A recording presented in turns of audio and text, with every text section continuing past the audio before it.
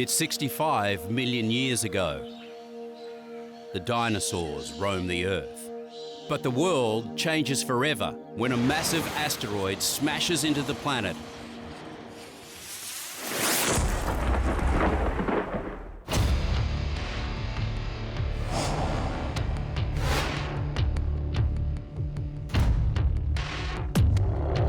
Earth's largest living reptile, and some say the animal most likely to eat a human, is the saltwater crocodile. They're massive, weighing up to a ton. That's roughly the weight of your car. And they measure up to 7 meters long.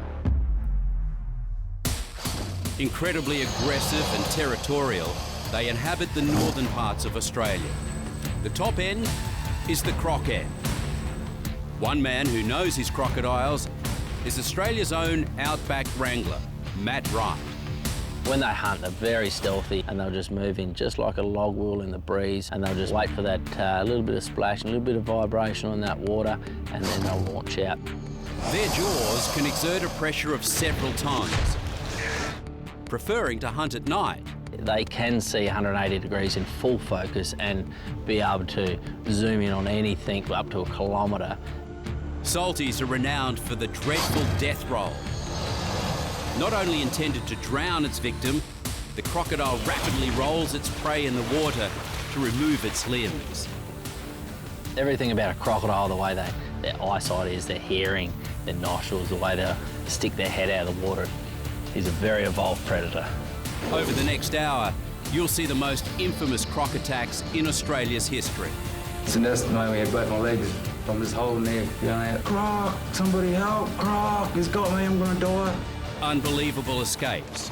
The old story whereby a bit of complacency creeps in and people say it won't happen to me.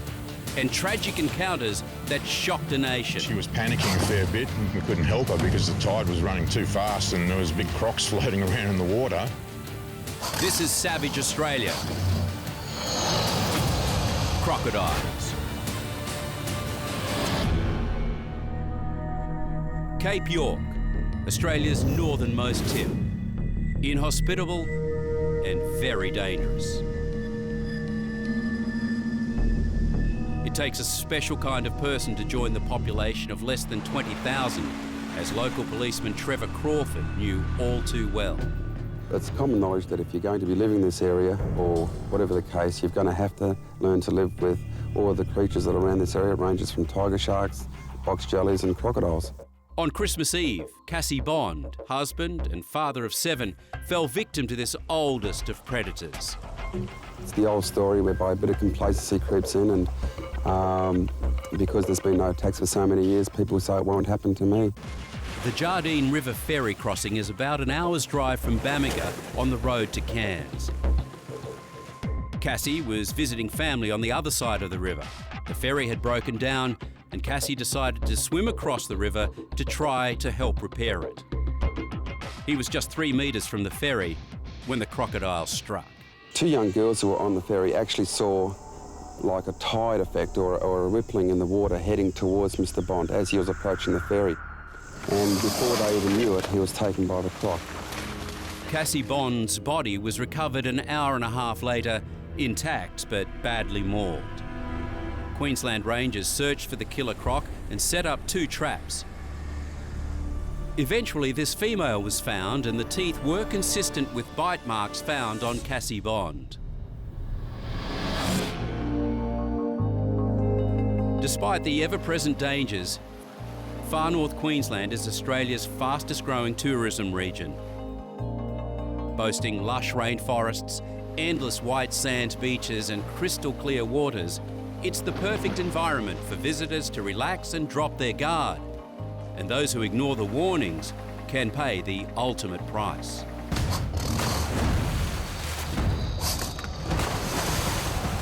In 2016, Cindy Waldron was holidaying in the Daintree National Park near Cape Tribulation with her close friend, Leanne Mitchell.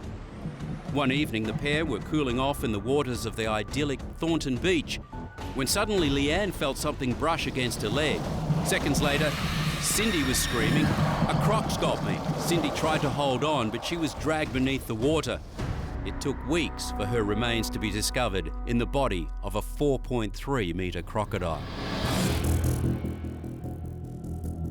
But it's not only tourists who find themselves in trouble. Further north, near Weipa, where it's said there are more crocodiles than people, is where one man managed a miraculous escape. Mine worker and fisherman Todd Bairstow. They're not circus animals, they're wild animals. Todd was about to come face to face with the crocodile that nearly ate him alive. There he is. There's the boy that grabbed you, and it's got his little girlfriend with him. Still looks cranky, mate. Yeah. So we're going to go in to see if we can get a bit up close and friendly with him without getting into a dangerous area where you're going to think you're getting attacked again. I wouldn't do that to you. I recognise that smile, mate. All right. The last time Todd and this croc met was in a life or death battle on a riverbank in Weipa, far north Queensland. Todd was enjoying a peaceful afternoon of fishing. But suddenly, the 3-metre reptile attacked. And like facing him like this on the mud, on the bed in the water with just his snout sticking out.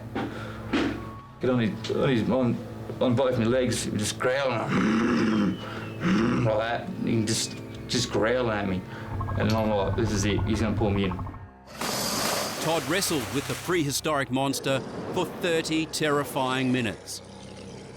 All you feel is you go slack and a little like that. Next one, bang!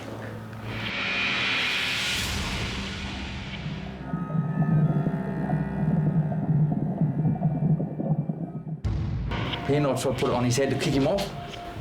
He didn't like that. And that's when he sprang and broke my first leg.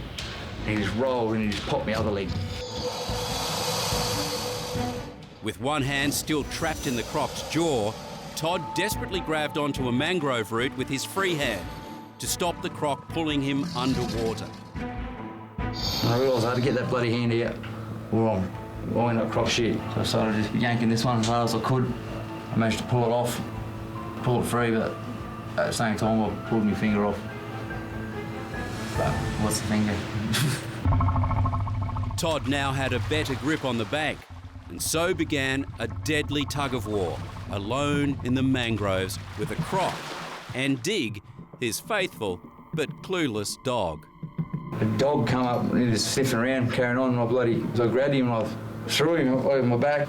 And that's the moment we had both my legs. So I'm just holding there, yelling out, "Croc, croc, somebody help, croc, he's got me, I'm gonna die." But help was on its way. Enter Todd's knight on a shining Harley, fellow mine worker Kevin Bevan. Kev heard someone had been snatched by a croc and headed straight for the creek.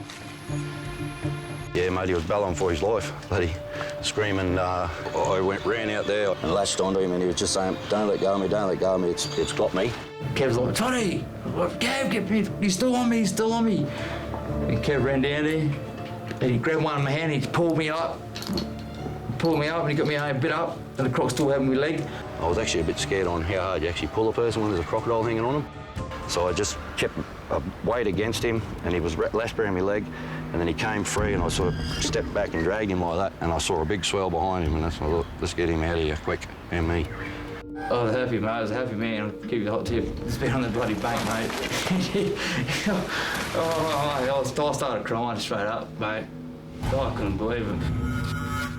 If you get caught in a situation where a crocodile is sort of a bit more confident than it should be, and it's not an overly huge croc, and like 3-metre croc grabs hold of you, you know, and you've got a place where you can hold onto a tree or out-tie the croc, well, there's a good chance you're going to get away.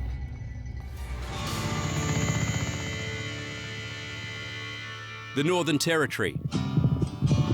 Wild, unbroken, deadly. Home of the saltwater crocodile. And our very own Matt Wright, a 21st century blend of Steve Irwin and Crocodile Dundee.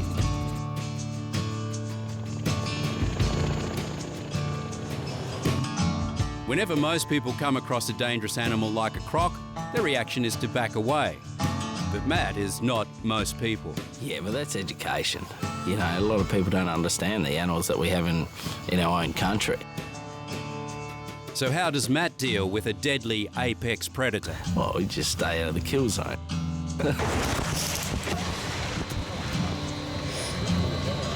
Settle down.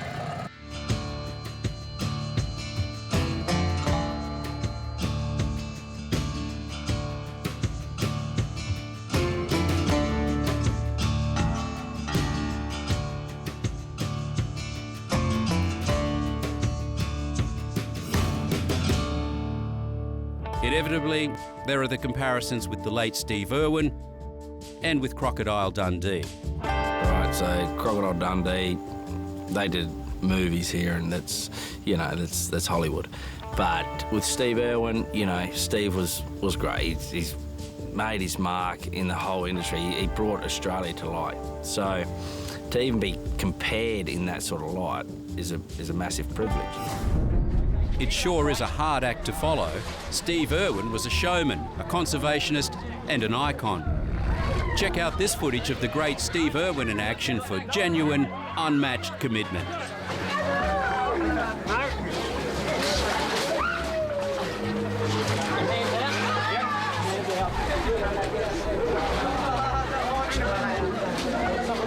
Okay, you keep on to it. You got it? Yeah, I'm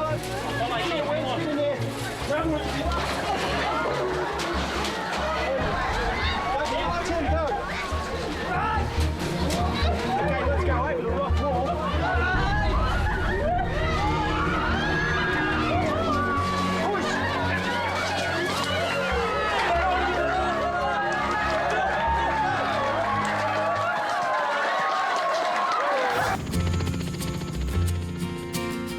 But these days, it's guys like Matt Wright that are keeping Steve's legacy alive. And as Matt's reputation grows, so does the demand to deal with rogue crocs.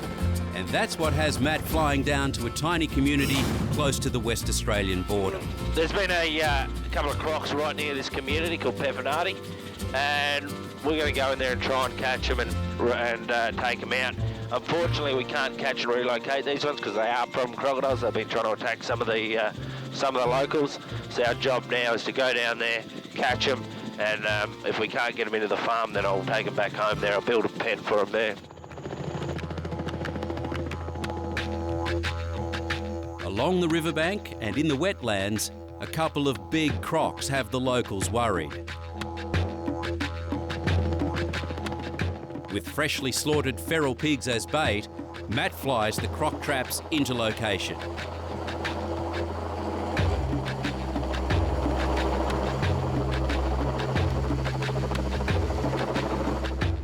Matt's offside at Chris Wilson points out the size of one of the animals they're after.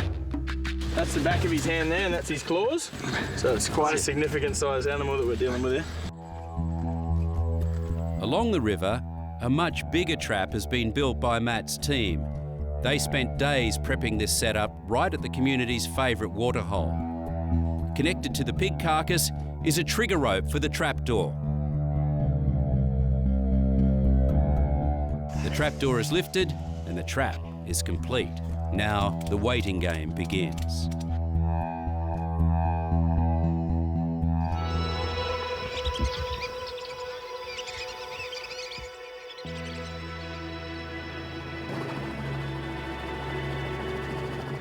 The next morning reveals our first animal.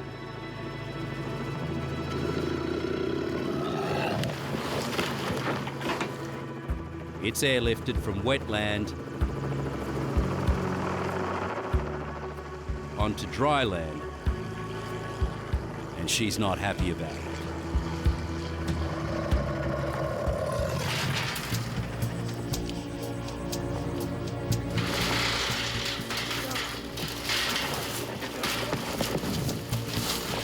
Hold it tight. This female croc isn't what Matt is after.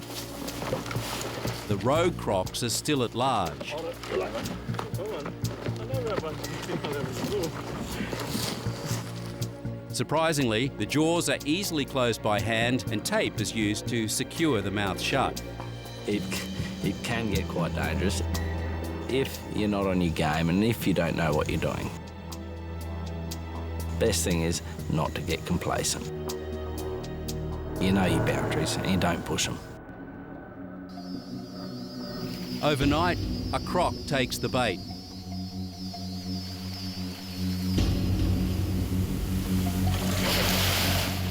Trapping a croc is one thing, but getting it out of there the next day is another. Matt and his team live for challenges like this.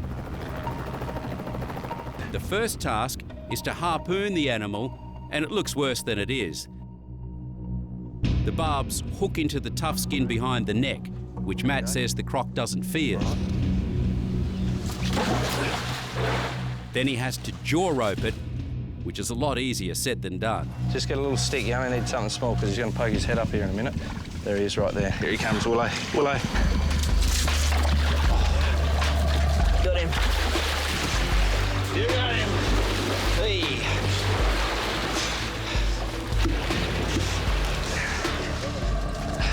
Okay. Whoa. So hold him there. Tape. Hessian. What's this? The eyes are covered to reduce visual stimulation, which helps calm the croc.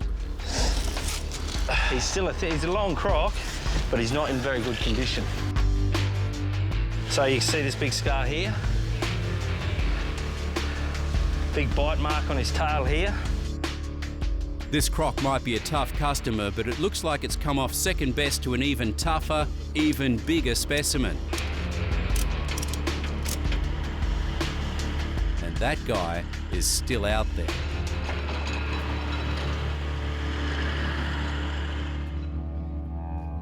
That night, the monster rogue croc appears. It rips into the bait and the trapdoor slams shut. What do you got? Mate, we've got a massive animal in there. He's a good. I just saw his head sitting up on the bank. Mate, that is an absolute stonker. That is the one we're after. That thing yesterday is going to look like a puppy dog compared to this. That's his tail here. Tail's right up. I hope it's his tail. Otherwise it's his head right in here.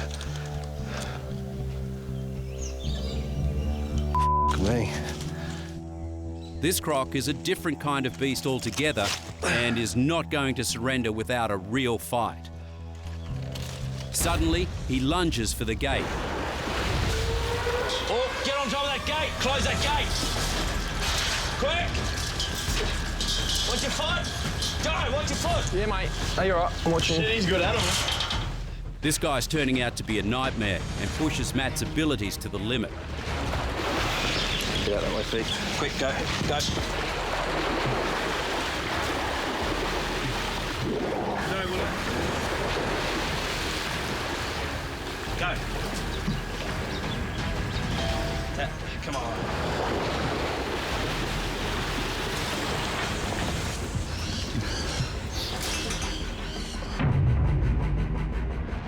The croc's still resisting.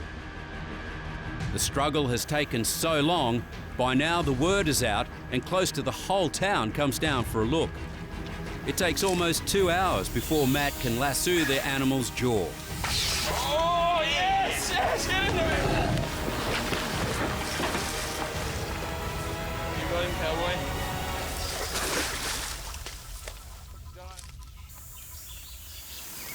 Ready to go back?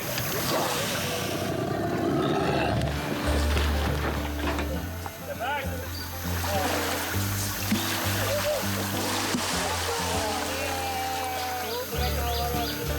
Back.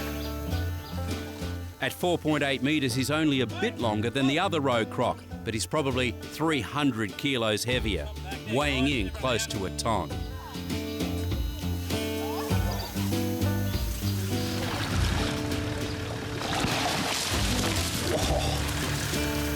Right, come around now. It's been a hell of a battle. But Matt's captured one hell of a croc.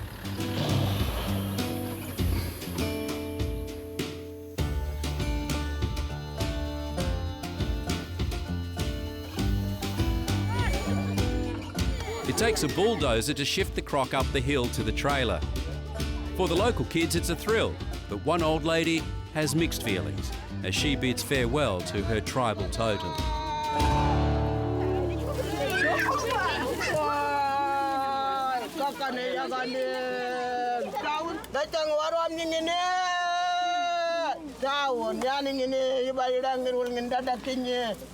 Mama. Hey, say goodbye. Yes, I said goodbye to him.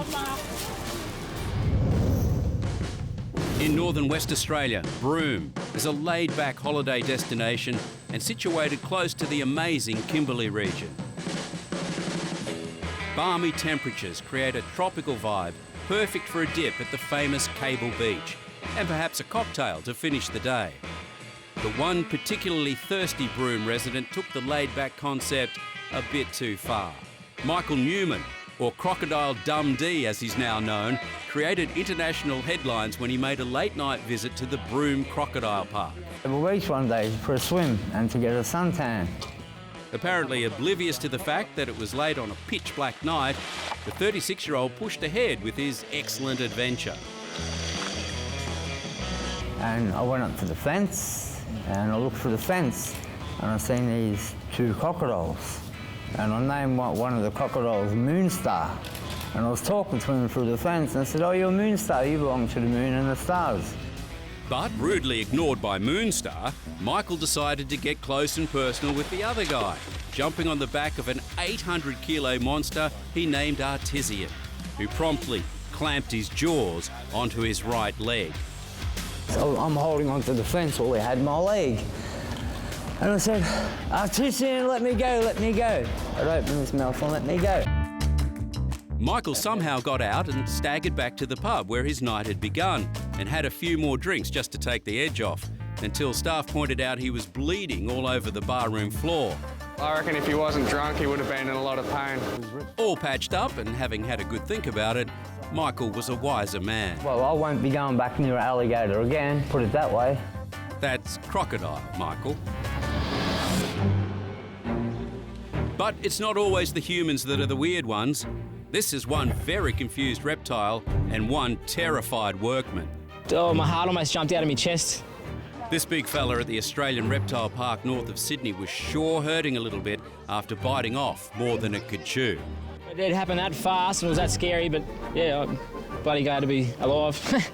Elvis the croc, all 5 metres of him, was lying peacefully in his pond when he looked up, saw workers mowing the lawn and thought, breakfast. Next second, he was attached to the end of the mower, dragging it in, almost took me into the drink with him. I had to scream at Billy, "Let it go, let it go, let it go." And Elvis came off second best. That's an enormous tooth for any croc. Undeterred, Elvis dragged the mower into his lair, guarding it for dear life. It took hours to coax Elvis into giving up his prize. That's a very lucky lawnmower. For some, surviving an attack is just dumb luck. Driving 18-year-old Lee DePauw's decision to jump into croc-infested waters was, in Lee's words, stupidity. No, there's crocs there. Stupidity, and wanting to win the affection of British backpacker Sophie Patterson. To impress the tourist, Lee suggested he dive into Innisfail's Johnson River. I started telling them about how backpackers are more likely to get eaten by a crocodile than Australians. So we decided to go down to the river and test the theory. He was kind of saying, you know, I can jump in the water, the crocs won't get me. It was confidence brought on by excessive drinking, which Lee estimates at about 10 cups of goon. I just carried on walking with him so that he wasn't on his own, and that was when he kind of said, I'm going to do this, and I just was in complete and utter disbelief. Sophie could only watch on in horror as Lee dived into the water and a crocodile latched onto his arm. Obviously the crocodile has sensed a lot of movement, a lot of swimming and splashing in the area, and that's what they're attracted to. Started shaking its head and carrying on. Lee was gripped by one thought. Holy crap, I'm gone for sure. But Lee fought back. I punched it in the snout. Then it dragged him 6 metres down the river, but Lee wasn't done. My second hit, I got it straight in the eye, and then it let go. Swam back to the stairs with one floppy arm and pulled myself out. Sophie describes Lee's body as looking like something from a horror movie.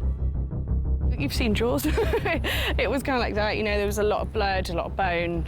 It was just, you know, it was pretty horrendous. He's exceptionally lucky that that crocodile didn't get a good grip, go into a death roll and drown him. That river is known for very large numbers of crocodiles in the waters. You never see anyone swimming here. All the locals know not to swim in the waters around here. Lee's broken arm and stitches will heal, but he'll carry the scars of the attack for the rest of his life. But hopefully by now his feelings for the backpacker have calmed down. She's beautiful, caring and kind. I didn't know there was a croc there.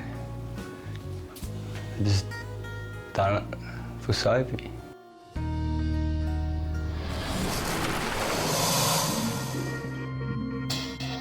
Croc attacks don't only happen in the wild to careless fishermen and tourists. Professionals are also fair game in places you expect would be perfectly safe. Renee Robertson was working in an enclosure at the Billabong Sanctuary in Townsville. A 2.5 metre croc named Tipper suddenly moved towards Renee and backed her into a corner before it lunged and latched onto her arm, dragging her to the ground.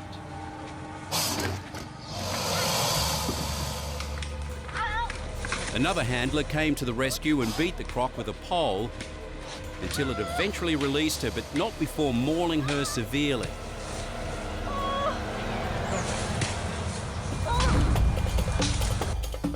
Handlers at the Billabong Sanctuary should have known the dangers, because many years before, something terrible had happened. Staff were attempting to separate a female from her eggs. The eggs were to be hatched in an incubator to protect them from predators. But the angry mum, called Hot Lips, well, she didn't like that idea at all. Charlie Finn had the job of trying to secure those lethal jaws when the croc struck.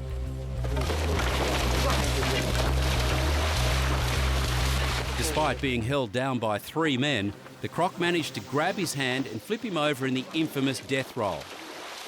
Charlie suffered a badly fractured arm and deep cuts, but it could have been much worse. A croc can step up quite fast and catch someone off guard. You need a lot of time to be working with crocs and working out when to work closely with them or when to back off. At the Shoalhaven Zoo, southwest of Sydney, all it took was a moment of overconfidence.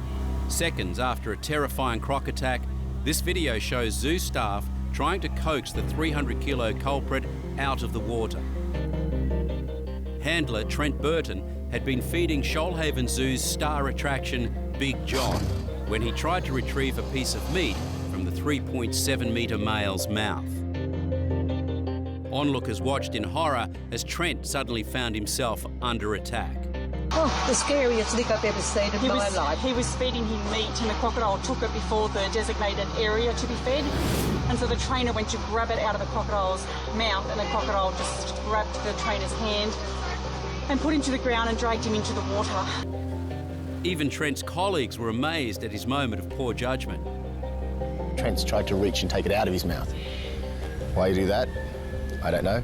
He managed to break free and get out, suffering bite wounds to both hands. Another very lucky guy with a brain snap that nearly cost him his life.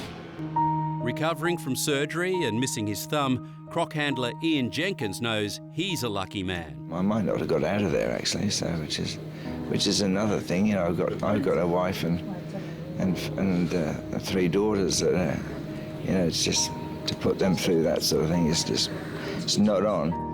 The 58-year-old was feeding a croc named Macca during a show at his own zoo when it attacked. All I can remember is climbing out of the pond, but apparently did do a roll where I lost my thumb. A death roll, but Ian escaped, blaming himself for the attack. It was just an instinctive reaction to have a grab at what was close. I'm fairly annoyed with myself there. So a stupid reaction, which is could have been very costly, so I'm very lucky. Fellow handler Louise Smith is the person Ian owes his life to. I did what I could to try and distract Macca's attention from Ian and give Ian a chance to remove himself from the situation. She jumped in and hit the enraged croc with a stick. She managed to whack him on the head. He was coming in to finish me off, I think, by the sound of it, and I think she broke the stick on his head. Saltwater and freshwater crocodiles have long been hunted by Australia's Indigenous communities for food, but commercial crocodile hunting didn't occur in Australia until the 1930s. After the Second World War, the increase in the value of crocodile skins, combined with the availability of powerful rifles, led to a croc-killing boom that had devastating consequences, as reported in 1966. Saltwater crocodile has few defenders and is disappearing rapidly from our coastline.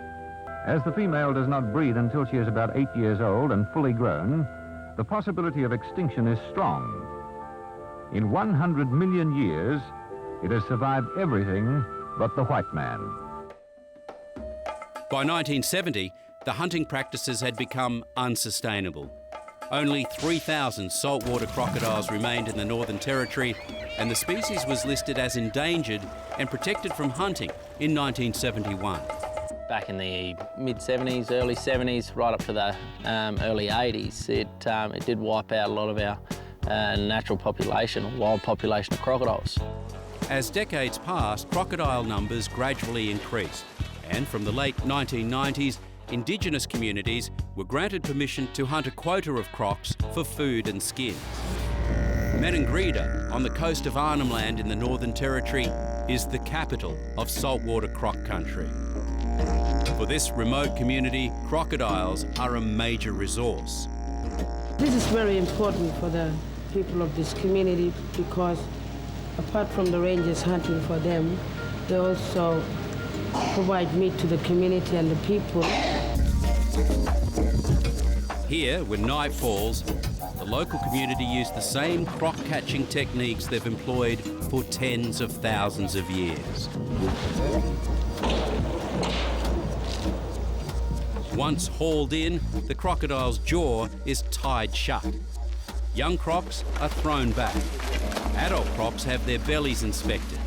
Scarred belly skin won't fetch a high price, so this adult male is also thrown back. Crocs that have been selected for their skins are killed with a gunshot to the skull.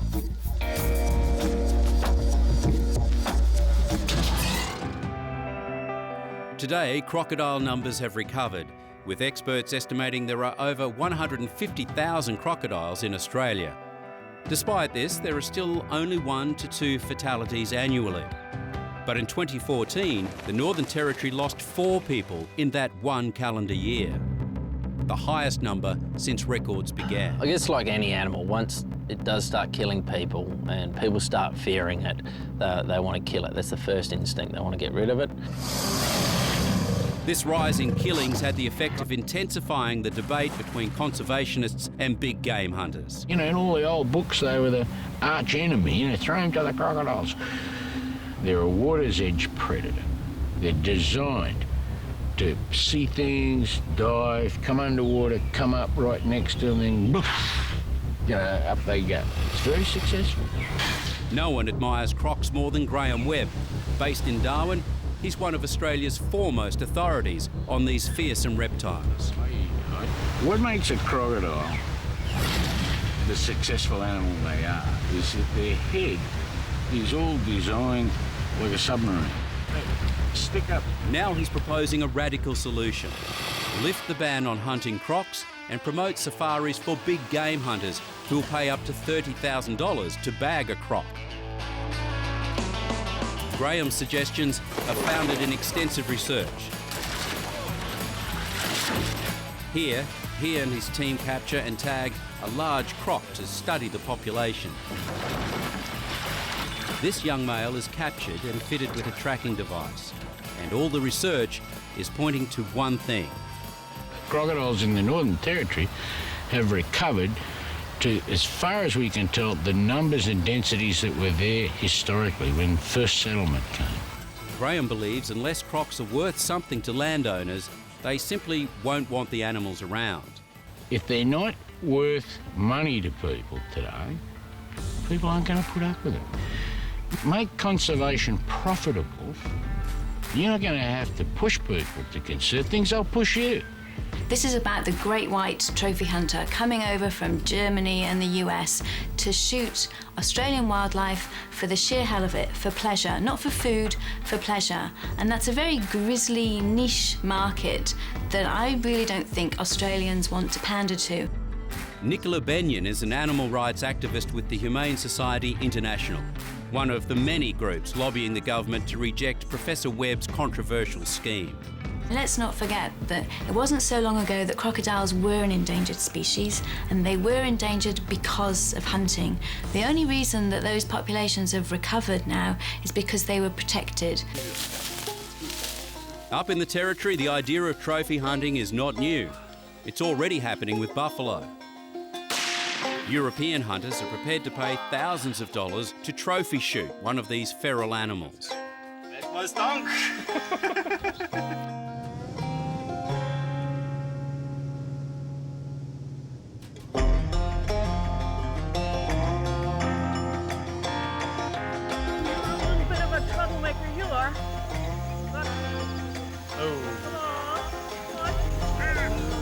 The majority of people who hunt have ethics and morals. They do it properly, they do it humanely.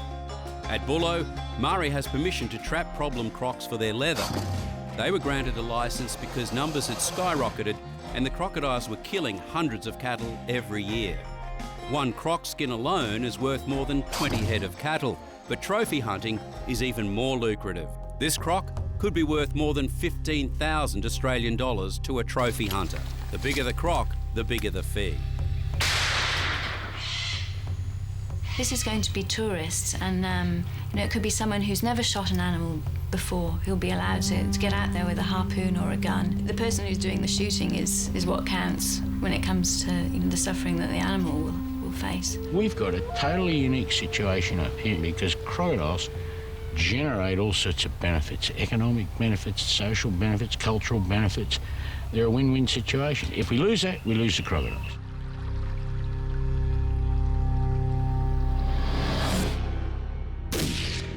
Unsurprisingly, there's a long history of illegal croc poaching.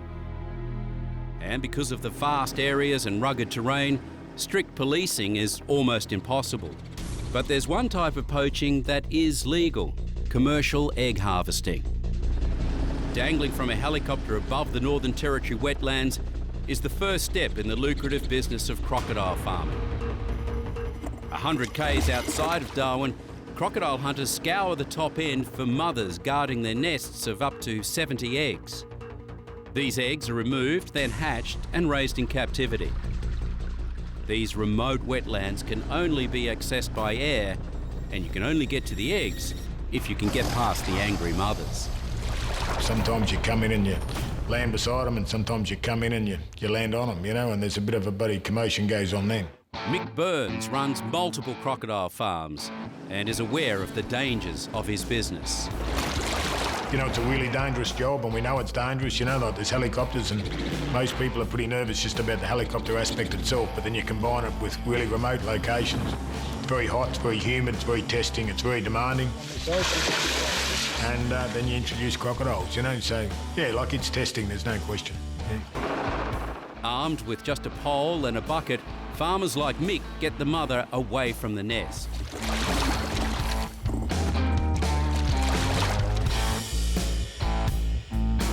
Often it just comes down to that sort of fight or flight, and it's a big game of bluff. So you just come around here.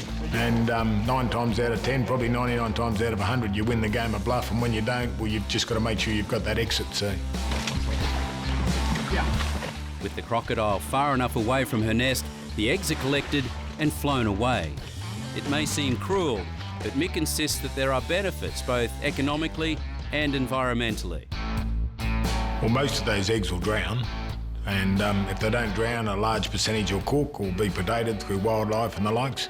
So it's only 1 in 100 of those eggs that'll actually become an adult crocodile. We don't shy away from the fact that it's a commercial outcome and it's a commercial platform, it's a commercial base. But the conservation is actually a big winner at the same time. These hatchlings will grow into just a few of the over 70,000 crocodiles Mick has on his farms. Skins like this are worth around $1,000 Australian and are used as crocodile leather by Europe's most exclusive fashion houses.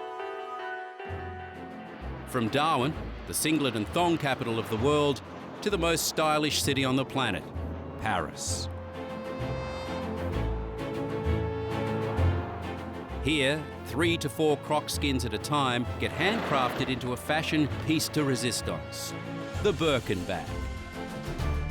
Made by Hermes from crocs raised on Mick's farm, the Birkin bag has a multi-year wait list and an astronomical price tag, some selling at auction for over 60,000 euros.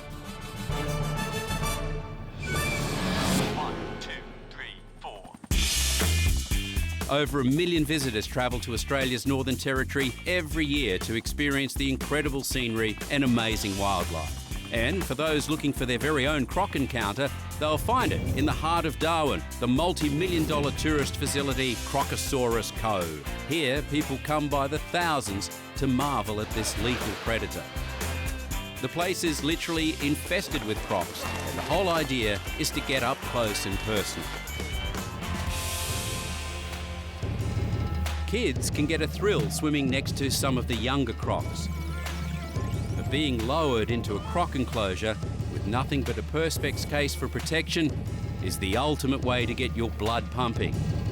This 5-metre, 80-year-old croc, Bert, is so aggressive he's killed every female that has been brought into his enclosure. His instinct on seeing a new entrant into his watery domain is to investigate and attack. The more the swimmer splashes around, the more interested Bert becomes. But it's okay. Bert hasn't managed to break through the cage.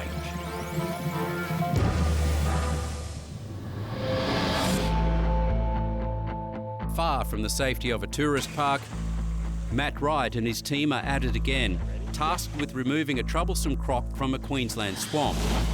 We still got to be careful. We don't know how aggressive this fella is. He's been laying up just in here, right? His every move captured by his film crew. Matt's having a hard time getting the croc to play ball. You got him. Damn it. I just found this croc and he was just here in front of us. He's just moved off. Ah, it's gone. Here, give me that. And that tinny is looking very small.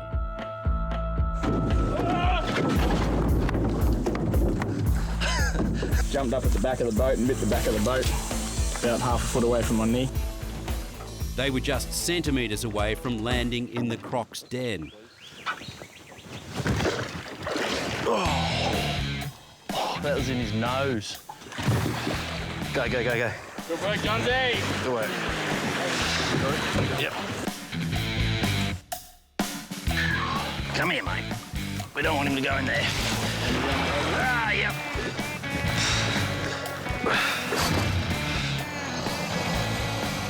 They got him in the end. We got him. But in the end, the croc could have got them. The relationship between man and crocodile has always been a complex one. It involves respect and, of course, fear. Saltwater crocodile, it's a prehistoric animal. It's been around millions of years and it just keeps on surviving. They were here a long time before we were, hunted almost to extinction. Now crocodiles are thriving, so man and beast better figure out a way to get along. It's a tough reptile and it's gone through a lot of hard times, but he's here to stay.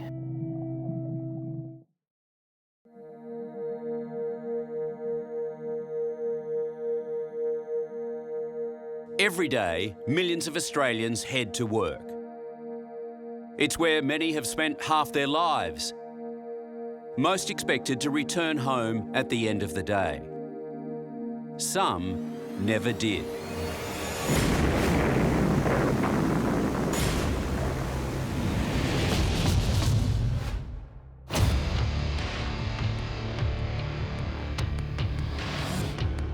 In this episode, death underground,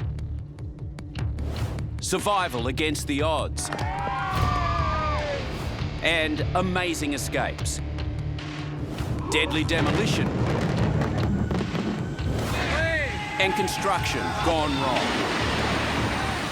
On Savage Australia, Deadly Industry. Before European settlement, minerals in Australia were highly prized for their pigment-producing qualities and were used to create the amazing rock art, which is recognised internationally for its cultural and historical significance. Well, Aboriginals have used minerals in Australia for a long time. Pigment's obviously one of them, ochre, which is clay, white, which is kaolin, the yellowy ones, which are limonitic clays, and also the redder ones, which are hematitic clays. Well, it didn't take long after European settlement to begin mining. It formally dates discovery of coal from 1797, both in the area that became Newcastle and also south in the Illawarra, and that coal was exploited from 1799 on. But it was the gold rush of the 1850s that attracted the attention of the world, with immigrants flocking all over Victoria and New South Wales, including towns like Ballarat and Bendigo, to seek their fortune. Soon, Australia was producing over 1/3 of the world's gold.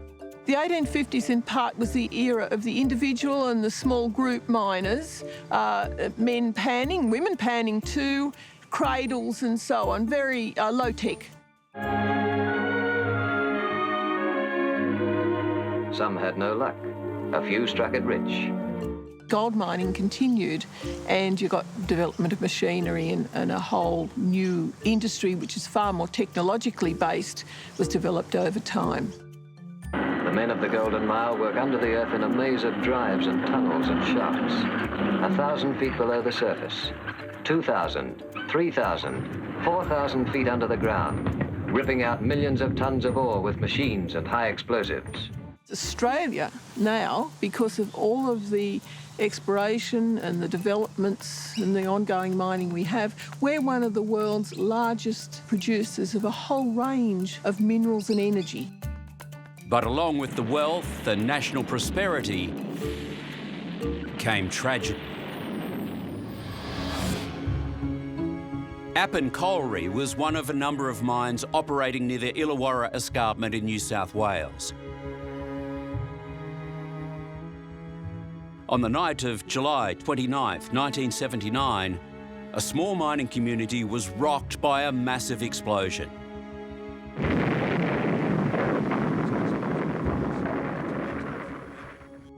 "45 men were working in the mine when the explosion was ignited by a rush of methane gas in a remote tunnel about 3 kilometres underground.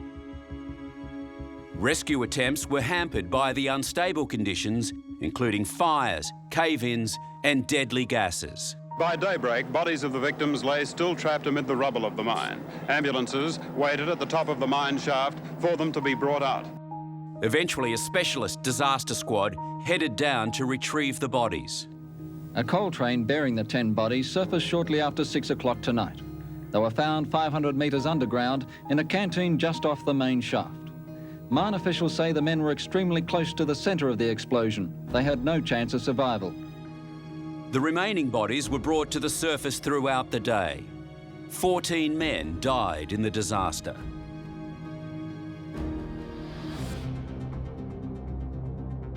In 1972, an emergency broke out at the Box Flat mine in Queensland, when 14 men entered the shaft to extinguish an out-of-control fire. At 2:45 this morning, tragedy occurred. A call from the number 7 shaft, where 14 men were below, came from a miner, a member of the Mines Rescue Brigade who'd gone down to help. John Roach called on a telephone, said the situation was getting worse and the men were to abandon the mine. It is believed they're actually in the process of coming above when the blast occurred, burying these 14 below and instantly killing 3 men who were standing at the mouth of number 5 shaft. The mine was sealed that day. it was considered so unsafe to try and recover the 14 bodies still left in the mine. And that's a very sad thing when you have to leave the men there rather than at least recover their bodies. Yallourn, a thriving town of 4,000 people in the Latrobe Valley of Gippsland. Its powerhouse is the keystone of Victoria's light and power supply.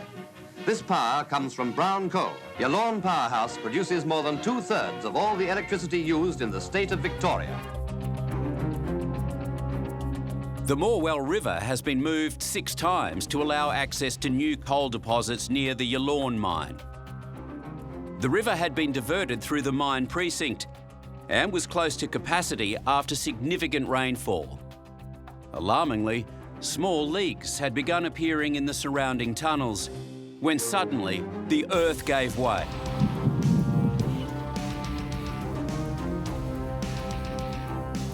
The land split open, forming a giant chasm, unleashing a raging torrent which poured into the open-cut mine.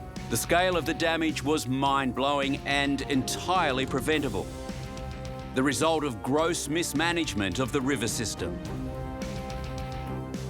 In flood conditions, it broke through the bank, flooded the mine, and they couldn't dig out the coal and therefore couldn't generate the electricity that they would normally do using the coal. Luckily, there were no casualties, but it was a spectacular event which caused a 2-week power crisis throughout the state. The Tasmanian town of Beaconsfield is in the heart of the Tamar Valley wine region, where the past is tinged with stories of gold, wealth and tragedy. Located on the western banks of the Tamar River, Beaconsfield was once Tasmania's richest gold town. On April 25th, 17 men set out for work underground at the Beaconsfield gold mine. 3 men would not come home: Larry Knight, Todd Russell and Brant Webb. All 3 would be working together that night. The joint task, 920 metres below the surface, was to line the walls and ceiling of the tunnel with steel mesh to guard against rock falls. It was a routine assignment on what seemed a routine day. It was just quiet as any other normal day. Actually, it was really good, actually. It was. I thought it was bloody magnificent. Because normally there's something going on, you know, like the ground's always shifting and moving, you know. Most of the time you're hearing something or seeing something. Todd and Brant were working out of a basket. The third man, Larry Knight, operated a forklift cherry picker machine. It was this machine that held them there. But the quiet was shattered when a seismic event measuring 2.3 on the Richter scale, akin to a mini earthquake, occurred about 40 metres from where the 3 were working.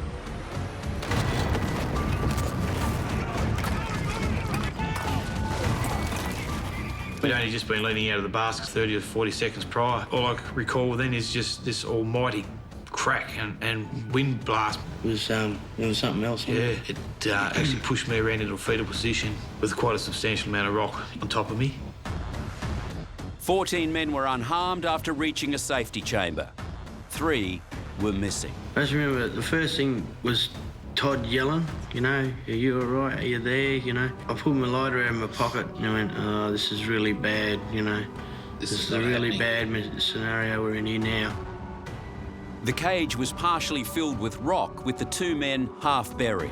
I was screaming for Larry to get us out. There was no answer from Larry. I called again, probably 2 or 3 times. And then Brant here answered me. I said to Brant, "Are you right? Are you right?" He said, "Yeah." He said, "I can't move my legs." He said, "My legs are pinned." I said, "Yep." I said, "I'm in the same boat, mate." I said, "I've got a lot of rock on me." And the more I tried to get myself out, the more it packed around me, and it was taking my breath away. It was putting pressure on me. And I'm saying to Brant... A lot of pressure. A lot of pressure. I'm saying to Brant, a lot of pressure. "We've got to get me out of here. We've got to get me out." Very shallow breaths. Yeah, very shallow breaths, which is getting towards my last breaths. And yeah, I shut my eyes and I just imagine, I could just see the picture of the wife and the 3 children. And I said to myself, "I'm not dying here." I said, "No, I'm not dying here. This take a bit more and a bit of rock to stop me." It was more than a bit of rock. Above them were tons of rock ready to fall in on them, and all that was holding them up was a piece of wire mesh. We had a section of mesh, that by that, to protect ourselves.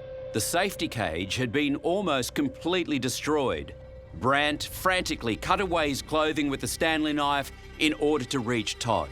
I cut the straps off me to get myself out, and then I had to cut down the inside of my boot to get my foot out because there was just too much rock still there, but I knew the severity of Todd because he was going down pretty hard, weren't you? Yeah.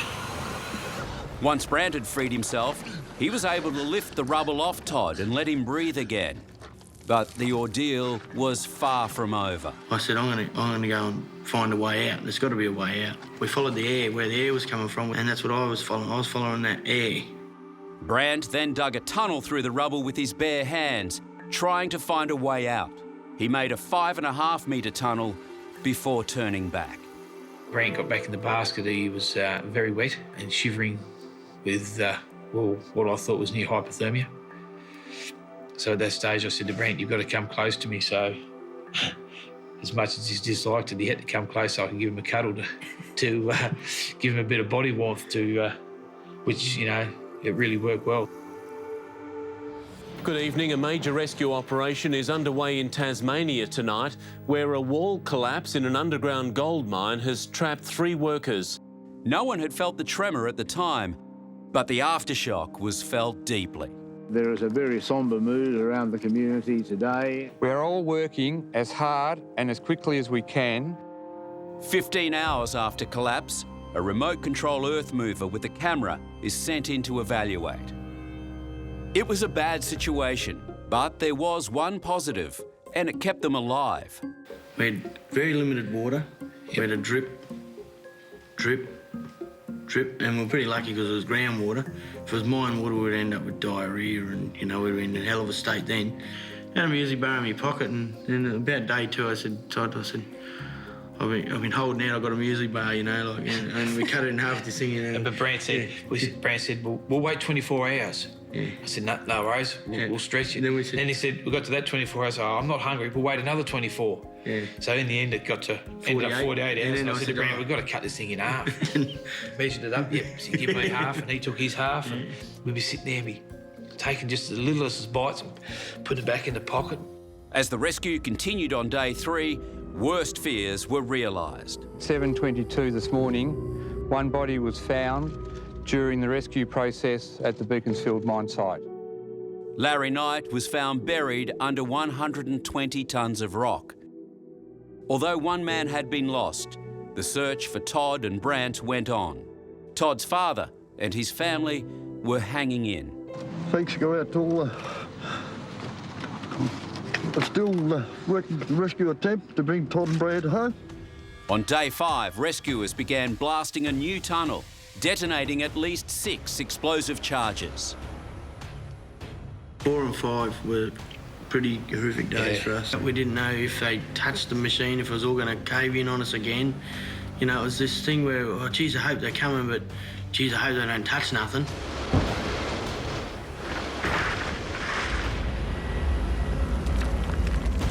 The blasts dislodged the precarious rock suspended above Brant and Todd.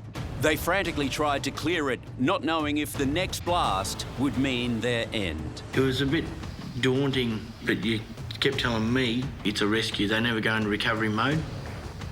But he had to keep telling that to me because I was just going there, he's just going to blow us up. We just sit there with our eyes shut, just waiting. About 5 minutes later, the explosion to go off. You know, boom, boom, boom, boom, and you can feel the percussion. Everything can be shaking and, you know, like, and metals and rocks would be flying. Yeah. And on that 6th time, we were sort of thinking, well, geez, they're getting close now. But each time they'd fire, we'd look at Brant, we'd shake hands, there's another one, mate. Todd recorded the time and date of each blast on his clothing. So, if an explosion killed them, rescuers would know they'd been alive right up until then. I think you go through the whole gambit of emotions, you know, from despair at times, maybe, you know, maybe they were that strong a character, they always believed they would get out, you know. People who have got good family and friends and something to live for is the other driving factor, you know, so you can go through a lot for loved ones. At about 5:45 p.m. on day 6, 2 rescuers breached safety protocols by entering the unsafe level. When they got to the rockfall, they started yelling out for the miners. You gotta know when to hold 'em, know when to fold 'em. Todd and Brant almost didn't hear the rescuers because they were too busy singing. We were just trying to make time go by and singing just... We were singing the Gambler, weren't we? We were singing the Gambler. We got halfway through the Gambler and we sang the Coward of the Cow. Coward, yeah. I said to Brent, quiet, Brent, quiet. He said, what? I said, no, listen.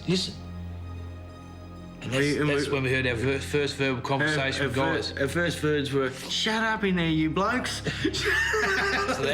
They're yelling out, shut up, because they're trying to yell out to us, and we're in there singing top of our voices. Hello, are there 2 of you there?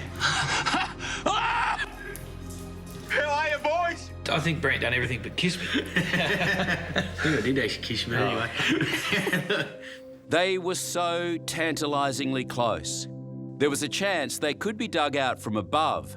To do that would require them to cut through the wire, but the 2 men were afraid that cutting the cage would cause it to collapse. Because they had to cut some of the wire away to get the stuff to us. The tension on the wire wasn't just like a normal cut with the wire. You could hear it went like off pinging like when they cut gunshot. it. Yeah, that's how much pressure was on the wire.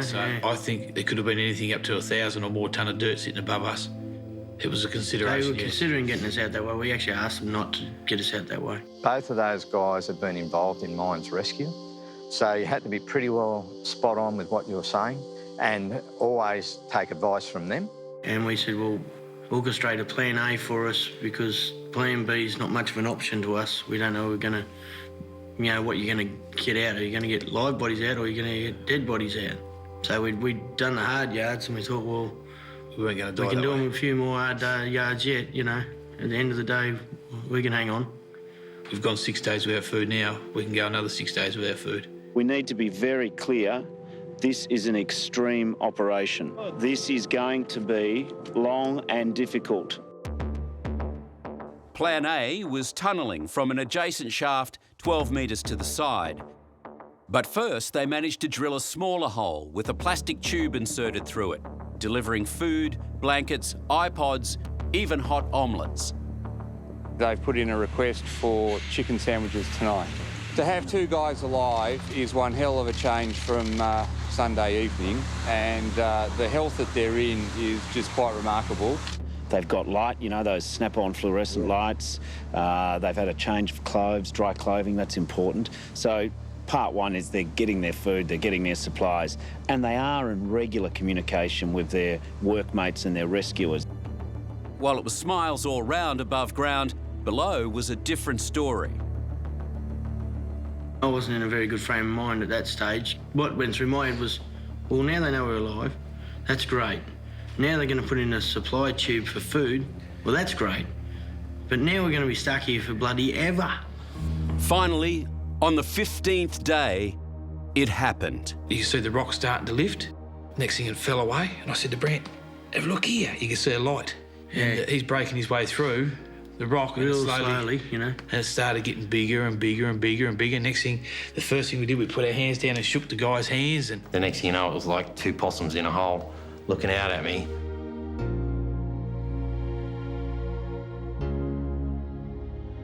Brant was the first to be extracted, then came Todd. Pull them out on their back, we put them into a troopy and bring them into a holding area before we brought them above ground. And that's where we had a medical team. And I said to this doctor, I said, look, mate, I said, we are walking out of here whether you like it or not. I said, and we are having a shower. We walked into that cage to go underground. We're going to walk out to tag off. What's the first thing you're going to say to your dad? Took your time. Yeah.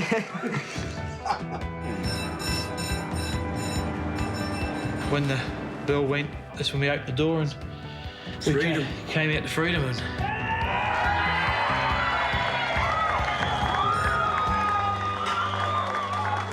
just to see that amount of people standing there and it was mind-blowing, you know.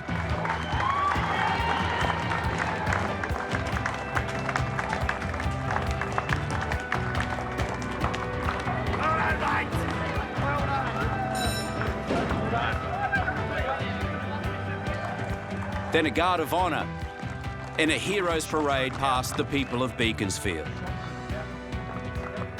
They're coming Let's get them out with the doors open. open. Oh, fantastic. There's Todd. The Man Mountain. But amongst all the joy and celebration, there was one family who was grieving. The family of Larry Knight, the miner who never made it out. And in a wonderful gesture, the aunt and uncle of Larry cheered them on. For 2 weeks, the world had watched as the drama unfolded. It ended with a day Australia will never forget.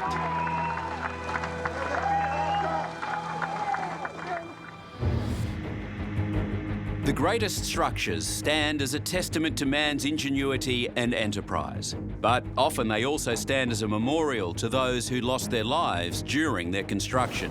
The industry is inherently dangerous.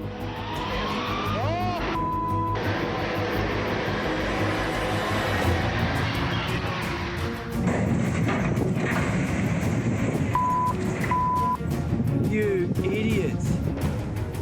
And the fact is, Australia lags so far behind other countries on construction safety. In the UK in 2014, the number of deaths per 100,000 workers was 0.44. In Australia, it was 2.24, making construction workers here 5 times more likely to die on the job than their English counterparts. That same year on Australian construction sites, there were 12,300 serious injuries. That's 5 workers seriously hurt every hour of every working day.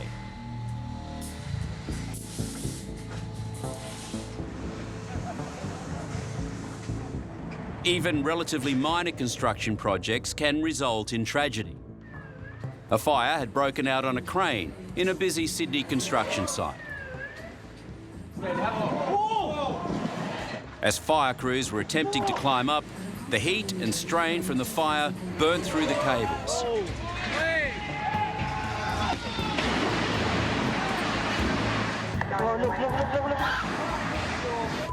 The boom buckled and collapsed onto the construction site below. One man with a fire extinguisher was still 65 metres up when the crane dropped. It was a mad scramble to get down. It was a very brave effort for the crews to go ascend that height. Amazingly, no one was injured.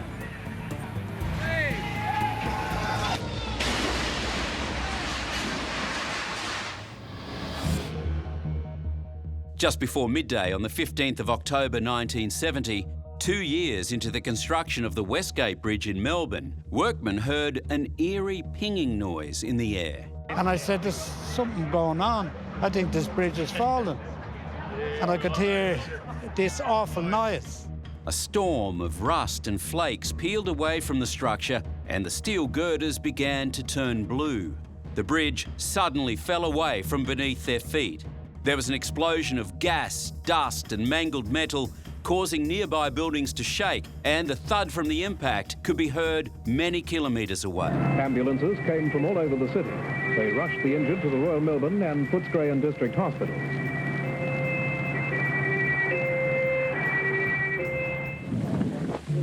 At the moment they're bringing in a large crane. Apparently there are quite a few people trapped underneath the wreckage, and it's, of course, terribly heavy. And the problem is, of course, to get the debris off the people who are trapped underneath. We do believe that there are quite a few people trapped underneath who are alive, but the problem is getting this mass of concrete and steel and girders and pylons off so that the rescue workers can get at the people who are trapped. A huge concrete and steel span on the western side had collapsed. It was over 100 metres long. The 2,000-tonne mass plummeted 50 metres and crashed into the workyard and Yarra River mud below. Dead and injured were being brought out of almost inaccessible spots. This man was alive. He might have been saved by the fact that he fell into thick mud. Many of the workers who perished were on a lunch break in the huts directly beneath the structure when it fell. Well, actually, it was nearly time for dinner when the accident happened. And I just happened to get on the lift, one of the lucky ones.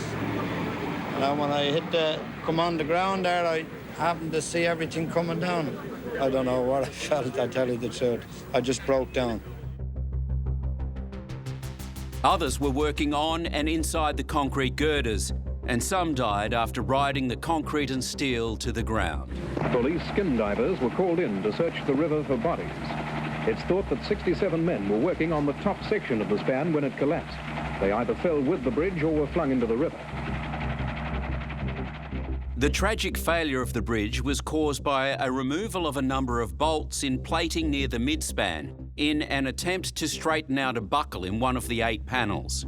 As the bolts were removed, the bridge snapped back and the span collapsed. 35 workers were dead.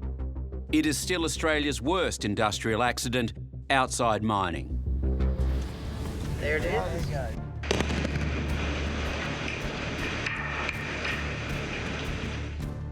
There's nothing quite like the sight of a massive construction's last moments.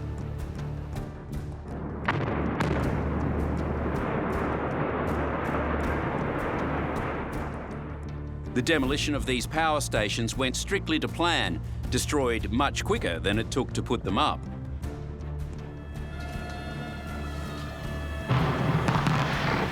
This silo just outside Brisbane was about to bite the dust. Or maybe not. With 100 kilos of explosives, not quite enough. Yes, it didn't quite go to plan. At first, the initial shockwave had locals cheering. But unlike the building, the celebrations fell apart. Oh, it didn't break, it didn't break. The demolition crew tried pushing and they tried digging. Eventually, they brought in a giant jackhammer. After 40 long minutes, the 50-year-old barley storage facility for a local beer brewer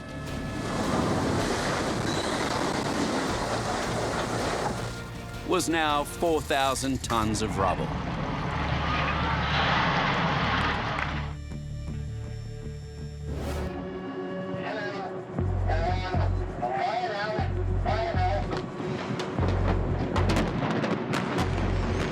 These 5 stacks at a refinery in Sydney were to be brought down within seconds of each other. A plan years in the making. All of the stacks complied, except one. There was a wobble, but it wouldn't come down. It was hit again and again, but remained resolutely upright. After a lot of inspection, discussion, and dangerous close-up work, the stack finally gave in.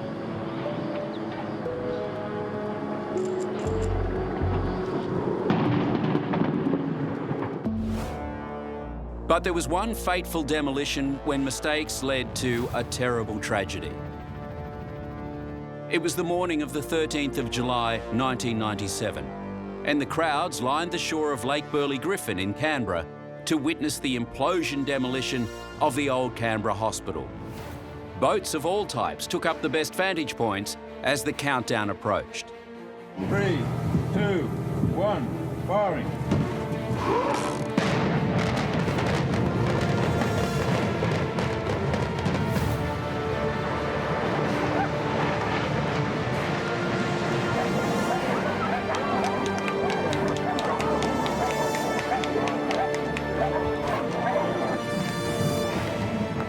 But things went badly wrong as the blast catapulted huge chunks of debris hundreds of metres across the lake and into the crowded foreshore.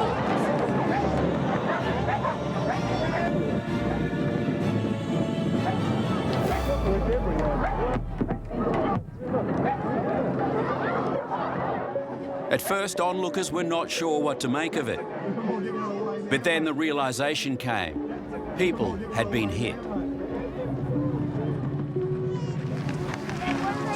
There's just people crying, just absolutely, you know, this lady's just completely out. It's just outrageous. Those on the lake ducked for cover as missiles smashed into the water around them, with canoes capsizing. I just moved over and the next thing I know, banging into the water. Rowing crews were amongst those caught in the deadly shower of rubble. I was craned skyward with the rest of the members of my crew, looking at chunk-sized, football-sized pieces of steel and rock coming down all around us. Debris landed as far as 500 metres away. emergency crews rushed to treat victims amongst the chaos. 12-year-old Katie Bender had been standing with her family well outside the zone authorities deemed safe. She was hit by debris and killed instantly. 9 other people were hospitalised. The demolition gone wrong left both the hospital buildings and, tragically, our family's life in ruins. Many survivors of industrial accidents owe their lives to the skill and dedication of their rescuers, some of whom put their own lives on the line. This situation in a quarry in Queensland was one of those rescues. Upside down, trapped inside and hanging over the edge, the driver literally centimetres from death. For 90 minutes, this dangling rig driver became the focus of a terrifying rescue operation. With Queensland firefighters calling the shots, 2 excavators were shifted in to anchor the machinery. From there, ropes and ladders were rolled out and set to burst open the driver's door. Then began a death-defying walk of faith, a rescuer going up and over and then into the cabin as it remained hanging over the edge of the quarry cliff. Their target was secured with safety ropes and set off on a nerve-jangling climb to safety. His feet firmly on solid ground, a handshake turned to a hug as it all sank in. I'm sure he's quite glad to be out of that little capsule. He was shaken, but he was actually quite calm and collective. I was actually quite surprised. I was just talking to him just before and he was actually quite okay. High in the sky, these domestic daredevils really earn their money. It's an office job with a difference. In 1989, Sydney city workers heard a noise like thunder, looked up and saw 2 men in a window cleaning carriage that was tilted to one side and falling rapidly. The cable ran loose, spiralled, it snapped, and it free fell probably from about the 2nd floor. The noise gave pedestrians enough warning to run clear of the falling platform, which bounced into the windows of the building, then crashed to the pavement. And it was sickening to think that somebody was in there and has been seriously injured, if not worse. One of the men was catapulted off the gantry and died instantly. His workmate rode the carriage down and was attended to by city workers before paramedics arrived. He suffered head wounds, lacerations and internal injuries. Other building workers were clearly shaken by the incident, and a group of school children were completely overwhelmed by what they had seen. In 2015, this was the scene that confronted Sydney workers as a window cleaner hung from his harness, silent but alive and clearly in agony. He and another man had plunged from near the top of this building in their window cleaning cage. Very quick, so it's almost like a penny dropping. It was that quick. Starting to move downward rapidly, sort of spooling down the building like a yo-yo would come down. The men fell 12 stories, with the office workers inside hearing and feeling it plummeting.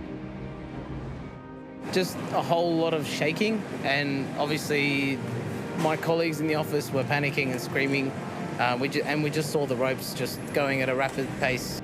As the basket fell onto the roof, one of the guys actually threw out like a projectile, and the harness actually saved his life because he ended up being about dangling 3 metres off the floor. He bounced over the awning, cantilevered over the side and was just hanging about 8 foot off the ground.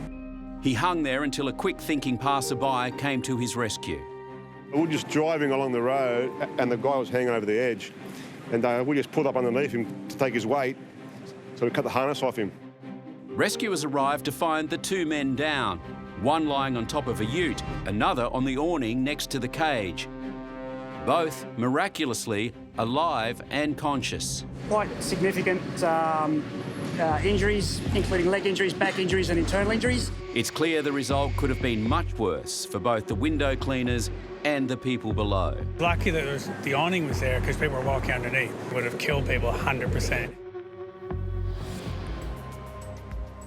In a tiny dam on an isolated property near Foster on the New South Wales coast, sits a mini excavator. Dan Miller had been working alone when the dam wall slipped away. On the dam wall, doing nothing major, just moving rocks, planting plans, looked at the dam, thought, oh yeah, I'll take a couple of scoops of mud out, the track shifted, it's no big deal, anyone driving an excavator does it all the time. Moved the bucket again to try and brace myself, and then it was too late, it was going. The excavator ended up in the dam with Dan trapped beneath it. Didn't have time to jump clear. I hit the water, went under. The next thing I feel is the roll bar come across my back, and I'm completely underwater. It's very soft, very muddy. So I thought, I've got to get to the surface, push my arms up into the mud and grab a mouthful of air. I pushed myself up for 10 minutes. I screamed as loud as I could. And then I just screamed, help, help, help, help, help. Hold it for as long as I could, and went down, rest, breathe through the nose for a while. And by that time, a lot of crap from the water, diesel and hydraulic fluid, so it was just all through my nose, short breath. So I take a while, then push myself up, help, help, help, help. Went to a very rational place. Thought I could just give up. There's no way, I'm not letting my daughter. I must think about how they're going to find me, face down in a dam, dead on my property. It's like, you can't, a 4-year-old, a 9-year-old and your wife. So that wasn't going to happen. Well, not without a fight. And then I saw the blue Subaru come up the road. I was oh. So I was euphoric by then. And then I saw her walk around onto the dam wall, and poor thing, I felt so sorry for her. I felt more sorry for her than myself. The look on her face was just terror. She said, what should I do? I said, call Donnie, call Reg, the neighbours. How he kept himself like arched up with just his nose above the waterline was quite incredible for that amount of time. I don't know how he's done it, but it's obviously the willpower to live. The fireys stabilised the machine, climbed in the dam with me. They're just legends. They're just, mate, this is what we're going to do. Try and dig you out.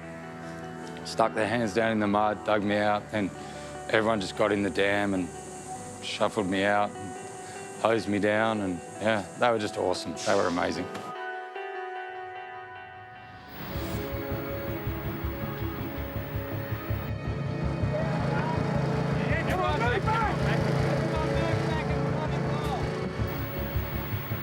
A rescue crew works to free construction worker 28-year-old Justin O'Connor from a 6-metre deep hole. It should have been a relatively straightforward operation.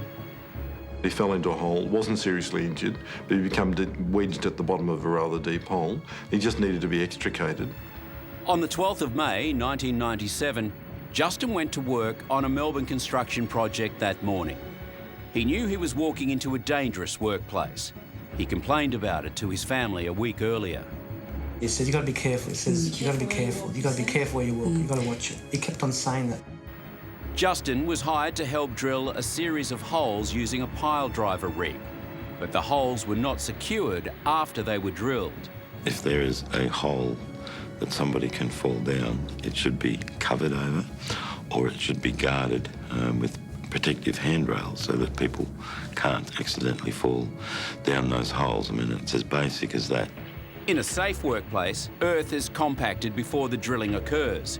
In this case, the earth beneath Justin's feet was loose and slippery. He was walking across a narrow strip of uncompacted ground that was between two pile holes, presumably lost his footing on this uneven, broken ground that was, as I said, soft at the edge and dropping into the pile holes.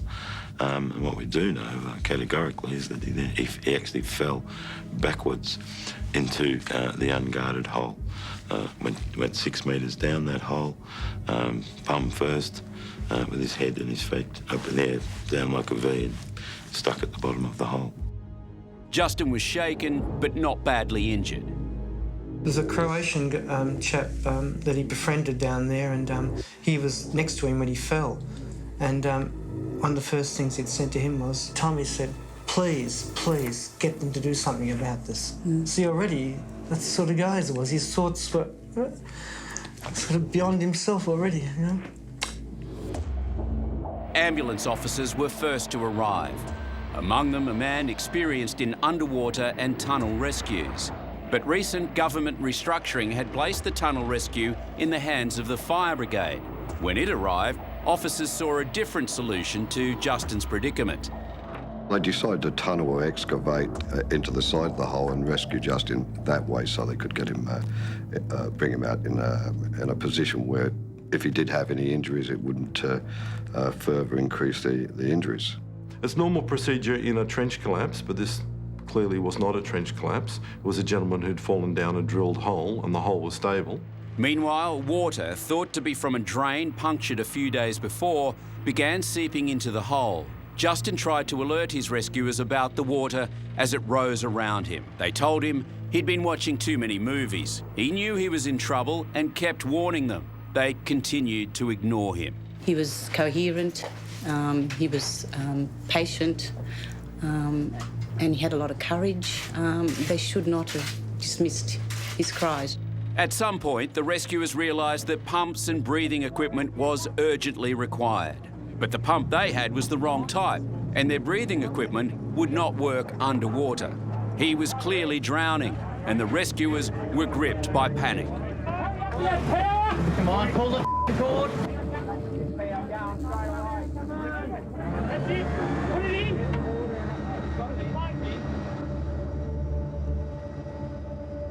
Finally, the help of the ambulance officer who was first on the scene was re-enlisted. He's away from the hole, so he doesn't know what's happening. OK, well, I'll get my oxygen, I'll get this, I'll get that. I said, you don't need it. He's drowning. Just get down there and drag him out.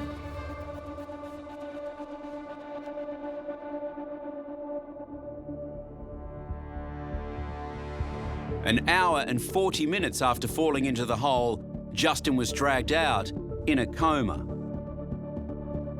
They could have changed course, but they didn't. There's a lot of stupidity there, we feel, you know, a little bit of arrogance. Justin died 5 days later. Clearly, in the hindsight, this man could have been saved and he should have been saved.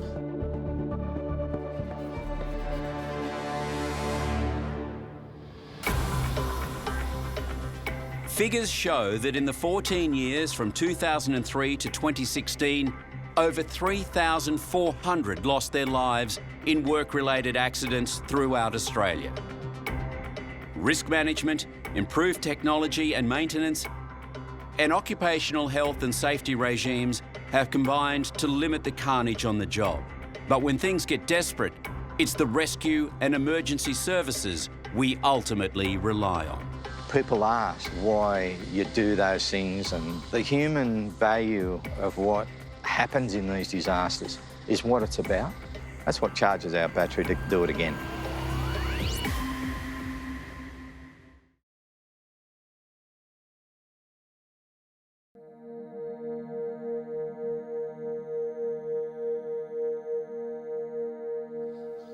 Into the distant past, flooding on an epic scale has been a regular seasonal phenomenon across the eastern half of the continent.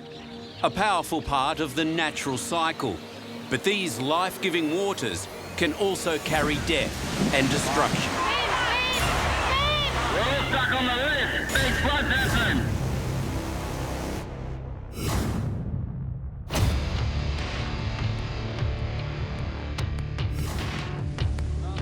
Over the next hour, destruction in the face of nature's fury. How do we survive, Mum?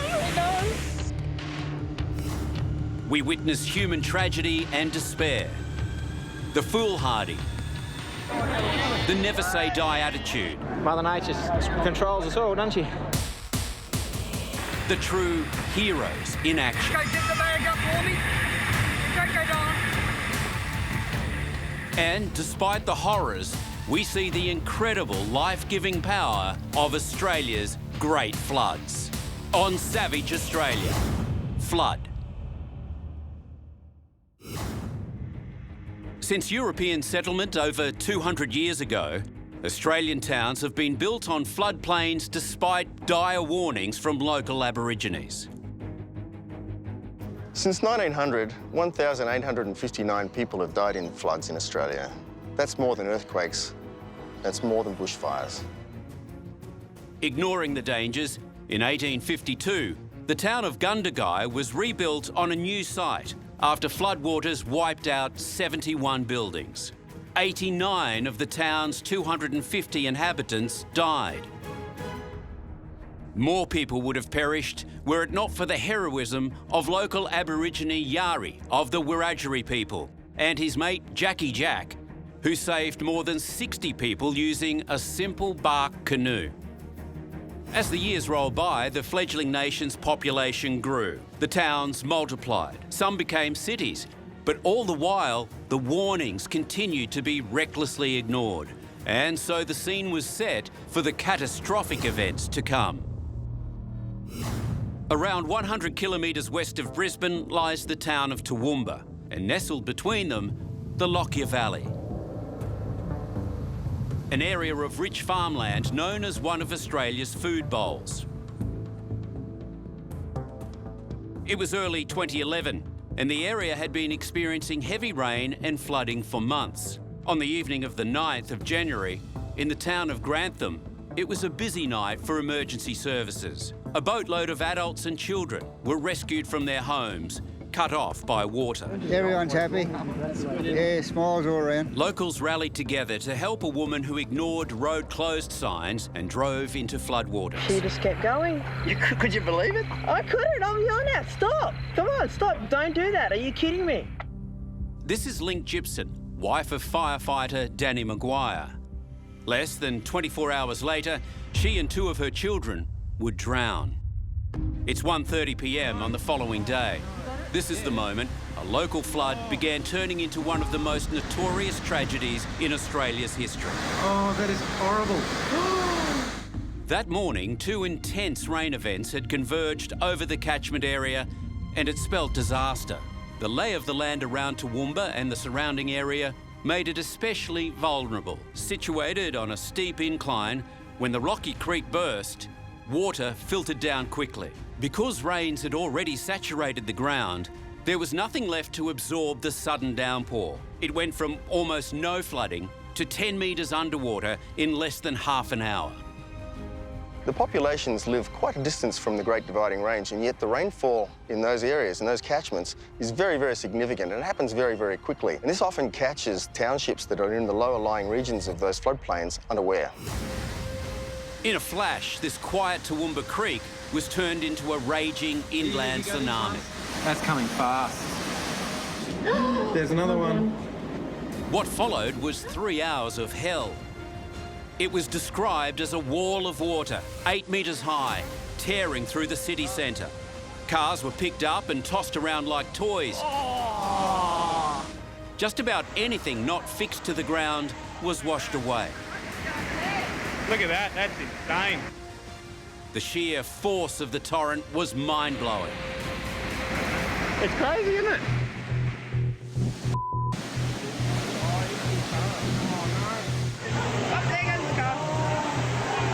Oh, is there someone in this? Oh no, look. Yeah, look at that. There's a container. There goes the container. That's going to cause a bit of damage when I hit something. That is heavy. Don't, oh mate, don't, just let it go. That is unbelievable. Oh, lucky. He's calm. But saving property quickly turned into saving lives as the rescue attempts began.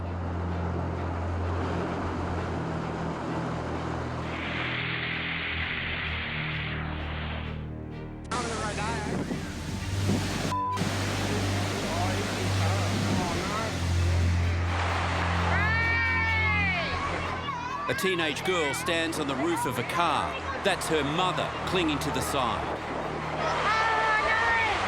Rescuer Peter McCarran risked his own life when he swims over to help. I looked down into her face and she said to me, "I'm so sorry." And I said, "Oh, don't worry about that now." I said, "We've got to do something about this."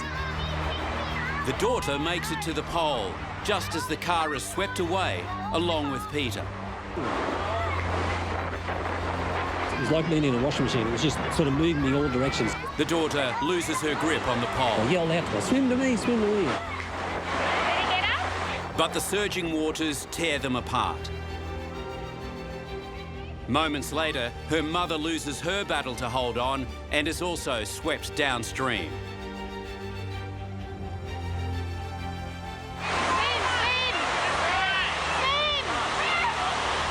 For hours, no one knew if they survived. They were both found alive. The situation gets even more dangerous when a van emerges from a garage. The van becomes a floating missile. Further down the same street, it hurtles towards a man clinging to a tree. Oh, yeah. They're going to get that little bastard off that tree. It's going to hit him. Oh, it's going to hit him. Oh, no. It did hit.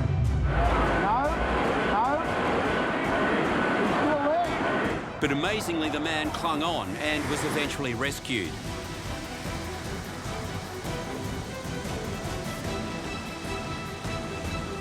But it wasn't long before, inevitably, the deadly waters claimed their first victim.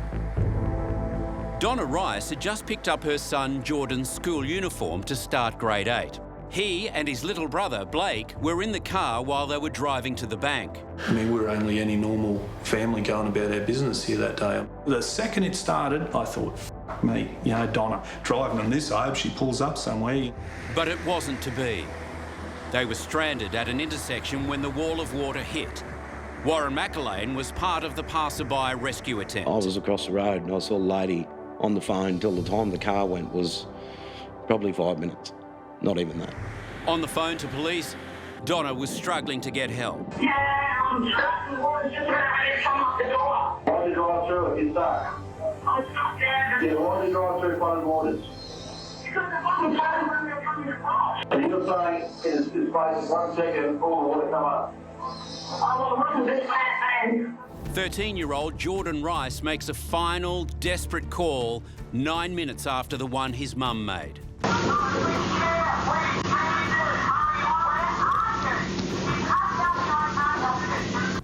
Then Jordan and Donna start to panic as water rushes into the car.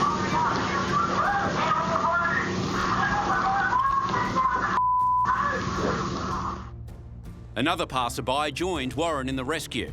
I sort of called out for some ropes and a guy gave me some ropes and I tied them together and just headed out towards this car, but the water just kept coming up and by the time I got near the car, it just swept me off my feet.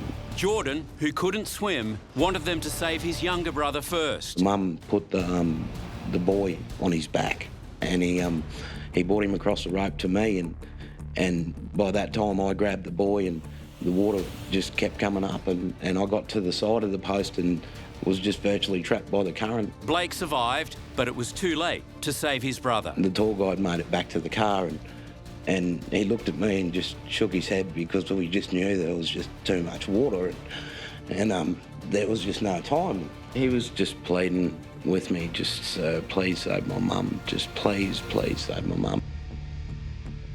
But the car was taken by the water, hit a culvert and flipped.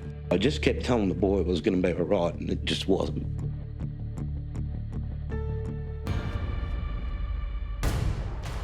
On the other side of the range and to the east of Toowoomba lies Spring Bluff and Murphy's Creek in the Lockyer Valley, where the torrent was heading. Just come up like a wall of water coming down the hill here, and it used the highway as the creek, not the creek, so that's why I think so much devastation down through the valley. Residents had minutes to spare. My 5-year-old daughter was sitting there saying, "This is it, Mum, we're going to die. We're all going to die." And I kept saying, "No, we're not," but I thought we were. Don't go in that, there's cars in there. Some made it, others did not. This is footage taken 400 metres upstream of the home of Sandra and Stephen Matthews. The family sought refuge in the kitchen and used a washing machine to push the kids up through the manhole into the ceiling. They only had seconds before Stephen and Sandra were swept away. Their bodies were later recovered 2 kilometres downstream. Their children survived. The flood then continued to flow east towards the township of Murphy's Creek. Approximately 2 kilometres from town, Selwyn Schaaf, his wife Catherine and 6-year-old daughter Katie were at home. By about 2 p.m, Murphy's Creek was flowing into their home. They all made it outside to their ute and clung to the tray as it washed away. All three were thrown into the water. Selwyn and Katie disappeared, but Catherine managed to grab onto a tree for several hours until she was rescued. The body of Selwyn Schaaf was found in a lake just under 50 kilometres from his house. Katie's body was found in a creek 2.2 kilometres from home. The racing waters now combined with intense rainfall runoff from the east side of the range, which magnified the torrent even more as it flowed down the side of the Warrego Highway. It crashed into the town of Withcott, wiping out everything in its path.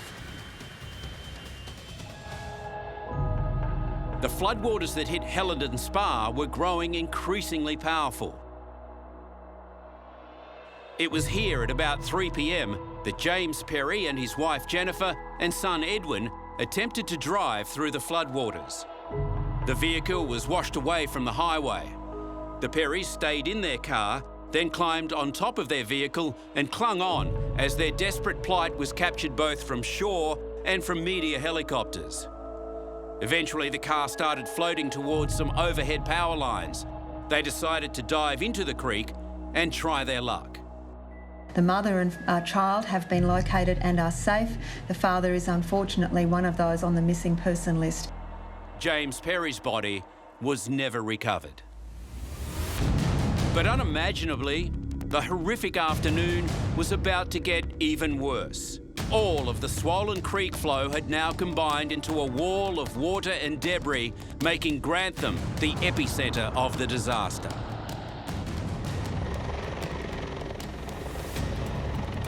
We're all stuck on the roof. Big floods happen. What's the date today? Families were desperate and rescuers were shocked at what they faced. That day when we flew into Grantham, there was just a horrendous scene in front of us. There was brown water as far as the eye could see. Buildings were getting destroyed. There was debris everywhere. There was things getting pushed along in the water like shipping containers. There was an aeroplane from the local airfield. On every rooftop that was poking out of the water, there were people just sitting there looking at us.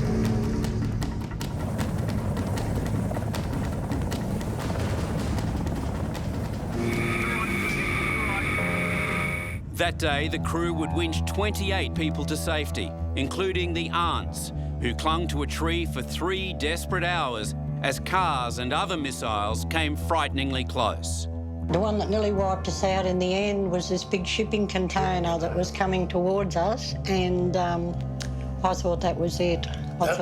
That's when we said goodbye to one another. I just couldn't believe it. I thought, my God, they're like angels coming out of the sky, you know. I mean, we owe them a lot, don't we?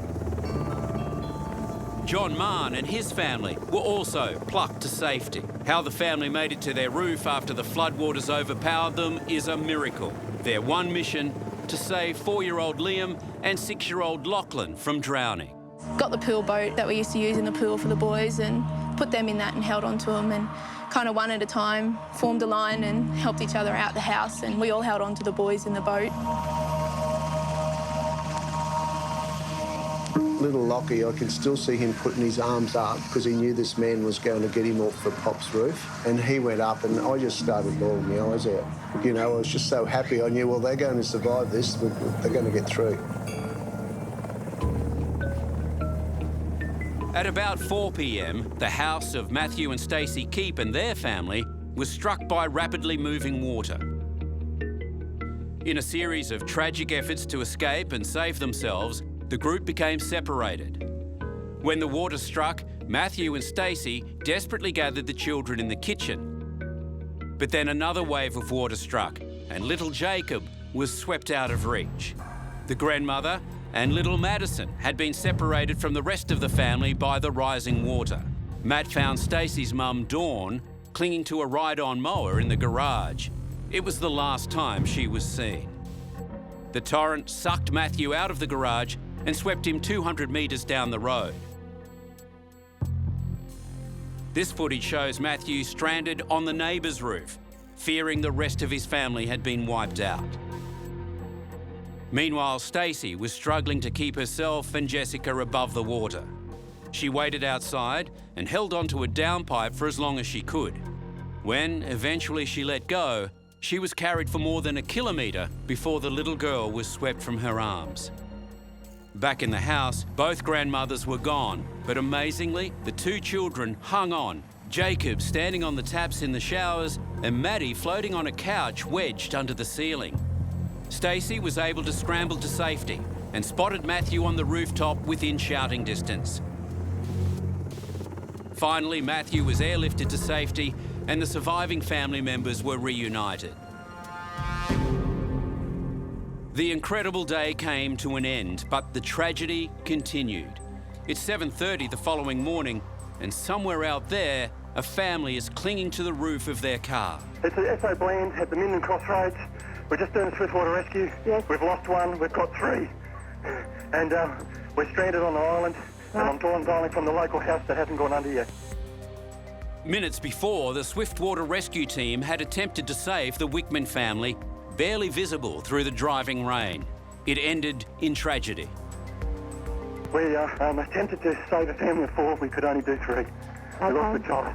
Well, we were meant to have backup, but we've got nothing here yet. You've got nothing there yet. All right, then, so you need swift water there to get through to you? We are swift water. But you need more swift water to get through to you? Well, we've got them on safe, but we're in the middle of an island of water. Yep. It'd be really good if we could get them off, because I've got two grieving parents and one... two adults and one child. 9-year-old. We lost the 4-year-old.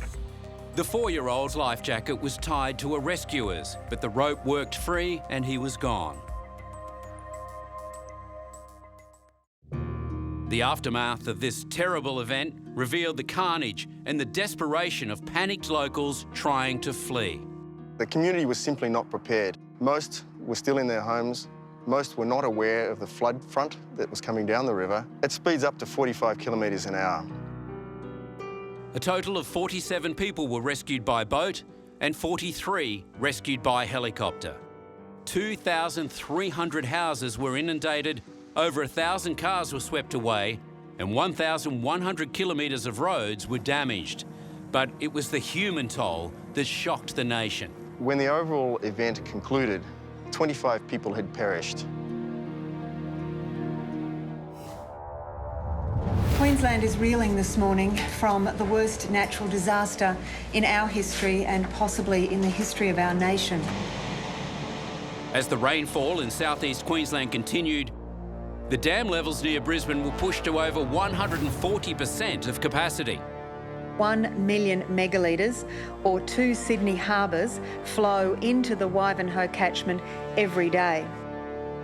As the dams overflowed, the massive water made its way into the Brisbane River, which began to rise ominously. Residents were told to prepare for the worst. We have to be ready with a contingency plan to evacuate. This incident is not over. This is still a dangerous natural disaster. The floodwaters are moving very fast. Despite the warnings, it was almost too late. And when finally the Brisbane River peaked, all hell broke loose.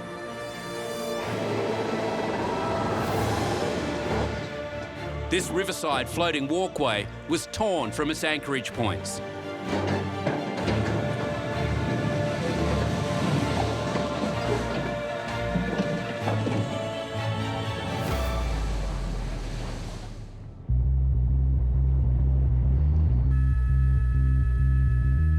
A 300-metre concrete walkway sheared away, now a missile heading for the Gateway Bridge.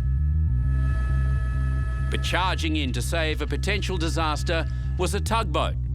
The skipper showed exceptional skills to nudge the walkway under the bridge and down the river to safety. Nothing was safe from the surging river. The aptly named Drift restaurant gave way.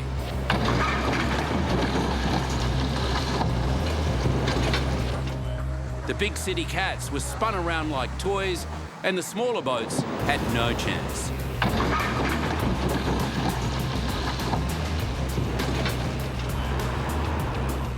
The river became a floating junkyard.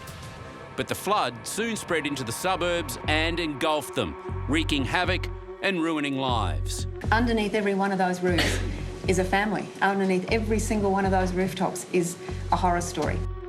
The only thing that we have is what's in our heart and in our spirits. People rallied together to clean up the destruction. We now face a reconstruction task of post-war proportions. We've taken a beating, but we will not be beaten. A resilient community determined to recover from another natural disaster.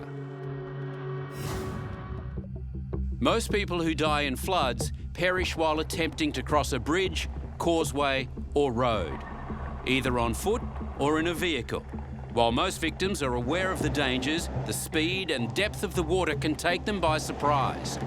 The majority of fatalities happen within the local area near where they live. Playing in floodwater is also a significant cause of death, particularly for children and young adults. Don't be deceived by waters that look passable.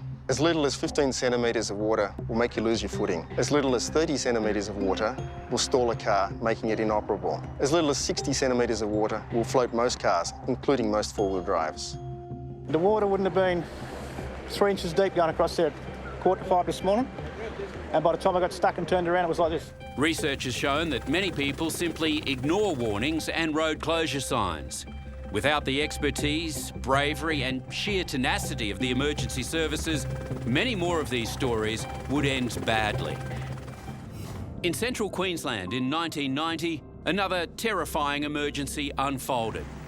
14-year-old Dean Saunders had been playing with friends in a flooded street near his home when he slipped and fell knees first into an open drain. I was supporting his head and talking to him, comforting him, because I didn't know how long we'd be in the water. So it was important for him to relax and to maintain his strength.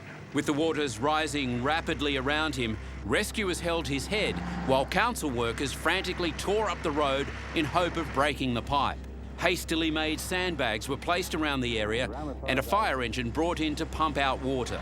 But the tremendous pressure was too much. His body was being sucked down the sewer. Yeah, it sort of happened real fast. I was on my knees and my knees are sort of jammed, sucked into my waist.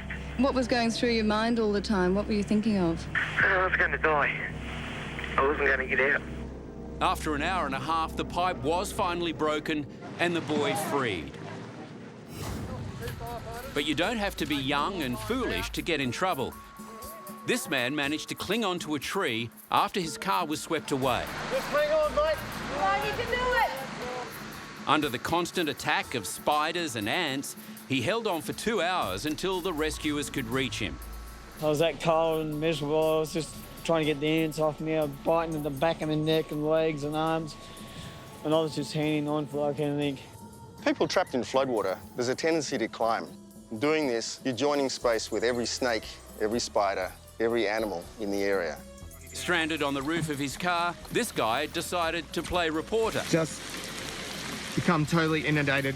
Then he realised he was not the only one marooned. Guys, try and get on the roof of his car if you can, please. 2 vehicles are stuck on the road west of the Gold Coast. In total, 7 people were in trouble and the water was rising. It's like a tsunami. The water came up that fast, we couldn't even get out.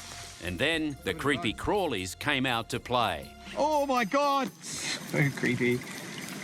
Oh, the rat's gone. In the end, the rescue crews arrived just in time. Oh, hey guys, watch out for snakes. There's been a fair few. Both cars were totally submerged, and the people were only moments from having to swim for it. But sometimes it's the survivors themselves that come up with the miracle. The car disappeared, everything disappeared from me, the kids, and all I could think about was the kids in the car. It was really heavy rain, black night. And I just remember this noise coming out of me, and it wasn't a scream, it wasn't... I just remember not even being able to do anything. They were seconds from death. Well, the call was 4 people in the water. A family was trapped in a sinking car after being hit by a wall of water. I thought my children were dead that night, and even in those first few seconds think that your mother was for sure dead. Andrea and her mum Lily were on their way home when they were hit by a flash flood, which pushed them off the road and into a swollen creek south of Brisbane. There's no reason in the world that we should be here today. In the back seat was 8-year-old Caitlin and 3-year-old sister Tara. The water was right, probably up here on me sitting in the car. It was Andrea's instinctive split-second decision to put the windows down which helped save their lives. Like, all I could see was water already at the front windscreen. Mummy was saying, get your seatbelts off. And then Grandma was saying, it's all right, it's all right. My mum can't swim, so in the first second or two, I just thought, my mum's gonna die. And then I moved from there to, okay, she's gonna die, that I've got to get the kids out. Andrea fought against the pressure of the water to force her door open, but was swept away. I remember being flipped and turned as I was going in the current, and in the next couple of seconds, the entire car went under. So my mum was in the front, and my 2 girls were in the back. In the pitch darkness, Lily, unable to swim, knew it was up to her to save the girls. I had a split second where I was still numb. You know, I've got 2 children here to get out, and I just didn't think Andrea had made it. She somehow made it out the car window, but the car sank beneath her. For some strange reason, I remember seeing people swimming on the TV, and for some strange reason, I put my hands up like that. I don't know why I did it. I don't really know if it was lifted me up or not, but for some strange reason, I thought I would maybe float up or something. I don't know. Within that split second, but this time I've swallowed all the water and everything. You know, I couldn't breathe. But I managed to get hold of a little branch. She would cling to 2 spindly branches for the next hour and 20 minutes. With her mother and grandmother fighting to stay alive in the current, Caitlin held her breath long enough to save her little sister. I remember grabbing her and then swam out the front window, and then I pushed my sister up, and then I didn't know where I was, but I was underwater, and I didn't even try to swim up, but then I felt someone grabbing me. It was Mummy. But all of a sudden, my 3-year-old popped up in front of me, face down. So straight away I'm thinking, there's my dead daughter. I kind of managed to just grab her within reach, and I pulled her up by the back of her neck, and she started coughing. And then a few seconds later, Caitlin emerged.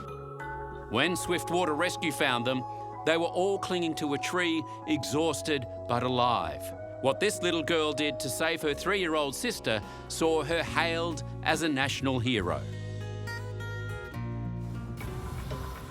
There are some situations that call for unconventional methods. Robin Colley, her 14-month-old son Luke, and friend Donna were driving through a lightly flooded road in central Queensland when they rounded the bend and ran into a submerged tree branch.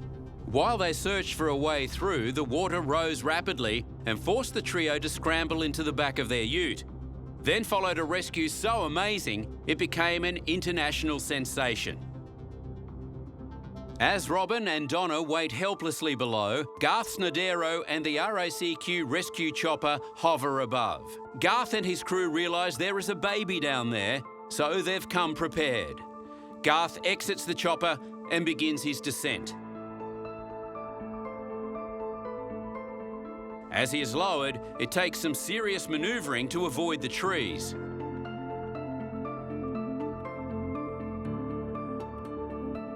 Garth nears the ute and makes contact.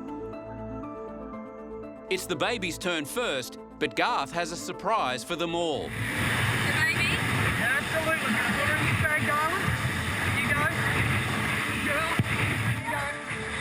You go, darling. Okay, get the bag up for me. Okay, darling. Despite Luke's protests, he is eventually in the bag. Stay down. But as Garth prepares to leave, Robin is understandably worried. I'll be back. I'll be back. Okay, I'm coming back, all right? I will come back to you both. Remarkably, in mid-air, Garth opens the bag to comfort the distressed baby.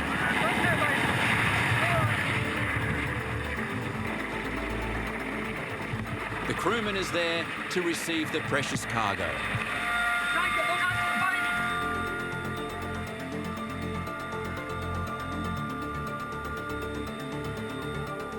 Luke's out of the bag, but he's not happy.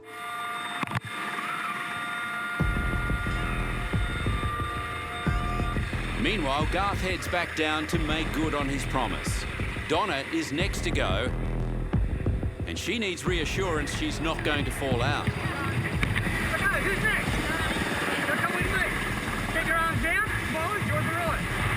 Back to you. Lay down. Come on, get on. Take your arms down. Bring you all the way. Enjoy the ride. Take it on.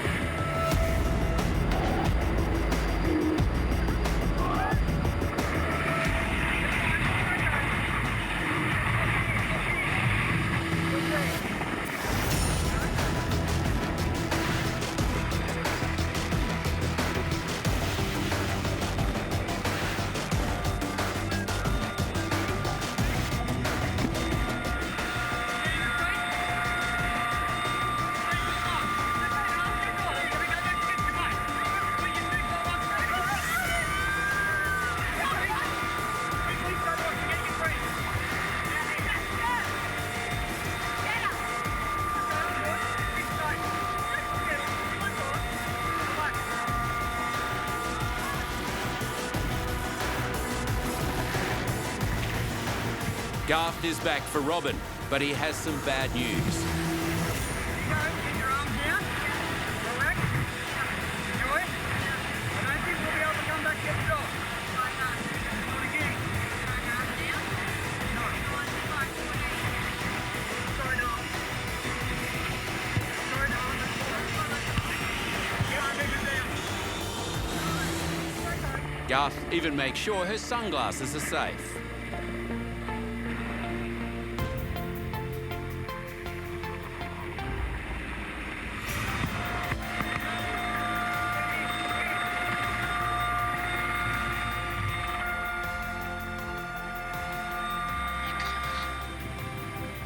With everyone on board, Garth has to give a traumatised Donna one last hug and offer comfort all round.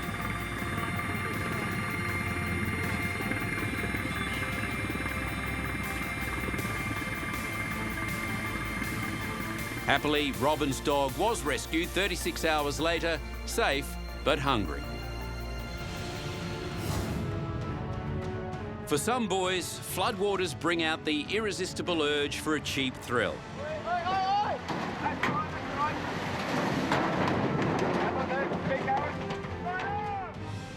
As with the bunch of teens who decided to ride an inflatable boat down a flooded creek when they ran into trouble. But the rescuer who went to save them met the same fate. One SES boat went in and it didn't go real well. It capsized and now there's another 3 to be rescued out there. Eventually, all were safe, with the boys given a stern talking to. I'm pretty sure I've learnt my lesson. And it seems these thrill seekers don't mellow with age. This guy survived, but he certainly didn't make it easy. He was attempting to paddleboard across this flooded river when he fell off his board and became stranded at the base of some trees. He was hanging on for 4 hours before rescuers could get to him and ferry he and his dog back to safety. I was scared, and my life jacket's only good for me, but when my dog jumped on me back as well, we got in trouble and lost the paddleboard and everything. But the perplexing thing about this guy is he was also rescued the day before, also attempting to paddleboard across the river with his dog. The police had warned him not to try it again, but he decided he knew better. Perhaps they should have told the dog. And there was no shortage of crazy behaviour to waste the time of emergency services. 10 metres above the Bremer River, this guy risked his life for a cheap thrill. I tried to stop him, but he was too far past the glass. CCTV cameras captured every moment. After he jumped, I knew he was going to die. I thought he was going to die. Onlookers watched in disbelief as he struggled against the deadly torrent. He finally finds refuge on a half-submerged concrete block before making his swim to safety. He might have escaped death, but he had no chance of escaping the police. Being an idiot, just dumb, just foolish. any little bits of log in the water, if you hit that, it would break his neck. There must have been something in the water. The day before, on the same stretch of river, 3 teenagers tried to make the 50-kilometre journey to Brisbane on a blow-up mattress. They managed to travel 15 kilometres before being pulled out of the water by a rescue crew. This lot are oblivious to the obvious dangers as they decided to take on the flood with some inadvisable river rafting.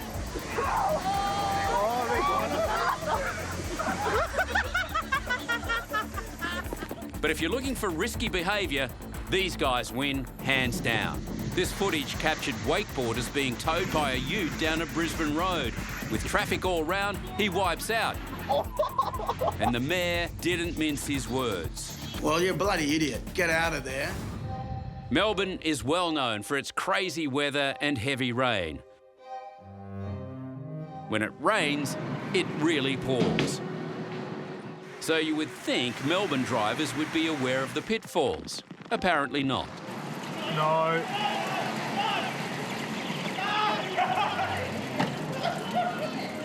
And when someone predictably drove into floodwaters under the notorious York Street Bridge, some good Samaritans were there to fish him out.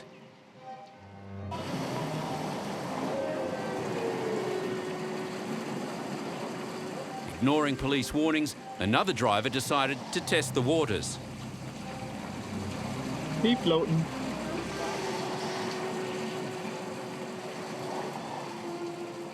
Meanwhile, local Paris Giordano and his mates were ready. Take a look at this as the roads turn to rivers in Melbourne. Well, Aussie blokes, they like to make the best of a bad situation. That is exactly what this guy did. Put his best footy shorts on, grabbed the fishing rod and off he went. Me and my mate were having a coffee around the corner. This time of year when there's a torrential downpour, somebody usually drives in there, so we thought we'd come and have a look. The other cars come in and I was already ready with the fishing pole, just being a larrikin in front of my mates and yeah. In 2010, a massive downpour lasting 3 days fell over the central Queensland area. The rain was generated by a monsoon trough, described as almost like a tropical cyclone over land. Over the 1st to the 3rd of March, rainfall totals of between 100 and 300 millimetres drenched the area, causing havoc. The water fed south and west into the river systems. An enormous body of water, half the size of Europe, washing down the eastern half of Australia. Transforming this into this, a vast inland sea. Not for 100 years had these huge plains of Queensland and New South Wales seen such a watery spectacle. Oh, just mad, massive. Yeah, like, it's the biggest flooding ever, since history, you know. And the very thing drought-stricken farmers had been praying for threatened to overwhelm them. Well, out. Water's gone where it's never, ever been before. So, you know, I hope they don't come any bigger than this. It quickly turned into a military-style operation as farmers everywhere struggled to save their stock from the rising tide. We won't get them all, but what we can save is better than none, isn't it? Mother Nature controls us all, doesn't she? I wouldn't have imagined how much water could come down to this country. The lands where once lay only blood-red dust were now covered by water as far as the eye could see. The caramel-coloured arteries pumping life back into the land. 150 kilometres west of Bourke lived the Fisher family. Already incredibly remote, the floods brought a new level of isolation and optimism.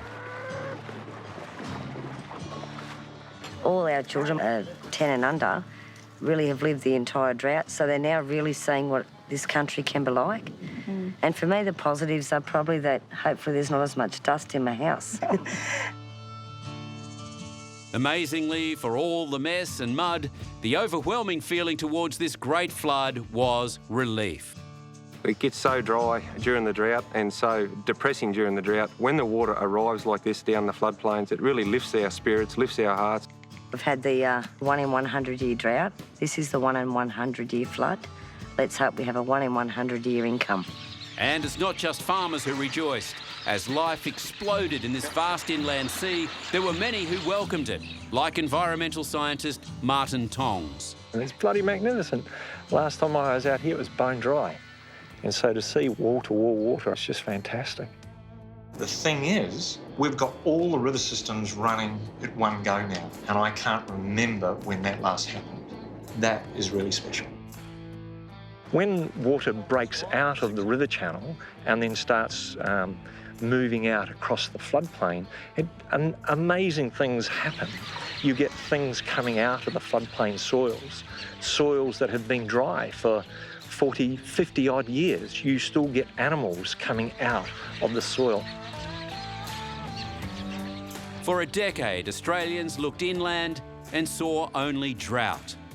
The Great Flood of 2010 changed all that, with Mother Nature delivering a much-needed drink to a very thirsty land. It's uplifting. It's the best way to describe it is just it's a psychological boost, I guess you could say. It just changes your whole attitude. It's probably Australia at its best right now. Like it doesn't get much better, you know. Although they are an important part of our natural cycles, it's clear Australia has a recurring problem with floods.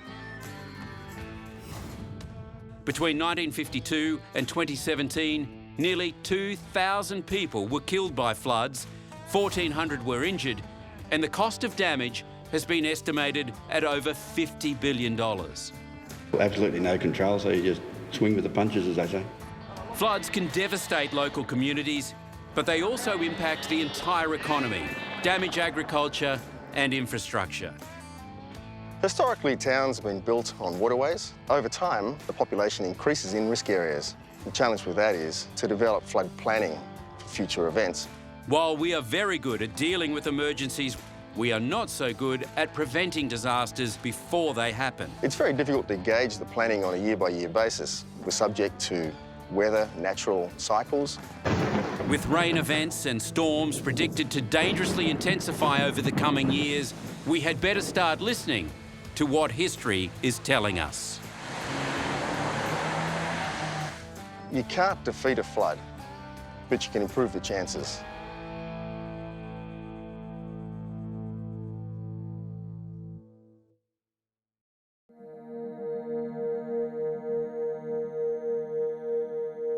Australia, an ocean continent renowned for its endless coastline and vast interior. Travelling the country can mean journeys that are long, challenging, and sometimes disastrous.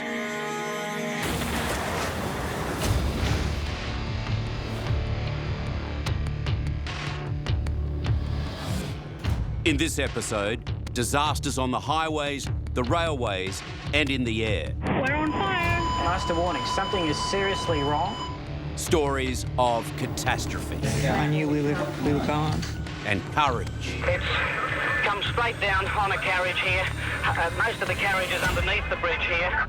How we got out, God only knows. As we witness the desperation, the heartache.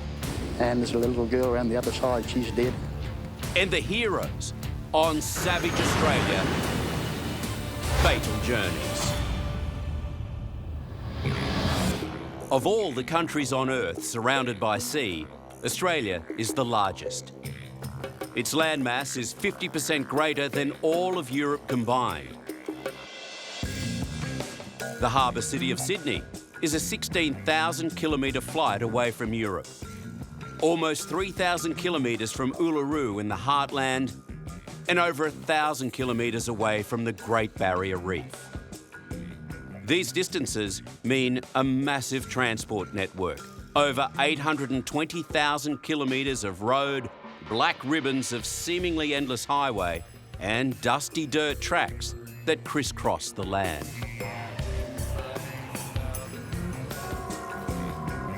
And it's the same with the steel highways. Some 30,000 kilometres of track traverse the continent. Australia was the last of the habitable continents to be colonised by Europeans. Her destiny was shaped by the tyranny of distance, both from the colonisers' homelands and between our own coastlines. The population concentrated at the fringes of the continent, creating capital cities hundreds, sometimes thousands of kilometres apart. Soon after settlement, the new colonials realised they'd need to head west to grow food and graze livestock. As distances between farming towns and cities grew, so did the need for automated transport. From the mid-1800s, it was the steam trains that began to meet the ever-growing needs of Australian passenger travel and commerce. This train, travelling through nature's ramparts, descends eventually to open country after dragging its black load over mountains nearly 4,000 feet high. The movement of coal became a driving force behind extending the great rail highways. The increase in rail and rolling stock throughout the states signalled the end of isolation and the beginning of Australia's history of fatal journeys. In 1908, the country town of Sunshine became the site of Victoria's most deadly train crash. On a fine Easter Monday, two trains packed with holidaymakers collided at the station. The impact tore the carriage apart, taking the lives of 44 men, women and children and injuring over 400 passengers. There were disasters on city trains too, like this one, just out of Melbourne.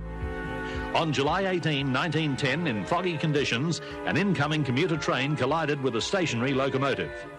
9 people were killed and more than 100 injured. But there'd be no stopping progress. Locos were already full steam ahead. Australia's first streamlined train, helping to celebrate South Australia's centenary. As trains moved from steam to electric and simple tracks turned into massive networks with hundreds of trains needing to switch tracks, the risk of collisions increased. So too did the efforts to prevent further disaster. Teams of railwaymen were trained in signalling, switching and keeping track of train movements to avert the potential of head-ons. But with such vast and ever-growing networks and so many train movements to and from the major cities, collisions were inevitable. Miraculously, only minor injuries occurred in these train crashes just outside Sydney in the 1930s and early 40s. Passengers were again lucky to escape death in January 1945 when this train came around a bend near Maryland Station in Sydney's west, heading for the city at 65 kilometres an hour and struck a 17-centimetre bolt which had been placed lengthwise on the rail. Boys were thought to have placed the bolt on the line, and with more than 200 people on board, it was a miracle that no one was killed. But as the number of rail passengers grew, that was set to change. The Southern Aurora's journey from Melbourne to Sydney in 1962 was heralded as a new era in train travel. Crossing the Murray River, the border between New South Wales and Victoria, the Southern Aurora proceeded along the existing standard gauge line to Wodonga, the commencing point of the new standard gauge line. Two powerful 1,800 horsepower diesel locomotives pulled 14 luxurious stainless steel carriages. The first direct passenger train between Australia's two major cities drew crowds of excited onlookers.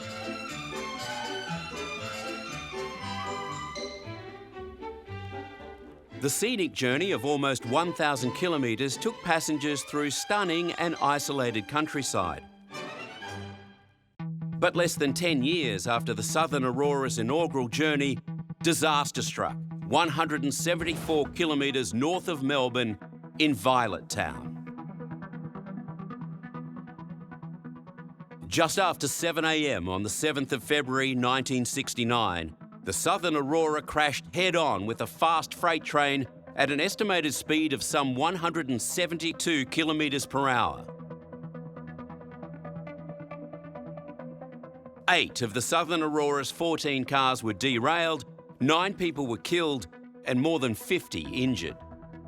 Unfortunately, there were many others that were just not as fortunate as us. The toll could have been much higher. Shortly after the crash, fire swept through the carriages. Many of the 600 residents of Violet Town rushed to the scene of the devastation, using any means they could to help the rescue mission. It would later be revealed that the driver of the Aurora suffered a heart attack, missing the signal to move on to a loop track and leaving the train speeding on a collision course. A terrible tragedy, but dwarfed by what was to come.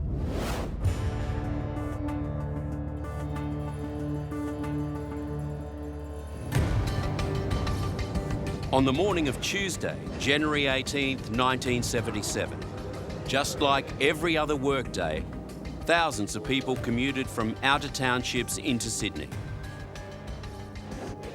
Passengers on the 6:09 a.m. commuter train from the Blue Mountains, 100 kilometres west of Sydney, expected to reach the city just after 8:30 a.m. By the time the 6:09 was nearing Granville, the 8 timber carriages were packed with over 400 passengers. But at 8:10 a.m, as the train, travelling at 75 kilometres an hour, took a left-hand curve towards the station,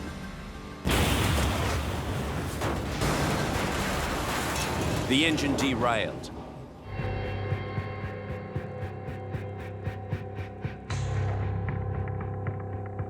The train collided with one of 2 stanchions holding up the concrete bridge above. Within seconds, the bridge crashed down onto the carriages below. The aftermath was one of absolute horror. There's just bodies everywhere. Everywhere. I thought it was just the carriage under the bridge at first, but then I had a look on the other side of the bridge at the locomotive's on its side, and one carriage, all you can see is the floor of it. It's on its side. It had the top ripped off it. It appears that the back end of our carriage hit the remaining part of the staunch, bringing the bridge down, which happened 5 seconds. It's very hard to estimate time. It's just a gap of time. It's come straight down on a carriage here. Most of the carriage is underneath the bridge here. The derailed first carriage, with 73 passengers on board, had been torn apart by a power pole. She started to rock and then she went over and the front carriage split apart like a sardine tin. How we got out, God only knows. Miraculously, the derailed second carriage remained upright, with all its occupants surviving. But for the passengers trapped beneath the bridge in carriages 3 and 4, there appeared to be little hope. It would become one of Australia's longest rescue and recovery operations ever. It was undertaken by teams of emergency workers, doctors, nurses, police officers, firefighters, railway workers and civilians, all who rushed to help. Within 20 minutes, there was some 1,500 people in the cutting, many risking their own lives to save the trapped and injured. I was trapped under the bridge for the very end part of the bridge for about 2.5 hours. I was cramped up and my arm was over my chest and my head was half into the other seat where the other gentleman was. All I could hear was just saws above me or hammers or something trying to get the rubble off me.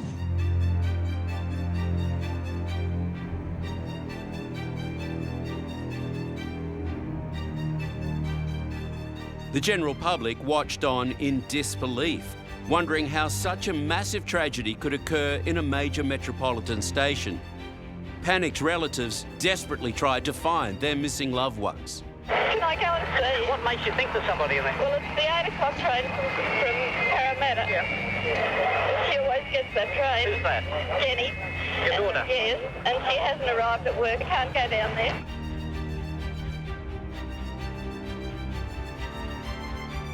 Although it's too early to know the reason for this accident, it is grimly clear that safety procedures didn't work here today at Granville.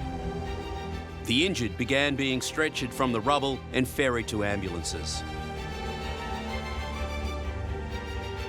There were so many injured that 6 hospitals postponed standard operations and put emergency teams on standby to deal with the massive number of victims. Inevitably, some of the victims were rescuers, like this ambulanceman overcome by butane gas while trying to treat some of the injured at the crash site. A number of other emergency personnel and firemen were also affected by the gas. When police weren't overseeing operations at the site, they were running a high-speed shuttle service for urgently needed blood and medical supplies. Ice was ferried out to the accident scene for severed legs and amputations. The number of injured meant that there was a severe shortage of blood on reserve. I'd like to tell you once again that the blood transfusion service in Sydney has made an urgent appeal for donors of all types of blood. I'll repeat that, all types of blood. Within hours, as many as 500 people lined up at the blood bank headquarters offering blood for the train victims. So many volunteers turned up that some hospitals were unable to cope with the demand. Throughout the day, the casualties just kept coming, but at least they were free of the massive concrete and steel slab that still held so many trapped. By 1:30 that afternoon, 19 bodies had been recovered from a section of the 4th carriage. But to extract the living from the rubble would prove to be a long and desperate operation. That slab of concrete, unbeknownst to the outside world, was continuously going down. Where you had someone trapped, eventually you lost another 2 inches in the space that you had to work. As an increasing number of bodies were lifted from the wreckage, there were grave fears there could be many more. As far as we know, there could be as many as 40 bodies trapped underneath the vast concrete span of the bridge which collapsed there over the train this morning. A doctor I was speaking to just a few minutes ago said he'd counted 20 bodies, and we just don't know how many there are. When night fell, the search and rescue teams worked under lights in a desperate and seemingly hopeless bid to find any more survivors. People who are still down there, there's very little hope that we will find any more alive. And I've been rescuing now 23 years, and this is the worst disaster, the worst scene that I've ever come across. After 14 hours, they knew they could not help the 67 other victims still trapped, but they kept that knowledge to themselves as they called in more teams of jackhammers. Eventually, the first slab of concrete was prized free. What lay underneath sickened those who had to look. For veteran paramedic Paul Featherston, it was his first experience of a major disaster. They finally got the roadway off, and there was a train on the track, and you could see the rows and rows of people. The police have told us some quite horrifying stories about the people who remain in that wreckage. They remain frozen in the positions in which they were when they died, reading newspapers or with their arms out the window. One by one, the bodies were extracted and carried 20 metres to a large tent, the local field morgue. For exhausted medical aides, it was now a matter of identification. It was only then that rescue workers, many of whom had laboured over 30 hours, had time to stop and think about the dangers they themselves had faced. You're always in hope that when you lifted that bridge and you lifted that carriage top, that there may have been people alive under there, you know, with an air pocket or whatever. So in our professions, we never stop looking and hoping for people alive until they're all accounted for and we have what we have. Even to this day, the 1977 Granville train disaster remains the most fatal rail journey in Australian history. 84 people died, more than 213 were injured, and thousands were affected by grief. Some of the worst train disasters have occurred on remote sections of railway, where trucks cross in front of an oncoming train.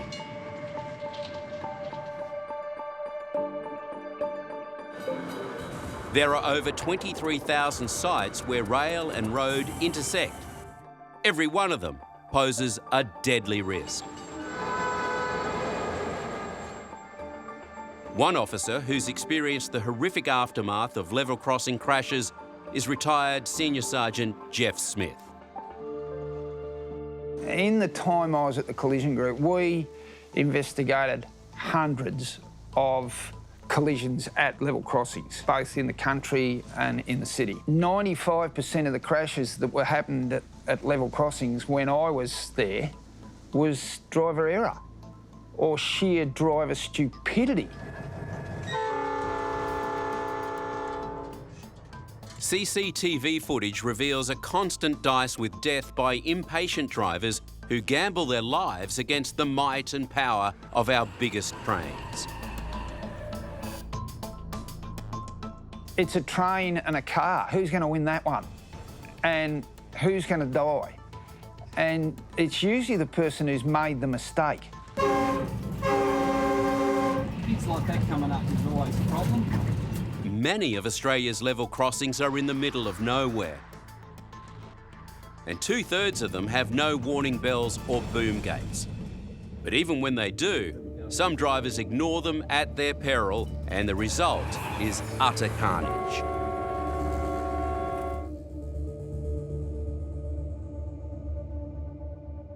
In May 2006, a truck driver died when his vehicle, loaded with 30 tonnes of citrus pulp, collided with a massive freight train near the Victorian town of Lismore.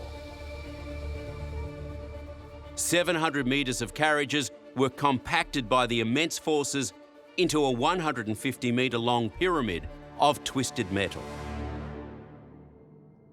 Nearly 250,000 bottles of premium wine en route to Europe were shattered. Aside from the tragic human cost, the total damage of the bill from this one truck collision alone ran over $27 million.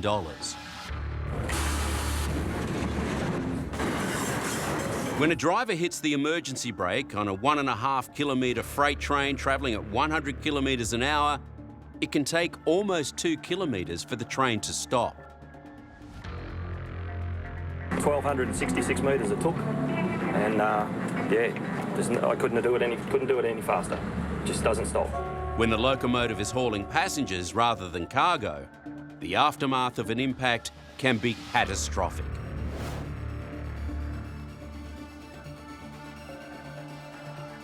In 2007, near the remote town of Kerrang in central Victoria, a truck and train collision resulted in the most horrific rail disaster since Granville.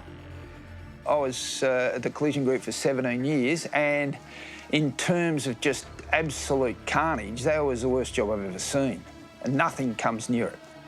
The front of the semi-trailer was squashed flat, its cargo strewn around the scene, but the damage to the train and its passengers was far more confronting. The train driver had done his best to avert the disaster. He blew the horn a number of times, and he started to get concerned that the driver hadn't started to slow down. So at that stage, the driver's doing about 102 kilometres an hour, and that's roughly 40 metres a second. So he's got 10 seconds to wake up to the fact that the train's coming. The semi-trailer braked too late, slamming into the side of the train and peeling carriages open like a sardine tin.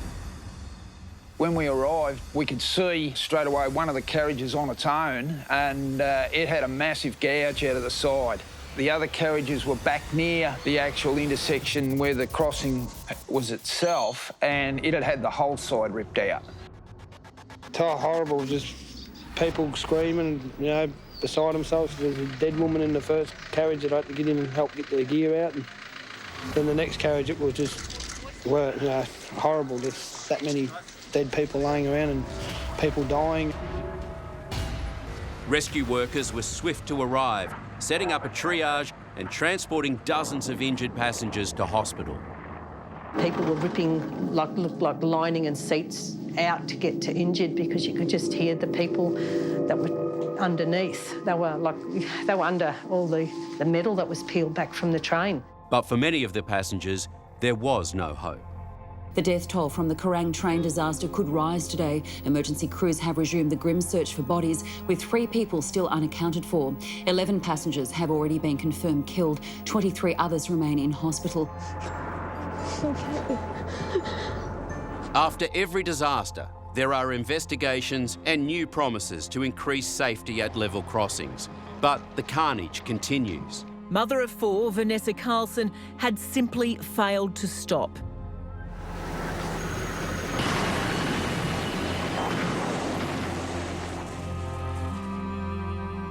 In recent history, more than 100 incidents a year have occurred in country Victoria alone. With trains getting faster and more vehicles on the road, the potential for more fatal crashes looms large.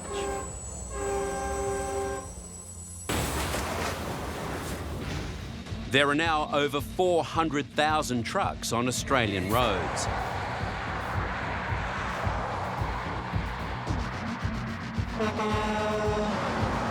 With the advent of the dash cam, we can see just how close to death many drivers come.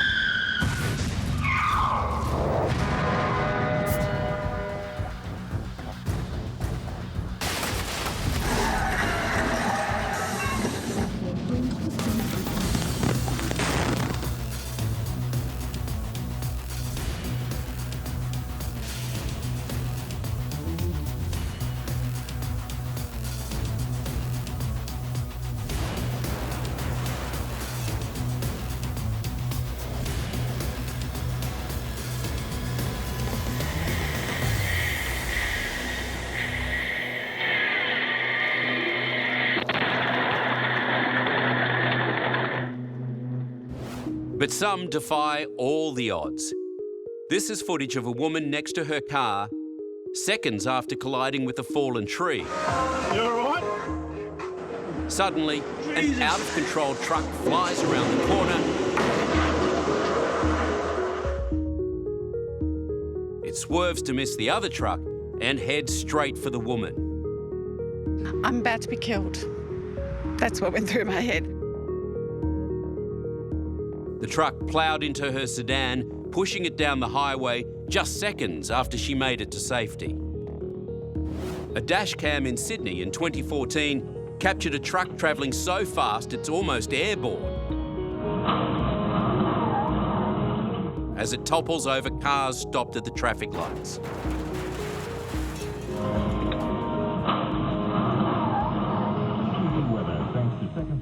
As the lights change, a pedestrian rushes across the road to help.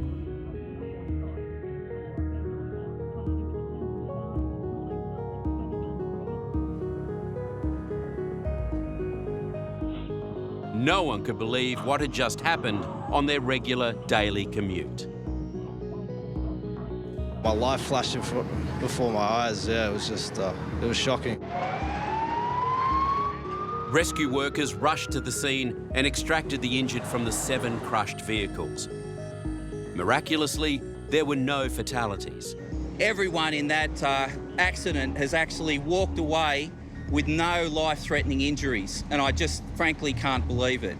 Even the driver of the runaway truck survived this horrendous accident. One of the busiest and most dangerous roads in Australia is the Pacific Highway on the east coast of New South Wales.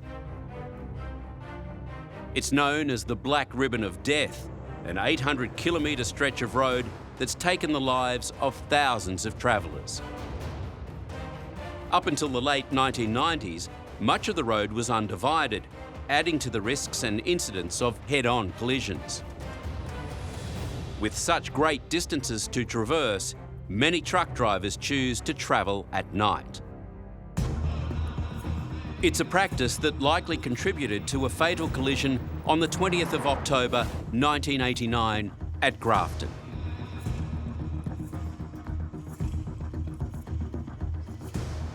The nightmare locals had been predicting for years came at 4 a.m. on a straight stretch of the Pacific Highway. It's believed the semi-trailer veered to the wrong side of the road, side-swiping the tourist bus and flipping it onto its side. The collision left bodies and debris strewn over half a kilometre. We can lift this bus and see if we can find any more. The truck driver died instantly. So did 18 passengers who were torn from their seats when the semi ripped open the coach's right side. As police set up a roadside morgue, rescuers worked desperately to free the injured, many of them children. With the crash so far from any major city, the seriously injured needed to be airlifted for treatment. Survivors spoke of being trapped under the weight of bodies. Many were asleep when the collision occurred. All I can remember was this, it was the worst bang I'd ever heard. And then the next thing, there were people on top of me and metal, and my head was squashed between two seats. I was just lucky, very, very lucky, and I prayed when I got out of that hole. I was asleep at the time, I think, and when I woke up, I was outside the bus, wet and drenched in blood. For the ambulance and police officers who responded to the call-out, the scene was confronting. Well, I was at the Granville train disaster, and the comparison between these two accidents was eerie. On a road this narrow, it was impossible for the bus driver to avoid the semi, resulting in the death of 21 people and the injury of a further 22. Subsequent crash investigations revealed something all too common in the long-haul trucking industry. We would analyse blood from truck drivers routinely, and routinely you would get amphetamines found in therapeutic levels, which means that at some stage probably the drivers had drugs in his system which weren't therapeutic levels, and when they come down to the level of a normal person, they have what's called a drop-off and they fall asleep, and there's your crash. Just 8 weeks after the horror of the Grafton bus crash, another collision 200 kilometres south on the same highway was the scene of yet another deadly road journey. A truck driver on the Pacific Highway at night saw a bus pass by. And there was these girls on the left-hand side of the bus all give us a big wave and a cheer and a smile sort of thing as I went past, and I just pulled in behind him and followed him along. But by the time he'd caught up to it, the bus had been destroyed.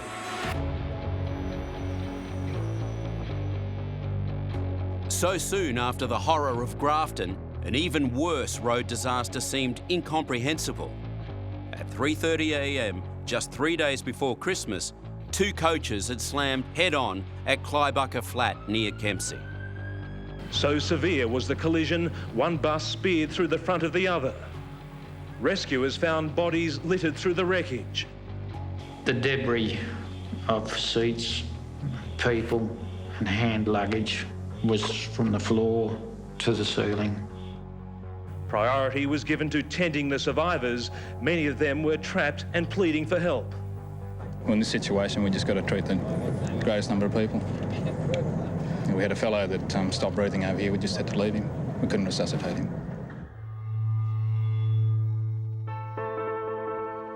The 2 buses bound for Sydney and Brisbane were packed with Christmas holiday makers.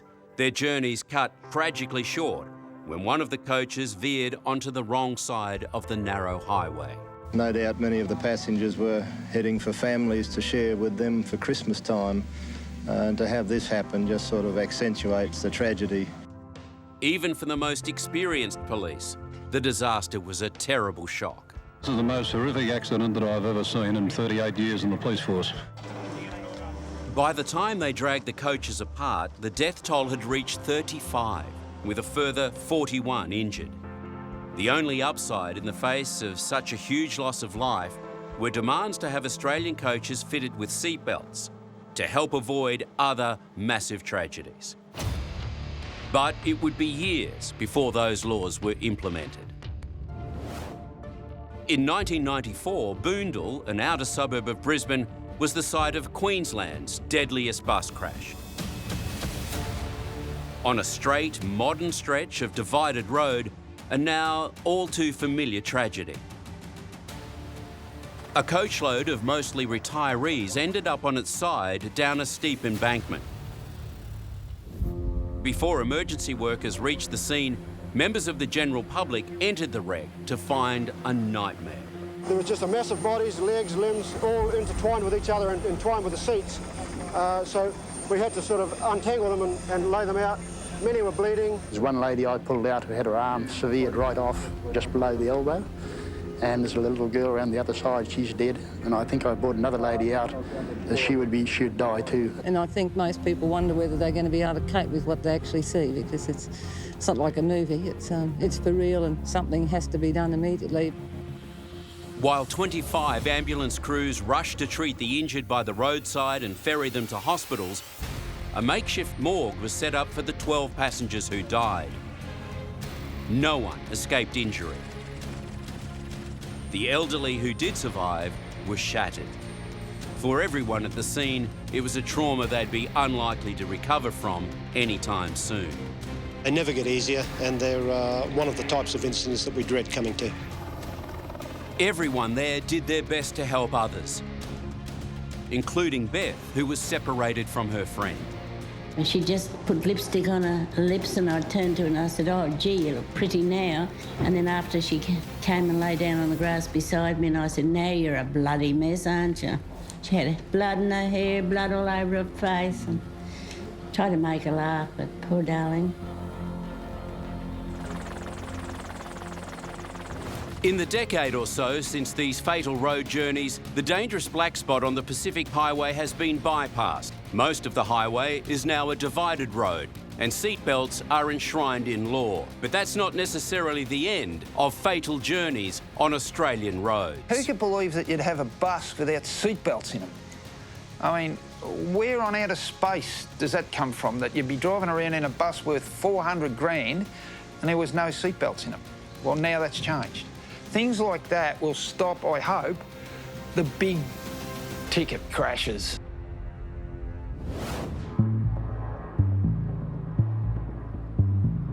Air travel is an essential reality for most of the population. And international flights to Australia can be some of the longest in the world. Here we come.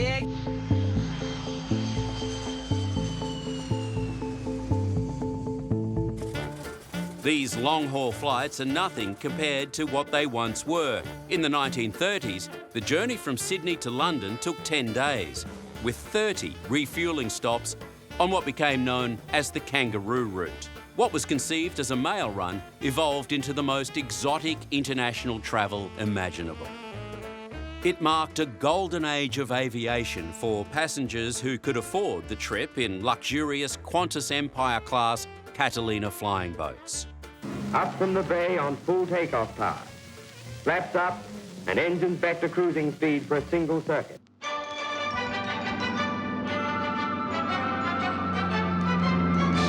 But with the outbreak of World War II in 1939, the Australian government put the flying boats into service with the Royal Australian Air Force.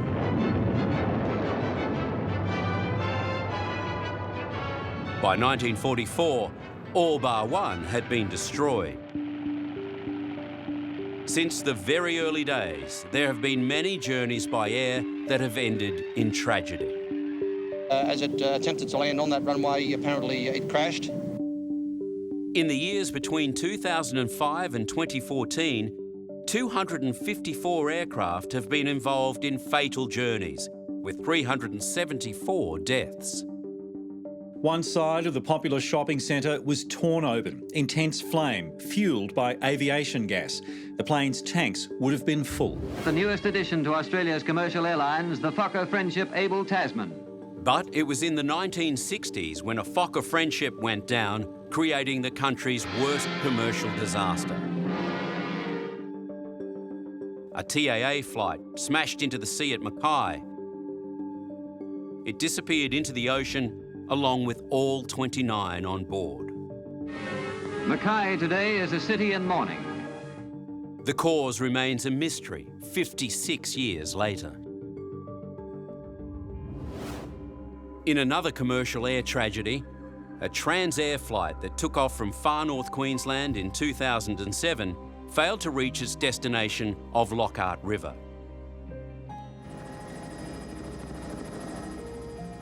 There were 13 passengers and 2 pilots on board.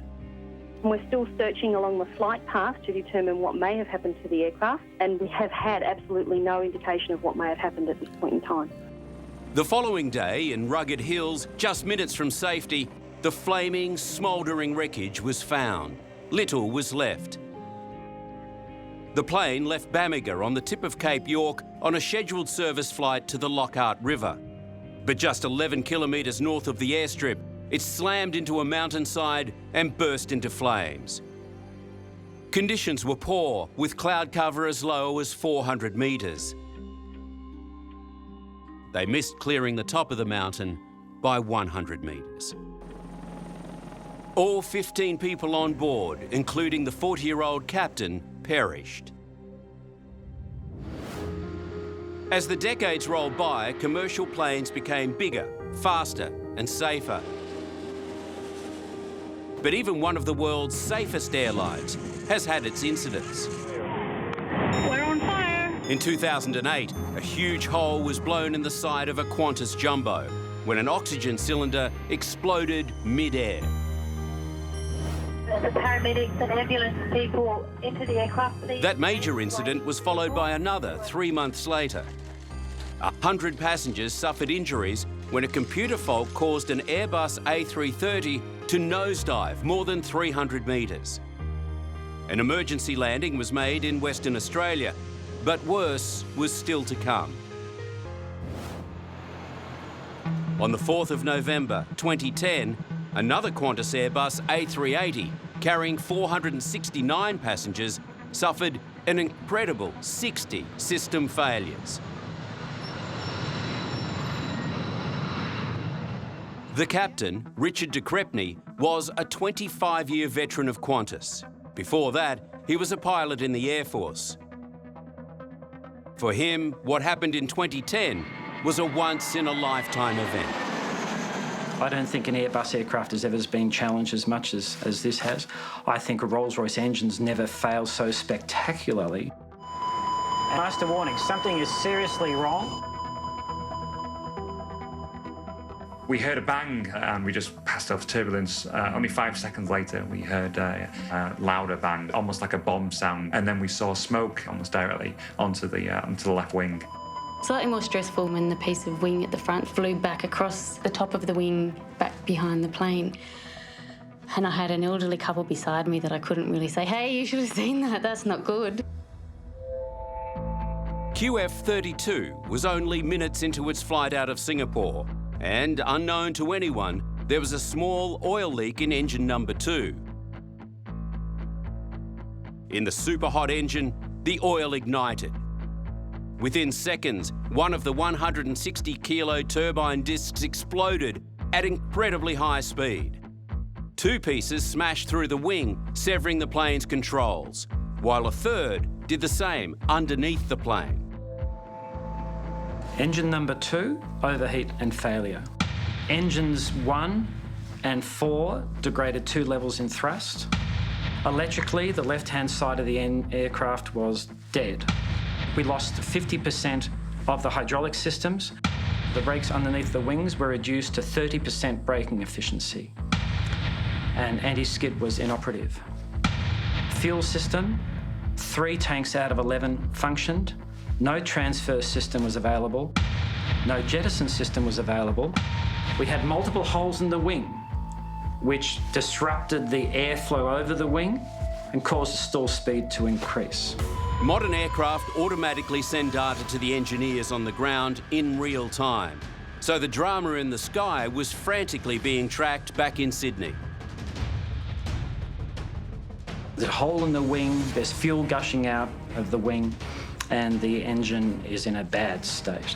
Despite all this chaos in the cockpit, the captain was unbelievably calm. I do apologise. I'm sure you are aware we have a technical issue with our number 2 engine. We have dealt with the situation at the moment. The aircraft is secure at this stage, and as we progress with this, we'll keep you informed. At this stage, everything is secure. The aircraft is flying safely, and we'll get back to you very shortly with further information. Thank you for your patience.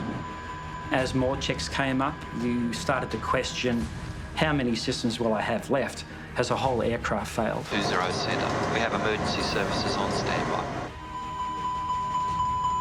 Qantas 3-2, we were required to hold for at least another 30 minutes before making an approach. Qantas 3-2, Roger, you are priority traffic. Report ready for the approach. I'm sure you are aware we're not proceeding to Sydney at this stage. We're making our left turn now to track back towards Singapore. We're going to have to hold for some time whilst we do lighten our load by dumping some fuel and a number of checklists we have to perform. I thought, let's protect this aircraft at the most basic level possible. And that was to position it within gliding range of Singapore. And that's what we did. At speeds of over 400 kilometres an hour, and with the automatic brake systems failing, Richard made the emergency landing at Changi Airport. And we're onto the ground. He had to use manual foot brakes to stop the aircraft. But the drama was far from over. Fuel was leaking onto the tarmac. Passengers were kept on board while the plane was hosed down and electricals disconnected. When we landed, we were kind of kept in the plane for an extra hour and a half, so we were kind of stuck in the sweltering heat, and there were kids crying, and, you know, I was getting like a sauna in there. Miraculously, not a single person on the ground or in the air suffered a serious injury. Cheers. Passengers toasted the skills of the captain and crew. Could have been catastrophic. We could have been not talking today. I was proud to be in command of that aircraft. Australia's commercial airlines remain among the safest in the world. And in recent years, her rail and road systems have become more sophisticated. There's been a huge push to make all highways dual carriageways. The roads are in a very unforgiving environment. As they duplicate more roads and improve the roads, you've got to get on to educating the drivers, both the heavy vehicle drivers and the guys who just drive the motor cars with their families, and it just gets harder as there gets to be more on the road. And while train travel may become safer as the first driverless trains are brought into the metro lines, the fact remains that there are tens of thousands of kilometres of track for governments to maintain, while safety systems can be easily affected by human error. You're always going to have the situation like Kerrang, where humans will be humans. And generally, when humans are being humans, it's never a great thing.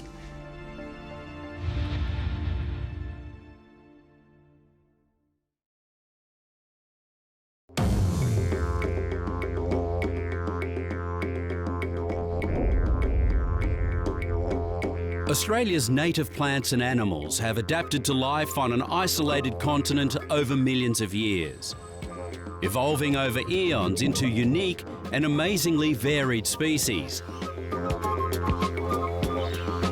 Then came Europeans. But it's not just the people that changed the land forever. It's also what came with them.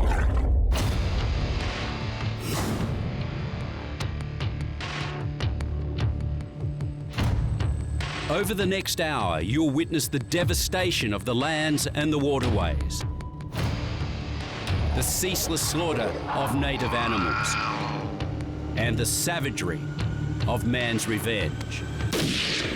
On Savage Australia, Feral Invaders.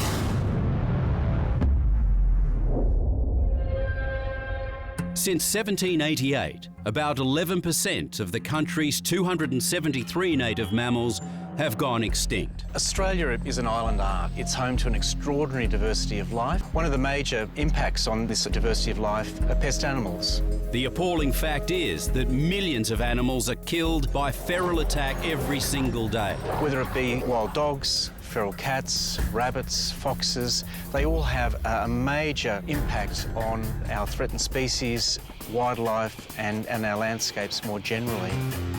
It's an unmitigated environmental disaster. It's ironic that over the years, Australia has developed some of the strictest quarantine laws in the world.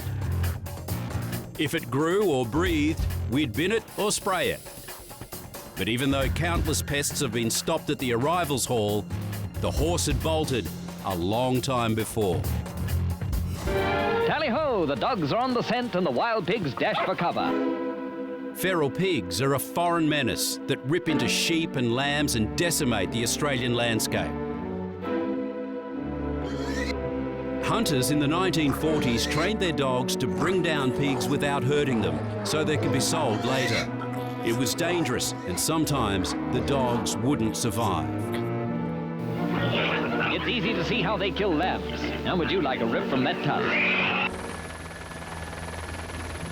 60 years later, Australia's foremost feral animal expert, Tony Peacock, says that feral pigs are leading the Australian foreign pest epidemic. He's a big bugger. Big old fat ass. Now, we don't even know how many feral pigs are out there. It could be 20 million pigs, but the reality is if there's 20 million of these guys, you can see how much ploughing he's done. That's 20 million ploughs in the Australian landscape. It's not an option to just stick your head in the sand and decide that it's not a problem. Domestic pigs have been around since the arrival of the First Fleet. They were kept by early settlers, unrestricted and in semi-feral conditions. Stock could readily escape and wander, and by the 1880s, pigs had run wild in New South Wales. Feral pigs have since become an agricultural and environmental nightmare. They're found in all states and territories, particularly around river systems and wetlands. Destruction of crops, especially sugarcane in Queensland, have turned farms into battlegrounds. And farmers are on the front line. It needs a serious attack, and it's got to be a planned attack. Almost an all-out war against them. The ploughed up earth is carried with the rainwater down creeks and into the ocean, silting up the Great Barrier Reef. It's an environmental pigsty. And just next door, another of Australia's iconic landmarks is suffering from the effects of this feral invader. The Daintree rainforest in northern Queensland is renowned for its ancient beauty. Believed to be one of the oldest forests in the world, it's home to animals and plants found nowhere else. It's a nature lover's paradise, but many areas have been ripped apart, ravaged by feral pigs. This sort of diggings here cause extensive erosion and siltation of the streams.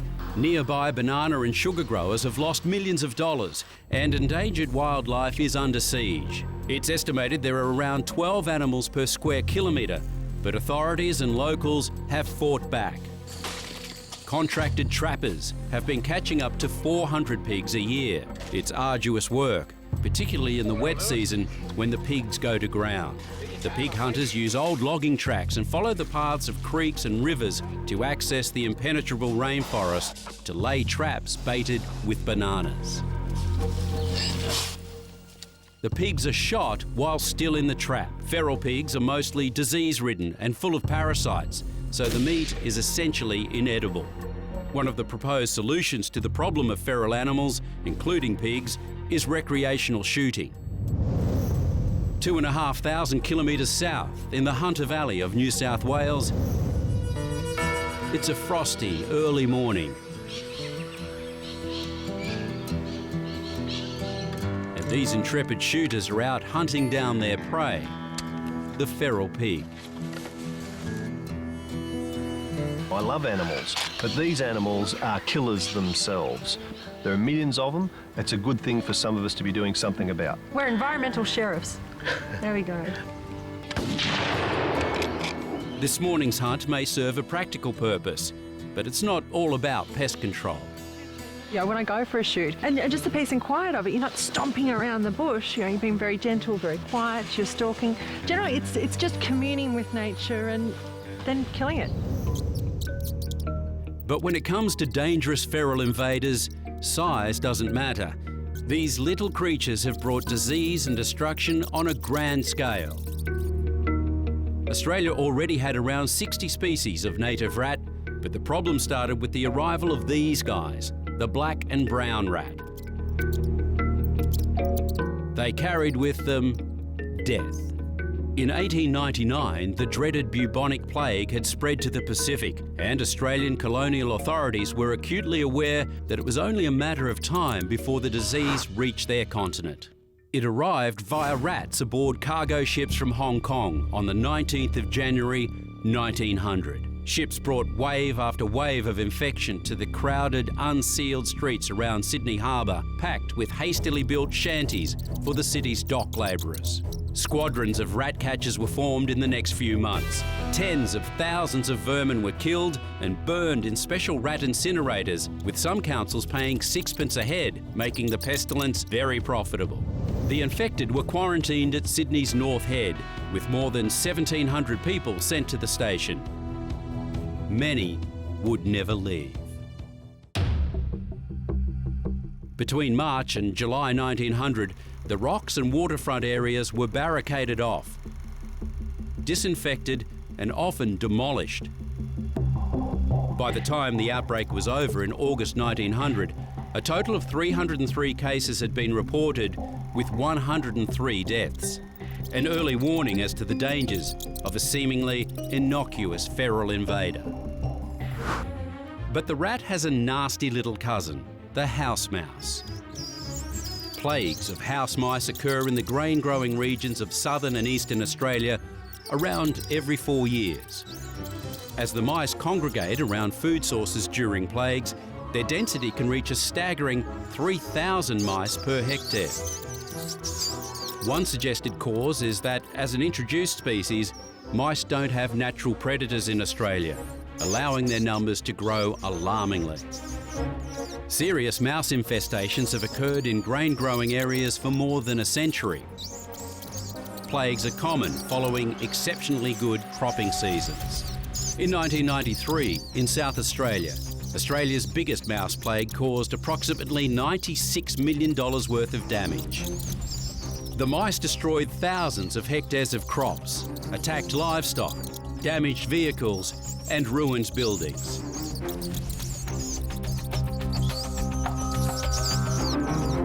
Kill one and 150 come to the funeral. Solutions have been hard to come by. Apart from some natural methods, spraying crops with the poison strychnine has been found over the years to be the best way of controlling the vermin. In desperation, genetic solutions are now being considered. Scientists are looking at sex reversal, creating a population of only one sex, which would eliminate them in one generation. But the technology, for now, just isn't available, and the house mouse remains an ever-present threat.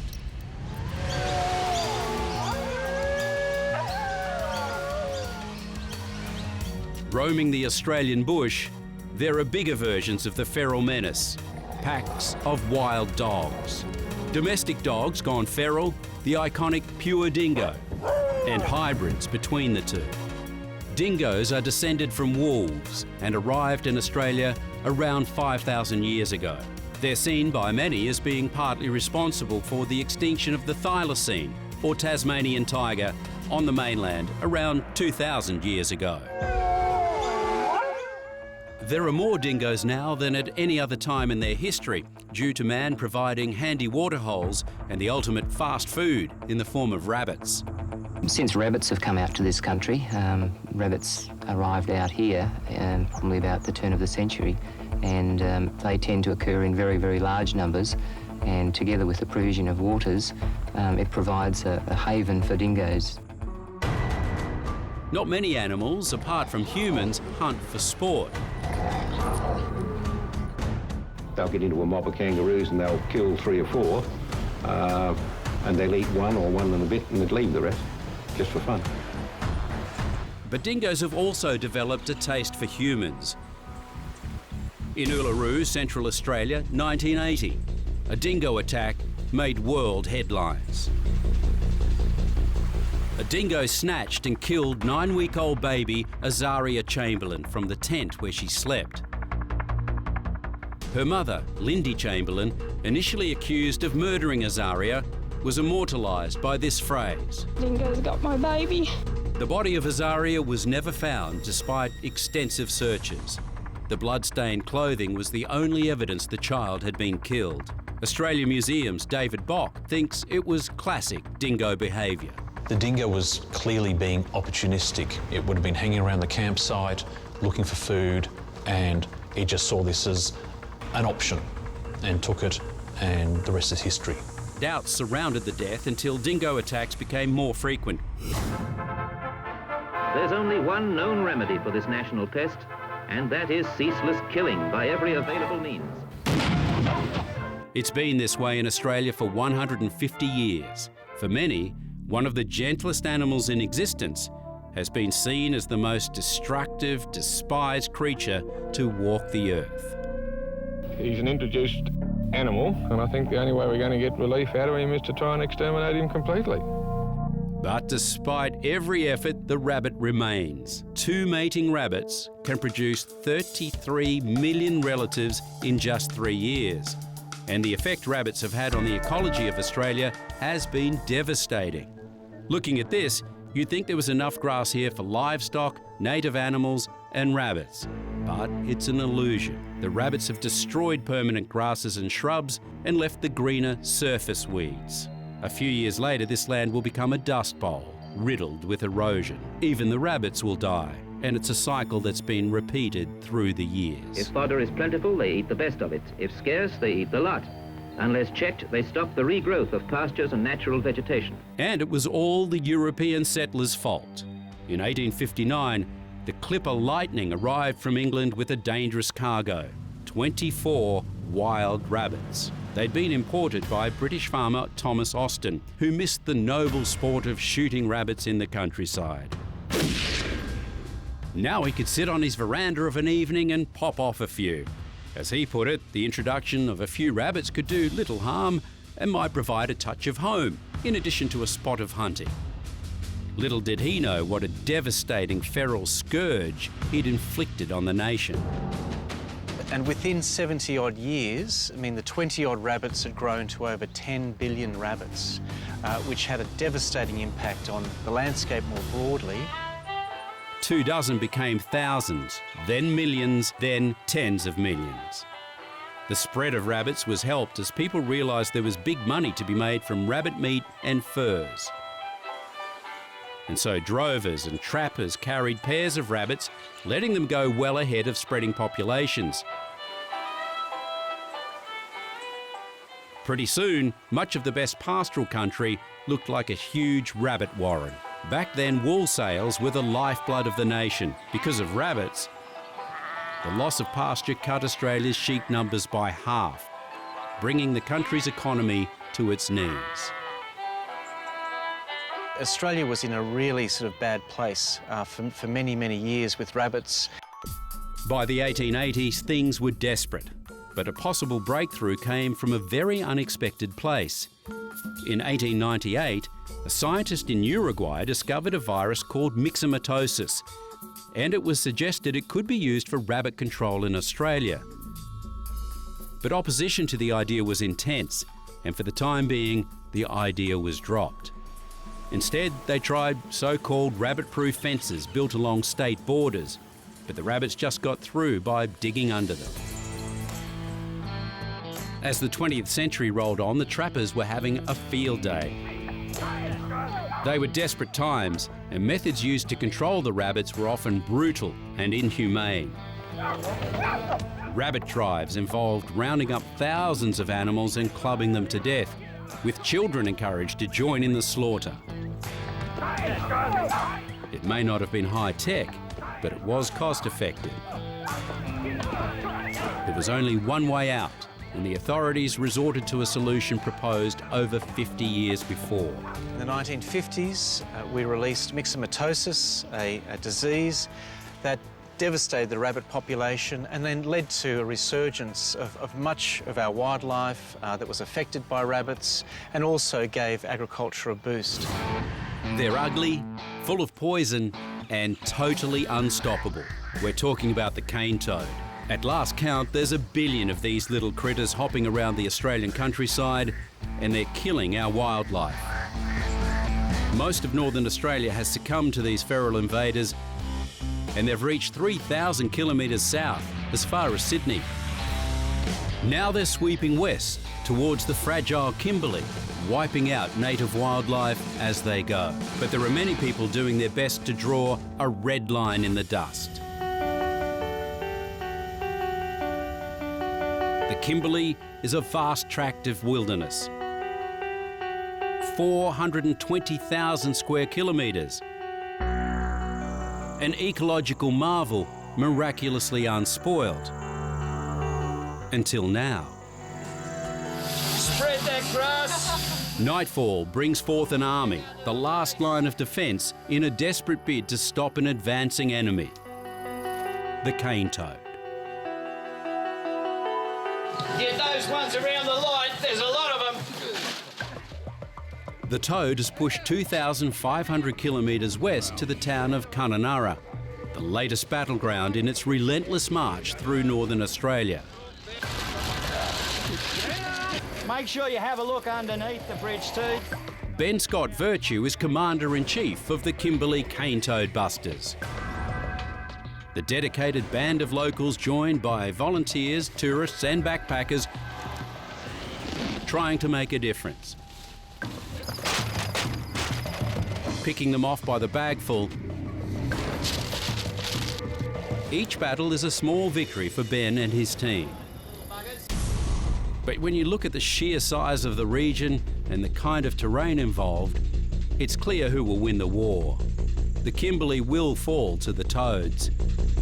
And like many others, Ben has no sympathy for the creature. The only good toad is a dead toad. Cane toads are foreign invaders, but they were invited. Imported to Australia in 1935 by the Queensland government, they were supposed to eat the beetles which were destroying the state's sugarcane crops. They never did eat the beetle, but today more than 1 billion cane toads are eating their way across the continent, and it's the poisonous glands that cause all the problems. Well, cane toads, they're the most hated feral, and the problem with cane toads is what eats them.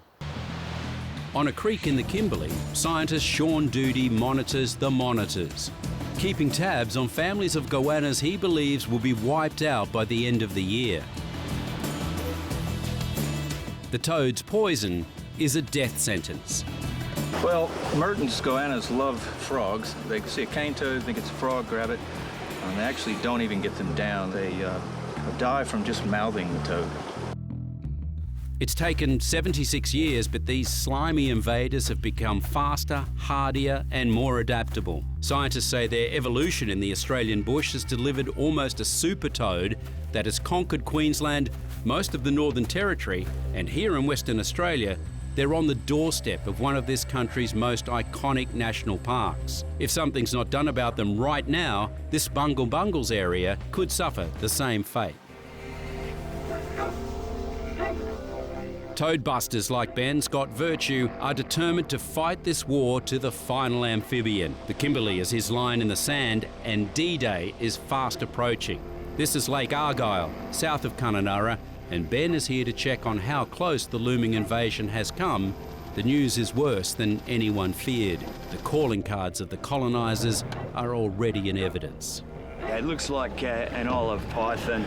I'm guessing that, unfortunately, this... Oh my God. Has fallen prey to a cane toad. And it seems the toads have developed another amazing ability. Here we go, mate. These marathon swimming specimens are an astonishing 6 times faster than their ancestors of 50 years ago.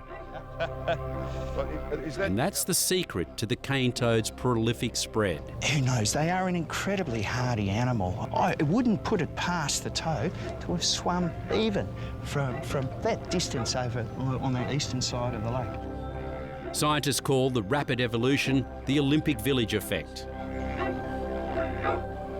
Elite individuals mate together to produce faster, stronger offspring. It was the birth of the super toad.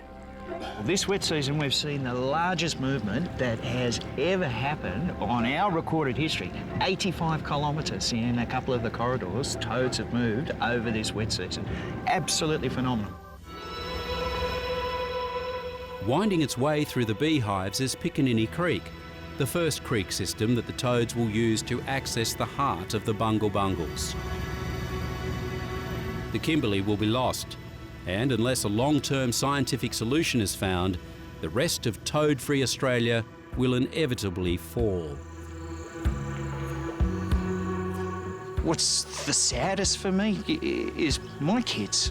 are not going to be able to come out here and find the frillies and find the blue tongues and find the yellow spotted monitors. They're going to be gone.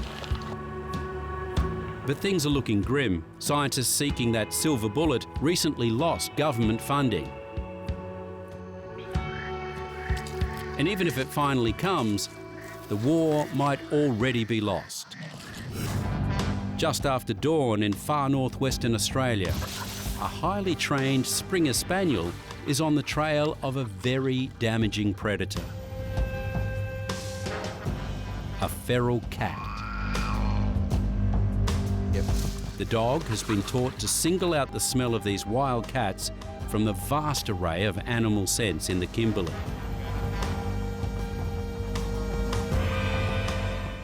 Suddenly, the target's in sight and the dog becomes a cat-seeking missile. You got this, Sally! Go, go, go, go, go! There. This is almost all the rewards he needs. Is the fact It may look like your average moggy, when in fact it's the face of a deadly menace. Historical records date the introduction of cats to Australia at around 1804, with cats first becoming feral around Sydney by 1820. By the early 1900s, concern was already growing at the pervasiveness of the cat problem. 100 years later, and Australia has a crisis, with the cats roaming unchecked over 99.8% of the country. The Australian feral cat population is certainly smashing our wildlife every single day of the year. 365 days of the year. The wild cat population is estimated to be between 12 and a staggering 23 million, with thousands more living in Australia's urban areas, rubbish dumps and intensive farms. The result? Since 1788, about 11% of the country's 273 native mammals have gone extinct, with a major factor being the introduction of feral cats from Europe. The cats are a major problem. They are one of the most efficient predators on the earth, and especially in this country where they haven't got a predator against them. They are killing machines. They eat just about anything, including our endangered native wildlife. And the authorities are desperate to eradicate them. Our goal is very clear. Defeat the feral cats. The black-footed rock wallaby is one of many native animals at risk of extinction, and although the tough zoo breeding programs are having good results, the wallabies can't be released into the wild because of the risk. Anything the size of a mid-wallaby downwards is just a wonderful meal for a feral cat out there, unfortunately. The bilby is another creature under threat, with populations in the wild at critical levels. Feral cats are our biggest major disaster in Australia. Of course, the red fox has been there, but lately the feral cat has just gone, and 23 million estimated Australian population. The crisis has prompted the federal government to commit to culling over 2 million feral cats by 2020. Right now, we're engaged in the world's most concentrated program. New technology has been developed, like this trap, that shoots a deadly toxin when it senses a nearby cat. The trap is proving successful, with local wildlife numbers improving. There are 250 quolls roaming now in the Flinders Ranges that were once locally extinct. We don't hate cats, we just can't tolerate the damage that they're doing to Australia. But often the tried and true methods are the best. If you're trying to catch a cat, you can't go past a dog. But this cat's not going quietly.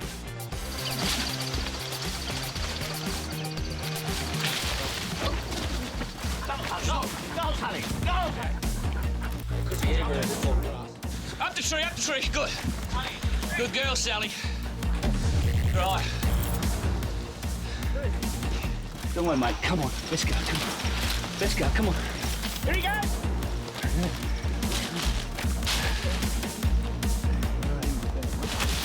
Oh, there it goes! Come on, go, Sally, go! This time the cat's in the bag. Got it? Yeah, we got it. Conservationist Ali Levitt says getting rid of the feral cats is at the top of her to-do list. We think across Australia we estimate there's a minimum of 12 million cats, say they're each eating 5 native animals a day, just to be conservative, that means you're talking about 60 million native animals every day eaten by feral cats. The wild brumbies have become a fixture of our mountains, forests and plains, and to many embody all that's wild and free about this country, interwoven into Australian folklore. To others, they're seen as a threat and an enemy to be destroyed. Horses that are uncontrolled in the parks do cause damage, and the reason is they've got hooves, and before we brought horses and sheep and cattle to Australia, most of the animals were very soft paws, and so these introduced animals do cause quite a lot of damage to the park and therefore the habitat of the native animals and plants. And it was environmental damage such as this that led to one of the most contentious events in the history of park management. This is the Guy Fawkes National Park in northern New South Wales. Remote, beautiful, and the scene of a terrible mass slaughter. In the year 2000, the National Parks authorities decided the wild brumbies, which had lived in the park for a century, had to go. Deeming the horses a feral pest, 2 masked men in helicopters were deployed. Between them, they gunned down 600 brumbies, leaving just 80 alive. The carnage broke the hearts of many locals who developed a bond with the brumbies. Terrible, terrible, especially when you see horses that have been shot and not killed, and it's crippled, and half a dozen bullets in them, guts and everywhere. You know, it's shocking, really. For years, local farmers like Les Hume would ride in the park, trap the horses and break them in for their own use, anything to save them from a bullet. In the wake of the brutal cull, the government began investigating the wild horse's heritage and found not only were they a destructive feral pest, but also the brumbies were of important historical value. Since the 1830s, horses from the east coast of Australia had been exported for use by the British Army all over the world. Coming from New South Wales, they were dubbed the whalers. Often found in the bush, these tough horses were of no distinct breed. They were the descendants of domestic horses who'd escaped or been turned loose into the ranges after the settlement of Australia. Many of these were harness horses from the coach company Cobb & Co. These horses were bred tough. In World War II, the Aussie brumbies distinguished themselves as being able to travel further and faster over the cavalry breeds. There are many that are angry at the treatment of the brumby since those glory days. At Armidale in northern New South Wales, Mark and Helen Stewart adopted this mob out of a sense of duty. Marengo. I think that the horses were used when it suited the government, and then they were betrayed. Then they were betrayed again, I feel, when the National Park shot them in their ancestral home, not far from where we are here. Years later, another massacre loomed. The Snowy Mountains National Park, straddling New South Wales and Victoria, is brumby country, and in these alpine regions, numbers have been exploding. There are many who wanted to see them out of there, and there were some who weren't going to wait around for the authorities. 150 odd horses over the last 12 months have been shot by people that haven't been qualified, and they're taking the whole thing into their own hands a little bit. You know, it's not professionally done. The authorities freely admit they have struggled with the brumbies' place in the fragile range plains of our national parks. They certainly don't belong in places like the Snowy Mountains. Now that there's so many of them, they get up into the alpine region above the tree line. In those areas, you've got peat moss there, and so horses put in a trail just going in there to graze each day, drains that peat moss out. So you've got about 200 species of plant that is unique to that area, and they'll just disappear from Earth if they disappear from that area. 9 out of 10 brumbies are earmarked to be killed. Although most have understood the awful damage wreaked on the landscape by these feral invaders, the locals believe there were other solutions for the brumbies beyond the bullet. And so a group of local expert horsemen devised their own plan. They identified where the brumbies were and worked to get them out the traditional way, a muster. No easy feat in country like this.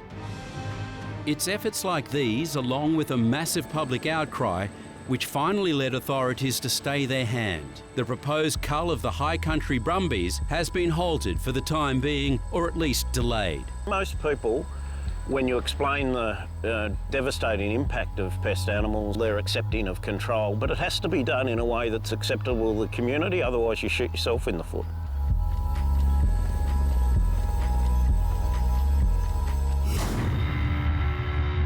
The difference between the locust and the grasshopper is purely behavioural. Though not an introduced species, a locust can eat up to 10 times its body weight in one day and has become a hated enemy of farmers. When food and climatic conditions are favourable, huge swarms of locusts may develop.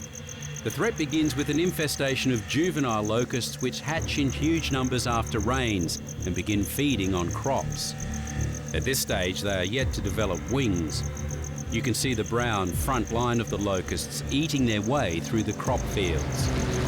Huge efforts are made to destroy them while they're restricted to the ground by the spraying of poisons. Because once they mature and take to the wing, this is the horrifying result. Fronts can be up to 500 kilometres across, with the giant swarms travelling hundreds of kilometres every day. I think there would be billions, possibly trillions of locusts potentially out there. The first recorded swarm was in 1844, with further outbreaks from the 1870s onward. Massive plagues occurred in the 1950s, 1970s, and right through to the 2000s. And those who suffer most are the farmers. We've got them where we always had them, that is, we've got locusts everywhere from Broken Hill across to Narrandera and right down to the Murray. We go to ground at night, they just chew away merrily and clean about 200 acres up for us. I've been here for 30 years and it's the best crop we've had. It's the worst locust threat anyway. When I've had other vermin like emus and kangaroos that do a fair bit of damage, but these will do a lot more. But it's not just the countryside and farmland that gets hit. Towns are often inundated with huge swarms, and the locusts have become a genuine threat to safety on the road. They hit like hailstones on the car, and you've got to clean your windscreen fairly often. Spraying is the regulation way of controlling the locusts, but other more low-tech methods have been devised. Or how about a hand-built insect vacuum? But it will take more than a locust buster to rid Australia of the ever-present menace of the locust. The Great Australian Outback, vast, untouched and teeming with unique wildlife. Well, at least that's the common perception both in Australia and abroad. Beneath this fantasy nirvana, there exists a very different, very alarming Australia. Our wildlife has suffered so badly at our hands, and it's paradoxical. You know, we're looking at one of the least densely populated areas on Earth with the highest mammal extinction rate. In Australia, we've lost around about 20 mammal species alone, which is over half of what the world has lost in modern time. Ecologist Stephen Murphy is all too aware that even in the most far-flung corners of the country, Australia's precious wildlife is disappearing.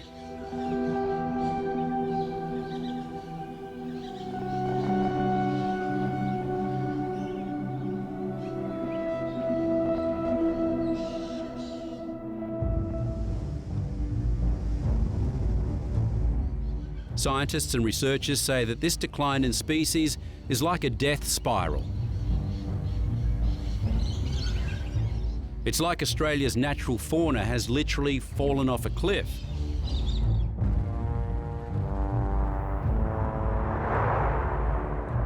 This land that once teemed with native animals is now eerily silent.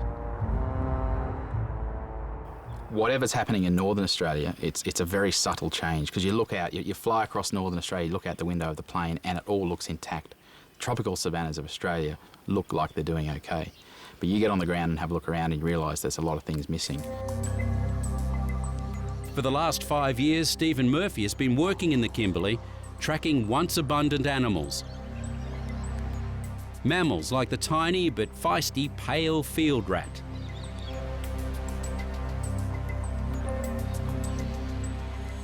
At one time, these little guys would have been a common sight. They've been in the continent evolving to Australian conditions for well over 1 million years. In the last 100 years, they've been annihilated. He might look just like a rat, but he's an Australian rat and he exists nowhere else in the world. They are what makes Australia, Australia. So he might look like a rat, but he's our rat. Our most endangered species may not all be cute and cuddly and certainly not household names. But the fact is, Australia was their only home. And researchers fear which animal might go next. I project back in time, in the 1920s and 30s when there were still some of these mammals living in Central Australia, and I think, only if, we were back there then, knowing what we know now, and we might be able to do something about it. It's like someone dropped a bomb in the middle of Australia and it's still reverberating out to the coastline. It's exactly what it's like. Three major problems in Northern Australia are feral herbivores, so that's things like donkeys and horses, and unmanaged stock. Feral predators, so cats, and uncontrolled fire. And they're interacting in a pretty powerful way to cause these problems. Cats are extremely devastating to our wildlife. I mean, they're right throughout the continent, from the southern tip of Tasmania to the northern tip of Cape York and through the deserts. They're everywhere. And they're live prey specialists, which means they only eat wildlife. They are a major impact on a lot of the species that we're losing. And the big problem with cats is that they're very difficult to manage from a conservation point of view. They're difficult to trap, they're hard to shoot, you can't find them systematically, so you can't go out there and count on shooting them. And they're hard to bait, you can't, because they don't take dead baits. So basically they're holding us to ransom at the moment. When the occasional time where we do come across a cat and shoot it, we gut it.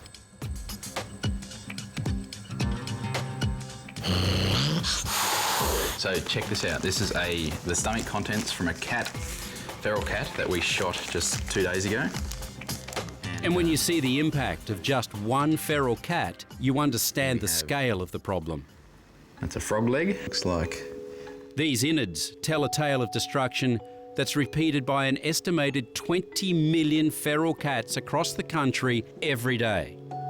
It's a rodent, one of the native rodents.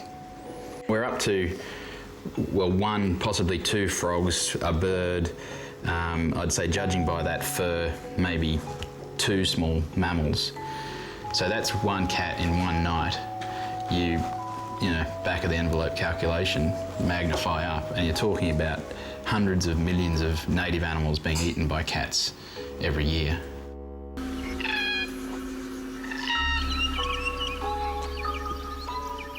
So dire is the problem that the federal government admits it's powerless to save every endangered species. We've got no real effective way of dealing with the feral cat.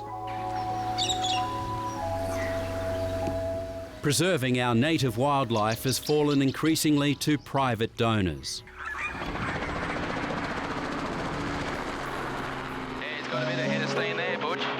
Steve works for one of the biggest, the Australian Wildlife Conservancy. Imagine that, Butch. Imagine being a small mammal trying to live there. You've got no cover left whatsoever. So if there's any cat anywhere within Cooey of this place, it's going to have easy pickings for the next couple of months. The Conservancy buys up large tracts of land and turns them into nature reserves. So far, they own 20 properties, totalling nearly 3 million hectares. Okay. So mist netting is actually a really safe way to catch birds. On the Mornington property in the Kimberley, Steve and his colleagues do painstaking research into some of our most vulnerable animals. Quickly. There we go. Like the Gouldian finch. Juvenile. Pretty serious molt there. Yeah, he's... He would have been.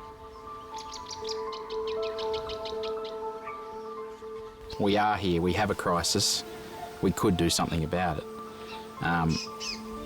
And there's no reason why we can't. Australia's a pretty affluent country.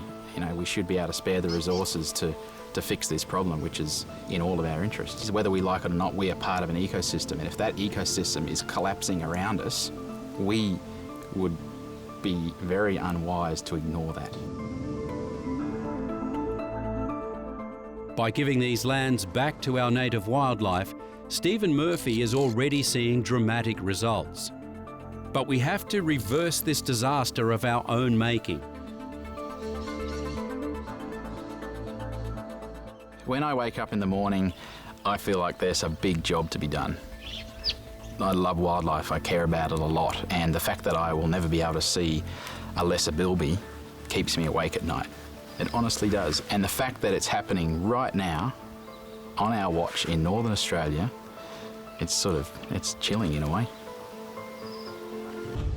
The evidence of a crisis is clear, but is Australia doing enough? Australia is still very much at risk from feral animals. I mean, our wildlife is in the crosshairs for many pest animals. Australia's mammals once occupied vast areas of the continent. Thanks to the spread of feral predators, many now cling to survival on tiny offshore islands. Reintroducing these to mainland reserves will create important insurance populations for our disappearing species. These are not easy things to do. We've come a long way. We've got a much better recognition in the community of the damage that feral animals do, and I think, let's not say it's all hopeless. We've actually achieved quite a lot over the last decade or so. There is much to be done, but realistically, the only solution is controlling foreign predators. Our native animal survival ultimately depends on us winning the war on the feral invaders.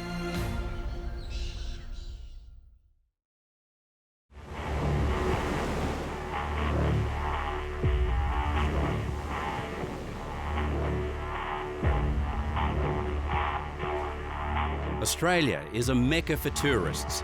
Each year, thousands flock to the beaches, the mountains, and the outback for an up-close and personal brush with nature. Most return to their homeland with a suitcase packed with happy memories, with unforgettable experiences. But beware, reach into a rock pool or wander down a lonely bush track, and very quickly things can go very bad.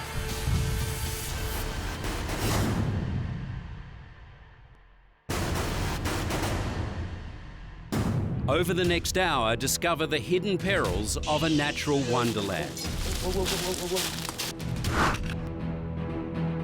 We'll discover the strange and terrifying array of creatures to look out for on land and in the oceans. And what happens to those who fail to heed the warnings.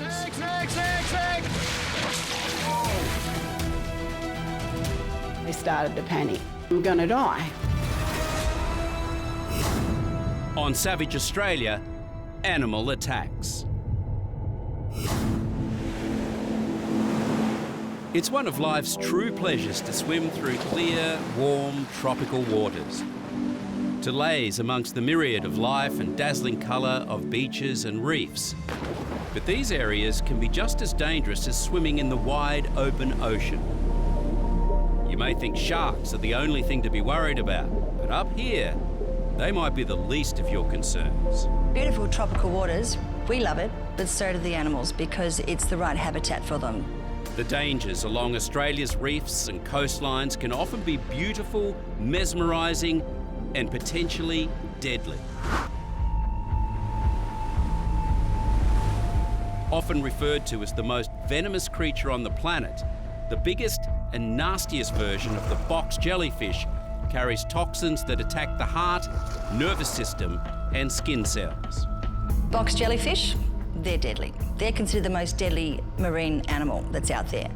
Box jellies, also called sea wasps and marine stingers, live primarily in coastal waters off Northern Territory and North Queensland. By their name, they are box-shaped. They have 4 corners with long tentacles hanging from each corner.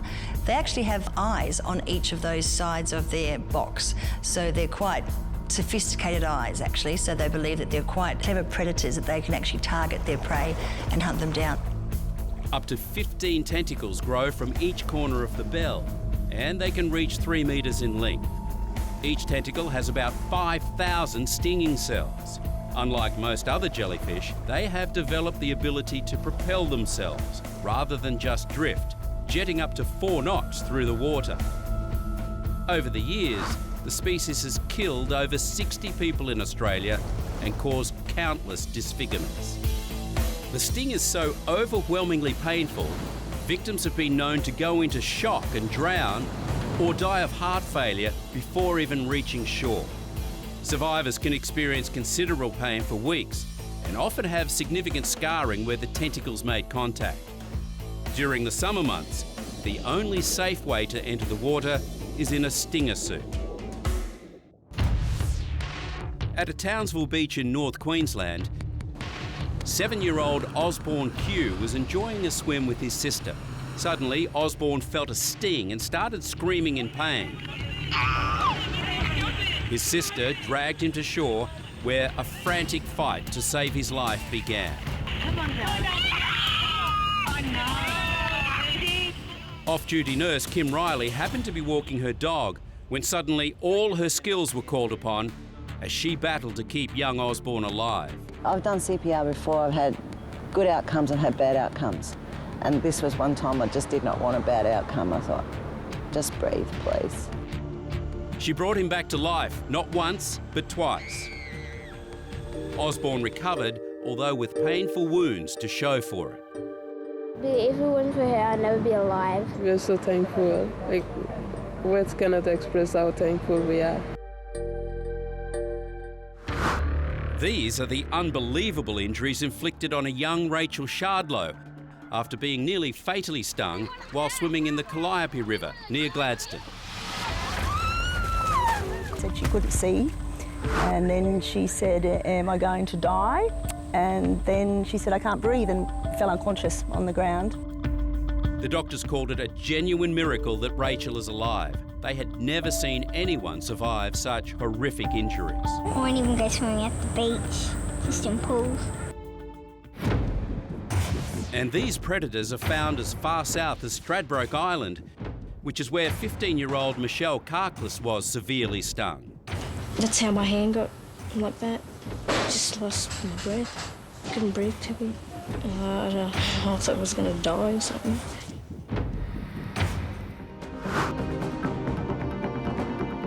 Further north in Mackay, 5-year-old Tennille was paddling in the shadows when a massive box jelly wrapped around her legs. We tipped the vinegar all over. She was screaming hysterically the whole time in, acute pain. Although she recovered within days, there's a good chance the scars will remain with her for life as a stark reminder of her awful encounter. There's another creature that's been inflicting pain on swimmers over the years, and there's millions of them.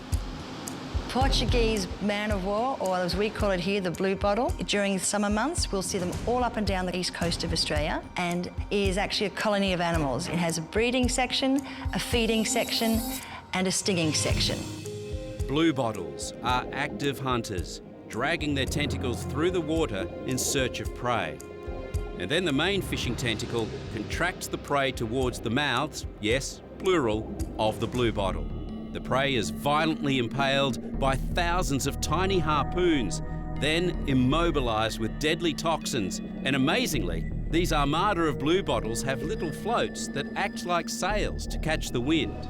They actually have left-handed and right-handed floats.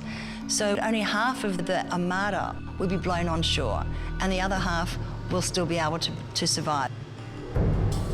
Even on shore, those stingers can still sting, so there's no point going along and popping them with your heel like lots of Australian kids were taught to do in the early 70s. Leave them well alone.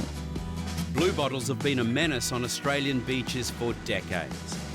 For the second day in a row, bluebottle stingers were washed up on beaches. Most of the people stung were treated at clubhouses, and some had to be taken to hospital. One boy, aged 12, was taken to the Prince of Wales Intensive Care Unit after he had difficulty breathing. Shallow waters, tidal rock pools and coastal reefs have long been a playground for the inquisitive and the adventurous. But they can also be a highly dangerous place, with deadly sea creatures lying permanently in wait. Unlike sharks or crocodiles, the dangers of these marine stingers are not visible to the naked eye. Camouflaged against rock, sand and coral, the stonefish can be easy to miss, the most venomous of all fishes. The danger lies in the base of their dorsal fin, where 13 needle-like spines stick up and secrete potent neurotoxins when threatened. Their highly poisonous venom causes extreme agony within seconds and can last for days. He would have only been about that big, a real little sucker he was. So, yeah. How painful is it? Yeah, it's pretty painful.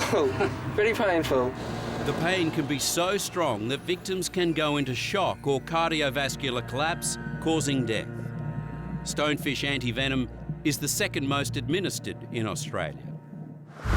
Also in shallow waters around Australia, hundreds of varieties of cone snails sit quietly awaiting their prey. Beneath their attractive shells, the cone snails have a poisonous harpoon-like tooth, which spikes and paralyses their unsuspecting targets.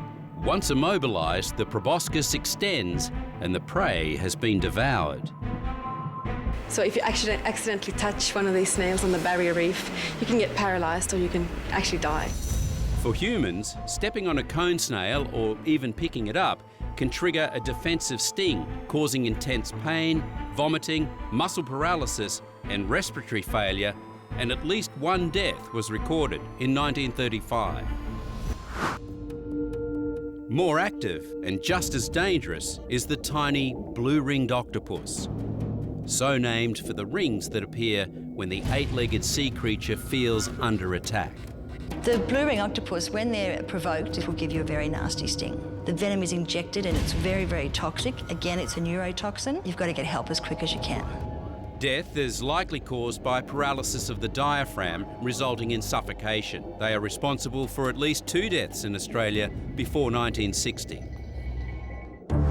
In Darwin, back in 1954, a 21-year-old sailor placed a small blue and yellow octopus on his neck while wading back to shore after spearfishing with a friend.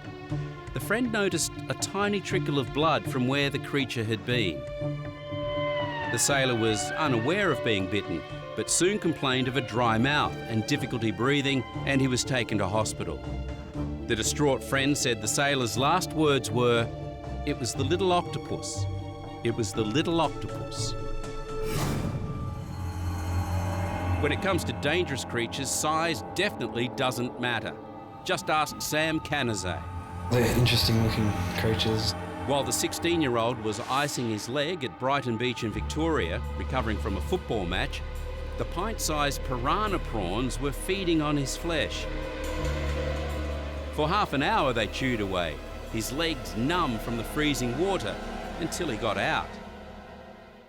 By the time I'd walked across the sand about 20 metres to put my thongs on, I looked down and noticed that I had blood all over my ankles. We just thought, oh, we better clean off this bit of blood, and then realised it wasn't washing away, so made the call immediately that he needed to be in a hospital. Doctors were totally stunned with hundreds of pinpricks appearing on his ankles and no idea what caused them. Confirmation that the culprits were flesh-eating sea fleas only came after Sam's father decided to investigate by scooping out some seawater and adding a piece of meat. Results were immediate. Marine biologists say they are arthropods, scavengers of the sea, similar to leeches. These bugs are pretty small. There were just obviously thousands on Sam's legs in order to do the damage that they did. They've been known to bite people before, but I've never seen anything like what happened to this boy. I certainly won't be going icing my legs again anytime soon. But some stingers can kill in the most unexpected ways and with the most unexpected victims. Closely related to the shark, there are 60 species of stingrays spread throughout tropical and subtropical waters. They love it in the shallows and spend much of their time half buried in the sand, which make them practically invisible to humans. Lacerations to the feet and lower legs are the predominant injuries. Stingrays are a fairly docile creature unless they're feeling threatened by you. Several species have a very strong barb in their tail with venom in it, which can often result in a lot of pain. This only adds to the surreal nature of the death of one of Australia's best-known and loved wildlife experts, a man very much at home with the most dangerous of animals. It was the last thing anyone expected when on the 4th of September 2006, Steve Irwin and his crew set out from Port Douglas, bound for Bat Reef near the Low Isles, to shoot some footage for his daughter Bindi's TV show on dangerous marine animals. If ever he was going to go, we always said it was going to be the ocean. On land he was quick thinking, quick moving, and the ocean puts another element in there that you have no control over. Steve was on board Croc 1, heading for the reefs, the creatures and his fate. Paul Henley, a local architect, took this last photo. Basically the whole office went to the back deck and gave him a wave, and I'm just amazed that I was able to capture that. Perhaps one of the last shots taken of Steve. Steve and his cameraman had got some great footage of a massive stingray. They went down for one last shot. Basically he came around over the top of it, the camera was ahead of it, of the ray, and Steve came in over the top, and that's when it happened. Then, without warning, the creature attacked. It started stabbing wildly with its tail. Hundreds of strikes within a few seconds. It all happened so quickly, no one immediately realised something had gone badly wrong. The huge barb hadn't just stung him, it had ripped a gaping hole in Steve's heart. It's just like a knife wound, end of the heart, but then on top of that, there would be a significant amount of the cardiac toxin. Steve was brought to shore by boat. A rescue helicopter was dispatched, but he died in the hands of the paramedics. All the animals that Steve Irwin is known to wrestle and wrangle and carry on with, to go by a stingray is just almost ridiculous. To man, it is the most sinister, the epitome of evil. But anyone attempting to argue a case for their preservation runs up against one of our most instinctive fears. Australia is famous for its deadly snakes. Approximately 20 of them are the most venomous snakes in the world. So we're doing really well on an international level. 550 people are admitted to hospital annually with snake bites, resulting in approximately 1 to 2 deaths per year. You would expect that most snake bites would happen out in the bush. Actually, a lot of snake bites from venomous snakes happen inside the home. Like this red-belly black snake found in a wardrobe, or these carpet pythons discovered mating in a city roof. And about 70% of people who've been bitten were actually trying to handle the snakes or kill the snake at the time. Oh, hey fella. Watch out. These Brisbane snake wranglers are kept busy as the temperatures soar. A juvenile red-belly black snake was found next to a busy bike path. And we got a result. We've done a lot out of the CBD here, but yeah, not many people know they are here. In just one day, this team bagged 9 deadly eastern brown snakes and 4 red-belly black snakes. It's okay, darling. Settle down. Right near major playgrounds and tourist spots in the CBD. Fast-moving, aggressive and known for their bad temper, eastern brown snakes, together with other browns, are responsible for more deaths every year in Australia than any other group of snakes. The brown snake is the second most venomous snake in the world. They thrive in populated areas. This 1-metre eastern brown male was caught in a suburban garden net that wildlife surfacers carefully extracted. And weirdly, there are even beach-loving browns. One bite's enough to kill 7 men.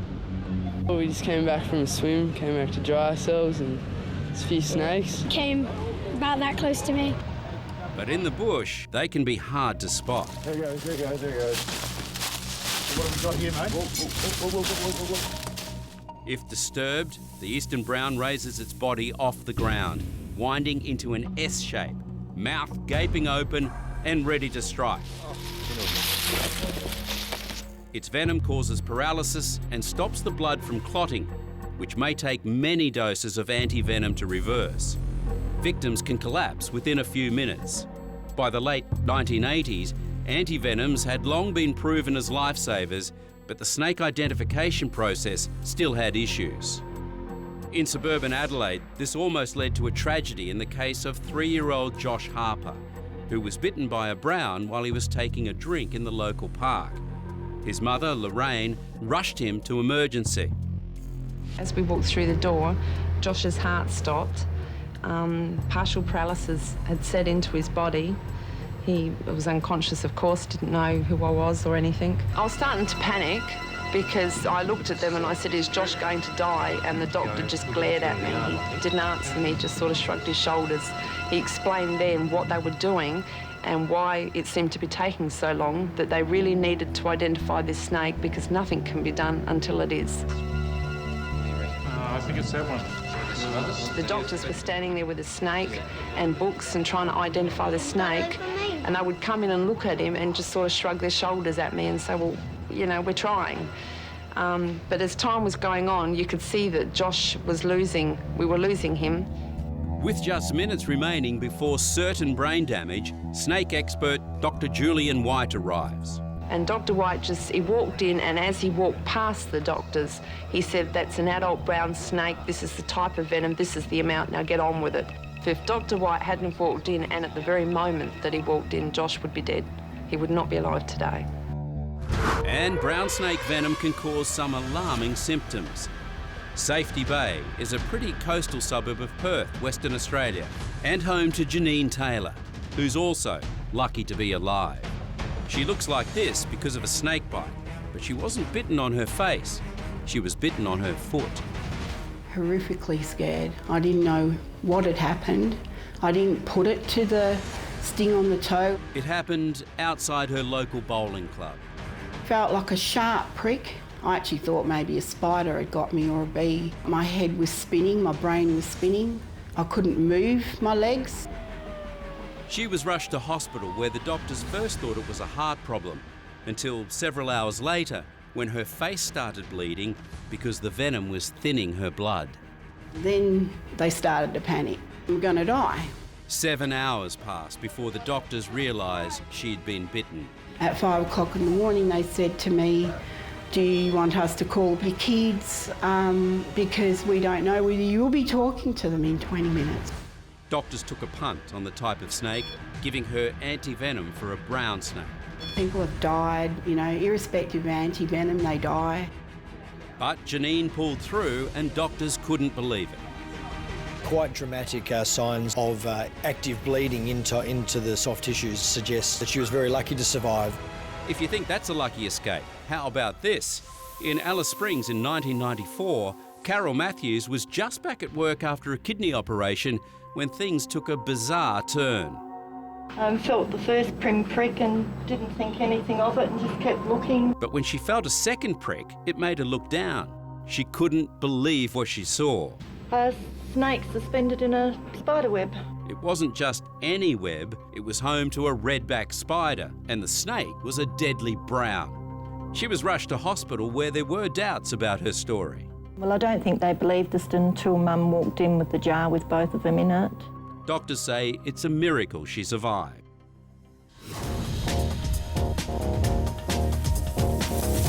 The red-bellied black snake is somewhat less venomous than many other Australian snakes. Its bite is certainly no picnic. It can still knock you off your feet. If you are bitten by a red-bellied black snake, it is very serious. You will need hospitalisation, you will need the antivenom, and they are very dangerous. This is Marie Enza meeting a black snake for the second time in a fortnight. She was nearly killed by one at her Sydney home, and it left a painful souvenir. It literally felt like barbed wire being pushed into your body, and you're trying to walk against it. It was pulling you back. A far more serious snake is the aptly named death adder. Unlike other snakes that flee from approaching humans crashing through the undergrowth, common death adders are more likely to sit tight and risk being stepped on, making them more dangerous to the unwary bushwalker. The venom contains a type of neurotoxin which causes loss of motor and sensory function, including respiration, resulting in paralysis and death. In Cairns 2012, Alicia stepped out into the backyard and was attacked by a death adder. I screamed. She screamed, you know, in pain, obviously, and I came running out. So I was very scared. Quick-thinking mum applied pressure bandages so well, Alicia didn't suffer any symptoms until the doctors took them off. Within a couple of hours, she started showing classic symptoms of a snake bite. That's when they did the venom kit test. After a good dose of anti-venom, Alicia pulled through, having stared death right in the face. Yeah, be careful. In 2001, 7-year-old Anthony DeLuca was attacked by a death adder in his home on Magnetic Island. Luckily, his quick-thinking grandmother, June, was there to save the day. By the expression on his face, I thought, well, he has been bitten by a snake. I raced inside and saw the death adder. So I grabbed his foot, sucked as fast as I could. I knew it was wrong, but it was instinct, and I did it I wanted to save him. Grandma quickly wrapped a tourniquet, and he was airlifted to hospital when the venom took full effect. He was on to his 4th dose of the anti-venom. He still couldn't swallow. He could see me, but there were 2 of me. His arms were still flying around in the air. He couldn't move other than involuntary reactions. With that last dose of anti-venom, he's just miraculously recovered.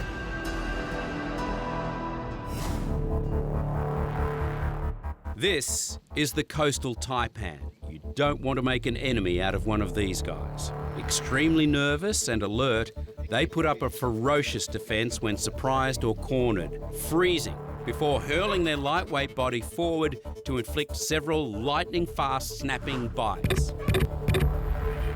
The taipan is one of Australia's unique species of wildlife, and certainly its most deadly.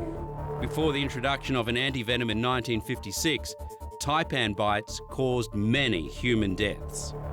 A snake of this size to kill something like 23,500 laboratory mice. It's one of the most potent venoms in the world. The venom affects the nervous system and the blood with nausea, convulsions, internal bleeding, destruction of the muscles and kidney damage. In severe cases, death can occur in just 30 minutes. The coastal taipan has up to 1 centimetre long fangs. They can grow to 9 foot long, and they have the 3rd most powerful toxin. And they're a fairly serious snake when it comes to defending themselves. So they're pretty deadly, yeah. Meet Eli Campbell, the toddler who in September 2016 had Australia holding its breath. When Eli was collecting eggs in the family chicken coop in Queensland's Agnes Water, he was attacked by a coastal taipan, the 3rd most deadly snake in the world. The 2-year-old was bitten 3 times, which for a boy his size should have been fatal. Within seconds I hear, ow, ow, ow. I could see the snake. It was, you know, probably pushing 2 meters long. Knew right away this is very serious.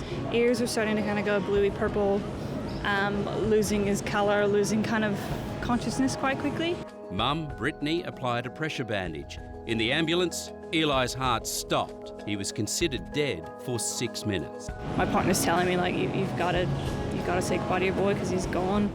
But after a week in a coma, little by little, Eli recovered, much to the delight of his parents and the entire country, with almost $100,000 donated to help with his recovery.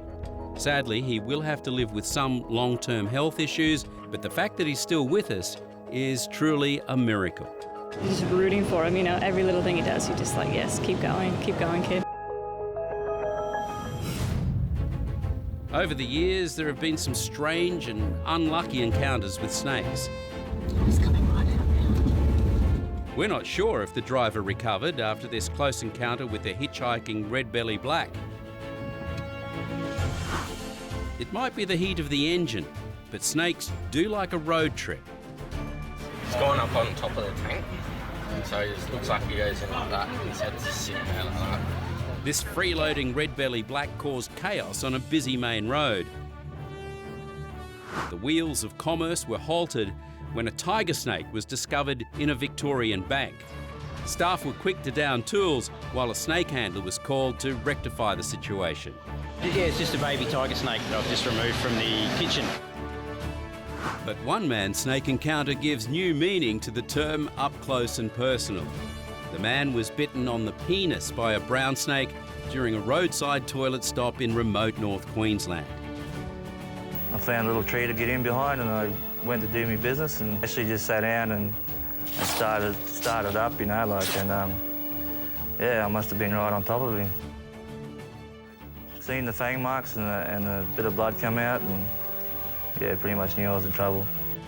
It actually started to give me a bit of a burning sensation, so I shoved the cold rum can down there just to try and cool it down. And after such a traumatic episode, did he and his member recover? Yeah, it's all good, mate. Yeah, it's been tested, so she'll be right.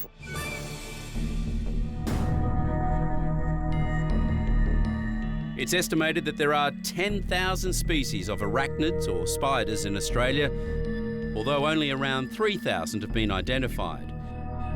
Incredibly, considering their reputation, less than 50 are harmful to humans, but we wouldn't recommend getting this familiar, as the dangerous ones are very, very dangerous. Sydney, Australia. A city of over 5 million people. This suburban sprawl grows every year into bush and grasslands, pushing wildlife much closer to home. Found in all regions of Australia, the iconic redback spider has a bad reputation, with thousands of bites recorded every year. Although nobody has died since 1956, when a redback antivenom became widely available. The Sydney funnel web is the deadliest arachnid in Australia. It is the most dangerous spider you can find.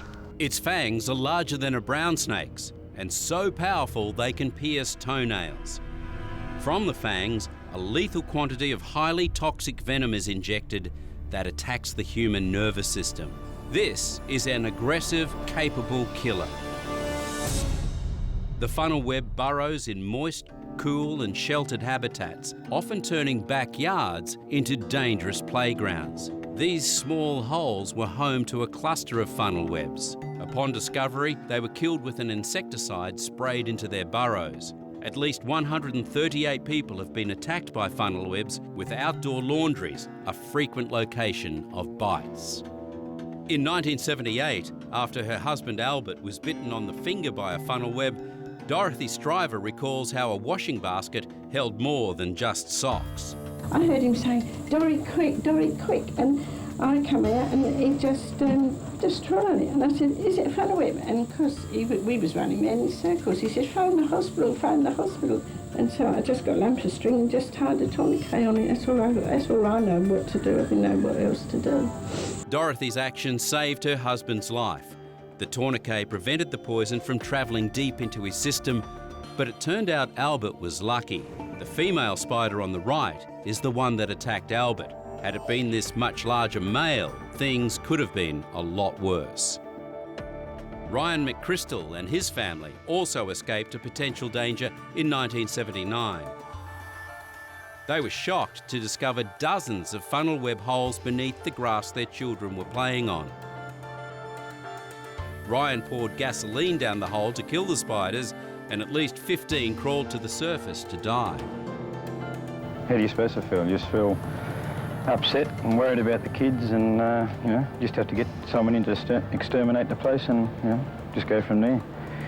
The wife's not too happy. The kids won't be playing out here for a while, that's for sure.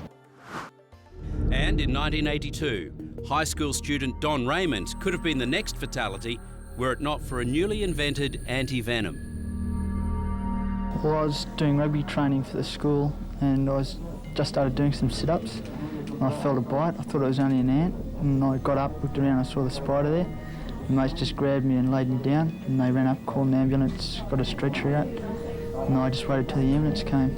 At the time, the antivenom cost $16,000 per dose. The cost has since been reduced, but no value can be put on its life-saving capabilities.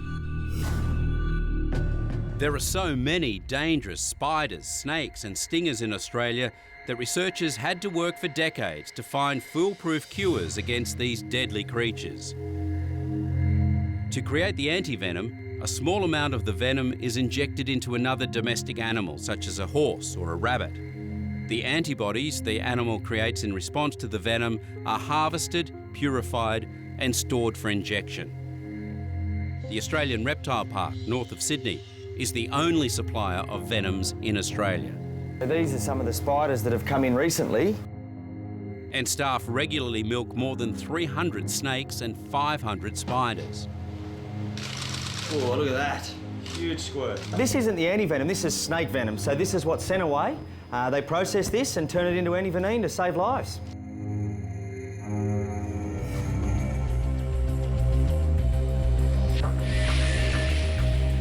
Australia is famous for its deadly creatures in the ocean and on the land.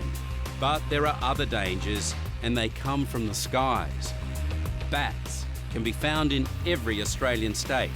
In many cities and towns, tens of thousands fill the night skies as the massive colonies search for food at dusk. But some bats and flying foxes now carry the deadly Lyssa virus, Australia's rabies. So far, the virus has killed 3 Australians, and every case has occurred in tropical Queensland. This peaceful resort of Long Island is nestled amid the pristine beauty of Queensland's Whitsundays, a paradise for tourists, and for 8-year-old Lincoln Flynn, it was an idyllic childhood playground. He was an image of health with this beautiful tanned body and these blonde locks and big blue eyes. He just looked amazing. In 2010, Lincoln's mum Michelle took over as Long Island Resort's general manager. Stepdad Colin became maintenance supervisor. He was a mad fisherman. He would swim, he would paddle on the paddle boards, anything really outside. He wasn't a typical modern city type kid, I guess, who spends too much time in front of the TV and the Xbox and the PlayStation. He was actually out there doing it, and he loved his life. He really did. These loving parents thought they knew all the potential dangers that could harm their 3 children. Certainly snakes and spiders. Marine stingers, perhaps. Yeah, the irrigangi, but a bat, never knew that there was even such a thing as Lyssa virus. Australian bat Lyssa virus is a modern name for an ancient disease. And as with other types of rabies, it spreads the same way. Through a bite or scratch. Its victims turn violent and froth at the mouth. And when the Lyssa virus struck Lincoln Flynn on Australia Day in 2013, he displayed another classic rabies symptom. And he said to me Friday night he had a temperature, and when I gave him some water and Panadol, he thought I was trying to burn him and scald his throat. Overnight, Lincoln developed seizures. He was admitted to hospital the next morning, but doctors were baffled. A barrage of tests failed to find any answers. He just really wanted out at that point. And that's when he knelt up on the bed and ripped out the IV lines. And, obviously nurses and doctors come running. And he literally threw them off like they were teeny-weeny people. It wasn't Lincoln, it was the Lyssa virus. The virus can lay dormant in the body for years before becoming active. Once it does, it's unstoppable. It creeps from nerve cell to nerve cell towards the brain. There it begins to replicate, causing irreparable damage and driving its host to seek out and attack new victims. It then makes its way to the saliva glands to await transfer to the next host.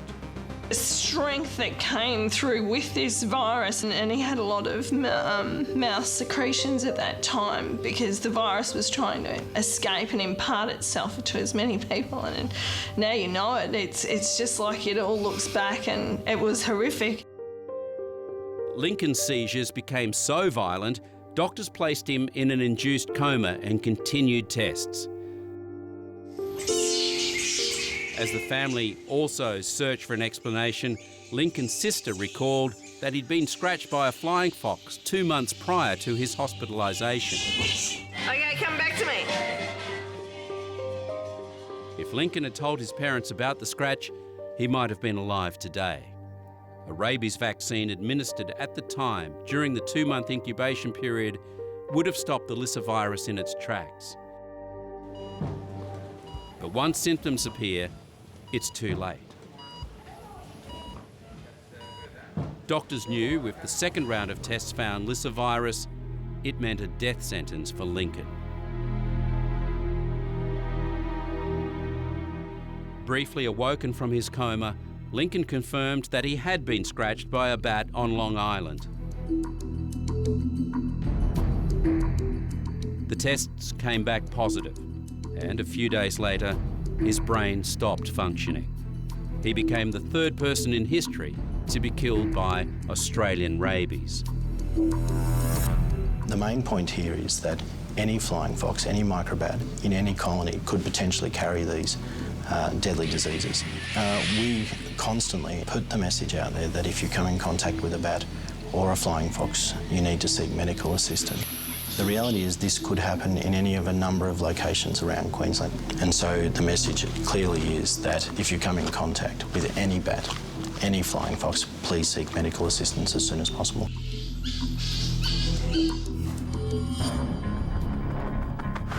Right across Australia, it pays to look out for attacks from the air. A survey has revealed that 90% of Australian men and 75% of women have been attacked by magpies. This amazing native bird is highly intelligent with very complex social behaviour. And for a few weeks of the year, while the chicks are nesting, the males can turn very nasty indeed. Magpies are extremely territorial, and it's all about being good parents.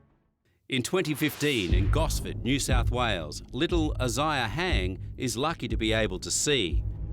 At 10 months old, he underwent surgery to save his eye after he was attacked by a magpie at a park near his home. It never crossed my mind that a magpie would peck my baby in the eye and he could possibly lose his eye.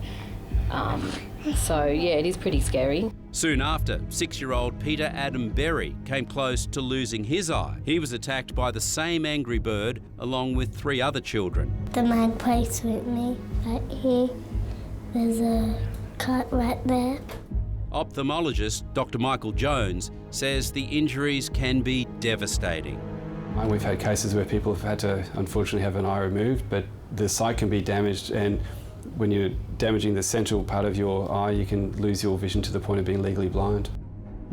4-year-old Seth McGuinness was tragically one of those cases. He was attacked and left blind in one eye.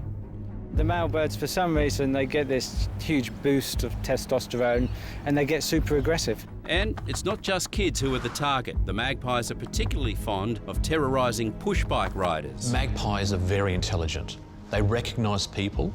If they swoop on you, you could go home and change clothes, and they still will remember you and still swoop on you again. The aerial ambush on cyclist James Musgrave happens every morning. A couple of people have said, he should be shot, but I'm on Maggie's side. But there is no one that ruffles the bird's feathers more than the magpie's prime target, the postie. I saw in the corner of my eye this little black dot, looked like a little meteoroid. Just wings back. It was just like doing this massive dive bomb. For years, Australian post workers have been attacked from the skies by these territorial troublemakers. But now the posties are hitting back with a battle plan. If they're going to hit you, they'll hit the helmet at the back, keep your bike under control. So we just need you to be careful and vigilant out there. Posties are being briefed on defensive techniques before donning their armoury and rolling out. The defence methods against the Maggie are many and varied, including eyes in the back of the head and scary masks. But do they work? From my experience, no. Australia's most deadly insect is found right across the country, from the Outback to the densely populated cities. On the Sydney railway line, a swarm of bees began building their nests on the tracks. As rush hour approached, passengers were guided away from the active bees, disturbed by passing trains. Bee experts tried smoking the bees to calm them, but they simply moved onto the next platform. It is this instinctive capacity to move as one that makes bees so dangerous. The sting of one bee, if disturbed or swatted, injects venom into the victim and also releases alarm pheromones that signal the hive to attack. Of the whole list of animals that are dangerous to Australians, the 2 top animals that kill people are horses and bees. Everybody's surprised by this. The bees in particular sting people, we know this, and people die from anaphylactic shock. It's the toxins in their venom that stop the heart beating and people die from that situation. The sting of the honeybee can cause anaphylaxis in roughly 3% of the population, with at least 25 deaths recorded in Australia since the year 2000, and on average is responsible for 2 deaths every year. Essential to Australia's farming and agriculture industries, the introduced European honeybee are known to aggressively defend their nests. It was a lucky escape for 1-year-old Nathalia Saver. She was stung more than 200 times by bees kept in a hobby hive at her Sydney home. Nathalia's mother died in the attack after shielding her daughter from the swarm and suffering a severe allergic reaction.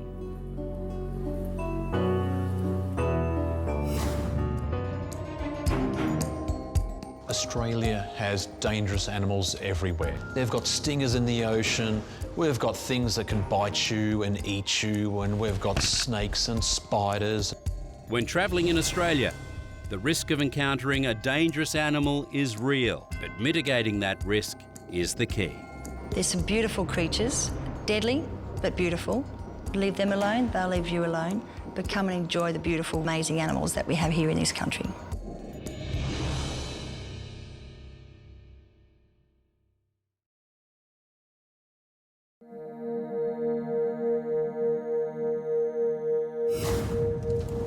Australia is no stranger to wildfire.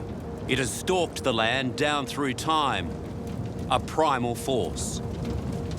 But man has increasingly populated areas in fire paths and is only now learning we are no match for the ferocity of an Australian firestorm.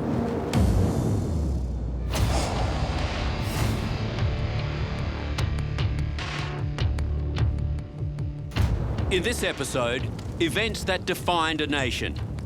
Stories of survival. There's my house, it's still standing. And tragedy. Races with death. Gun it. And unwinnable battles. Trapped and face to face with a monster. The victims. The heroes. And the unstoppable power of nature.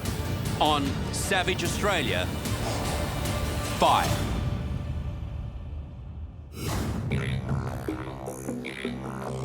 Indigenous Australians were masters of control burning and fire management. The Indigenous people of this great land use fire in so many ways, whether it was for clearing, whether it was for revegetation to help them with hunting and access to food. There is much that we can learn from the traditional owners of the land and how they use fire. During the 18th and 19th century, European settlers' inability to cope with alien and extreme environments led to unprecedented devastation. Since those early days, the biggest fires have burnt themselves into Australian history. These fires were named after the day of the week they occurred: Black Thursday, Red Tuesday, and the one that changed Australia's attitude towards fire forever, Black Friday. The Gippsland forests of Victoria are swept with smoke and raging flame. Some of the worst bushfires that Australia has ever experienced. Fires that bring destruction and even death. In these amazingly dramatic pictures, we show you a holiday camp surrounded by fire. On Friday, the 14th of January 1939, the temperature reached 45.6 degrees Celsius in Melbourne.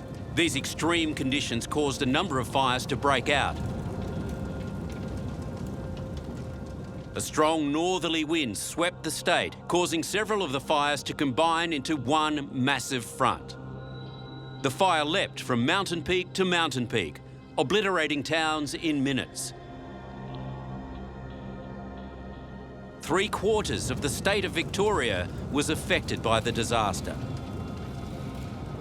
1939, particularly for Victorians and probably for South East Australians, was the pivotal moment for us in fire history. It was the time that white settlers said, hey, we get significant fires in the landscape. And you need to understand, it wiped out large towns. It wiped out communities. It took 71 people's lives. It was the fire that changed everything and marked the beginning of the modernisation of firefighting in Australia.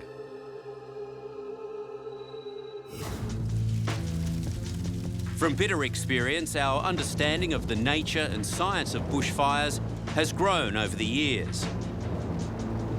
When a bushfire reaches a certain size, its behaviour begins to change, becoming dangerously powerful. When you've got a large bushfire occurring, the air's being all drawn in, we see these convective columns being formed out of large-scale bushfires, which become very volatile. As wind pushes the fire front forward, it gains speed and intensity, consuming the fuel in its path. A huge convection column rises high into the atmosphere above the inferno. You're talking about an extraordinary force of combustion and energy coming together, and once it starts, it continues to self-generate and build itself.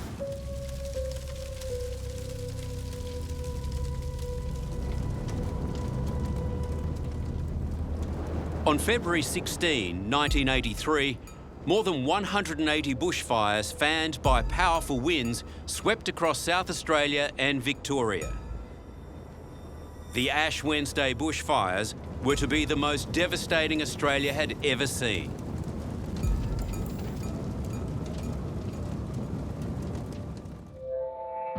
Prior to that fateful February day, it had been the worst of summers, with more than 10 months of severe drought.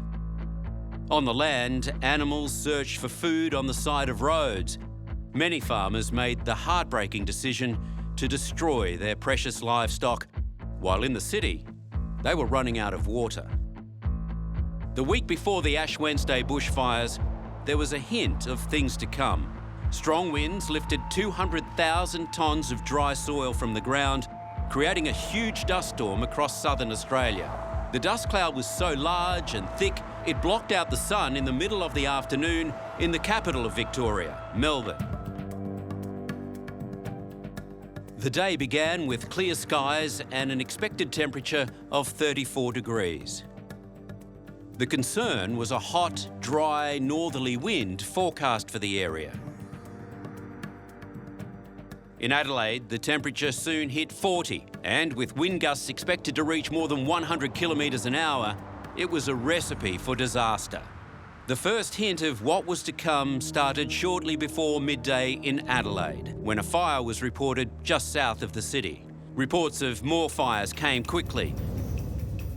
From the north in the Adelaide Hills, farming country in the southeast, and on the other side of the mountains. In just 2 hours, major fires were burning on 6 fronts, and the strong winds kept the fires coming. Something like 120 houses at risk up here. I don't know how many have gone. We are in deep trouble.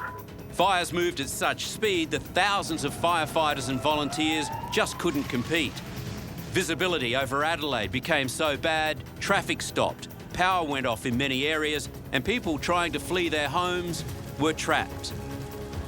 Adelaide radio journalist Murray Nicol put his life on the line that day, working as a volunteer firefighter. He reported on the ferocity of the firestorm. At the moment, I'm watching my house burn down. I'm sitting out on the road in front of my own house where I've lived for 13 or 14 years. It's going down in front of me. The roof is falling in. It's in flames, and there's nothing I can do about it. Absolutely nothing.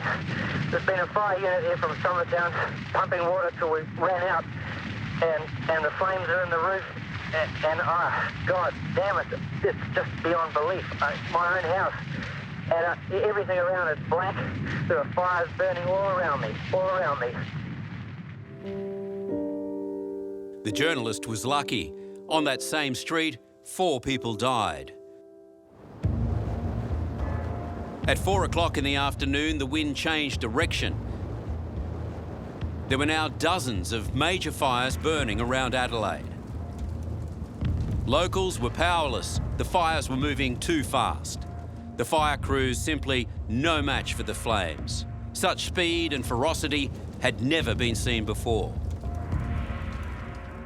Meanwhile, in Victoria, it was early afternoon when the first fires broke out.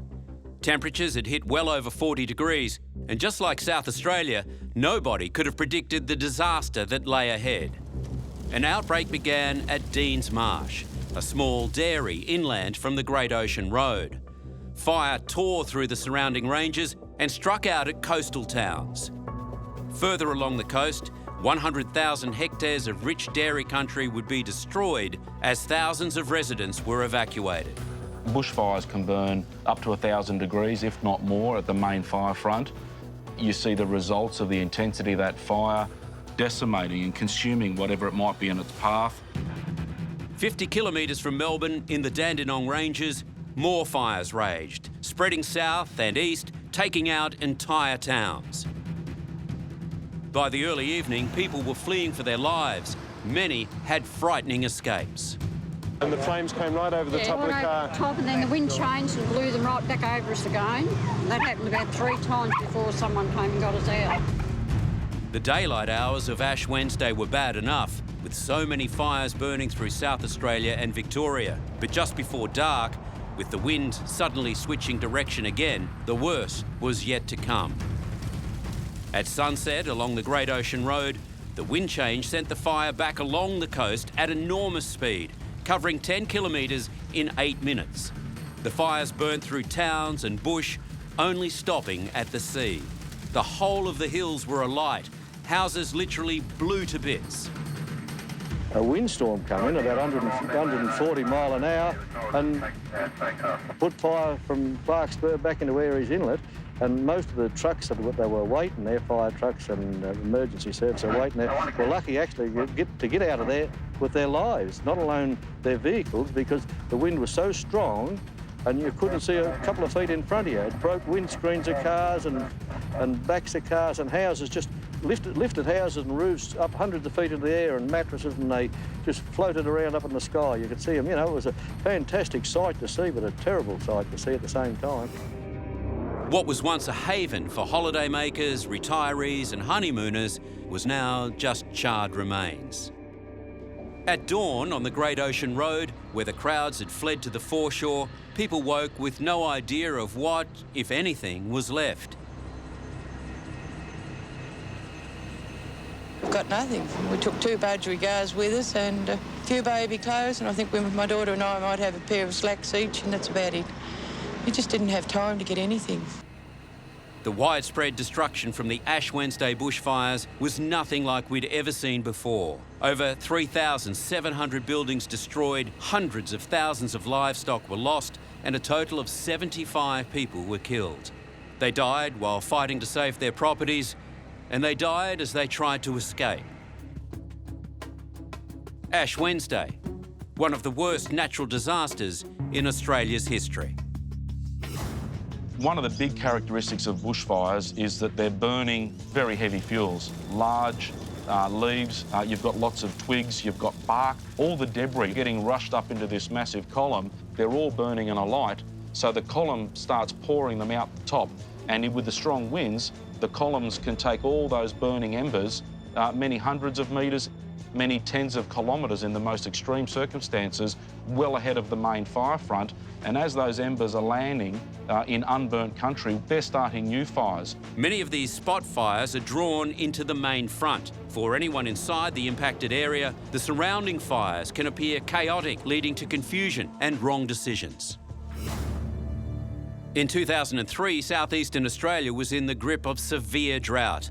Among the worst affected areas was the Australian Capital Territory, home to Canberra. In January, several small fires were burning around the edges of the ACT. A series of dry lightning strikes swept over the vast expanse of the Namadgi National Park and Brindabella Mountains. Fire crews were dispatched into some of the most remote sections of the bush, but the eucalypt forests had been decimated by years of drought, making the fires difficult to contain. The smoke close around, you could only see 100 metres or so. It was pretty eerie and rather worrying, and you felt very much alone. For more than a week, a fleet of choppers kept the flames at bay.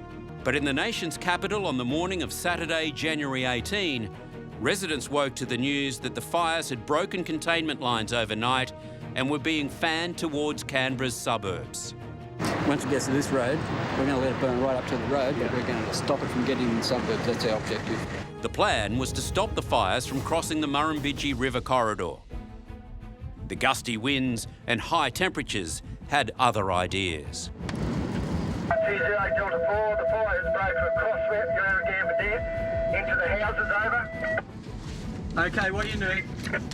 What started out as a few discreetly burning fires was now one enormous blaze.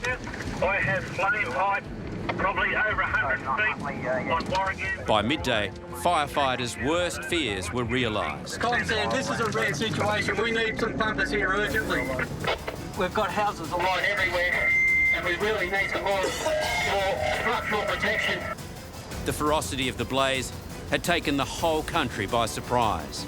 Good afternoon. Welcome to a special bulletin updating the fire crisis in the Australian Capital Territory. And the situation in Canberra is far worse than anyone could possibly have imagined. As the crisis worsened, there was no sign of authorities gaining control. Sam, we've lost total visibility. Whoa. Terrified residents were caught out and fighting to stay alive. We have lost. Get in, mate. Quick, Steve. When they left over. Good luck, boys. And firefighters battled to keep it together in the confusion. His mission's blowing up. We're trying to pick some water up. Put this house up here. She's going. Is Burnsy here with you? No, he's not, mate. Sam, we've got 2 firefighters on the count for it. The firefighters were eventually found, but the confusion continued. Burning pine forests surrounded the southwest suburb of Duffy, where the first houses were lost. Firefighters were dispatched to the suburban fringe, but were quickly forced to retreat. Almost simultaneously, Rivette, Holder, Everett and Canberra were alight with residents fleeing for their lives. Come on, jump in the fire truck and we'll take you up there. It's much safer, okay? Yeah, right. There's nothing you can do here, okay? Our animals, we've got animals. I know, just come, it's just not safe here, okay? Thousands of residents took shelter at emergency evacuation centres as fires ravaged their homes. A cool wind change brought an end to the fire emergency, but it was too late. The damage was done.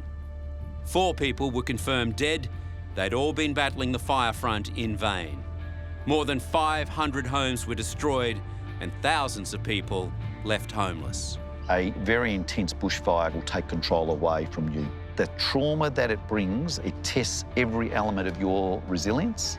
You think you've got a plan, you've got everything sorted out, and next minute smoke is billowing over you, you can't see. Fire will take over your environment. What comes with that? It challenges our senses, our ability to cope, our mental health, our physical health. It has huge impacts. Victoria was in the midst of an intense heat wave and had gone 2 months without rain. On Saturday, February 2nd, 2009, the sun rose over a parched land. The temperature quickly climbed into the 40s and the winds blew hot and strong. Mid-morning in the Melbourne CBD, and senior firefighters are concerned. They were studying the Fire Danger Index, which measures temperature, wind speed, humidity and fuel load. I can remember the day of Black Saturday when the Bureau of Meteorology gave us the forecasted figures, and we looked at them and these can't be right. These are literally off the scale. And at that point, we've gone, we're in trouble. An hour's drive north of Melbourne lies the town of Kilmore. At 11:47, 60-kilometre-an-hour winds tore down power lines, a fire was ignited and the catastrophe had begun. By the time firefighters reached it, the fire was uncontrollable and racing towards the 4-lane Hume Highway, jumping it like it wasn't there. Outrunning the fire trucks and with warning systems already stretched, it began taking out houses in its path. One of the first towns to be hit was Clonbinane, home to the Scicluna family. There's fire down there, Dad. I arrived home, probably about 10 minutes before the fire hit. My family was already putting things in place. Sprinklers were on around the house. They were getting all things prepared. We've got fire down there, down the back. Do we? Yeah.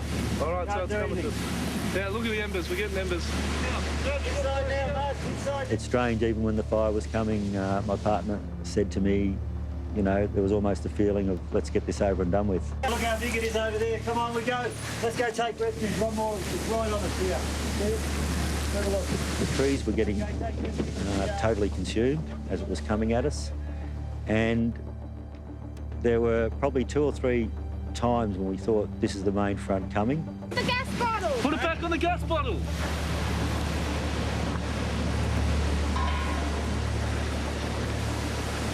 All right, in now, Dad. Come on, it's In. Go, let's go. We realised that we were getting a wave of fire, and then we'd go outside and do some more preparation work. And then I think about the 3rd wave of fire, we realised that this was the one that really had the sting in it. Don't go out anymore, Dad, because this is getting hot. The door is. No, we're surrounded now, Dad. All right, this is too hot. This is too hot. Out of here now, Deke. All right, windows closed. Put the blinds down. We were hoping that the window would hold. The sprinkler system would put enough water down to create enough water vapour, I guess, to take the sting out of the fire. Deep down, when I saw the front coming, there was a real concern on my part as to whether we'd made the right decision to some point to stay and defend. But there was no other option either. You know, there was no leaving at that point. Yeah.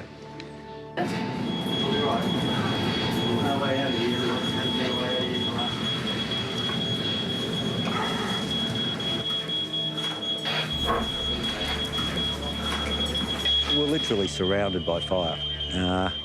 Every window we looked out at, there was just fire everywhere. The ember attack was enormous. What? Close the door! All right, someone go upstairs. I'm right to go out and have a look, all right? No, not yet. Not while the show's working, mate. No, I'm not going to check. Nah, not on this side yet, Dad. It's still burning very fierce. You got what? It's still... What's that? It's still very fierce on this side. It is, Tony. Don't go out there yet. In the end, they got through, but the fire continued to burn up into Mount Disappointment as the winds built, sweeping it southeast towards the tiny town of Strathewen on the other side of the range. At 3:37 p.m. in Melbourne City, the temperature reached 46.4 degrees. It's now the hottest place on Earth. More fires blazed into life, and by mid-afternoon, 10 out-of-control fires were burning. The catastrophe was growing. Emergency services were hopelessly swamped as call after call came in. Firefighters in many cases could only sit and watch and try to save themselves. Do not move. It's too dangerous to move out onto the road at the moment. Just stay in survival mode. Stay in survival mode? That's an understatement. The sprinkler system on top of the truck saved their lives. There it comes. Oh, Jesus, look at it. Hey? Yeah, we're copping the full brunt of it at the moment. We'll be right. Hundreds of fires were now interacting, the firestorm throwing embers up to 35 kilometres ahead of itself and spotting into new fires. No one had ever seen anything like it. This is literally unprecedented. It is outside what we'd experienced, it's outside what we'd been taught. It was something completely unique and different. At 3:45, the fire reached the ridge above Strathewen.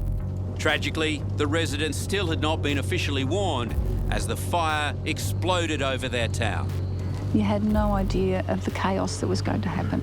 Absolutely none, because it just hit Strathewen in an absolute firestorm.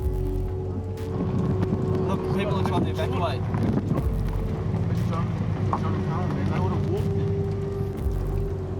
By the time the crews reached the town of Strathewen, it was way too late. 22 lost their lives. Refugees of Strathewen head for the presumed safety of Kinglake, but they are heading into a maelstrom. Confusion and panic ruled the roads as people, in desperation, attempted driving to safety. But fires were everywhere, and there was nowhere to run. With visibility at near zero, there were inevitable deadly pile-ups and accidents. Some just drove off the road, leaving the occupants at the mercy of the flames.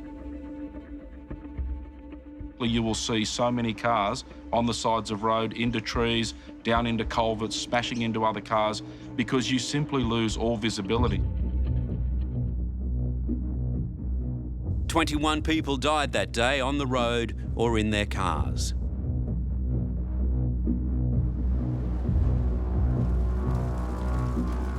By early evening, 400 fires are raging and 50 lives have been lost.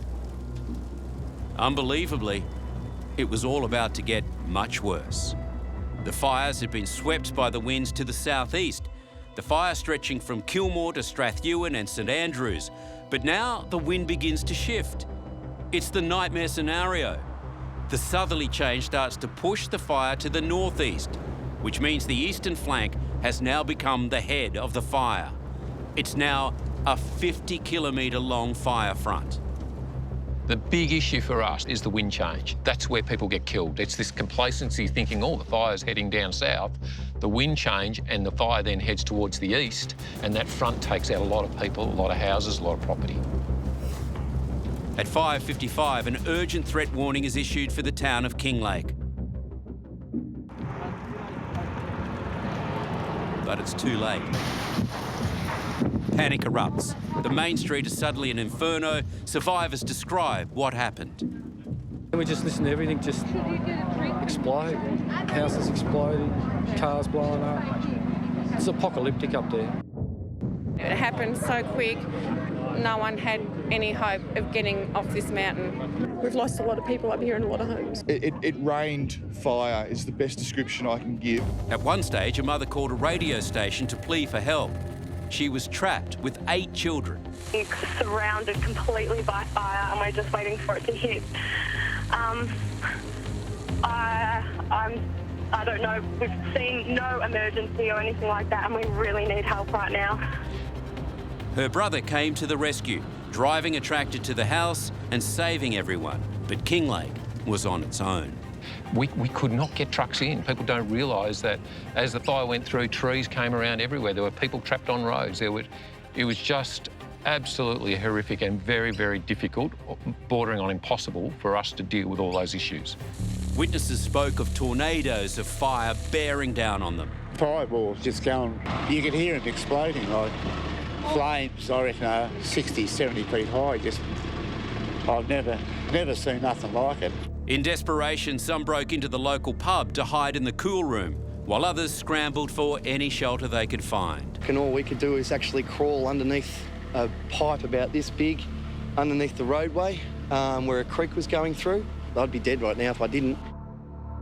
For Brian Burke and Kylie McGill, it was a living nightmare, and Brian somehow captured it on this amazing video. 6 o'clock, it's supposed to be light. This is the sky. It's really, really smoky. I don't know if you can hear that noise. I'll be quiet, but it sounds like a thunder. Brian and Kylie were at home when the fire came out of nowhere. I've never heard a sound like that before in my life, and it's pretty scary.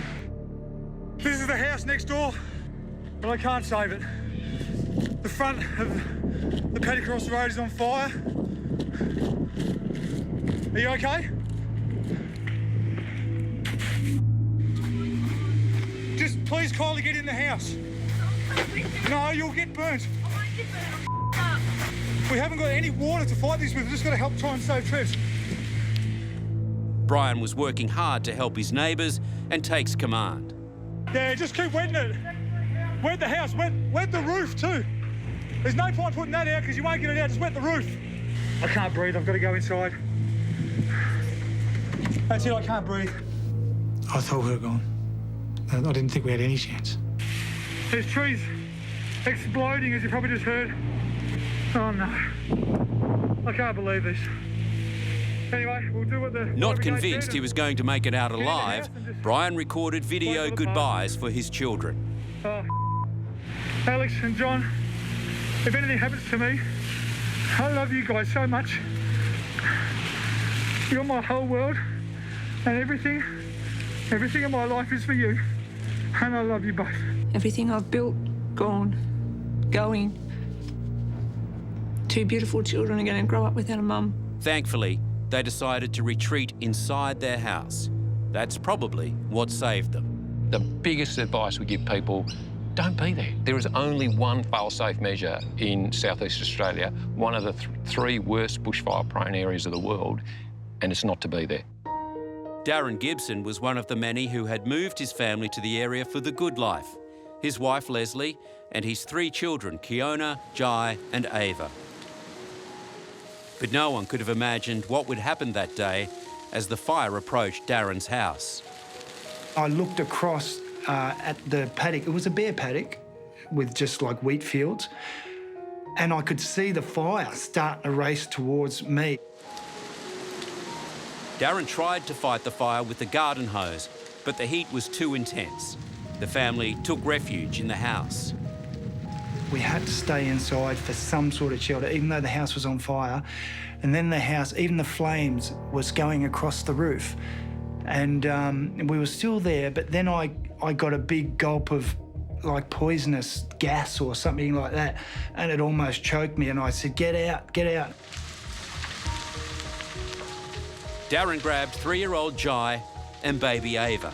His wife Leslie took 4-year-old Kiona. But once outside, the flames seared their skin. And then Leslie was screaming, "It's burning, it's burning." So then I said, "Leslie, we've got to go down the mountain."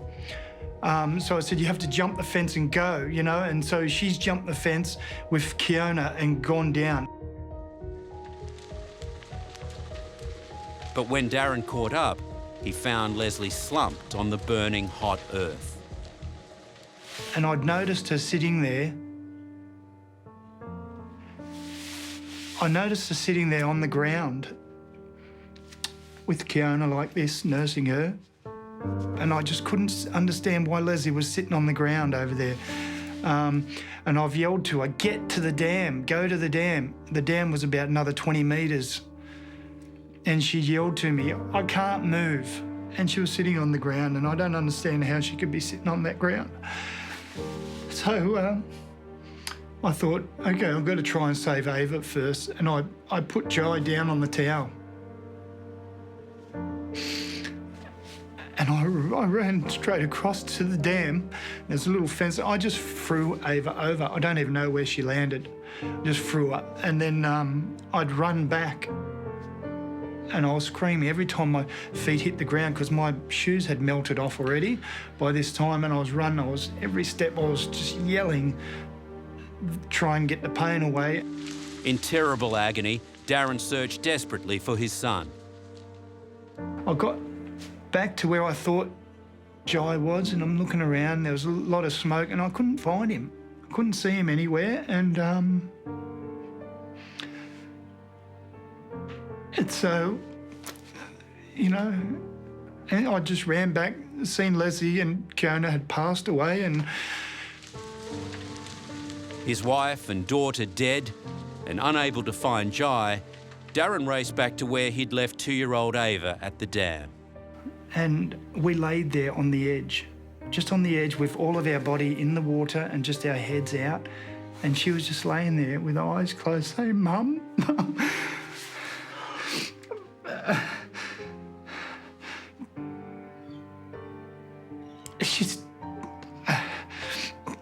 I told you Ava was tough. She was just laying there going, "Mum, Mum." And I was talking to her, "Sweetheart, we're getting lollies soon. We're going up to the shop and we're going to get lollies and we're going to go and see Mum." But she had her eyes closed. I don't know where she was. She might have been in limbo, I don't know what. And at that time, I started to nod off myself, actually. Father and daughter were finally found by a neighbour and rushed to hospital, where Darren spent a month in a medically induced coma. He awoke to find that Ava too had died. She looked really peaceful, and when they decided to turn the machine off.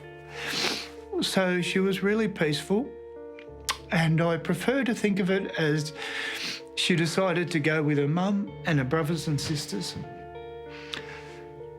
It's probably a good thing because she was quite burnt. Although I would have loved her to be with me today. Darren suffered shocking injuries. so bad that he eventually lost parts of his legs.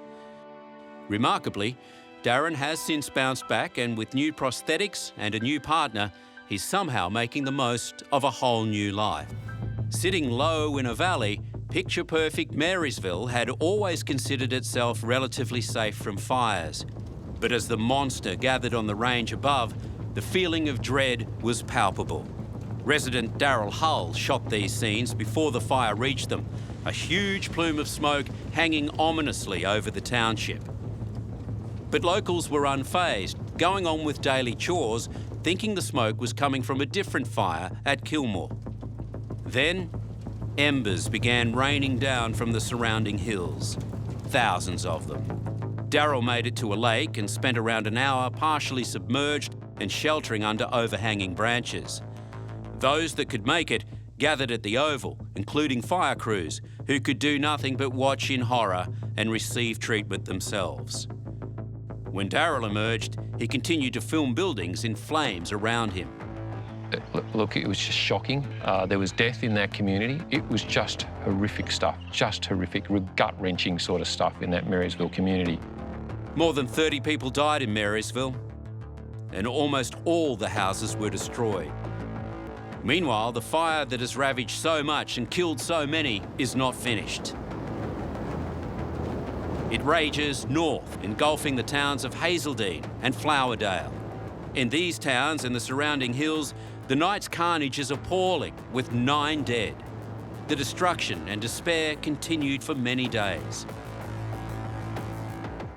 Until at last, the monster was subdued, but what was left was in ruins.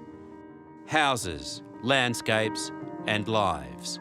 Despite the incredible efforts of more than 19,000 Country Fire Authority members, there were 173 deaths in total, the nation's highest ever loss of life from a bushfire.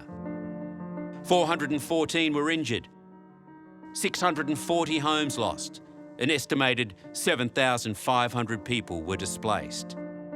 The Black Saturday fires will live in infamy as Australia's worst bushfire disaster to date.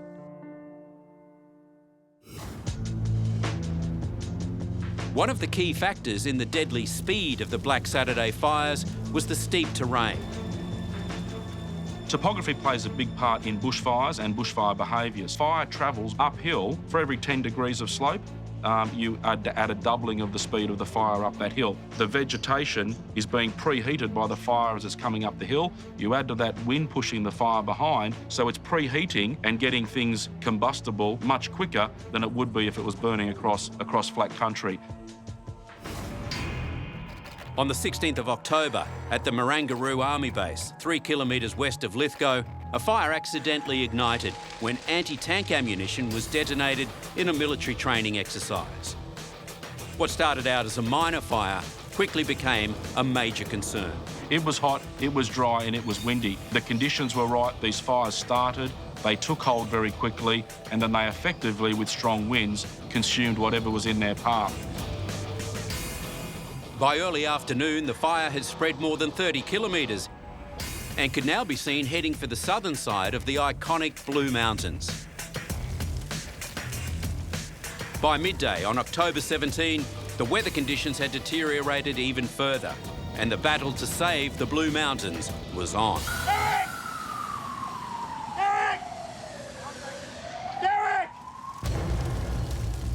The idyllic bush communities turned to hell on earth. Gun it.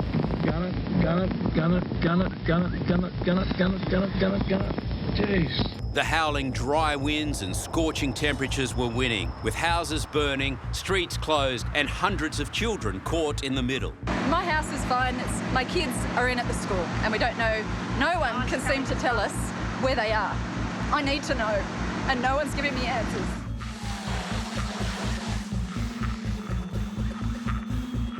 On the northern flank of the Blue Mountains, a huge fire front was burning from Lithgow in the west to Bilpin in the east. Firefighters desperately trying to stop it jumping the Bells line of road. Another blaze took hold in bush around Mount Victoria, and in the east, fires were raging in the hillsides and valleys around Springwood and Winmalee, a fire ridge stretching a total of 300 kilometres. The speed and intensity of the bushfires was so severe, they were simply uncontrollable. Residents had to save what they could and get out. Got the cat out. Nobody else here, so it's cool. Just come tearing up from work. But, oh, geez. Yeah, I got to see what else I can salvage before it gets too bad. Don't worry about it. I got her. It's time to go. Forget it, bro. It's time to leave. Yeah. It's too hot, it's too smoky. Get out, man. It's the smoke that'll get you. Let's go. The erratic winds made it impossible to predict the fire's next move. We've had the fire, it's gone over Hawkesbury Road. We've got through the first front. We're just doing property protection at the moment. I'm not sure where the front is now, but we're trying to make sure that everyone's safe in Winmalee. It's the most intense fire I've seen for a long time. And it took its toll on the front line, with firefighters collapsing from heat and exhaustion. As the fire marched on, more and more volunteers arrived, but they were fighting a losing battle. Despite their heroic efforts, 2 lives were lost and 300 homes destroyed.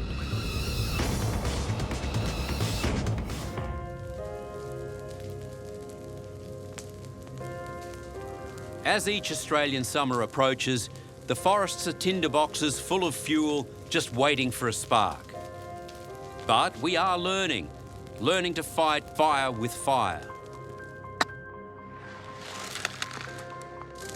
It may look like arson, but this is protection. Commence, commence, commence, commence.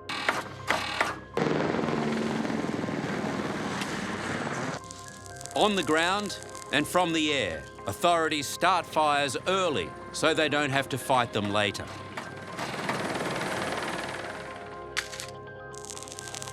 Australians are only now realising what Indigenous Australians knew thousands of years ago. Fire can either be a helpful servant or a terrifying master.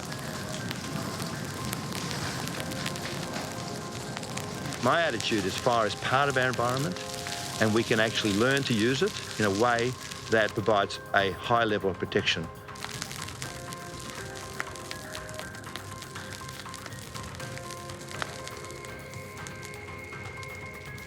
I can't see us ever wanting to go back to an era where we allow the fuel to dictate the lives of our people. We must keep on top of the fuel, and prescribed burning is the best way to do that.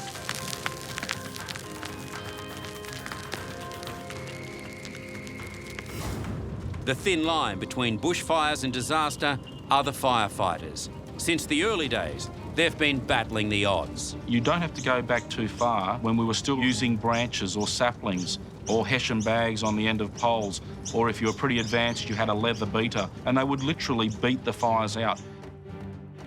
Rudimentary equipment and techniques have gradually developed over the years, along with a better understanding of fire behaviour. Informal command structures have given way to highly organised systems.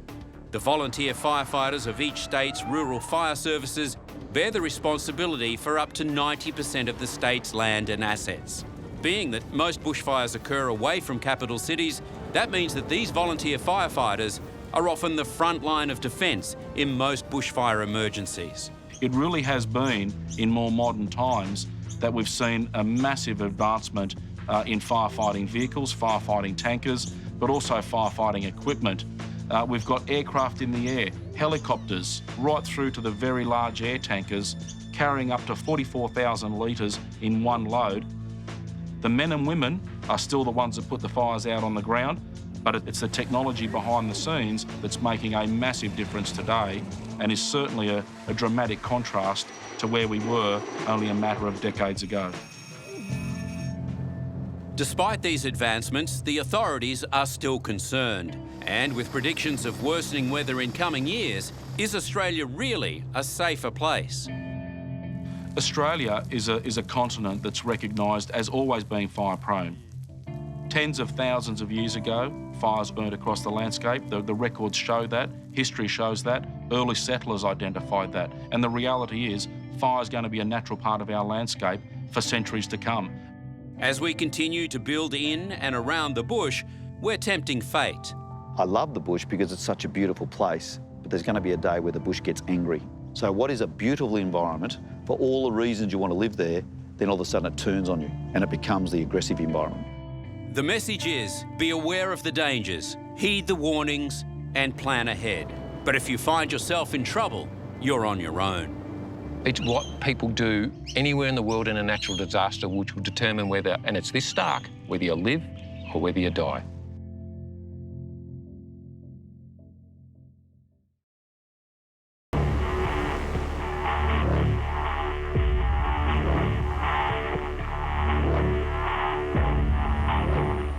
The beauty and drama of the Australian coastline is truly awe-inspiring. Stretching over 30,000 kilometres, it wraps endlessly around desert, rainforest and cities. Countless towering cliffs and rocky headlands connect over 10,000 beaches and bays. Some wild and untouched, others world famous and teeming with life. But the Australian coastline is famous for something else.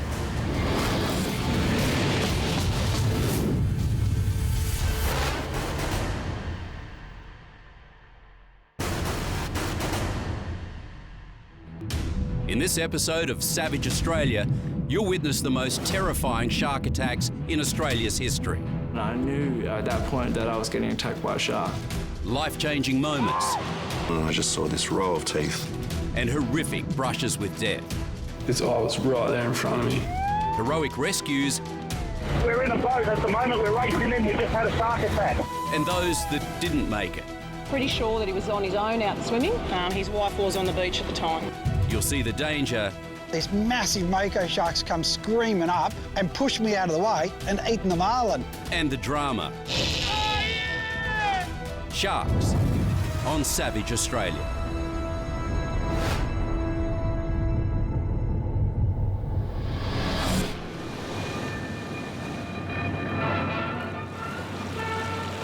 Could be any Australian beach, from Bondi to Broome, from Manly to Mooloolaba. From the moment a fin is sighted offshore, the reaction will be the same along 12,000 miles of coastline. Lone swimmers head for shore immediately the sound reaches them. The bell rings out a warning that their lives are in danger, that somewhere not far away is a shark which may be a man-eater, a killer. The stark fact is, right now, Australia has the highest number of fatal shark attacks in the world, with Western Australia recently becoming the deadliest place on the globe for attacks. Since 1788, the total number of shark encounters stands at 1,264, with total fatalities at 272. However, since 1990, figures have shot up with 43 fatalities. So what's going on? If we look at the shark attack statistics in Australia, there certainly seems to be an increase over the years. But I think a lot of people forget that population has increased dramatically. We're also becoming more and more wealthy, so there's more and more people enjoying their leisure time, spending longer days on the water, popularisation of surfing as a sport. Those have all been contributing factors to potentially showing this increase in shark bites. So where in Australia is the safest place to brave the waters? Strangely enough, it may well be the place with the biggest population, Sydney. Yet, over the years, it's certainly had its fair share of tragedy. New Year's Eve, 1934, was a black day for Sydney swimmers, with 2 attacks in the space of 3 hours. The Georges River in Sydney's south was the scene of the 2 horrific attacks. 19-year-old Richard Soden was racing mates across the river when suddenly he screamed and sank under the water. Dragging his mauled leg from the jaws of a shark, he swam to a sandbank where he died in his mate's arms. A few hours later, Beryl Moran was standing in the same river when she heard a splash and saw movement in the water. She called out as she realised it was a shark circling her. It grabbed her by the right arm, dragged her under the water and tossed her in the air. She tried to push the shark away, and it grabbed her left hand too.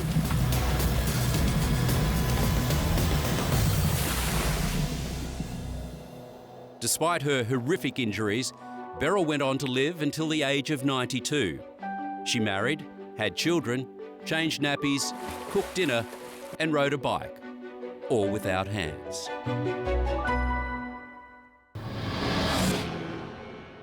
Marcia Hathaway was a popular actress, but in 1963, she became the victim of one of Sydney Harbour's most infamous attacks.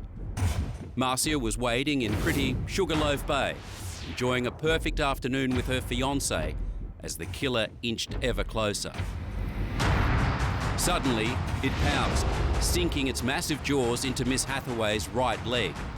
She screamed in agony as her fiancé wrestled the shark and tried to stop it dragging her to deeper water. It tore at her calf and thigh until the water was foaming blood red. Pulled from the water and bleeding heavily, Marcia Hathaway was lifted onto a waiting ambulance. The vehicle stalled as it attempted to drive up the steep hill leaving from the beach, and more than 20 people were unable to move it. Another ambulance was called, but Marcia Hathaway was pronounced dead on arrival in hospital. Marcia was the unlucky last person to be killed in the waters around Sydney.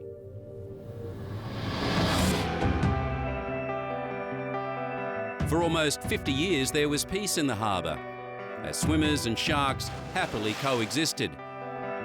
But it was never going to last. At age 31, Paul de Gelder had given more than a third of his life to the armed services. 5 years ago, he qualified as a clearance diver, one of the toughest jobs in the Navy. But nothing could prepare him for what happened here. In the shadow of the Sydney Opera House and just metres from the protections of the Australian Navy's firepower. It was just over there, near the front of that ship. It was February 11, 2009, when Paul met his fate. There's sharks everywhere. You just put it to the back of your mind and try not to worry about it. At around 6:30 in the morning, Paul and his team were testing anti-terrorism equipment in Sydney Harbour at the Navy Sydney headquarters. Paul was making his way across the surface of the water, and in an awful instant, his life changed. I was swimming on my back. I had my fins on and a wetsuit on, and around I got hit in the leg and looked down and there was a big toothy grin.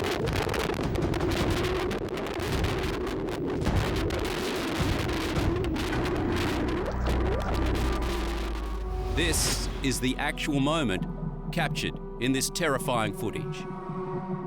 I just felt a huge whack in the leg. And then I looked down and just straight into the eyes of this massive shark's head. So I tried to jab it in the eyeball with my right hand, but I couldn't move it. And I looked down and I just saw this row of teeth all the way from the top of my knee, all across my thigh, all across my wrist. The lips were pulled back, and the shark just continued to shake me like a rag doll, just tearing the meat out of my leg and tearing my hand off my arm. In one bite, the shark took his whole hand and the entire back of his leg. And then all of a sudden I was free. It was the longest swim of my life. I didn't think I was going to make it out. I didn't think the guys were going to get to me in time. I thought another shark was going to come and grab me, or that the same shark was going to all of a sudden grab me by the ankle, and I was just mentally prepared for that to happen. But it never came. For some reason, the shark had vanished and his Navy mates came charging to the rescue. Over here, go, look! The guys got to me in the boat and pulled me in, and out of sheer relief, I just passed out. But by the time they got him back to the wharf, he'd lost a lot of blood. He was in one of his less lucid moments. He was pale and white, eyes were closed, and at that time, I actually thought he was dead. I think he came pretty close. He was lucky he did not have the major artery in his leg severed by the shark, and that was protected. I don't know how, but it was. But if that had occurred, I think he may have actually even died in the water. The shark bite that happened at Woolloomooloo on the Navy diver was a very interesting scenario. There hasn't been a shark bite in Sydney Harbour for many, many decades before that. We are still not 100% sure of what the Navy were doing, but suffice to say that they were working with new technologies to be able to detect enemy frogmen, and it's very possible that potentially that attracted the bull shark into the area. It wasn't long before Paul was on the road to recovery. Well, when Tagilda got attacked that year, we had tons of small tuna in the harbour. Tuna are #1 for sharks. They love them, and there were bull sharks everywhere. So that was probably the biggest year for sharks. From what I understand, he came to the surface and was splashing around, and yeah, he attracted some unwanted attention.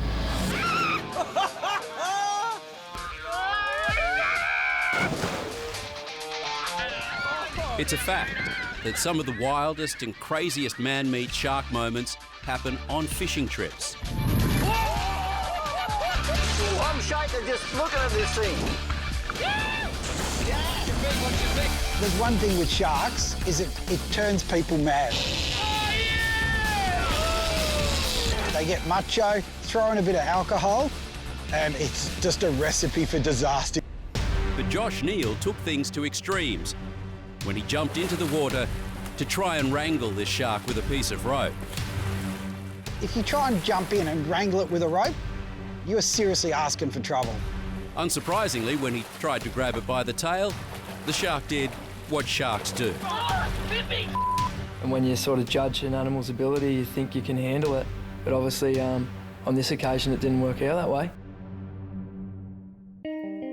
Fishermen's tails may be tall, but Terry Selwood's tail was taller than most. The 73-year-old's fishing trip off Evans Head in northern New South Wales rudely interrupted when a 200-kilo great white suddenly leapt into his boat.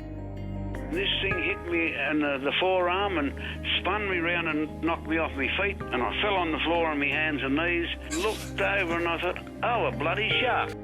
Stunned, Terry was slashed as the shark thrashed about. This was a cracker. Marine Rescue responded to a call that surprised even them. Retrieved him from the vessel, and because he had some injuries, we brought him straight back in, and then we went back out and recovered the vessel and towed that back in with the shark on board. Talk about uninvited guests. I don't know how you plan for that or prevent it. That's the 1 in a million. That's the coconut landing on your head, that one. North of Sydney lies the fishing mecca of Port Stephens. It was here that fishing magician Al McGlashan had a day he'll never forget. So the wildest encounter I've had is we're up at Port Stephens and we were filming how to release marlin. So we fought this marlin, it was playing up all the way through the fight, you know, and we get it to the boat. Normally a marlin will just chill out and relax. This one just kept thrashing and kept sitting right beside the boat. I hadn't thought about that, I jumped straight in. And as I've sort of drifted away from the boat a little bit, all of a sudden these massive mako sharks come screaming up.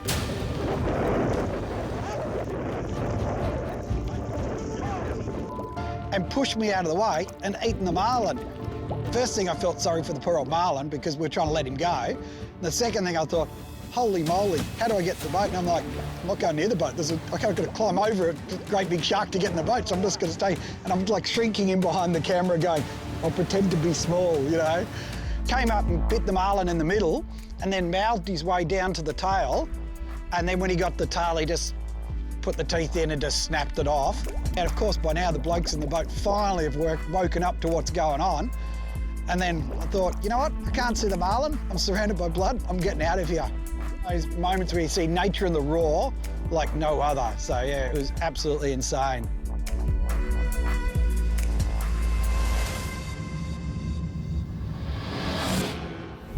In 1964, on the southwestern coast of Victoria, Henry Borse was filming a documentary on sharks.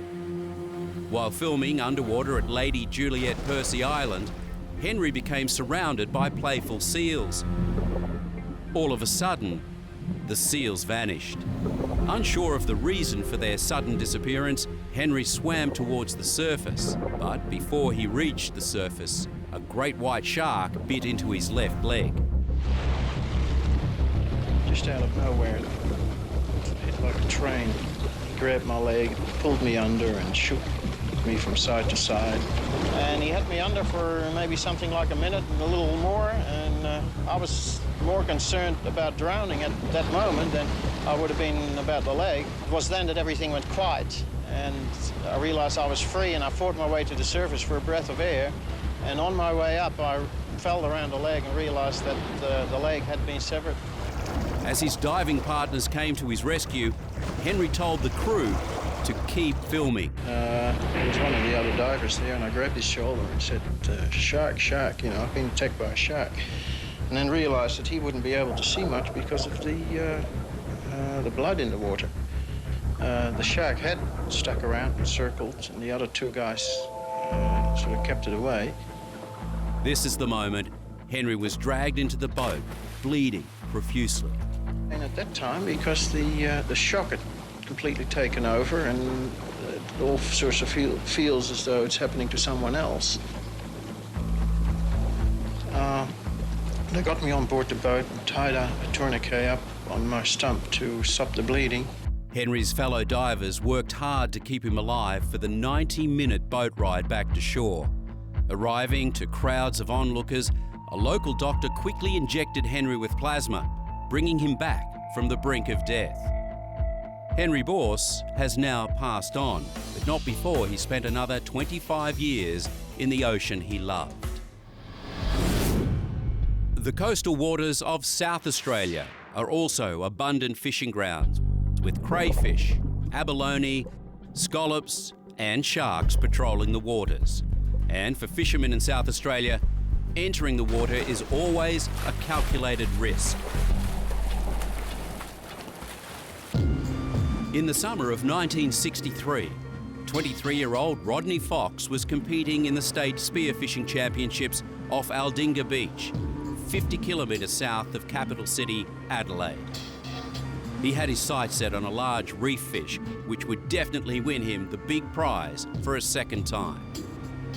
I dived down to spear a fish, and I was just about to spear it when this huge, big crunch hit me in the chest, knocked me through the water, the mask off my face, the gun out of my hand, and I knew I was in really big trouble. He then realised it was a great white shark.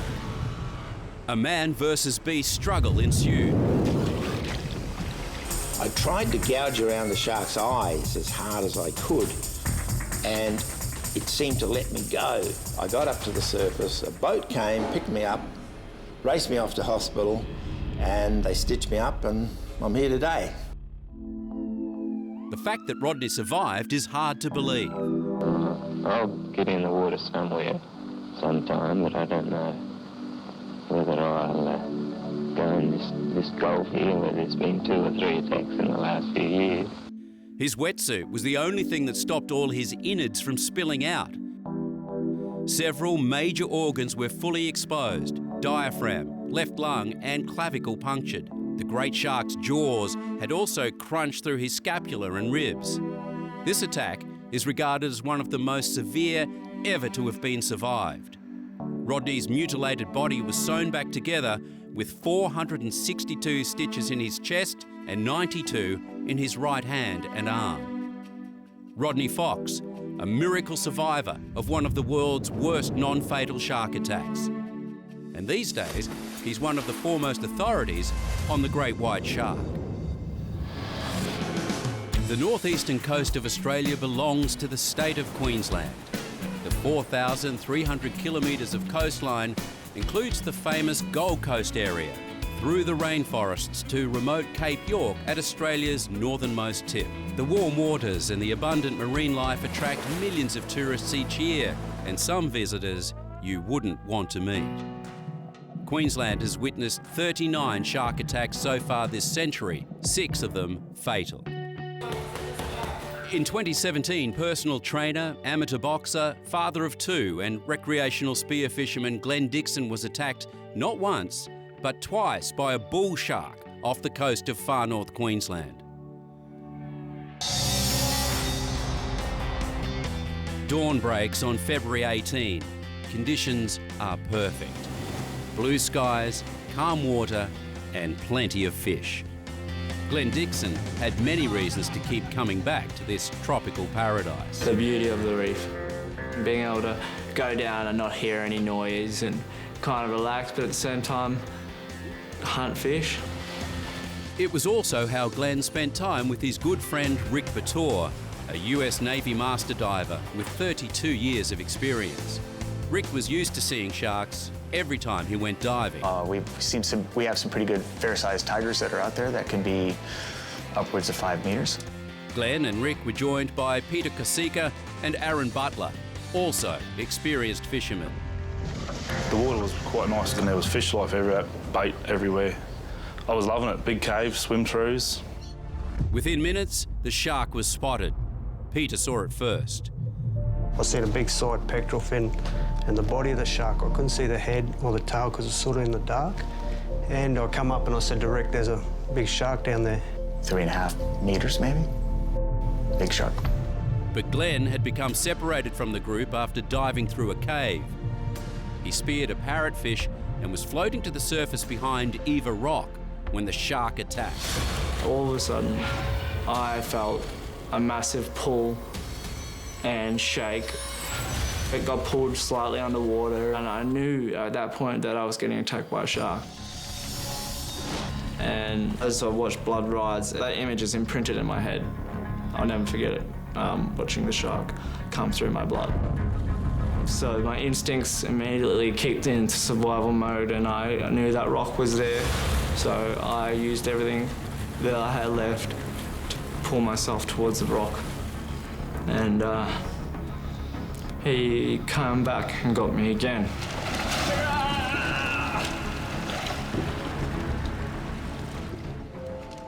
As Rick was swimming back to the boat just a few meters away, he heard a muffled scream. When I turned around, the water was just bright, bright red. And he was trying to claw his way up a rock face. And I could see his body moving in a way that you can't move your body, so the shark was shaking him. Get in the boat! Glen's been hit by a shark! Immediately, it was just a bloom. We were all in the boat, and we zipped around the corner there. I think it would only took 15 seconds, maybe at the most. I wasn't giving up at all. I didn't think I'm gonna die. I thought I'm gonna get on that rock. That's all I could think. My worst fears was that he was gone from the waist down both legs. As we pulled him overboard, he sort of looked at us. You can imagine he was really white. He'd lost a lot of blood. He sort of looked at us and half smiled, eh? And we thought it was weird, like... Biggest smile on his face. Yeah, it was just a funny sort of thing. You pull someone with their leg nearly ripped off and they're smiling at you, but... I seen this light and it was very bright, and then it would go away, and I think that's when I got punched in the chest. And it was enough to bring me back. And then Rick in my ear telling me, you got to go back to your family, you're not going to die on me today. We're in a boat at the moment, we're racing in, we just had a shark attack. Are you with the patient now? Yeah, we're with the patient, he's not in a good way. As Glenn lay dying in the boat, He's not in a good way, mate, he's not in a good way. his thoughts were on the ones he loved. My son, my daughter, my family. In that situation, you can't think deeply. You could only see pictures of their faces. That was enough to keep me driving forward. I never gave up. I could have gone to sleep. I remember having the choice. And I just remember, no, screw that. I'm gonna feel that pain. And Rick said, keep feeling the pain. So I just focused on my breathing. I focused on that pain, and that's all I was gonna do. Luckily for Glenn, Rick had 3 decades of first aid training while he was in the Navy. He had a 360-degree cut around his thigh, about right here.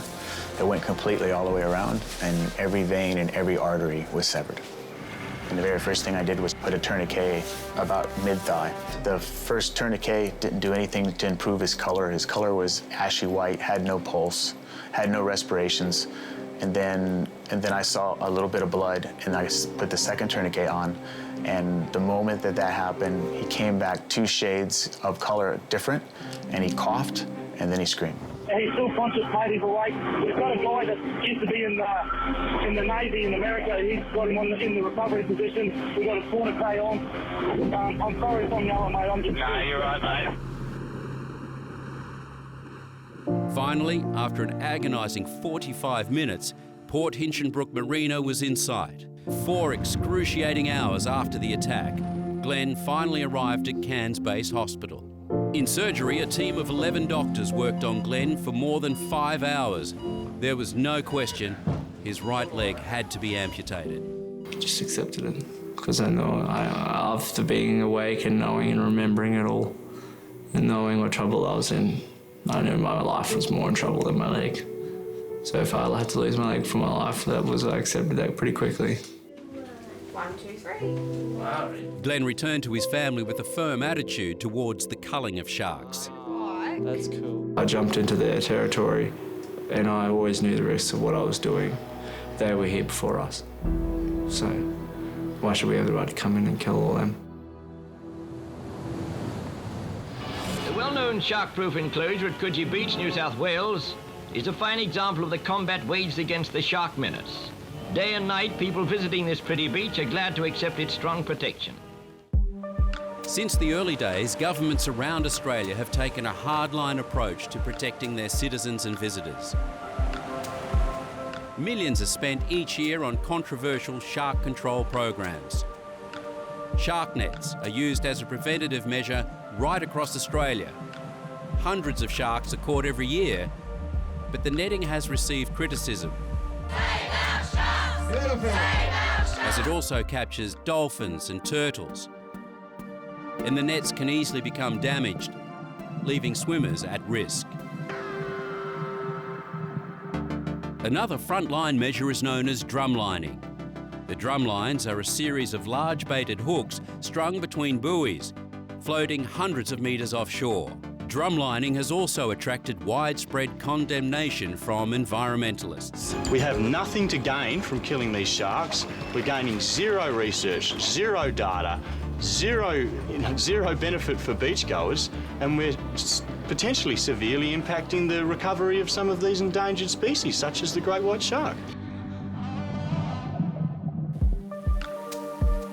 One of the newest innovations in shark attack prevention is drone surveillance. These unmanned aerial cameras can detect sharks in real time and distinguish man-eaters from other marine life. If a shark is spotted, a warning is immediately issued to swimmers below via an automated inbuilt megaphone. Its species detection software is reported to have a 90% accuracy rate. Where these two surfers are completely unaware of the shark just metres from them, the drones are able to warn them of the danger. Byron Bay is the easternmost point of Australia and a haven for holidaymakers. Endless beaches and a rich history make the town of Byron and the surrounding region one of the most desirable destinations in Australia. But beyond the white sands lie the second most dangerous waters on the Australian coastline. A woman has looked on in horror after her husband was attacked and killed by a shark in Byron Bay. Reports of fatal shark attacks in the area have become all too familiar. Bystanders spotted the swimmer in shallow water. Beachgoers pulled the 50-year-old from the water as onlookers tried desperately to save him. Families and communities have been shattered. The lure of its ocean and its dangers, a deadly mix. Police on arrival at the scene immediately had everyone out of the water. Just off the coast is Julian Rocks, where in 1993, a great white killed honeymooner John Ford in front of his new wife, Debbie. Mrs. Ford saw what appeared to be a 4 to 5 metre shark and has told police her husband did not surface. The shark was followed by 3 boats and eventually hooked. Then the hunters realised it was the size of a VW combi van. And it was the biggest shark that's been here for years. It was huge. According to local fishermen, a white pointer that big hasn't been seen in the area since the whaling days. It was about 6 metres long. The crew tried to bring in the shark. When we were fighting the shark out, it spewed up the remains of the body, what it had in it at that stage. But they did recover human remains before we even hooked the shark. It eventually snapped the line and swam away. The final act in what is now referred to as the honeymoon shark attack. As recently as 2015, the famous Shelley Beach at Ballina, just south of Byron Bay, was closed. Rescue operators worked around the clock, attempting to find the shark responsible for killing 41-year-old Japanese surfer Tadashi Nakahara. His grief-stricken friends paid tribute at the location of his death, where a shark reportedly bit off both of Nakahara's legs. 2 surfers pulled him out of the water after the attack, but he died from blood loss on the shore. West Australia has the longest coastline of any state or territory in Australia, at 20,781 kilometres. It includes the areas in the north, such as the incredible World Heritage Ningaloo Reef, Shark Bay and Margaret River. The city beaches around Perth, stretching south to the towns of Albany and Esperance. WA has the dubious honour of recently becoming the deadliest place in the world for shark attacks. Since 2000, there have been 14 fatal attacks. That's more than Hawaii, California and Florida combined. It's been calculated that skin divers in some parts of WA have a 1 in 16,000 chance of being attacked. Not great odds.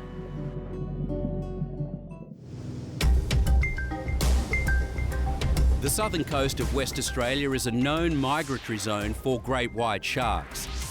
But nobody in the tiny holiday hamlet of Chains Beach had ever seen one, including 14-year-old Matt Pulella. Only bronze whalers, like just small ones, 2 metres long, nothing this big. Matt and his best mate, Jay Muscat, love to fish. They dived here half a dozen times before. Jay had bought a GoPro camera and he was planning to shoot a video to post on YouTube. He ended up shooting his own death. On the day of the dive, Matt was on shore. We were going to go diving for crays, and I didn't want to go to Chains, and I've called him up and I was just going, oh, maybe we should go somewhere else, and because he dove it the day before, and he said, oh, there's plenty of fish out there, it's just going to be all right, we'll be fine, and I was like, nah, whatever. But to Matt, something just didn't feel right. Like usually you relax before a dive, but I just wasn't relaxed at all. He just looked at me and he's like, oh, I'll be fine, don't worry, we'll be all good. The 2 boys started out along the rocks. After shooting at a fish that I missed, I went to load my gun and the bridle lid snapped on it, so I couldn't use it anymore. So Jay's going, oh, don't worry about it, you use my gun. The boys didn't know it then, but the fateful decision to swap guns would almost certainly save Matt's life. I grabbed his gun and we were swimming up a bit, and a big school of Samson fish swam through, and they were swimming real fast, and usually they're pretty curious and they stop and look at you and stuff, but they didn't stop. And they just kept swimming, and I was like, all right, this is a bit weird. Matt spotted a snapper, armed his gun, and Jay, who was swimming in front, set his GoPro camera to record. Then, all hell broke loose. There's just like a tremendous amount of weight just on my back. Like, I don't know if you've ever been tackled in football or something, your head rings, it was like that. So it's like I'd just been king here from behind, absolutely incredible. And then it's just pushed me under and I popped up like there's all white water. And through the white water you could just see this real thick plume of blood. A monster great white had attacked the boys from behind. Just as Matt duck dived, it barreled over the top of him and headed straight for Jay. I thought I'd been hit by a boat or a dolphin. I don't know what had happened. There was a lot of bubbles and stuff. Obviously it was coming through the surface, and then just a lot of blood and just this shark hanging off Jay, and he was kind of kicking, like just keep his head above the water, I guess. And 5 metres of white hanging off him. Both of the boys came to the surface, Jay desperately struggling to fight off the shark. It had severed his femoral artery. He would have seconds to live. As I was on the surface, he was on the surface, and we both like yelled at each other, and he's like yelled out, and then he would have gone unconscious pretty quick. Swimming in a blood-stained ocean, Matt was now all alone and a long, long way from help. And I looked back, and it's coming through the blood, and there's a set of jaws, a massive set of jaws just swimming straight at me. Lots of teeth, wetsuit. I think I can remember 2 rows.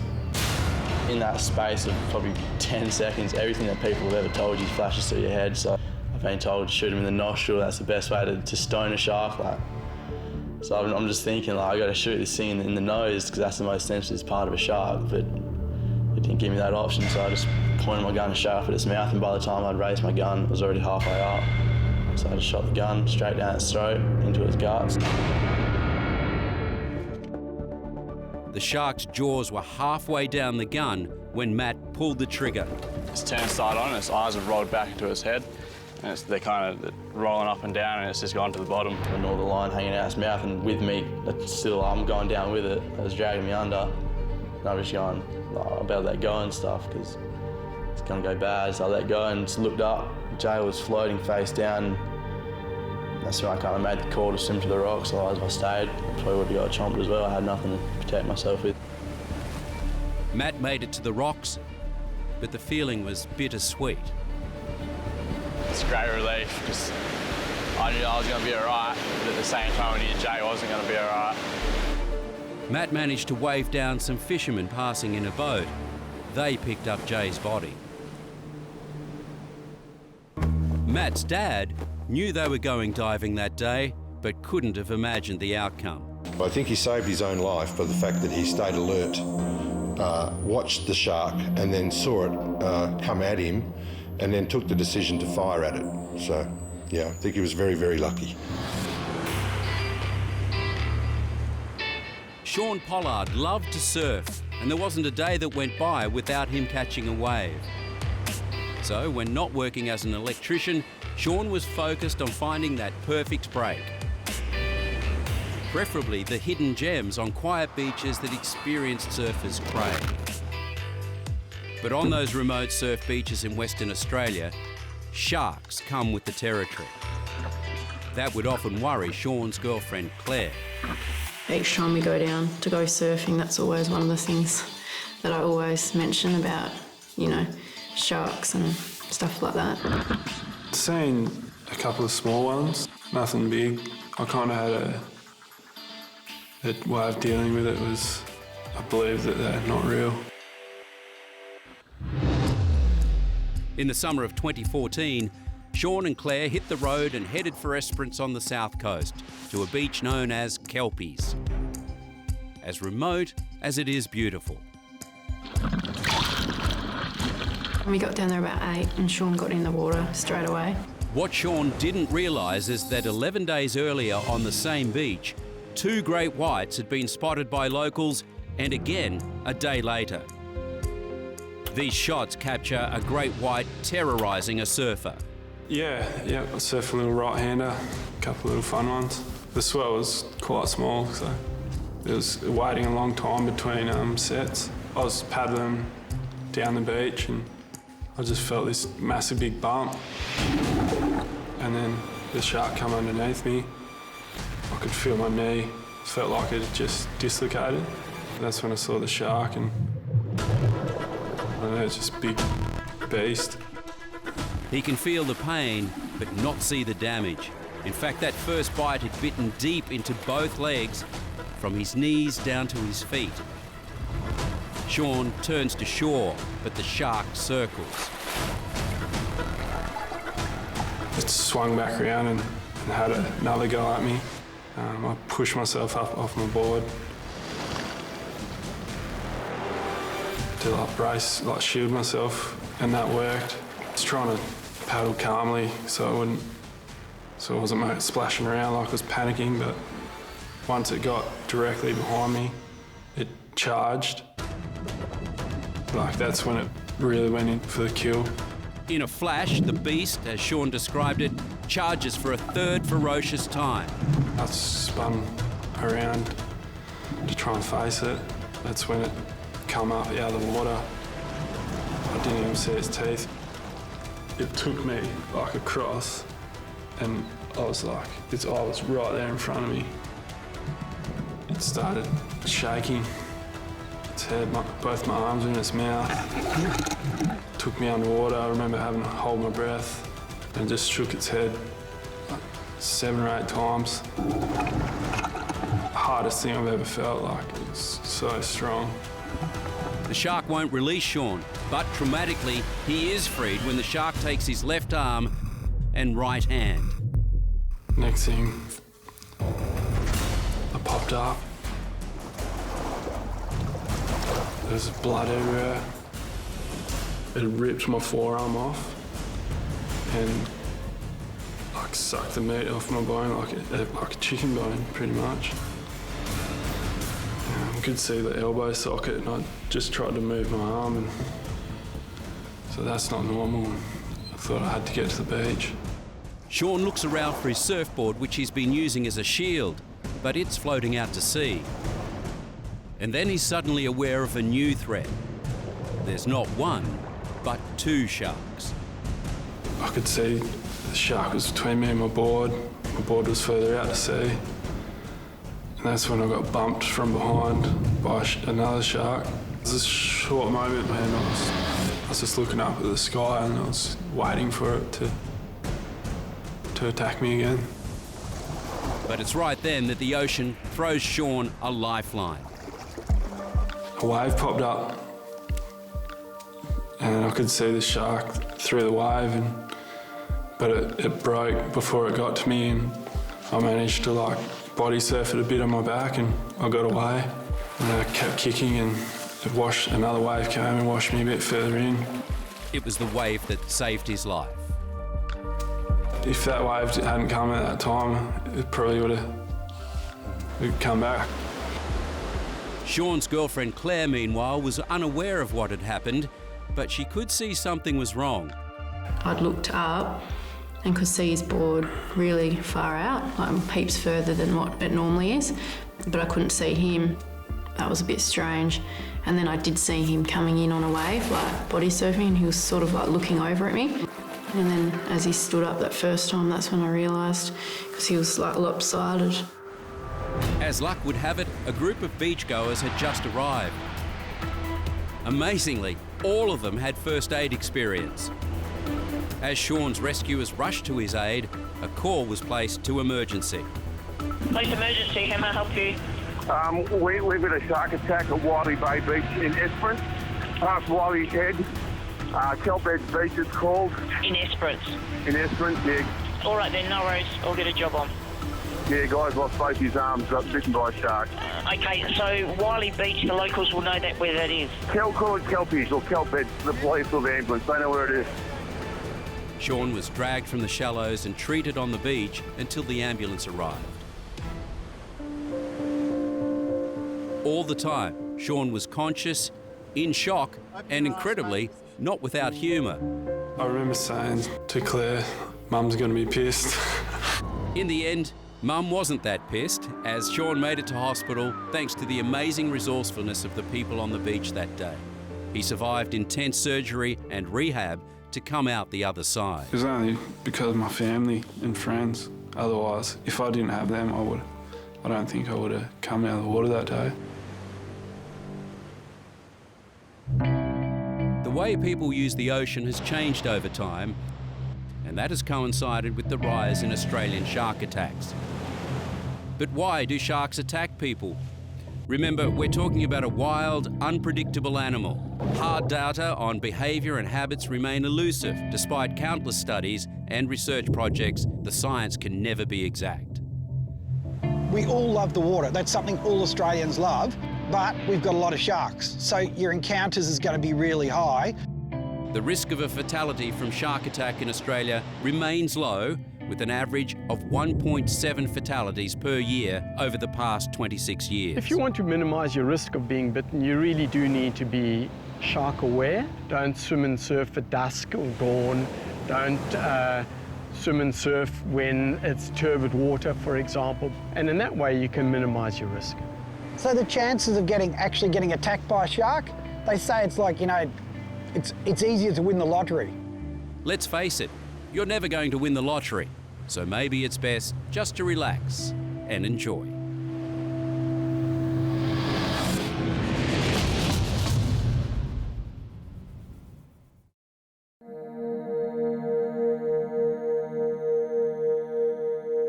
Summer in Australia means trips to the beach, long days in the sunshine, and family holidays. But when weather turns bad and natural disasters threaten, paradise can quickly become a nightmare.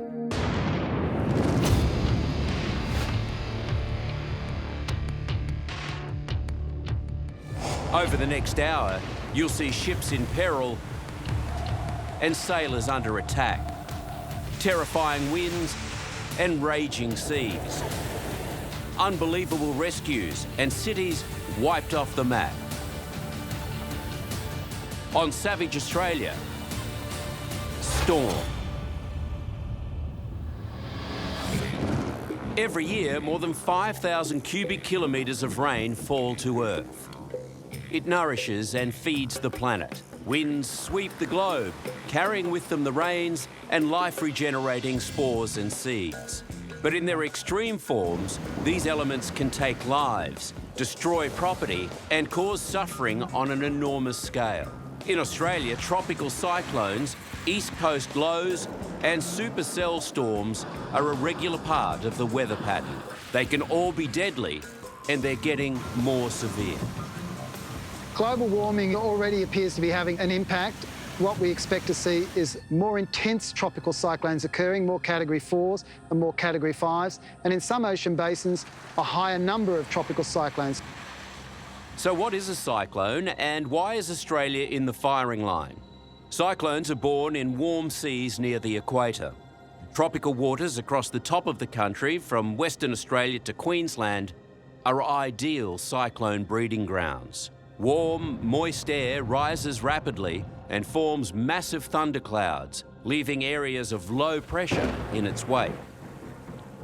Once the circulation begins to occur, we have air rushing in at ground surface, and if the upper atmospheric conditions are conducive, then that air will flow outwards. It's almost like a vacuum cleaner in the sky. You need to have one end where it's sucking the air in and one end where the air is moving outwards. The severity of cyclones in Australia is measured by categories from 1 to 5, essentially determined by the wind speeds.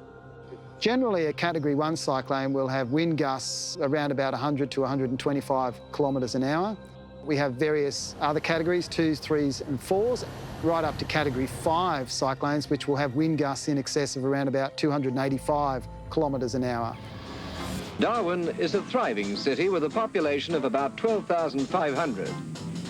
On a Saturday morning, it's alive with shoppers. Informality and friendliness are typical of Darwin.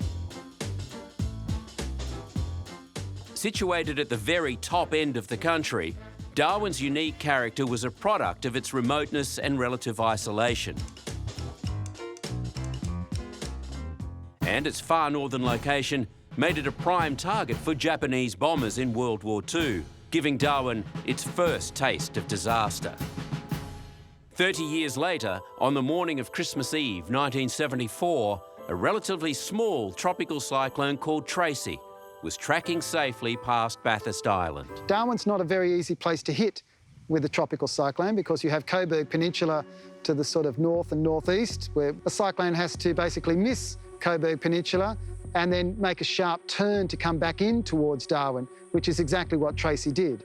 This freakish behaviour put Darwin right in her sights.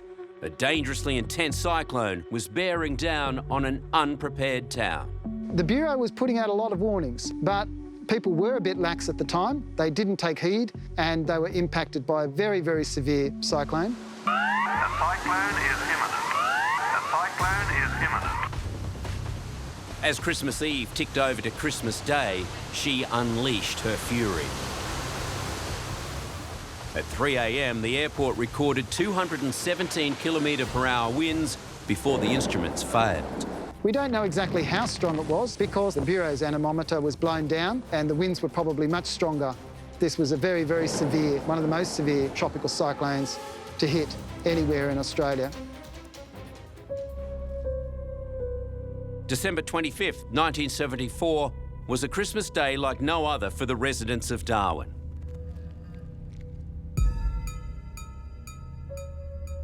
In just one night, their hometown had been virtually wiped off the map.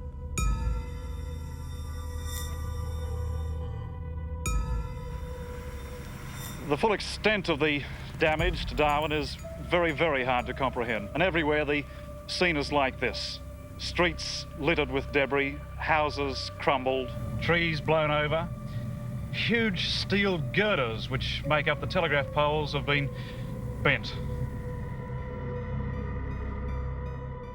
For the survivors, it was a night that changed their lives forever. I've never experienced anything like it in my lifetime. We thought it was the end. We thought it was the end. I did anyway. I thought, well, this is the end. We won't get over this.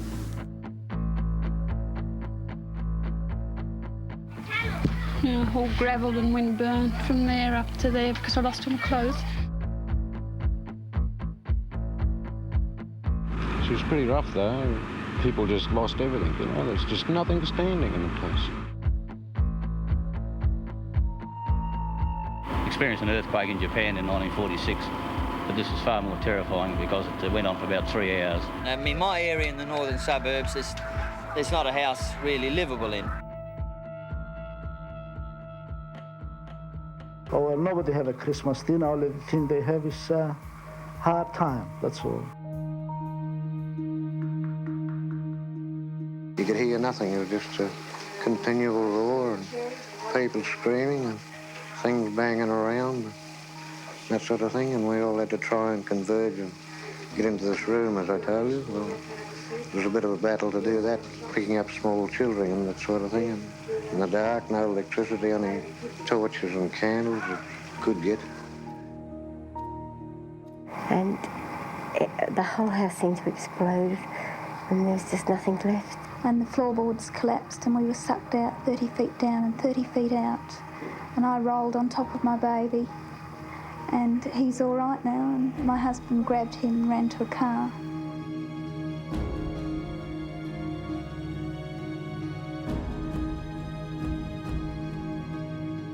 There's nothing wrong with me at all. I've only lost an eye, and that's nothing compared to legs and arms and speech, and, you know, I'm not blind completely.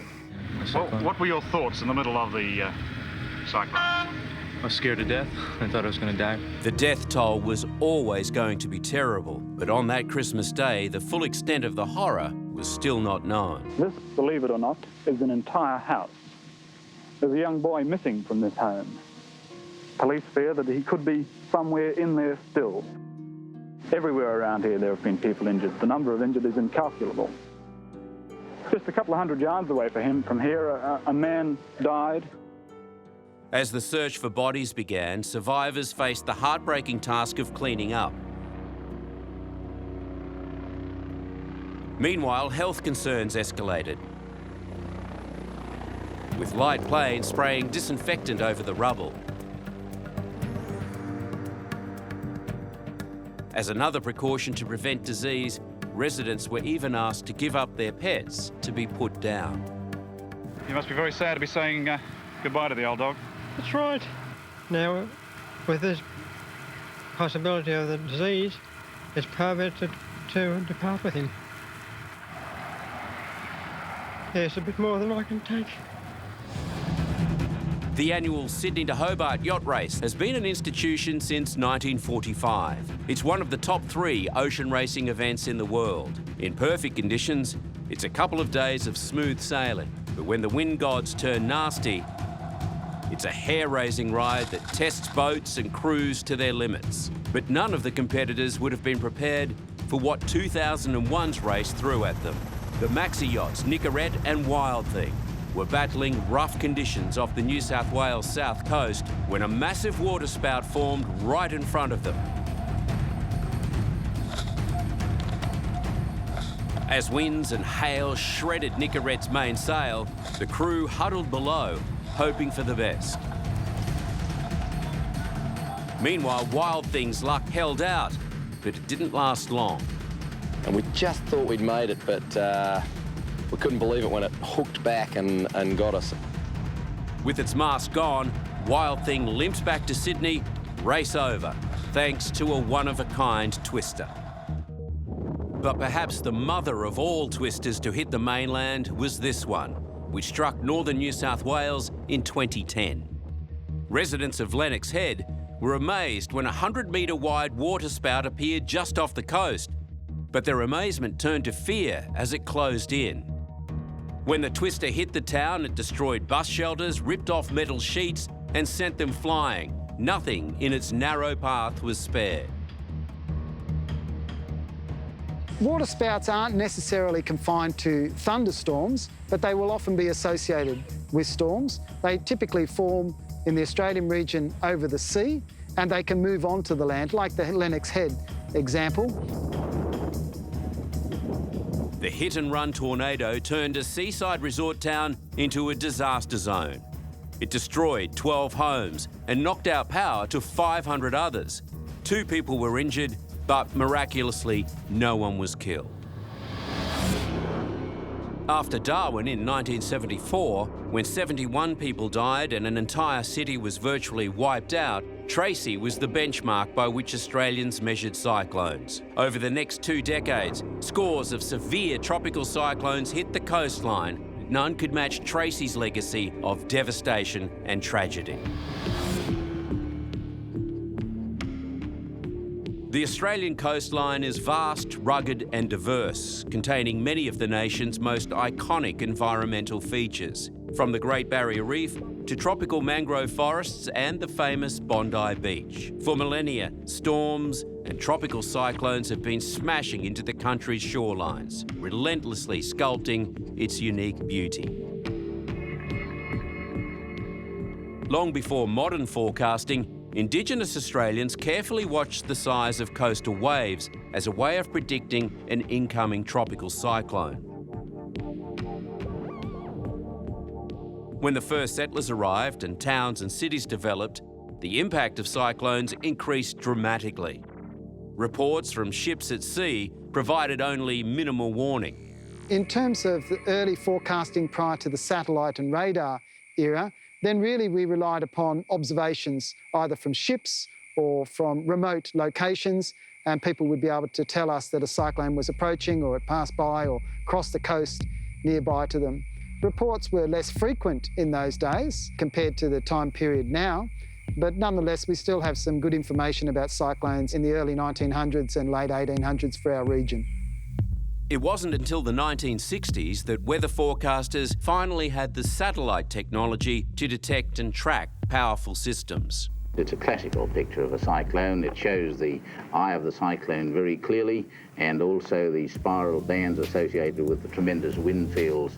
In this particular cyclone, we've got winds of more than 100 miles an hour. Although it took another 10 years for continuous monitoring right across the top end of Australia. We've come a long way since the early days of weather forecasting. These days, supercomputers and sophisticated programs allow the Bureau of Meteorology to pick up bands of low atmospheric pressure as soon as they form off the coast of Africa or far off in the Polynesian islands. Combining these observations creates an accurate early warning picture of what's coming. The latest in radar technology takes the guesswork out of weather forecasting. Previously, it only sent out horizontal pulses and could only detect rain. Now, it shoots out horizontal and vertical pulses and can tell the difference between rain, hail and snow. We've got a pretty good idea these days of where a cyclone is going to form and where it's likely to track to and what part of the coast it will cross, and also at roughly what intensity that cyclone will be. It's not just far northern Australia that is affected by dangerous weather events. Further south towards New South Wales, there lurks the dreaded East Coast Low. East Coast lows are technically a cyclone, but not a tropical cyclone. They tend to occur off the east coast of New South Wales or very southern part of Queensland. They can actually look like a tropical cyclone on radar and satellite imagery. And sometimes people do get confused and think that they are a tropical cyclone. But the main difference is that they're not warm-cored and they don't have an eye to them. Yet they can also produce very, very strong winds, equivalent to a Category 1 or Category 2 tropical cyclone, as well as bring a lot of rainfall and large waves onto the coast, which can cause a lot of beach erosion and coastal recession. And the incredible power of these systems has claimed some prize victims over the years. The city of Newcastle in the 1970s was a thriving industrial harbour, with hundreds of ships literally lining up to transport cargo of coal and steel throughout the world. It was the 25th of May, 1974. An east coast low was lashing the New South Wales coast, with gale-force winds and heavy seas. Newcastle reported swells of more than 17 metres and winds of 160 kilometres per hour. The giant Norwegian bulk carrier Signa was anchored 4 kilometres offshore when the storm hit. The captain, ignoring warnings, headed to sea. The ship dragged anchor and ran aground off Stockton Beach. She lies, broken-backed, beyond all hope of salvage, a mere 100 yards off the shore. 28 crew members were airlifted off, but because of concerns over salvage rights, the skipper and engineer wanted to reboard the ship, so lifesavers risked their lives by ferrying them back to the Signa in dangerous seas.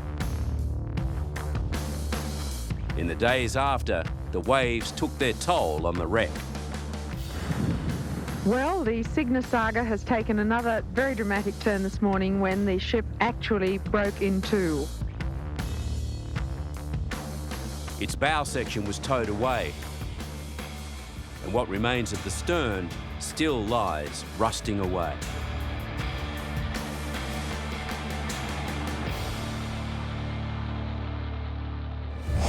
In 2007, a deadly east coast low claimed another ship when the Pasha Bolka ran aground, threatening an environmental disaster. Early on the morning of June 8th, the Newcastle Port Corporation radioed the 56 ships waiting off the coast and warned them to move out to sea. The Pasha Bolka was one of the last to do so, and by the time the storm hit, the bulk carrier was unable to clear the coast and found itself in terrible trouble. It struck a sandbank at Newcastle Beach with waves of 17 metres crashing against the ship, forcing it closer to the shore. With fears growing that she was beginning to buckle, the crew had to be rescued before it was too late. In terrifying conditions, the chopper struggled to keep level in the howling winds of 70 to 80 kilometres per hour. Waves lashed the ship, and water combined with leaking oil meant the deck was dangerously slippery.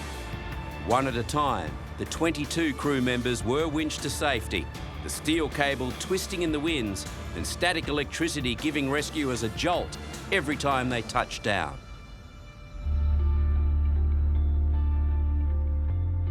Remarkably, all were unhurt.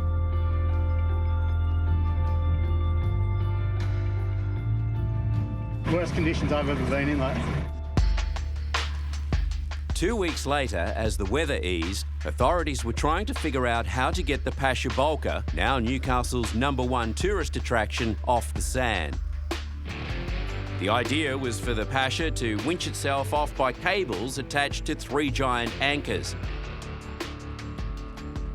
with assistance from some big super tugs. At a high tide in the middle of the night, the plan was executed to perfection. See you later, Pasha. Bye. Just lost our tourist attraction. What are we going to do? With the Pasha Bolka back at sea, the crew was celebrating, and the beach was quiet once again. Apart from the winds and the torrential rains, East Coast lows and cyclones have another powerful weapon in their armoury, the storm surge.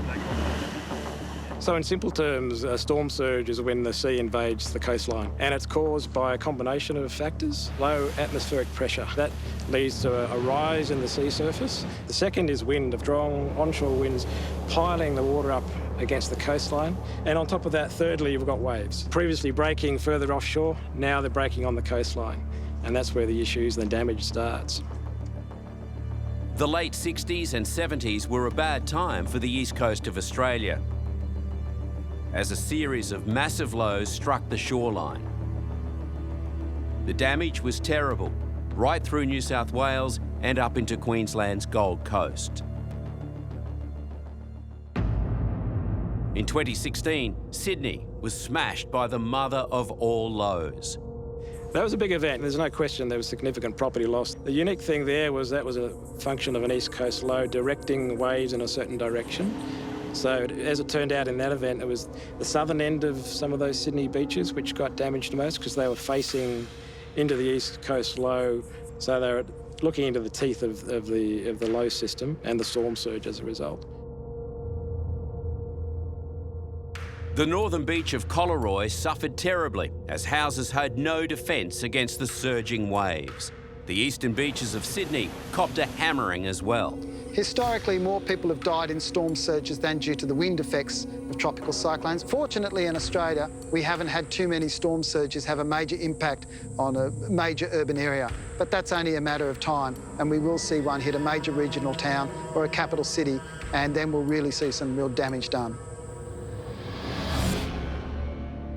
There is one weather event that everyone is familiar with, the classic thunderstorm. But a thunderstorm is a complex beast and can come in many different guises.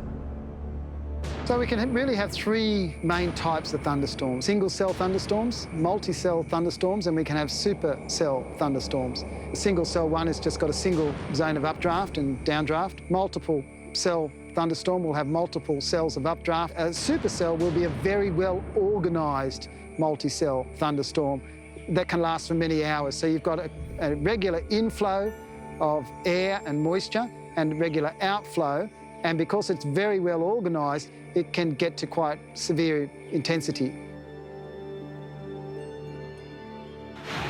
This is what it's like to be caught in the middle of a severe Sydney supercell, with winds up to 200 kilometres an hour, turning everything into lethal missiles.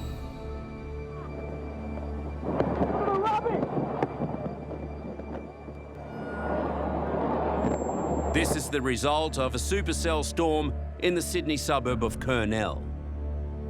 All the roofs started caving in, so we got under the table, and then all the glass all blew in and smashed everywhere. It was the most terrifying thing I've ever been through. I thought I was going to die. Homes were literally torn apart. Trucks blown over and debris littering the street.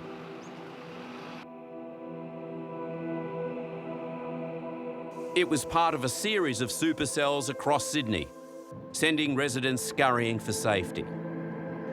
It brought heavy rains and flash flooding, while lightning split the roof of this home. I heard a loud noise, like boom. Crowds at this Bondi shopping centre had to be evacuated as parts of the roof gave way. 500 properties were extensively damaged. Not a cyclone, but try telling that to the homeowners. So supercell thunderstorms are often going to produce the largest hailstones and the most severe hailstorms. That's because there's a lot of updraft and downdraft up in the clouds in the higher levels of the atmosphere. And so what we're getting is the freezing of water particles until that ice becomes so large that it can no longer be held up there in the cloud and it falls to the ground. And so a very severe hailstorm can cause a tremendous amount of damage.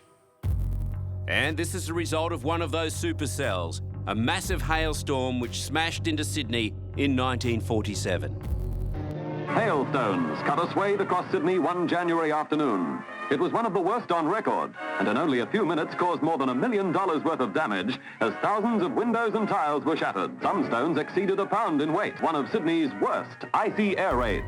In just a couple of hours, 1,000 people were injured.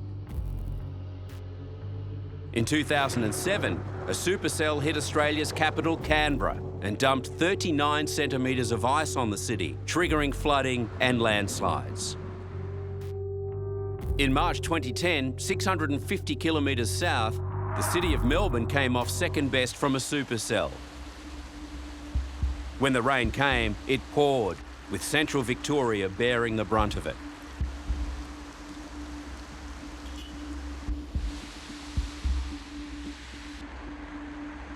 Flash flooding created rivers in Bendigo.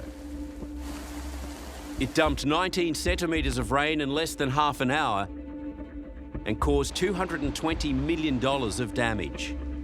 2 weeks later, on the other side of the country, Perth got 1 month's worth of rain in just 7 minutes. Large hailstones battered the city as lightning lit up the sky. For some, cars provided the only refuge. But the biggest, baddest supercell of them all was the one that sliced through Sydney in 1999, leaving the country's most damaging natural disaster in its wake. April in Sydney is usually mild, so when radar showed a front coming from the south and storm clouds appearing on the horizon late on Wednesday the 14th, no one gave it a second thought. It started as a spectacular light show. Then came the sound of small hailstones, but that gave way to something else. Sydneysiders knew they were in trouble. Hailstones the size of tennis balls were smashing down at 200 kilometres an hour. I really thought it was the end of the world. Just like a hurricane's hit it. Oh, it was like someone hurling rocks at the wall. Homes, cars, streets and people were subjected to a relentless barrage of icy missiles. Roof tiles, windows and skylights were no match for the hail. In the 90 minutes it took to cross Sydney, the storm unleashed 500,000 tonnes of hailstones on the city and suburbs. Yes. Look at them! Quick, quick! There's a river of ice!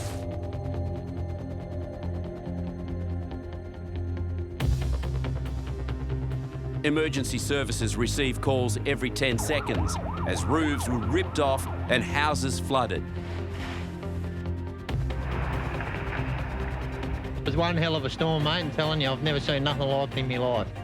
The storm's victims were faced with an awful legacy. The scale of the damage was unbelievable, and rescue crews simply couldn't keep up with the demands for help. The final damages bill was $2.7 billion.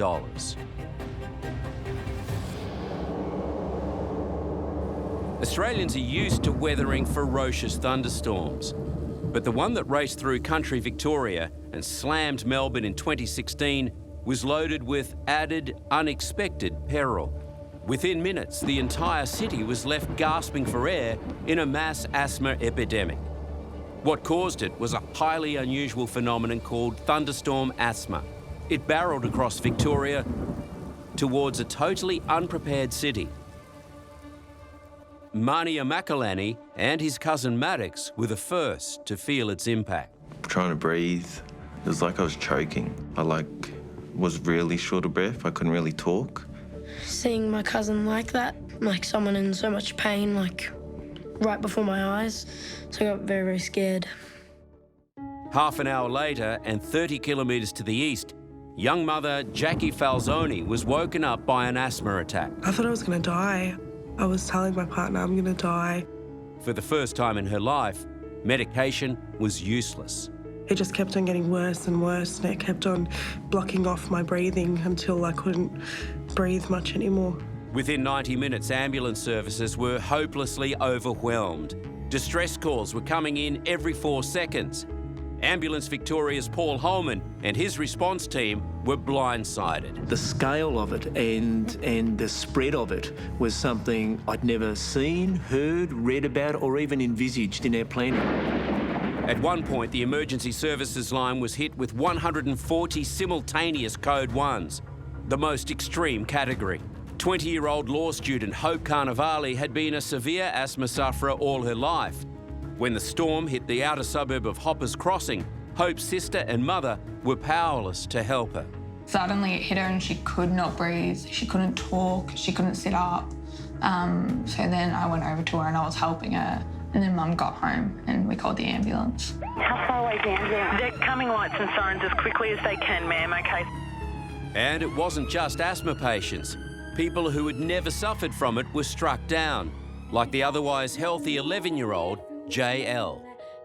Inside, it felt like it was squeezed together, really wanting air to come out, but nothing was barely coming out. It was just a really little wheeze, and I was thinking like, what's going to happen? Am I going to die? When Rebecca rushed her daughter to the nearest hospital, she found it overrun with people desperate for asthma treatment, which had long since been exhausted. And I looked around me and I just said, what's happening? This must be the end of the world. This must be the last day on Earth. It wasn't Armageddon, but Melbourne had been hit by a deadly plague of pollen. Ideal growing conditions meant that fields of ryegrass were ripe with pollen, and the ferocious winds had sucked thousands of tonnes into the gathering storm front. Normally, ryegrass pollen is too large to enter the airways and spark an asthma attack. But this megastorm was different. It was highly charged and heavy with moisture. Those two factors caused millions of large pollen particles to explode, scattering trillions of microscopic specks over the city and deep into the lungs of everyone who breathed them in. Amongst those struggling to breathe was Mania, who knew he was in deep trouble. I thought it was over. Yeah, I didn't know what to do. Mania's cousin Maddox rang for an ambulance, and he was lucky. His call was answered. Paramedics Anita and Georgie were dispatched and made it with minutes to spare.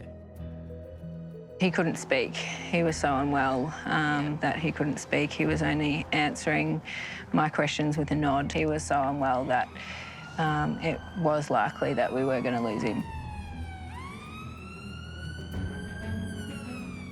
Normally, we'd hopefully have 3 or 4 of us to manage a patient that was that unwell. But on that night, we just had to manage just the 2 of us. Meanwhile, Hope Carnevale's family was still desperately waiting for an ambulance. We carried her outside and she was just on my shoulder, and then at that point, she started crying and telling me that she was scared, and that's when it really hit me. And I started to get emotional and I started crying. We're just crying with each other, and then I kind of realised that I might lose.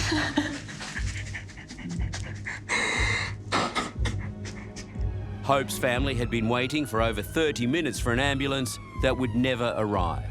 We heard sirens, but that unfortunately was for a house just behind us. And then probably about 2 minutes after we heard that siren, we couldn't feel a pulse. Had I been told that an ambulance wasn't in the vicinity, it wasn't dispatched, they had none left, I would have put her in that car in a heartbeat and I would have had her at that hospital.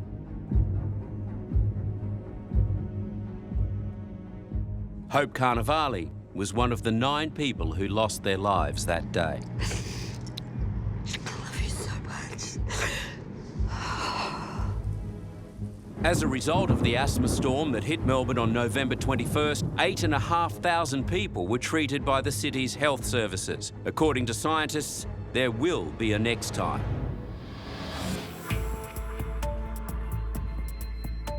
From the days of Cyclone Mahina, when hundreds perished at sea, the waters around Australia have been home to incredible rescues and terrible tragedies.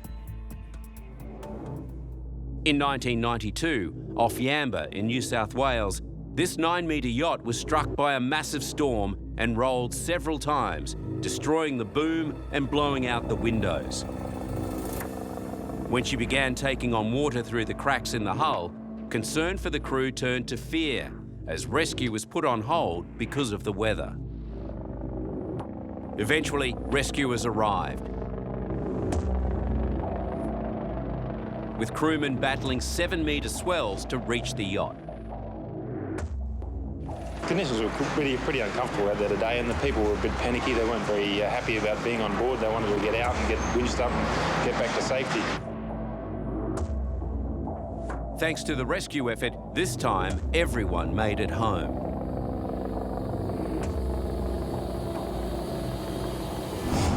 Sailing from Cairns to South Africa was the trip of a lifetime for 2 Aussie adventurers, Helen and Robert Holt. But it almost killed them. We were knocked down. Actually, this is where I wrote down here, knocked down. That was our position down there. Approximately 200 nautical miles. The winds began to rise without warning. By 7 that night, it was blowing a 50-knot gale. By the next day, it was roaring at 70 knots. The seas at that stage were foam, there were breaking crests, from what little we could see, which was very little, and the wind, and it was still increasing. The wind was still increasing. At 5:30 a.m. on Saturday, they were waiting for the morning light when a massive wave drove their 16-ton yacht deep underwater. We heard a roar, a large roar, and then all I've termed it as is a sledgehammer.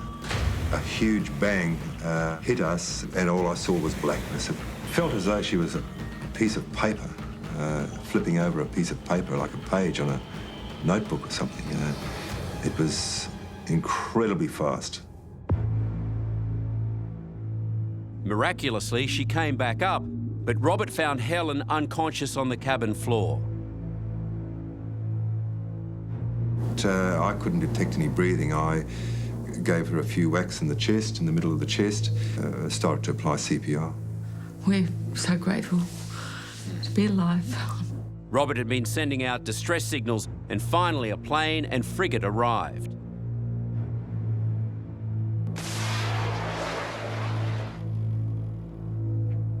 After many tries, a tow rope was attached in an attempt to save their boat, but it wasn't to be. The captain, he said, "I've been instructed by Canberra to drop the tow and take you on board." Frenchman Thierry Dubois and British-born Tony Bullimore were taking part in a round-the-world solo yacht race in 1997 when they were both swept deep into the Antarctic Ocean by enormous waves and non-stop gales. They became the subject of a massive search and rescue mission by the Royal Australian Air Force. We've never had a rescue so far south. It's closer to Antarctica, and it'll be really stretching all the resources for this one. The frigate HMAS Adelaide was deployed to the area as the rescue mothership. After flying 3,000 kilometres over the wildest ocean in the world, one of the spotter planes located Dubois. Contact, Taco Energy, contact. Okay, the survivors on the yacht. Stand by on top. Stand by on the drop. The Frenchman had somehow managed to cling to the hull of his upturned ocean racer in huge seas and freezing winds. But there was trouble with the life raft drops. 4 life rafts had been dropped until Dubois was finally able to scramble aboard one to relative safety. Meanwhile, the upturned yacht of second missing sailor Tony Bullimore was located and the rescue mission swung into action. Yeah, it's almost nil in there. There he is, straight ahead. A weak emergency alarm raised hopes that he was alive under the hull. Bullimore's been found in the hull of the yacht and he's alive. Should be okay. They'll get him on Adelaide pretty soon. Yeah. For the men at search headquarters, the relief after 5 days and nights of searching was overwhelming. They've just found the Englishman. That's bloody amazing. A Navy lifeboat races to the yacht with the rescuers pounding on the hull, and suddenly at the other end of the boat, Tony Bullimore emerges. He's alive. He's getting on the boat. He's there. That's him. I got him. The Navy diver leaps into the water, and within seconds, Bullimore is lifted on board, safe at last.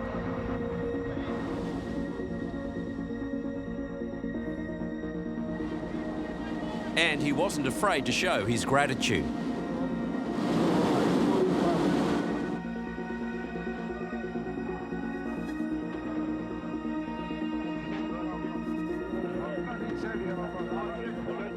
Yeah, it was fabulous, absolutely fabulous. The banging on the side of the hull, which was an illogical banging, a big heavy banging, it was like heaven. It was like heaven, and I actually heard a voice outside, and then I started shouting, "I'm coming, I'm coming, I'm coming," and it took me seconds to get from one end of the boat to the other. And then a few deep breaths, I dived out the boat and over. And boy, when I saw this ship standing there and a plane going over the top and a couple of guys, you know, peering over the top of the upturned hull, it was heaven. How he survived 5 days was a miracle. When the yacht flipped in the enormous seas, he was trapped in a 1.6 metre high air pocket. The experienced sailor had rigged a hammock to keep him just above the water, with air coming through a tiny hole in the hull. He survived on a bottle of water and some chocolate. and news of the rescue shot around the world. Tony Bullimore was heading for dry land in an Australian frigate today. A daring, dangerous and remarkable story of an ocean rescue down under. Sauvé, un seul mot. Thierry Dubois et l'anglais Tony. Back home in England, Mr. Bullimore's wife, Layla, got the news from hundreds of well-wishers camped on her doorstep. We hug, we kiss, we jump, we shout. We're wonderful. We open a bottle of champagne and we drink and we shout and we scream and we say, he's alive, he's alive. In Australia, 2017 had been a quiet year for cyclones. Queensland had had a relatively peaceful summer and autumn was just kicking off. But March 28th brought a nasty surprise. Tropical cyclone Debbie is tracking towards the coast and growing rapidly. It's predicted to hit as a Category 4, with winds up to 240 kilometres per hour. Authorities didn't hesitate to act, evacuating 5,000 people and issuing dire warnings. Make sure you do your last-minute preparations. This cyclone will have a big impact. You could say that Debbie's probably the most significant tropical cyclone since Yasi. With Yasi still fresh in the nation's memory, troops were deployed, property was secured, and the community braced itself for the worst.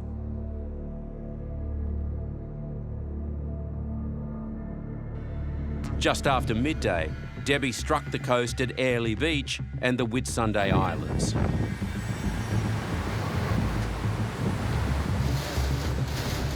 Yeah, you can feel that gust. You know, that has to be up to 100 k's an hour now.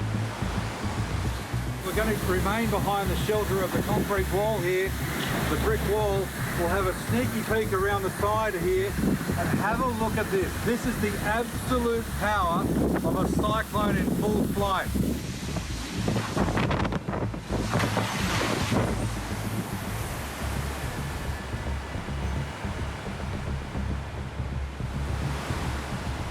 The winds are insane. I can't imagine it getting any worse than this. All the trees are destroyed. It looks like World War III, mate. That actually, we heard it rip off our roof, so that bit's come off. And a couple of those roofs in the front have lost their flashing and their roofs are starting to lift as well. Trying to get back into safety. It's too dangerous out here now. Way too dangerous. The cyclone was going through what we call an eye wall replacement cycle, which means it starts to intensify and then weakens a bit and then starts to intensify again. Whilst it was doing this, some of the islands just offshore in the Whitsundays were being impacted. Luxury yachts were ripped from their moorings as 260 km/h winds battered the area. Further south in Mackay, a massive storm surge was smashing the coast on the back of a high tide. The cyclone destroyed buildings and blanketed the town in a sea of foam. But Bowen was where Debbie showed her true colours. Outside, it's blowing real hard. There's trees and branches coming down. Bowen was a war zone. Debbie was taking out trees, power lines, blocking roads, tearing homes apart and smashing businesses. Making matters worse, Debbie was crawling along at an agonising 12 km/h, subjecting towns to a prolonged onslaught. As Debbie weakened, she tracked south to New South Wales and merged with a cold front. The resulting floods were catastrophic and the cause of many deaths, including, tragically, 3 members of one family swept into the Tweed River. In the end, Debbie's rampage was responsible for 14 deaths overall and $2.4 billion worth of damage.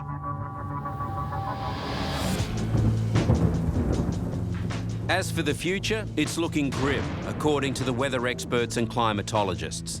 As the climate warms and greenhouse gases kick in, the number of intense thunderstorm days in Australia is expected to increase. Storm surges are expected to worsen as they are now riding on rising sea levels of 3.4 millimetres per year. The coast of the future has the real potential for being a different landscape that we're familiar with. And with sea level rise, global warming, that there's the real risk that storm surges will reach higher and further inland. Our best defence is to be clear-eyed about the future. That means ensuring our infrastructure is prepared, our emergency services are ready, and our communities are aware of what's headed our way.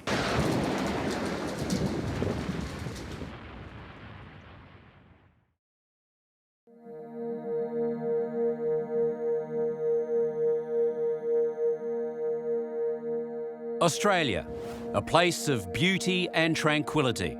But beneath the calm exterior lie powerful forces ready to unleash destruction without warning.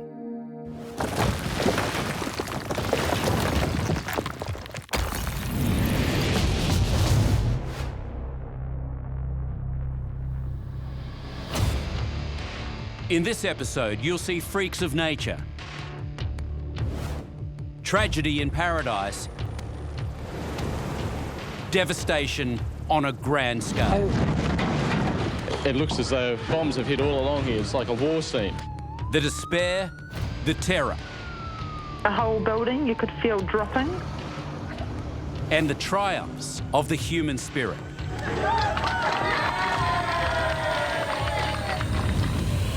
On Savage Australia, Earth. Australia is old, very old. It's only been an island continent for around 55 million years. But the rocks and minerals beneath us date back well before that. The world's oldest known material, some pretty everyday-looking grains of sand, are found in Western Australia. These are 437 million years old. Australia is usually considered a relatively quiet continent, a sleeping giant in a world where the landscapes dramatically change in front of our very eyes. Earthquakes have shattered New Zealand and Italy, tsunamis have inundated Japan and Indonesia, and volcanic eruptions have blasted Iceland and Russia. But beneath the surface of the Australian continent, there's plenty going on. A lot of people don't realise that Australia, the whole continent of Australia, is moving north at 7 centimetres a year and crashing into Asia. The stress from these collisions deform the rock. When the stress in the rocks becomes too great, they will break and move permanently. In other words, an earthquake. On average, Geoscience Australia locates more than 600 earthquakes each year. We've come to know where some of the hotspots are, places like the Gippsland Basin in Victoria, the Flinders Ranges through South Australia, and the Southwest Seismic Zone in Western Australia are our most active areas. We get roughly 10 magnitude 4s, 2 or 3 magnitude 5s a year in Australia, and those are the ones that really give everyone a good shake.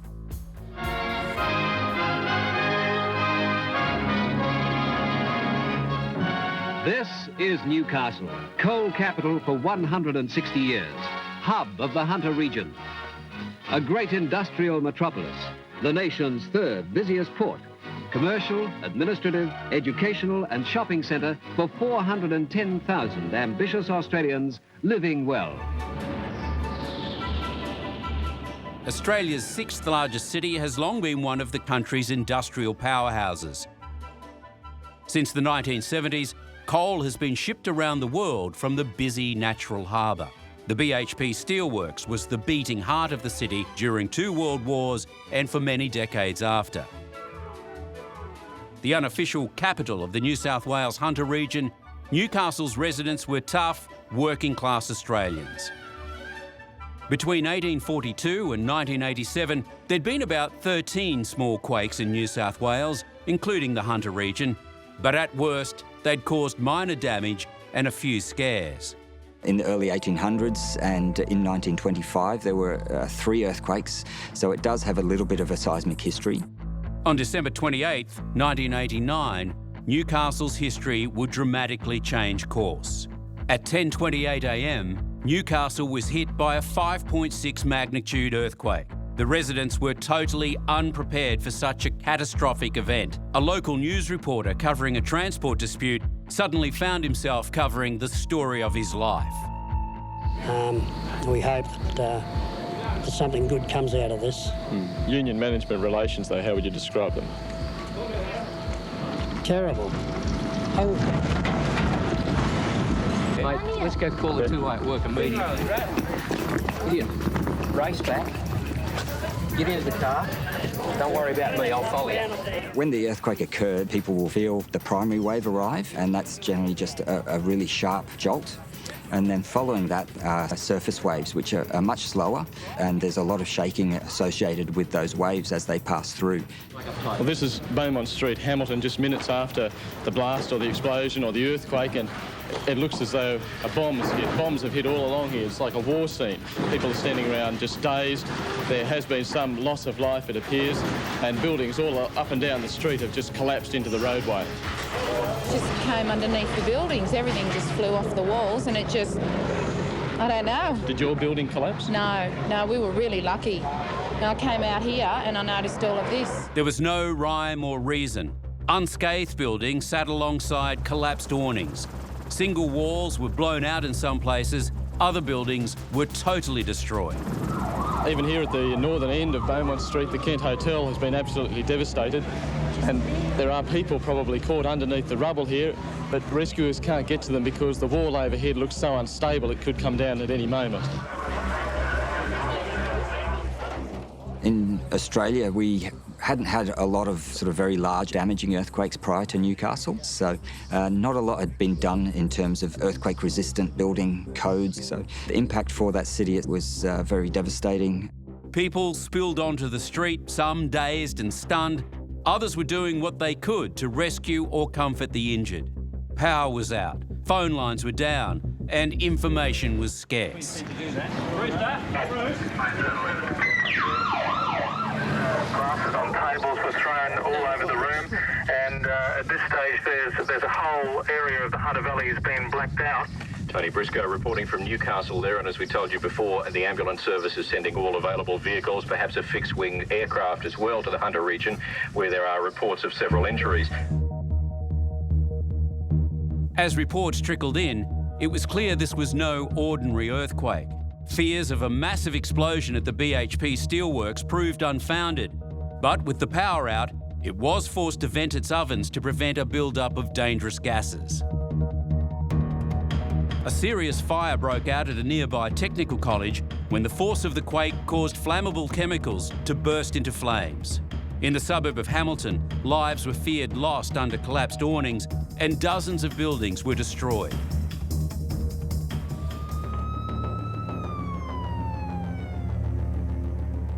The injured were brought here from as far away as Maitland, pushing hospital resources to the limit. We have no power, no services, can't operate there. There is major structural damage at Royal Newcastle Hospital. Staff evacuated intensive care patients and earthquake victims and set them up across the road on the beach. As the hours dragged on, hopes of finding survivors faded. Crews using sophisticated heat equipment scoured the ruins for signs of life. One by one, the bodies were brought out, and still no one was sure how many were left behind. By nightfall, it was clear there were no more survivors. Rescue operations turned to salvage. Heavy machinery was brought in, and the full extent of the club's destruction was revealed. One by one, the massive excavators lifted 10 flattened car bodies out of the hole. Originally parked on street level, the impact of the two-storey collapse had forced the cars down 3 metres to the basement. As the night wore on, rescuers located 2 more bodies, bringing the number of confirmed dead to 9. Back in Hamilton, where 3 people had been crushed to death by a falling awning, the exact moment of the earthquake had been frozen in time on the historical clock tower.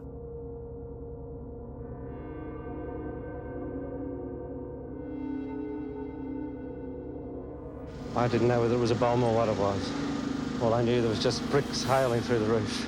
Prime Minister Bob Hawke offered his support. Together we'll try and ensure that all the assistance that is necessary will be provided. And by now, news of the tragedy had made its way around the world. It was the first fatal earthquake ever in Australia. The quake registered 5.5 on the Richter scale. The epicenter of the quake, which measured 5.5 on the Richter scale, was just 18 kilometres west of Newcastle.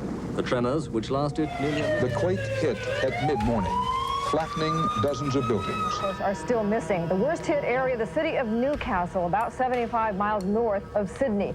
Eastern Australia is recovering from a big earthquake tonight. That quake hit 5.5 on the Richter scale, and it was centered near Newcastle, 80 miles to the north of Sydney. The final death toll for Australia's first deadly earthquake was 13. 9 in the Workers' Club, 3 in Hamilton, and 1 heart attack victim.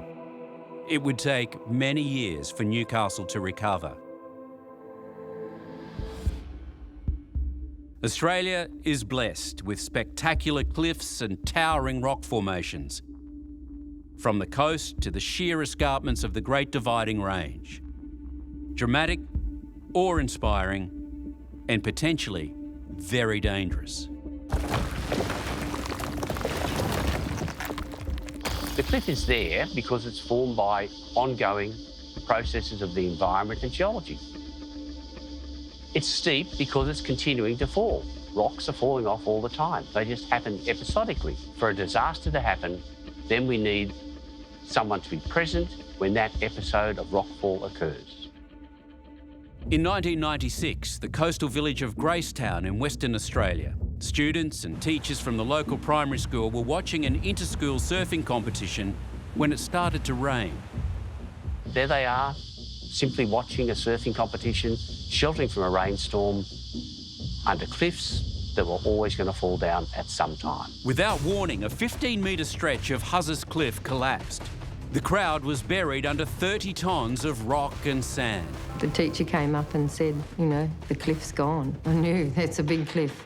Then someone yelled out that they could hear somebody, and we flew across there. And within minutes, hundreds of locals were on the scene, armed with shovels, ropes, picks, anything they could lay their hands on. They pulled away boulders, dug desperately into the sand, clawed away with their hands. They moved mountains of dirt. They pulled rocks off cliffs that you'd never seen. And as day turned to night, they refused to give up their desperate mission. They broke ropes pulling, they just found strength from anywhere. You know, it was unbelievable. Families of victims watched and waited, hoping for good news that never came. One by one, the bodies were brought out. And then it happened. From under the rubble, rescuers heard a muffled cry. Against all odds, 10-year-old Sarah Otto had survived the rock fall. We dug a hole and I slipped my hand in there, and this little girl grabbed hold of my hand, and it was just unbelievable. I just couldn't believe anybody would have been alive in such a situation. And, especially as she wasn't the first one we got out. We got 3 more out before her. You weren't so lucky? No. Well, her mother was beside us, she said. She kept talking about, she thought Mum was there, and we could see the other body there, and she's a tremendously brave little girl. She said, don't let me go. And I said, there's no way I was going to let you go. It's just tragic. It is absolutely tragic. You know, I hope I never come across it again. It was just chaos, and the one flicker of light was when we found this little girl, and I thought, hang on, you know, we may be able to find some more. But it wasn't to be. Despite everyone's efforts, Sarah was the only survivor from that terrible day. The final death toll was 9, 5 adults, 4 children, a primary school teacher, a former town councillor, a local surf guru, a mother and son visiting from Melbourne, and Sarah Otto's mum. They were all part of a small, close-knit community that was simply in the wrong place at the wrong time. The New South Wales resort town of Thredbo is nestled at the foot of Australia's highest mountain, Mount Kosciuszko. This is one of the most thrilling sports in the world, and Australia's alpine country offers some of the world's best skiing. Soon the chalets will be full. New roads in the snowy mountains have opened up new fields, so the rooftop of Australia looks forward to a boom season. At its peak, it attracts about 70,000 interstate and overseas skiers and snowboarders every year. But Thredbo is known for something other than great skiing. It's also famous as the home of a disaster 40 years in the making.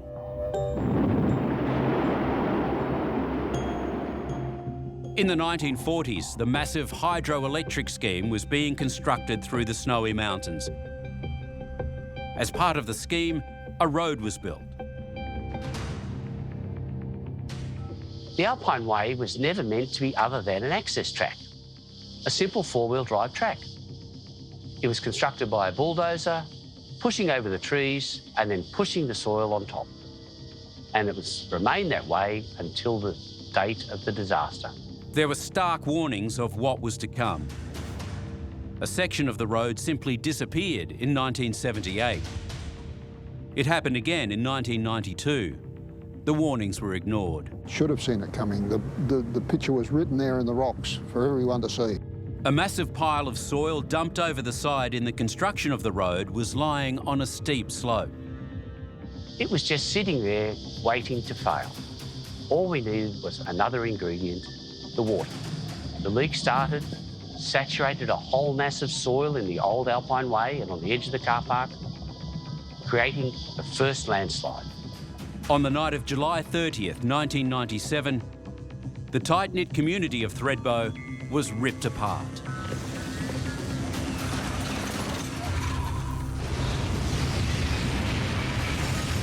It happened just before midnight with no warning. Hundreds of tons of rocks and earth avalanched from just beneath the Alpine Way, the main road, onto the Carinya Lodge. One person was sleeping there, but that building cannoned on down the hill, crushing the Bimbadeen Lodge. And 19 people, mostly resort staff, were there. All are now missing. A desperate search for 20 people after a landslide buries 2 ski lodges in the Snowy Mountains village of Thredbo. The longer it goes, obviously their chances are diminishing. The next morning, Australia woke to the news of devastation in one of its premier ski resorts. A section of ground below the busy Alpine Way road had given way. 3,500 tonnes of liquefied earth, rocks and rubble had flattened buildings, trees and cars. Tons of concrete slabs had collapsed on each other, trapping the lodge's occupants as they slept. There's no buildings there where there was buildings when we went to bed. Police were on site within an hour, and by 2:30 a.m, more than 100 professionals had arrived. Rescuers like paramedic Paul Featherstone. It was between buildings, and it actually, everywhere else, looked brand new, like it hadn't been touched. But just this devastation. Then on the right, people are actually skiing, still skiing down the slopes. For rescuers, this whole emergency's become so frustrating. It's now been 8 hours and it's still considered far too dangerous for them to be allowed in to begin a search. We heard a lot of tragedy before that, the people that were here during that night, horrendous situation for them where they heard people, but because the slope was so dangerous, one of the hardest decisions to make was to pull those people back. Finally, nearly 11 hours after the landslide, the site was stabilised and rescuers swarmed over the rubble. There's roofing material that's in a position that you wouldn't believe it would be halfway up a tree that's stopped the movement of a large boulder that's certainly causing us concern.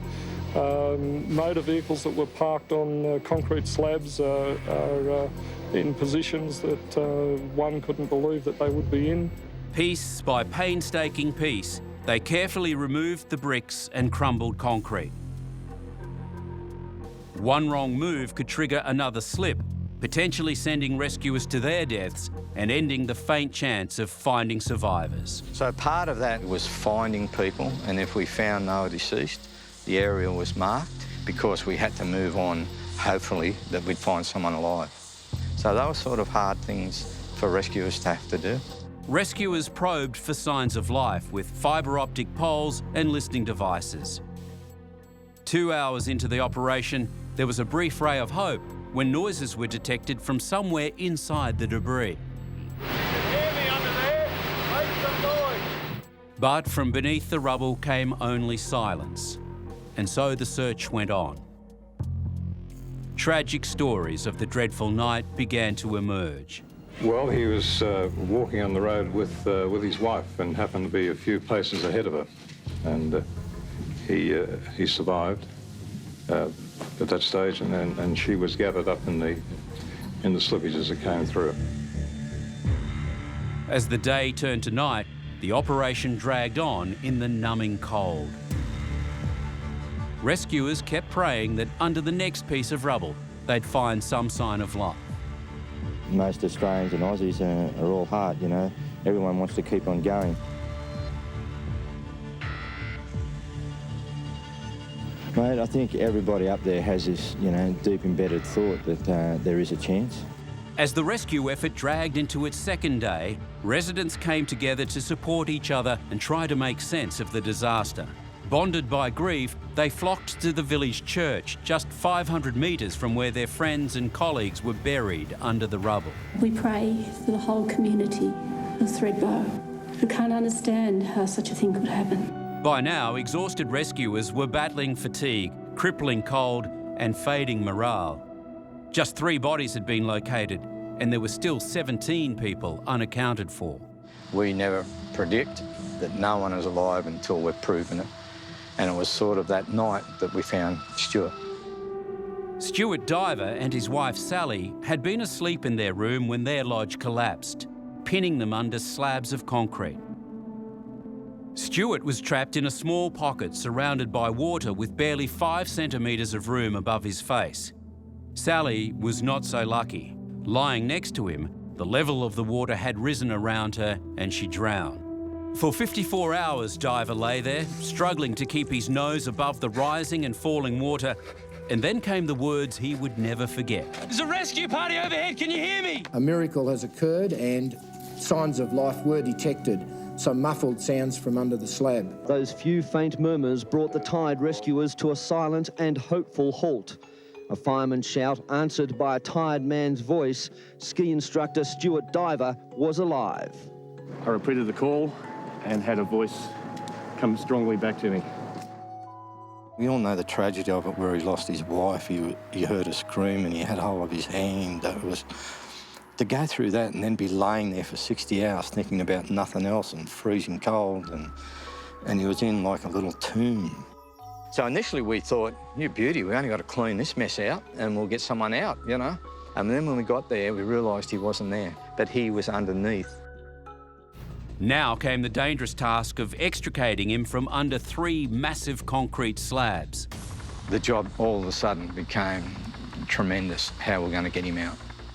Because these slabs on top were laid with other slabs, you know, like it was just going to be a mammoth effort. And was why a lot of heavy machinery wasn't used initially, because I thought if you missed something, something could slip, and if there was someone else alive, you might cut them in two. At great peril to the rescuers, they have tunnelled under that slab towards where the sounds were emanating from. They finally established visual contact via a 10-centimetre hole. When we cut the manhole, I could just squeeze my hand in top of his chest. That's how tight he was laying in this freezing cold, black conditions for all those hours before he hurt anybody, and then all those hours after he hurt us as well. For the next 11 hours, Paul held Stuart's hand and became a vital lifeline. We set up a casualty treatment area with top physicians right at the manhole entrance where we were going to drag him out, because we had to pull him out vertically. And after he'd been horizontal with hypothermia for so long, that can be catastrophic. So we filled him up full of fluids and drugs, and we got him as best as we could, pulled him up onto this treatment area, and his vitals didn't change. And it was then the first time that we realised that he will survive. At around 5 p.m, almost 12 hours after first contact, Stuart Diver was freed. When he first saw the light, the sky, he just looked at me and said, that sky's fantastic.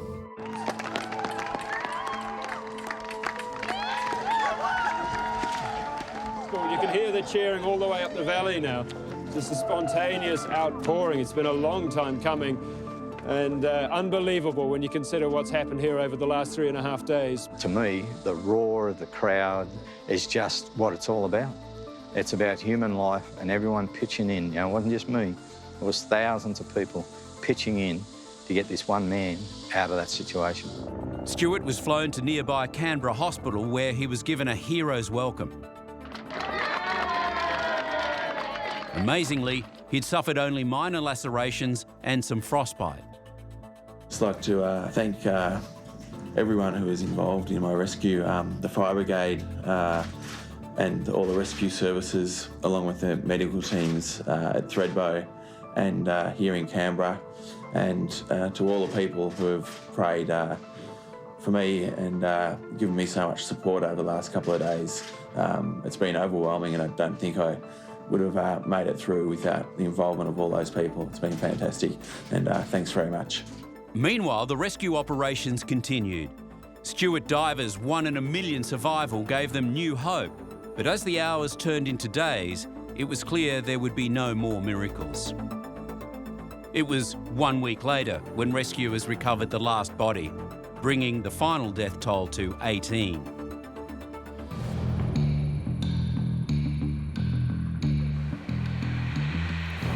One of the most bizarre examples of shifting Earth is the formation of sinkholes. They can be big, they can be small, and they can occur in the strangest places. Queensland's Linda Ray Mackay awoke one day to a shocking change to the backyard of her Ipswich home. The sinkhole was first spotted by a neighbour at around 9 a.m. I heard a bang and a splush. And when I looked over the fence, I had about a 6-foot round hole. And in a few hours, it went from curiosity to a potential threat. Really would like some people out of here, thank you. Come on. What started as a mystery turned out to be a 113-year-old relic of the region's coal mining past. What we believe is that this is an exploration shaft. It would have been a 2 metre by 2 metre square vertical excavation, probably about 100 metres deep. Authorities were concerned about their house, but 24 hours later, the hole had been filled, which left the Mackays jumping with joy. Sinkholes are not uncommon. The underlying cause is usually erosion brought on by flowing water. In some cases, underground cavities collapse, weakening the ground above them. Queensland's Stradbroke Island has long been a favourite retreat for holidaymakers.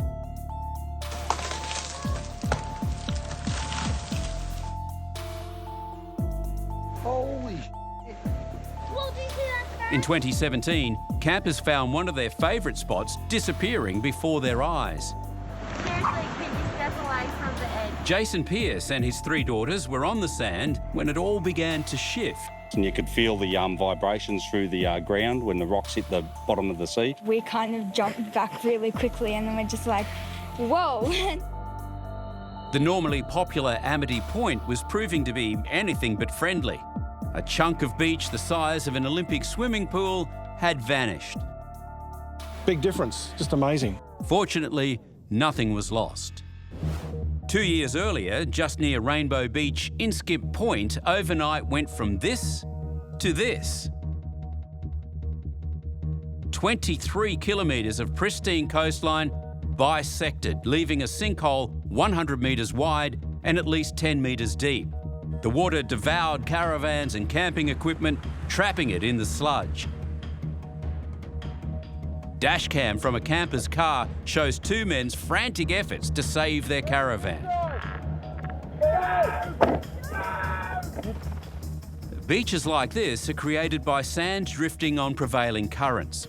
If the sand base becomes unstable, it's undermined by the water and eventually collapses, taking bites out of the Australian coastline. Moulded by wind and waves, beaches are often backed by a buffer of sand dunes to protect against damage from storms, as well as providing a reservoir of sand to replenish and maintain the beach at times of erosion. But the sand dunes themselves are now under attack from the activities of man. From encroaching development to four-wheel driving and increased foot traffic, the threat has become a major environmental issue. Increased coastal degradation and the destabilising of a highly sensitive ecosystem risks leaving our coast at the mercy of the elements. It's this inherent instability of the sandy shoreline that can trap the unwary, especially children. Over the years, the lure of these seemingly harmless beach playgrounds has resulted in many tragedies. Records show there were 31 recreational sandhole deaths since 1985 in the United States, United Kingdom, Australia and New Zealand. And there were 21 incidents where a person was rescued from a collapse, in several cases by bystanders who performed CPR. The victims, mostly boys, ranged in age from 3 to 21 years, with the average age about 12. In fact, statistics show sand is more dangerous than sharks. Just seconds from death, 11-year-old Nathan Good was buried alive. I was just shocked. Scared. Screaming and everything. It was really scary. Nathan and two friends were taking a shortcut across the dunes at Cudgeon Beach in Queensland. They started digging like really hard and frantically to pull me out, and I just like got out because I was like in a ball with like that much of space to breathe, so it was running out really fast. Paramedics and police took over. The sandbank was actually continually falling in on top of him, so we had to make some makeshift barricades with our spine boards out of our vehicles and then dig the sand out from around underneath him. Lucky Nathan emerged with only scratched knees and has learnt a valuable lesson. Don't play in sand dunes. At Markoola Beach, 10-year-old Bryce and his 9-year-old mate Michael were digging tunnels in the side of a small dune when the sand gave way. Then I saw it fall down on me, so I had to turn my face so I could breathe. It was just blackness at me. Only their legs were left protruding from the sand. I was saying to myself that I'm going to make it, and I thought I was going to die at starting. Bryce kept breathing in an air pocket.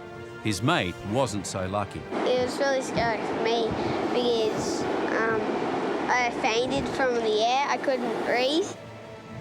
No one's sure how long it was before passers-by came to save them, but paramedics say it was just in time. I think it was any longer, I think it would have been a real tragedy. The boys were keen to meet their saviours. Are you the one who saved us? Yes, all of us, all of us. And the father was grateful beyond words. I owe these guys, I really do. I want to know these guys the rest of my life. Well, that's good to know, and I hope it's going to be useful for somebody else.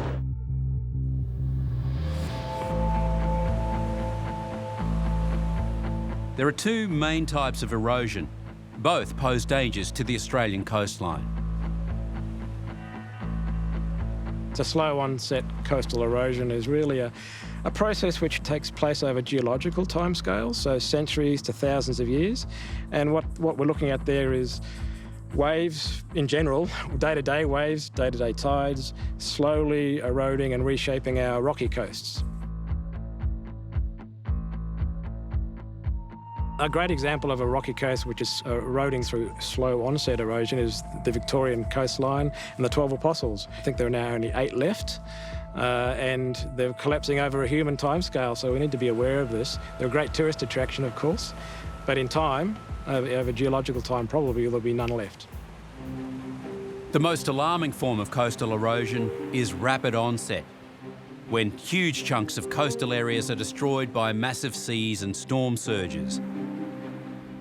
This is Collaroy and Narrabeen on Sydney's northern beaches. In 1946, 6 shacks collapsed and a house floated out to sea. It had been identified as a coastal erosion risk as far back as the 1920s. But the warnings have time and time again gone unheeded. In 1967, the homes and apartment blocks along the beachfront were threatened with collapse as their very foundations were exposed. The landmark Flight Deck apartment building had its pilings exposed by a storm 1 year after it was built. The building was saved by dumping thousands of tons of fill and sand to construct a seawall. A few beaches south, workmen and residents battled to save a large section of the famous Manly Beach, which was threatened by monstrous seas. More than 60 feet of seawall toppled into the ocean. Racing against time and the heavy rain, machine operators constructed a temporary rock wall before the tide rose. Debates about the effectiveness of sea and rock walls have spanned decades. Seawalls work in certain situations to provide the foundation for the coastal roads and then the houses behind to maintain the beach profile and beach width. So in certain situations, seawalls are a great solution, but in others, it can actually exacerbate the situation and lead to the loss of the beach. In 1974, more misery as an even bigger event hit Sydney's northern beaches. Huge seas attacked much of the east coast. All along the coastline, the forces of nature have taken their toll, and it's been a heavy one at that. Mile after mile of beachfront is just eroded by the constant pounding of the heavy seas. Amazingly, more high-rises had been built since the last wave of destruction, and predictably, their foundations were undermined once again. Valiant attempts were made to shore up the seawall, a temporary fix until the next inevitable attack from the seas. North of Sydney, Wamberal was also being hit that year. When the cottage tumbled into the sea this morning, it marked the end of a 3-day battle to try and save it. Huge steel girders had been placed under it during the weekend, and today the owners were intending moving it back from the cliff edge. But the heavy seas and unusually high tides beat them. The house went soon after 8 o'clock this morning. First it was the front veranda, then room after room followed it down the hill. And at the same time, the filling, a quarter of the filling underneath that second house gave way. And with another huge tide expected tonight, the locals here say there's no chance of saving it. At 8 o'clock, the last little bit of sand just went in front of the pier here and away it went. And it went mighty quick. Meanwhile, Queensland didn't escape the drama as 4 cyclones and 2 massive storms battered the Gold Coast, smashing the foreshore and destroying the Holiday Haven's waterfront homes. Ignoring the warning signs, this infamous stretch of coastline has now exploded in beachfront development. In 2016, waves of up to 8 metres hit Sydney, destroying several homes in Collaroy and washing gardens and swimming pools into the ocean as a huge low-pressure system combined with king tides to cause widespread destruction. Metres of coastal land were sliced away and several million-dollar homes hung precariously on the edge of sand cliffs. This is what the beach looked like before and after. The southern suburbs of Sydney didn't escape, as this couple found out. Trying to mop up as the king tide built was proving to be a useless exercise.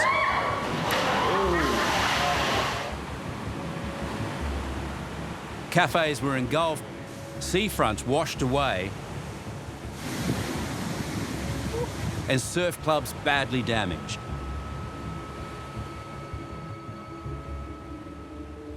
With over 6% of the country living within 3 kilometres of the coastline and sea levels rising, this problem is only going to get worse.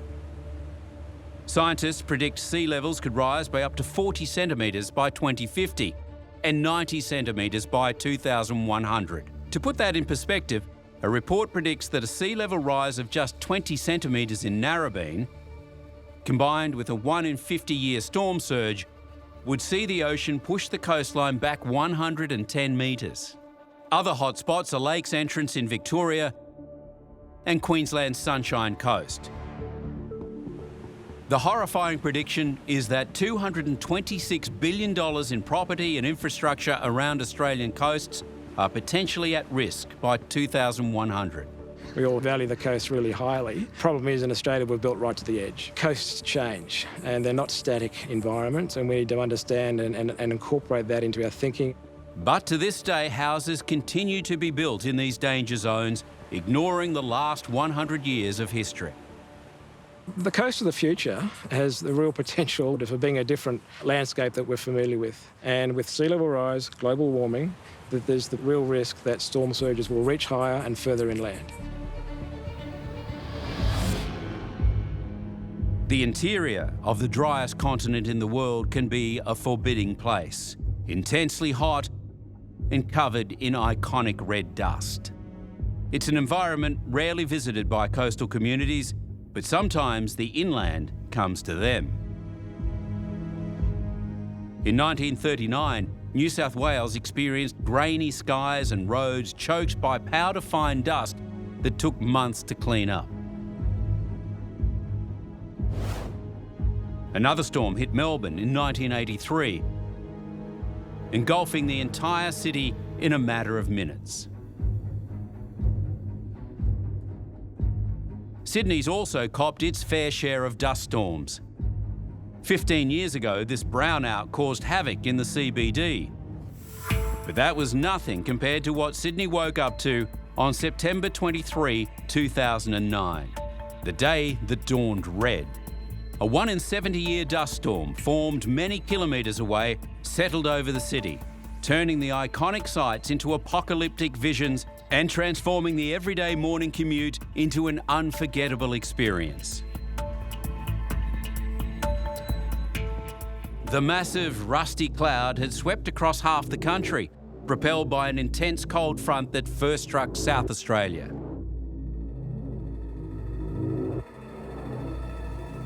So in an extended drought period where you've got exposed surface, that is, there's little grass because it hasn't grown, means that you've got the ability for the soil to be available for when you have a big wind event to pick it up and have that mobile in the air. Relentlessly, the storm turned eastward into New South Wales, hanging like a blanket across a giant sweep of eastern Australia, eventually affecting 3 states. The mining town of Broken Hill, right in its path, saw an eerily beautiful but daunting sight. There's a lot of soil in that air, man. This family's home was swamped by the surreal storm in a few seconds. It's just gotten blacker.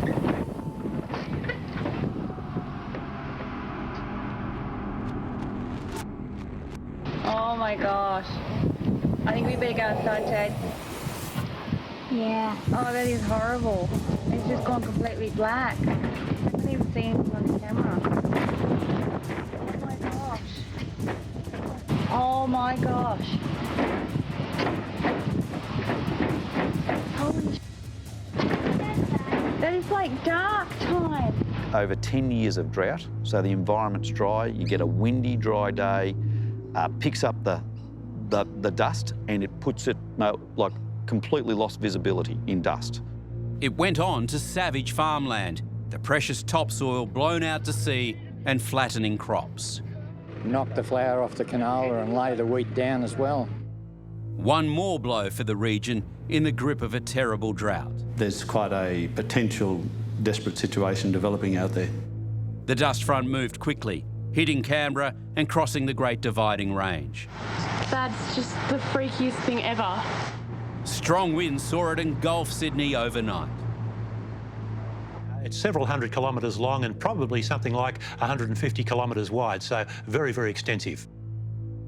Transport ground to a halt, Sydney's ferries sitting in an empty sea of red.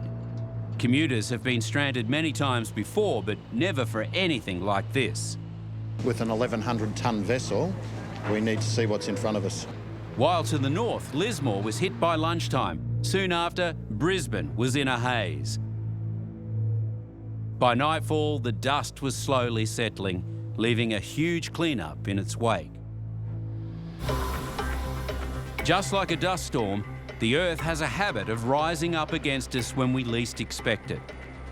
Despite measures like maintaining safe infrastructure and enforcing tough building codes, we're largely powerless in the face of these events. In the end, survival can come down to the skill and patience of our rescuers. The human value of what happens in these disasters is what it's about. It affects so many people at the end of the day. And having the right resources to make sure that if something happens to a human being, we're doing the best we can to get them home.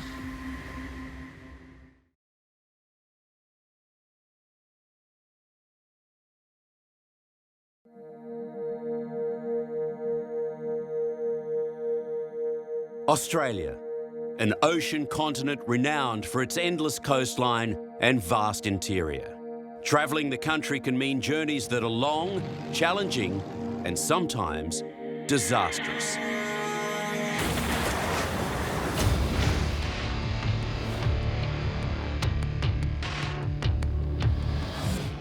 In this episode, Disasters on the highways, the railways, and in the air. We're on fire. Just a warning, something is seriously wrong. Stories of catastrophe. I knew we were gone. And courage. It's come straight down on a carriage here. Most of the carriage is underneath the bridge here. How we got out, God only knows. As we witness the desperation, the heartache. And there's a little girl around the other side, she's dead. And the heroes on Savage Australia, Fatal Journeys. Of all the countries on Earth surrounded by sea, Australia is the largest. Its landmass is 50% greater than all of Europe combined. The harbour city of Sydney is a 16,000 kilometre flight away from Europe. Almost 3,000 kilometres from Uluru in the heartland, and over 1,000 kilometres away from the Great Barrier Reef. These distances mean a massive transport network, over 820,000 kilometres of road, black ribbons of seemingly endless highway, and dusty dirt tracks that crisscross the land.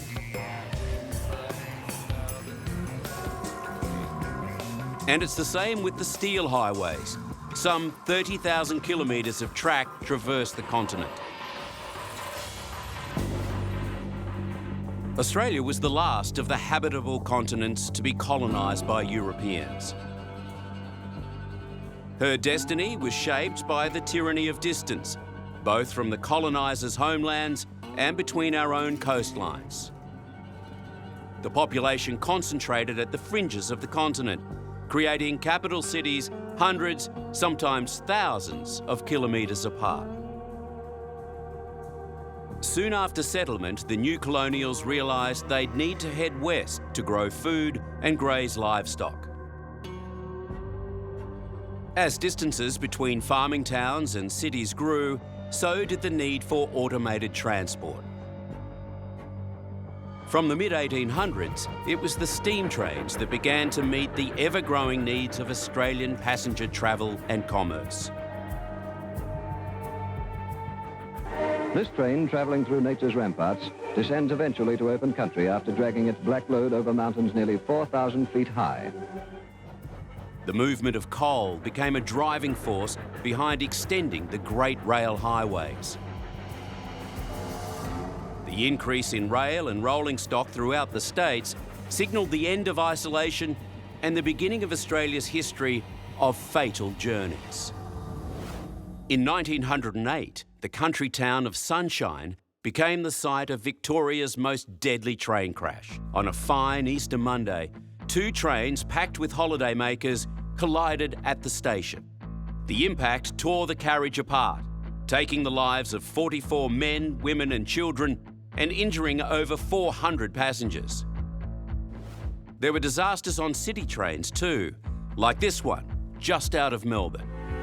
On July 18, 1910, in foggy conditions, an incoming commuter train collided with a stationary locomotive.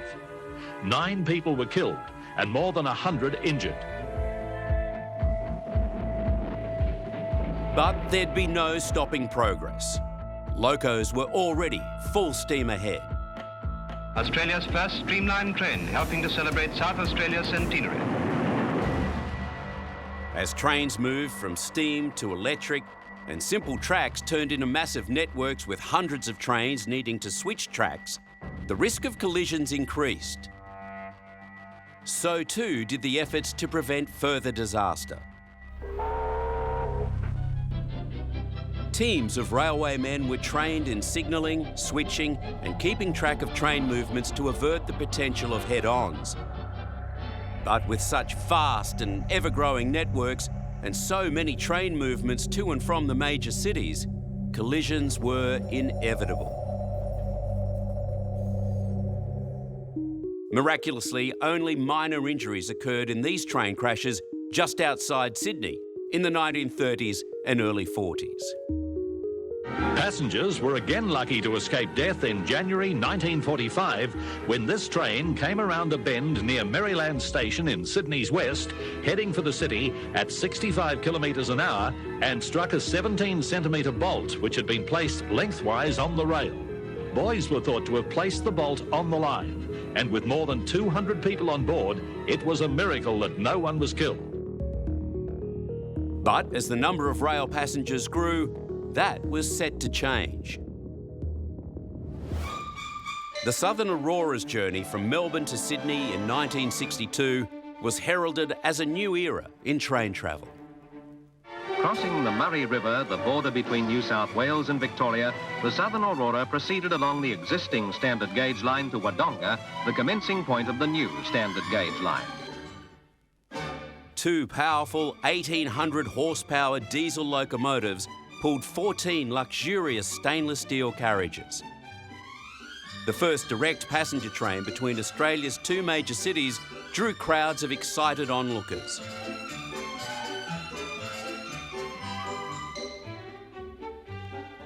The scenic journey of almost 1,000 kilometres took passengers through stunning and isolated countryside. But less than 10 years after the Southern Aurora's inaugural journey, disaster struck 174 kilometres north of Melbourne in Violet Town. Just after 7 a.m. on the 7th of February 1969, the Southern Aurora crashed head-on with a fast freight train at an estimated speed of some 172 kilometres per hour. 8 of the Southern Aurora's 14 cars were derailed, 9 people were killed, and more than 50 injured. Unfortunately, there were many others that were just not as fortunate as us. The toll could have been much higher. Shortly after the crash, fire swept through the carriages. Many of the 600 residents of Violet Town rushed to the scene of the devastation, using any means they could to help the rescue mission. It would later be revealed that the driver of the Aurora suffered a heart attack, missing the signal to move on to a loop track and leaving the train speeding on a collision course. A terrible tragedy, but dwarfed by what was to come.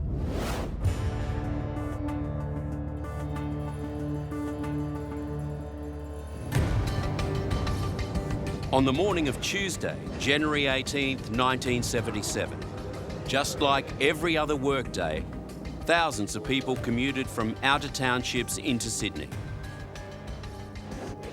Passengers on the 6:09 a.m. commuter train from the Blue Mountains, 100 kilometres west of Sydney, expected to reach the city just after 8:30 a.m. By the time the 6:09 was nearing Granville, the 8 timber carriages were packed with over 400 passengers. But at 8:10 a.m, as the train, travelling at 75 kilometres an hour, took a left-hand curve towards the station,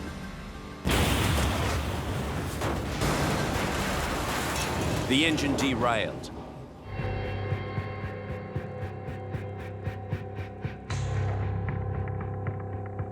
The train collided with one of 2 stanchions holding up the concrete bridge above. Within seconds, the bridge crashed down onto the carriages below. The aftermath was one of absolute horror. There's just bodies everywhere. Everywhere. I thought it was just the carriage under the bridge at first, but then I had a look on the other side of the bridge at the locomotive's on its side, and one carriage, all you can see is the floor of it. It's on its side. It had the top ripped off it. It appears that the back end of our carriage hit the remaining part of the staunch, bringing the bridge down, which happened 5 seconds. It's very hard to estimate time. It's just a gap of time. It's come straight down on a carriage here. Most of the carriages underneath the bridge here. The derailed first carriage, with 73 passengers on board, had been torn apart by a power pole. She started to rock and then she went over and the front carriage split apart like a sardine tin. How we got out, God only knows. Miraculously, the derailed second carriage remained upright, with all its occupants surviving. But for the passengers trapped beneath the bridge in carriages 3 and 4, there appeared to be little hope. It would become one of Australia's longest rescue and recovery operations ever. It was undertaken by teams of emergency workers, doctors, nurses, police officers, firefighters, railway workers and civilians. all who rushed to help. Within 20 minutes, there was some 1,500 people in the cutting, many risking their own lives to save the trapped and injured. I was trapped under the bridge for the very end part of the bridge for about 2.5 hours. I was cramped up and my arm was over my chest and my head was half into the other seat where the other gentleman was. All I could hear was just saws above me or hammers or something trying to get the rubble off me.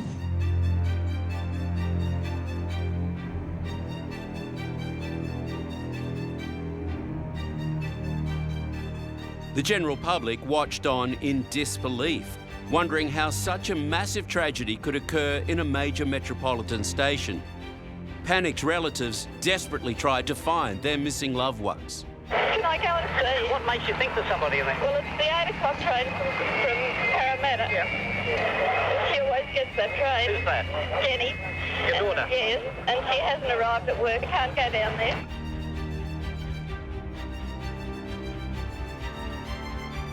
Although it's too early to know the reason for this accident, it is grimly clear that safety procedures didn't work here today at Granville. The injured began being stretchered from the rubble and ferried to ambulances. There were so many injured that 6 hospitals postponed standard operations and put emergency teams on standby to deal with the massive number of victims. Inevitably, some of the victims were rescuers, like this ambulanceman overcome by butane gas while trying to treat some of the injured at the crash site. A number of other emergency personnel and firemen were also affected by the gas. When police weren't overseeing operations at the site, they were running a high-speed shuttle service for urgently needed blood and medical supplies. Ice was ferried out to the accident scene for severed legs and amputations. The number of injured meant that there was a severe shortage of blood on reserve. I'd like to tell you once again that the blood transfusion service in Sydney has made an urgent appeal for donors of all types of blood. I'll repeat that, all types of blood. Within hours, as many as 500 people lined up at the blood bank headquarters offering blood for the train victims. So many volunteers turned up that some hospitals were unable to cope with the demand. Throughout the day, the casualties just kept coming, but at least they were free of the massive concrete and steel slab that still held so many trapped. By 1:30 that afternoon, 19 bodies had been recovered from a section of the 4th carriage. But to extract the living from the rubble would prove to be a long and desperate operation. That slab of concrete, unbeknownst to the outside world, was continuously going down. Where you had someone trapped, eventually you lost another 2 inches in the space that you had to work. As an increasing number of bodies were lifted from the wreckage, there were grave fears there could be many more. As far as we know, there could be as many as 40 bodies trapped underneath the vast concrete span of the bridge which collapsed there over the train this morning. A doctor I was speaking to just a few minutes ago said he'd counted 20 bodies, and we just don't know how many there are. When night fell, the search and rescue teams worked under lights in a desperate and seemingly hopeless bid to find any more survivors. People who are still down there, there's very little hope that we will find any more alive. And I've been rescuing now 23 years, and this is the worst disaster, the worst scene that I've ever come across. After 14 hours, they knew they could not help the 67 other victims still trapped, but they kept that knowledge to themselves as they called in more teams of jackhammers. Eventually, the first slab of concrete was prized free. What lay underneath sickened those who had to look. For veteran paramedic Paul Featherston, it was his first experience of a major disaster. They finally got the roadway off, and there was a train on the track, and you could see the rows and rows of people.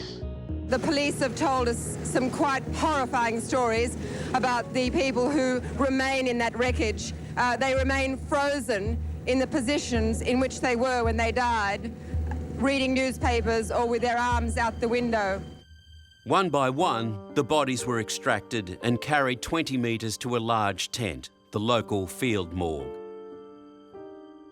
For exhausted medical aides, it was now a matter of identification.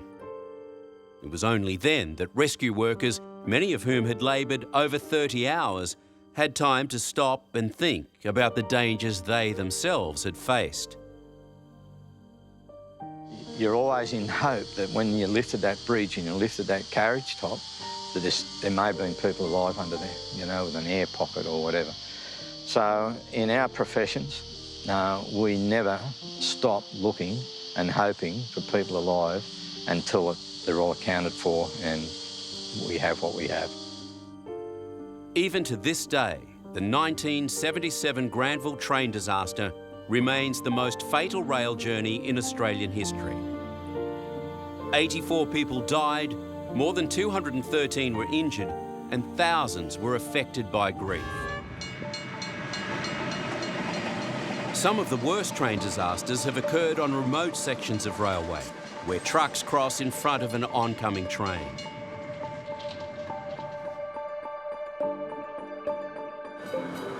There are over 23,000 sites where rail and road intersect. Every one of them poses a deadly risk. One officer who's experienced the horrific aftermath of level crossing crashes is retired Senior Sergeant Jeff Smith. In the time I was at the collision group, we investigated hundreds of collisions at level crossings, both in the country and in the city. 95% of the crashes that were happened at level crossings when I was there was driver error or sheer driver stupidity. CCTV footage reveals a constant dice with death by impatient drivers who gamble their lives against the might and power of our biggest trains.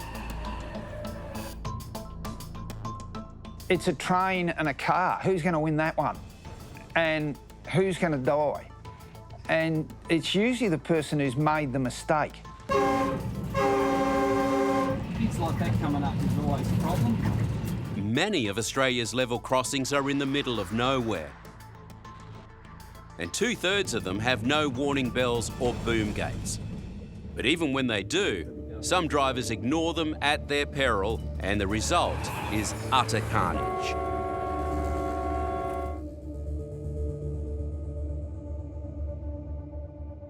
In May 2006, a truck driver died when his vehicle, loaded with 30 tonnes of citrus pulp, collided with a massive freight train near the Victorian town of Lismore.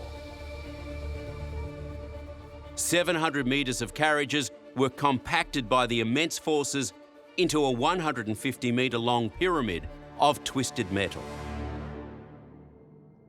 Nearly 250,000 bottles of premium wine en route to Europe were shattered. Aside from the tragic human cost, the total damage of the bill from this one truck collision alone ran over $27 million.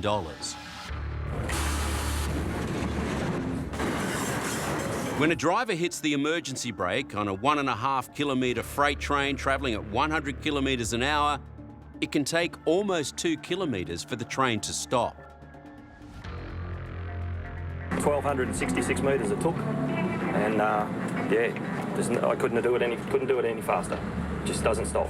When the locomotive is hauling passengers rather than cargo, the aftermath of an impact can be catastrophic.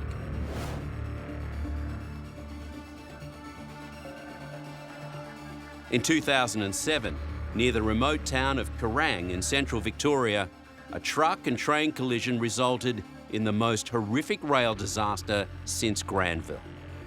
I was at the collision group for 17 years, and in terms of just absolute carnage, that was the worst job I've ever seen, and nothing comes near it. The front of the semi-trailer was squashed flat, its cargo strewn around the scene, but the damage to the train and its passengers was far more confronting.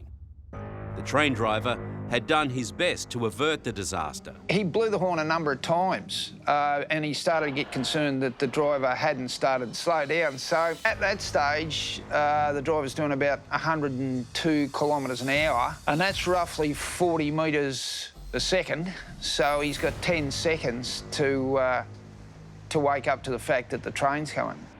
The semi-trailer braked too late, slamming into the side of the train and peeling carriages open like a sardine tin.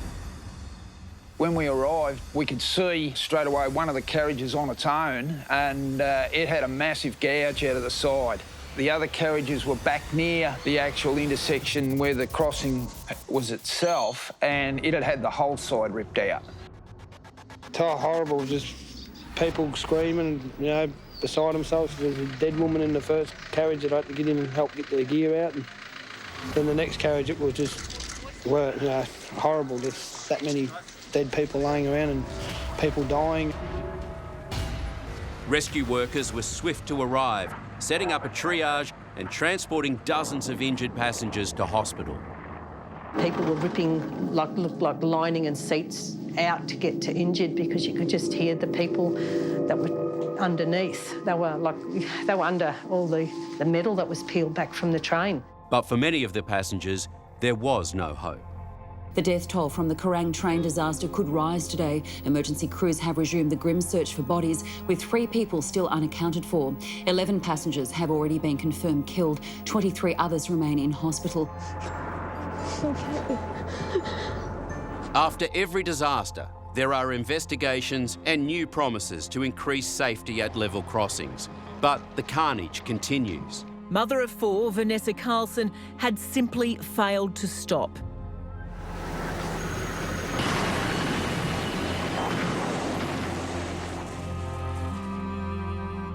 In recent history, more than 100 incidents a year have occurred in country Victoria alone.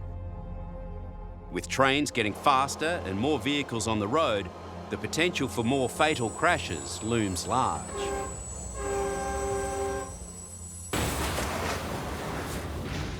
There are now over 400,000 trucks on Australian roads.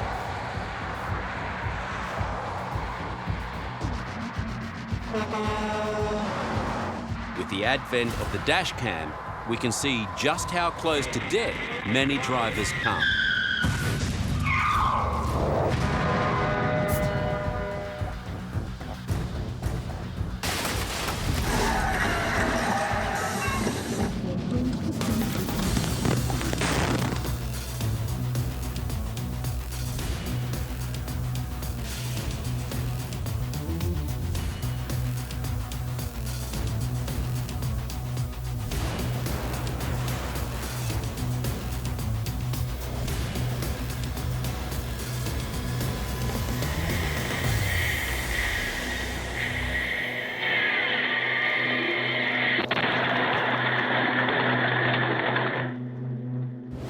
But some defy all the odds.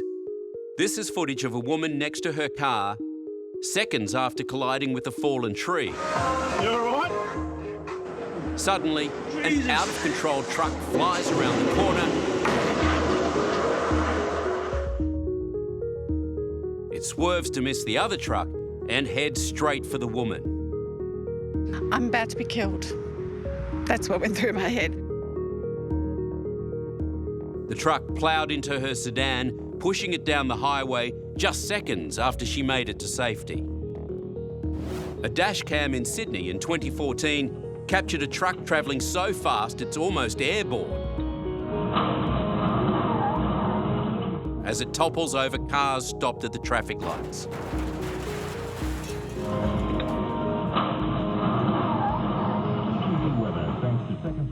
As the lights change, a pedestrian rushes across the road to help.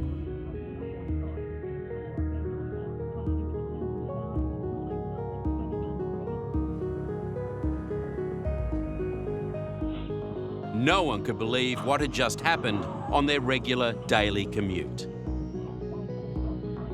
My life flashed before my eyes. Yeah, it was just, it was shocking. Rescue workers rushed to the scene and extracted the injured from the 7 crushed vehicles. Miraculously, there were no fatalities. Everyone in that accident has actually walked away with no life-threatening injuries, and I just frankly can't believe it.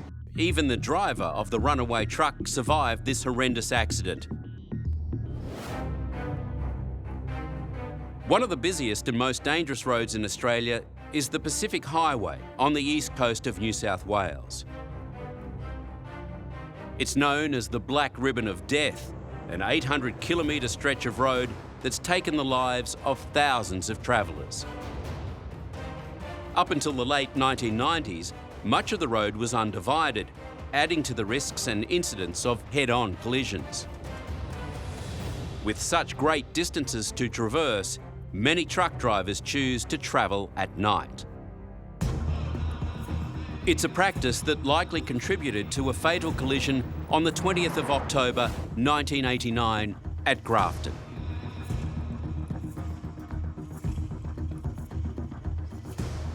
The nightmare locals had been predicting for years came at 4 a.m. on a straight stretch of the Pacific Highway.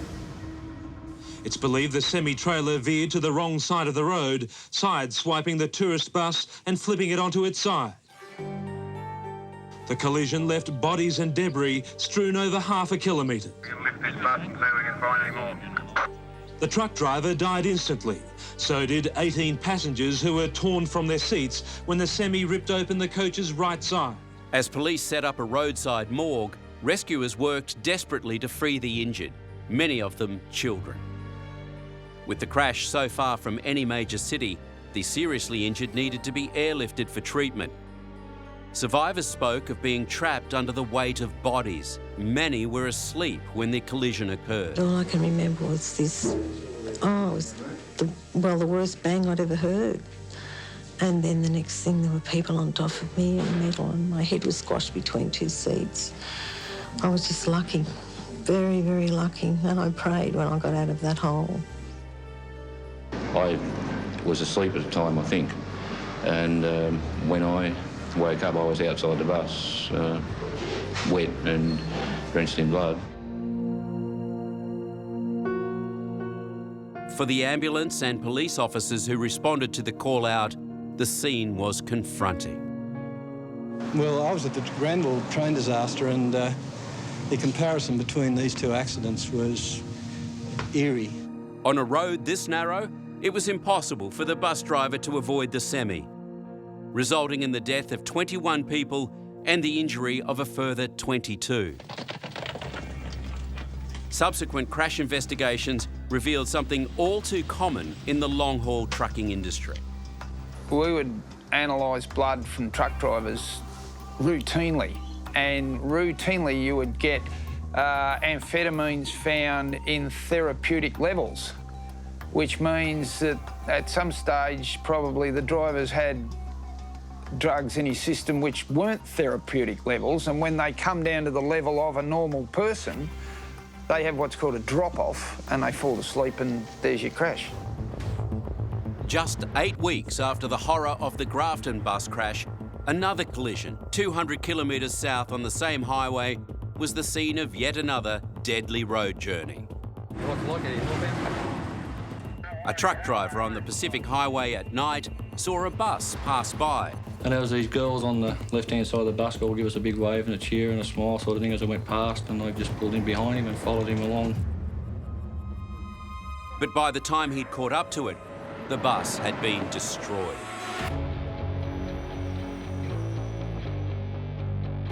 So soon after the horror of Grafton, an even worse road disaster seemed incomprehensible.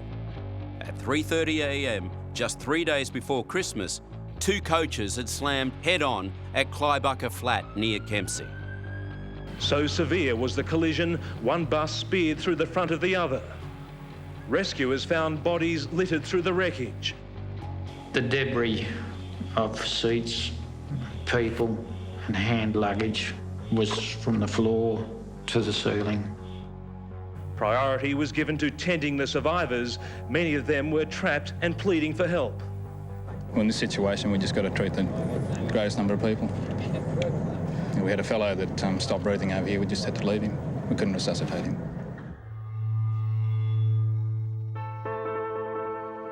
The two buses bound for Sydney and Brisbane were packed with Christmas holiday makers. Their journeys cut tragically short when one of the coaches veered onto the wrong side of the narrow highway. No doubt many of the passengers were heading for families to share with them for Christmas time, and to have this happen just sort of accentuates the tragedy. Even for the most experienced police, the disaster was a terrible shock. This is the most horrific accident that I've ever seen in 38 years in the police force. By the time they dragged the coaches apart, the death toll had reached 35, with a further 41 injured.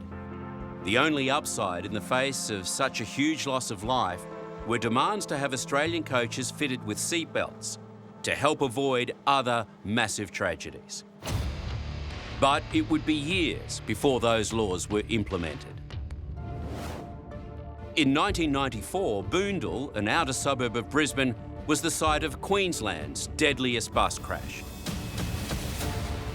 On a straight, modern stretch of divided road, a now all too familiar tragedy. A coachload of mostly retirees ended up on its side down a steep embankment. Before emergency workers reached the scene, members of the general public entered the wreck to find a nightmare. There was just a mess of bodies, legs, limbs, all intertwined with each other and entwined with the seats. So we had to sort of untangle them and lay them out. Many were bleeding. There's one lady I pulled out who had her arm severed right off, just below the elbow. And there's a little girl around the other side, she's dead. And I think I brought another lady out, she'd die too. And I think most people wonder whether they're going to be able to cope with what they actually see, because it's not like a movie, it's for real and something has to be done immediately. While 25 ambulance crews rushed to treat the injured by the roadside and ferry them to hospitals, a makeshift morgue was set up for the 12 passengers who died. No one escaped injury. The elderly who did survive were shattered. For everyone at the scene, it was a trauma they'd be unlikely to recover from anytime soon. They never get easier, and they're one of the types of incidents that we dread coming to. Everyone there did their best to help others, including Beth, who was separated from her friend. And she just put lipstick on her lips, and I turned to her and I said, "Oh, gee, you look pretty now." And then after she came and lay down on the grass beside me, and I said, "Now you're a bloody mess, aren't you?" She had blood in her hair, blood all over her face, and tried to make her laugh, but poor darling. In the decade or so since these fatal road journeys, the dangerous black spot on the Pacific Highway has been bypassed. Most of the highway is now a divided road, and seatbelts are enshrined in law. But that's not necessarily the end of fatal journeys on Australian roads. Who could believe that you'd have a bus without seatbelts in them? I mean, where on outer space does that come from, that you'd be driving around in a bus worth 400 grand and there was no seatbelts in them? Well, now that's changed. Things like that will stop, I hope, the big ticket crashes.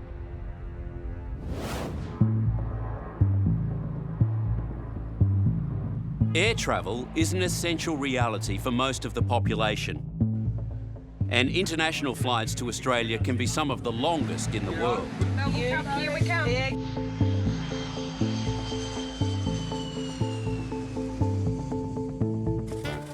These long-haul flights are nothing compared to what they once were. In the 1930s, the journey from Sydney to London took 10 days, with 30 refuelling stops on what became known as the kangaroo route. What was conceived as a mail run evolved into the most exotic international travel imaginable. It marked a golden age of aviation for passengers who could afford the trip in luxurious Qantas Empire class Catalina flying boats. Up from the bay on full takeoff power. Flaps up and engines back to cruising speed for a single circuit.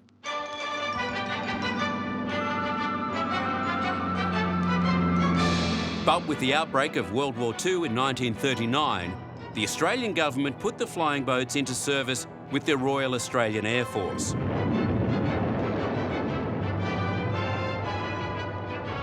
By 1944, all bar one had been destroyed.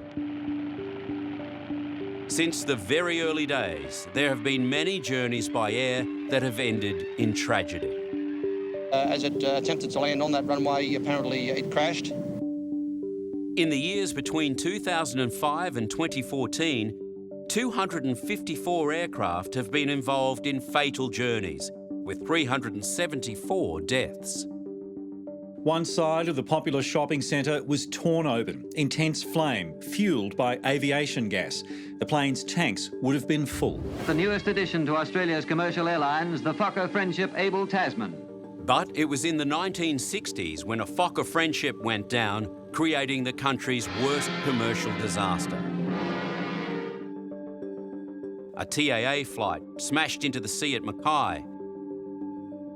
It disappeared into the ocean along with all 29 on board. Mackay today is a city in mourning. The cause remains a mystery 56 years later. In another commercial air tragedy, a Transair flight that took off from far north Queensland in 2007 failed to reach its destination of Lockhart River.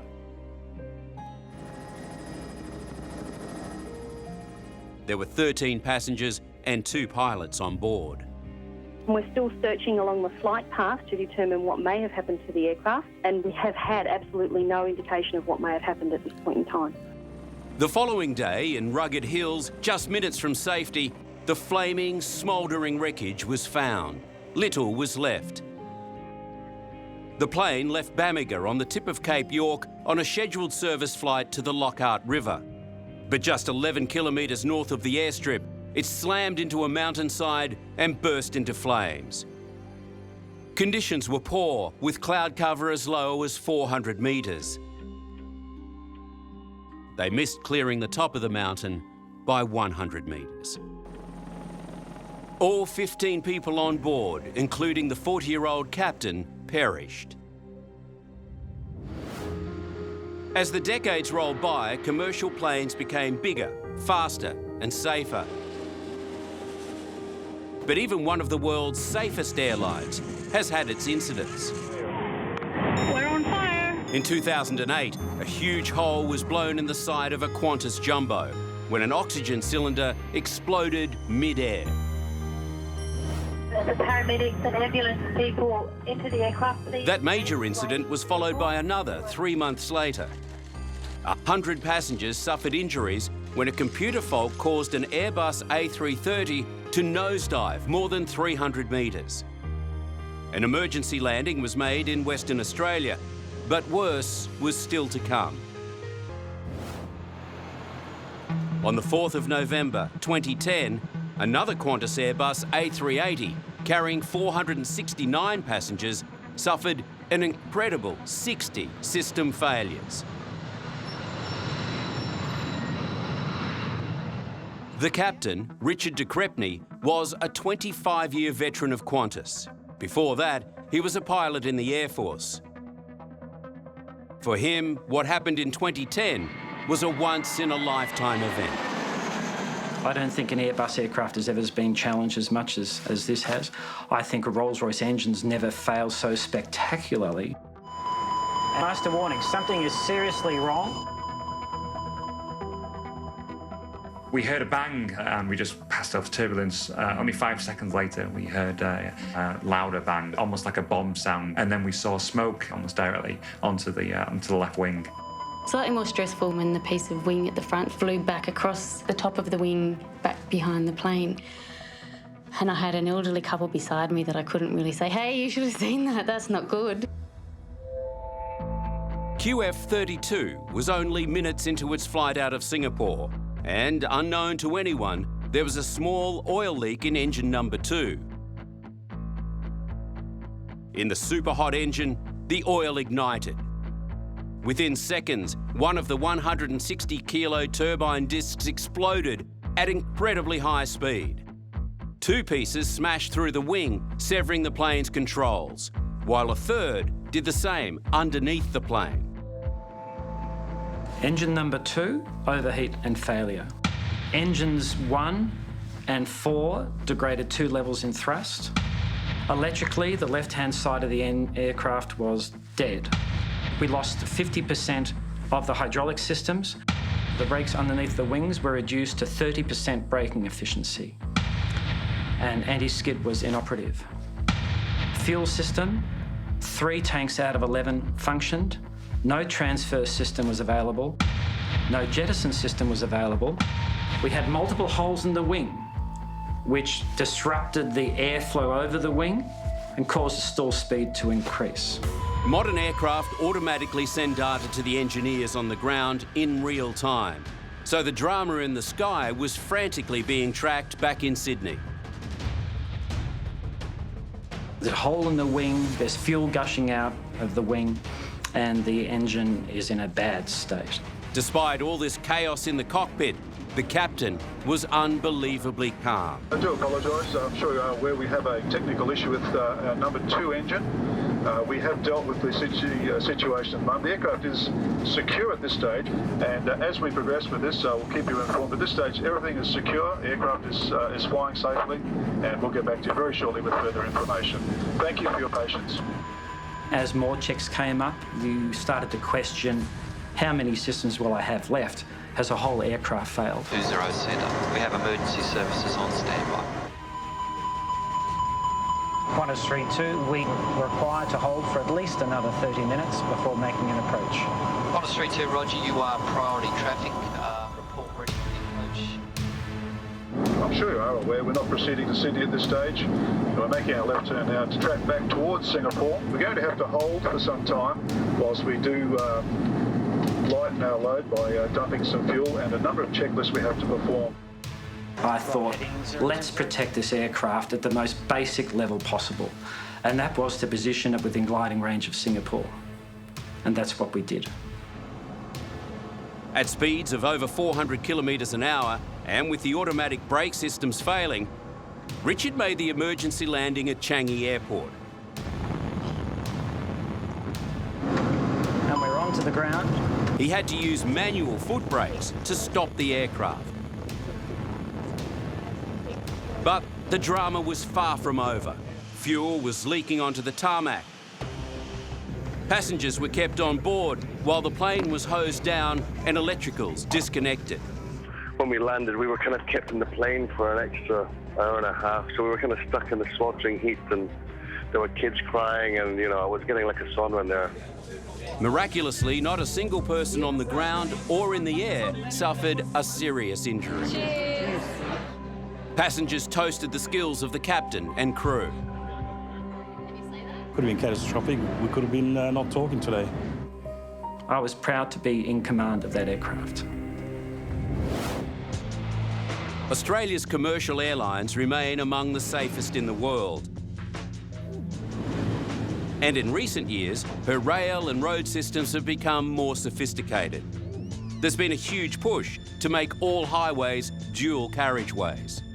The roads are in a very unforgiving environment. As they duplicate more roads and improve the roads, you've got to get on to educating the drivers, both the heavy vehicle drivers and the guys who just drive the motor cars with their families, and it just gets harder as there gets to be more on the road.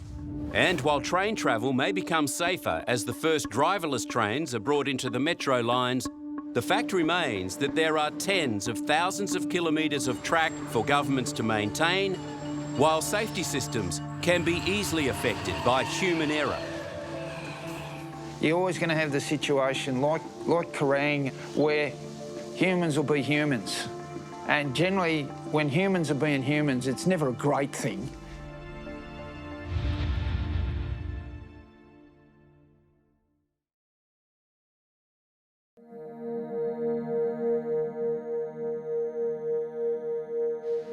Australia is the land of the great outdoors.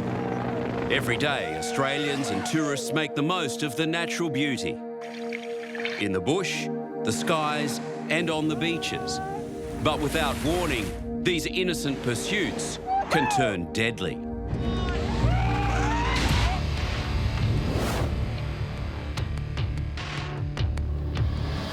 In this episode, human endurance pushed to the limit. At that point, I had the thought, this is it for me. This is my life done.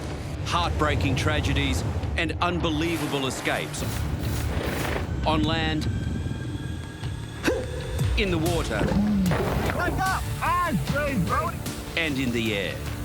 We don't base jump because we've got a death wish. We base jump because we want to experience life in a slightly different angle. It's pretty dangerous.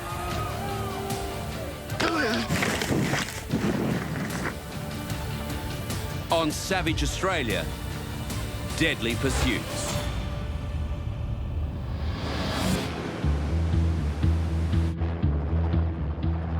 Australia is one of the wildest places, wildest continents on the planet. In every way you want to measure it. We're dry, we're flat, we're remote, we've got beautiful oceans, we've got incredible landscapes, and we've got incredible people who want to experience and interact with those landscapes. Every year, millions of locals and tourists spend their summers at the beach, swimming and surfing. Keeping them safe are the famous bronzed Aussie lifesavers, highly trained volunteers who risk their own lives to rescue swimmers from the punishing waves and powerful currents. Hustle between the red and yellow folks, the rip's pulling towards the left there. From its inception in 1906, surf lifesaving enjoyed a perfect record with not a single drowning death. The surf bathers along these beaches enjoy their bathing in comparative safety, owing to the fact that they are constantly under the vigilant eye of the lifesavers who patrol these beaches. But one fateful day in 1938, Aussie lifesavers were tested like never before, or since. A day known forever as Black Sunday. Bondi Beach, Saturday, February 5th. A beautiful summer's day. The first Empire Games had opened at the Sydney Cricket Ground, and tourists flocked to the city in holiday mode. Bondi Beach was experiencing huge swells. The surf lifesavers even set a new record, 74 rescues in a single hour. On Sunday the 6th, despite the seas still being fierce, the inspectors opened the beach, knowing there'd be huge crowds wanting to cool off at Sydney's most famous destination. And as the mercury rose, 35,000 people descended on the Bondi sands. Sundays were surf boat race days for the lifesavers, unless the sea was deemed too rough. The race is on. But on Black Sunday, lifesaving captain Carl Jefferson made a decision that proved pivotal.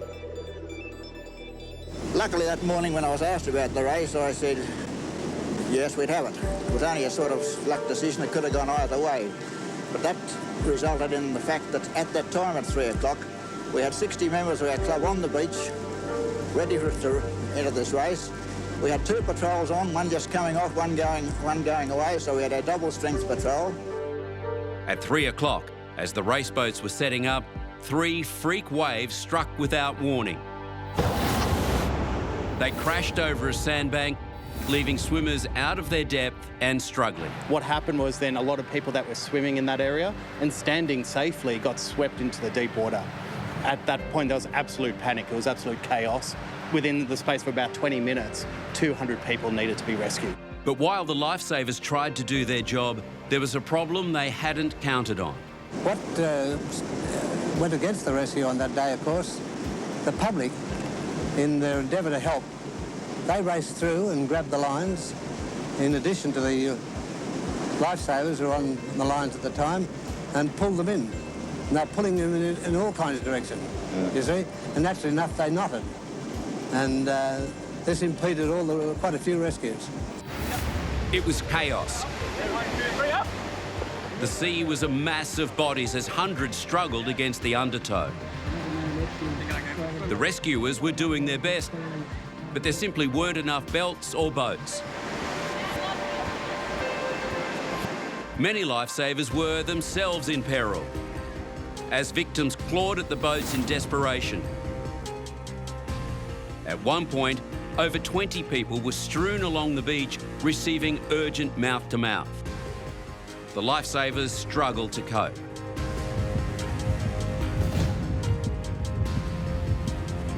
One man made the ultimate sacrifice. Lifting a young girl high above his head, he managed to keep her out of the powerful currents, but lost his own life. Everyone came running down to help, and it's amazing with that sort of equipment that there weren't more lives lost. Every day, up to 17,000 rips can be found on Australian beaches. And they are insanely powerful. About 10,000 people are pulled from the rips by lifesavers each year. You see that sign just behind you? Yeah. That's right in front of that rip there, okay? Very dangerous where there's no breaking waves. Well, rips are dangerous because they're almost like rivers in the sea. And they sit in channels, narrow channels, and they flow fast. Rips are caused by waves coming into the shore and returning to the sea.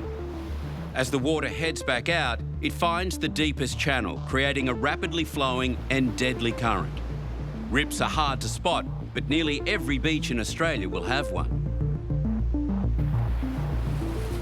To survive a rip, raise your hand so lifesavers can see you. And remember, panic is a killer. It's not just coasts and beaches. Tragedy in the water can strike inland, and hiking in remote areas can be a dangerous pursuit.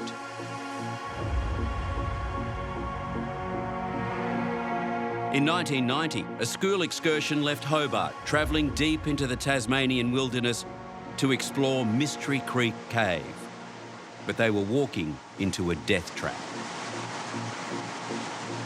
When they went in, the water was described as being ankle deep to shin deep. And it had been raining apparently since about 10 o'clock the night before, and the water level in the cave had risen very, very little. And unfortunately, they were only in there for a period of a couple of hours when there was probably a 3 feet rise in the water in the cave. The flash flood caught them by surprise. One student stumbled into the deluge, and when another student tried to help, they were both swept away.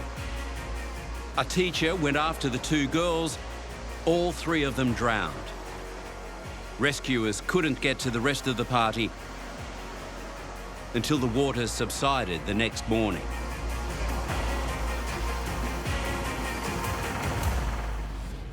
In 2003, the Stellard family of Western Australia set off for an afternoon's rock fishing on the brutal shores of Black Point, a perfect fishing spot, but known for its treacherous seas and razor-sharp rocks. Deborah was fishing with her husband and two sons when she stepped over a crevice just as a wave struck the rocks. Her feet were washed from underneath her and she was knocked into the turbulent waters. Their 25-year-old son, Paul, dived in to rescue her. Then 18-year-old Andrew followed with a rope. The father, Ron, was pulling them in from the shore. He almost had them, but then another massive wave struck and all three were torn away from him. The last time he saw of them was they were drifting past him, face down in the water. And, I mean, that must have been... God, it must have been one of your worst nightmares. My brother then had to make a choice between jumping in or going in himself versus the young family he had still at home. There were still 5 children at home. The bodies of Deborah and Andrew were recovered, but Paul's was never located. A total of 158 fishermen drowned along the Australian coastline in the 13 years to 2017. Only 1% were wearing a life jacket. Fortunately, life jackets are now compulsory while rock fishing at many high-risk locations throughout Australia. Another high adrenaline sport pursuit is spearfishing. It has all the thrills of cave diving, but without the safety gear. A more extreme version of the sport is free diving, where divers take a huge gulp of air before travelling as deep as they possibly can. They routinely descend to 20 metres and stay down for minutes on just one breath. In 2014, Jack Gallagher and Aaron Strickland set out on a free dive in the sea off Cairns. This actual footage shows Aaron chasing a dog-toothed tuna down to depths of 17 metres, but the fish was proving hard to catch. My gut feeling was that he was never going to get the fish. It was a sort of, you know, right in the distance. At the last moment, the fish turned, and Aaron managed to snag it with his spear. But then the powerful tuna began to drag him deeper. As he plunged towards the ocean floor, Aaron's lungs began to fill with water. He started to suffocate and fell unconscious. His eyes were just rolled back in his head, and yeah, it was pretty sort of graphic. Seeing his friend sinking to certain death, Jack dived after him and managed to haul him back to the surface. Breathe out. And breathe. And breathe. For 2 minutes, Jack frantically tried to revive his mate with mouth-to-mouth resuscitation, but he was just a dead weight in his arms. Soon, another fisherman arrived in a boat. Oi! Wake up! And breathe, Brody. That's when it sort of all hit me, you know, I might not be getting him back. Finally, signs of life. And breathe, you right? And breathe. He's all right, he's all right. Breathe, mate, breathe. Hang on to the boat. He had blacked out and had no idea where he was.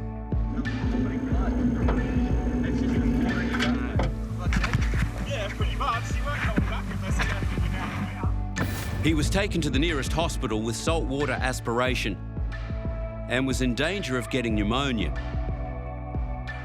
Aaron survived the deadly ordeal thanks to his friend's quick intervention.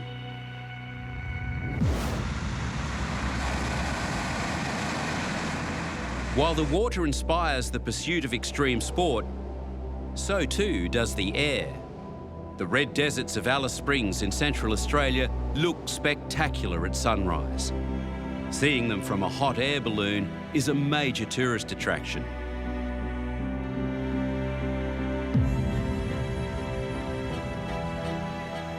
On the 13th of August 1989, early in the morning, a group of tourists set off on a sightseeing adventure with local operator Toddy's. The balloon's basket was packed to capacity. There were 13 tourists in all, eager to view the sun coming up over the desert. But 15 kilometres south of Alice Springs, the balloon ran into trouble. Oh, collision. The Toddy's balloon collided with another hot air balloon in mid-air. The upper balloon's basket brushed the lower Toddy's balloon, tearing a huge hole in it. The lower balloon instantly began to collapse. I couldn't believe what I was seeing when the balloon just completely deflated and plummeted straight down to the earth. I can assure you it was sickening sight.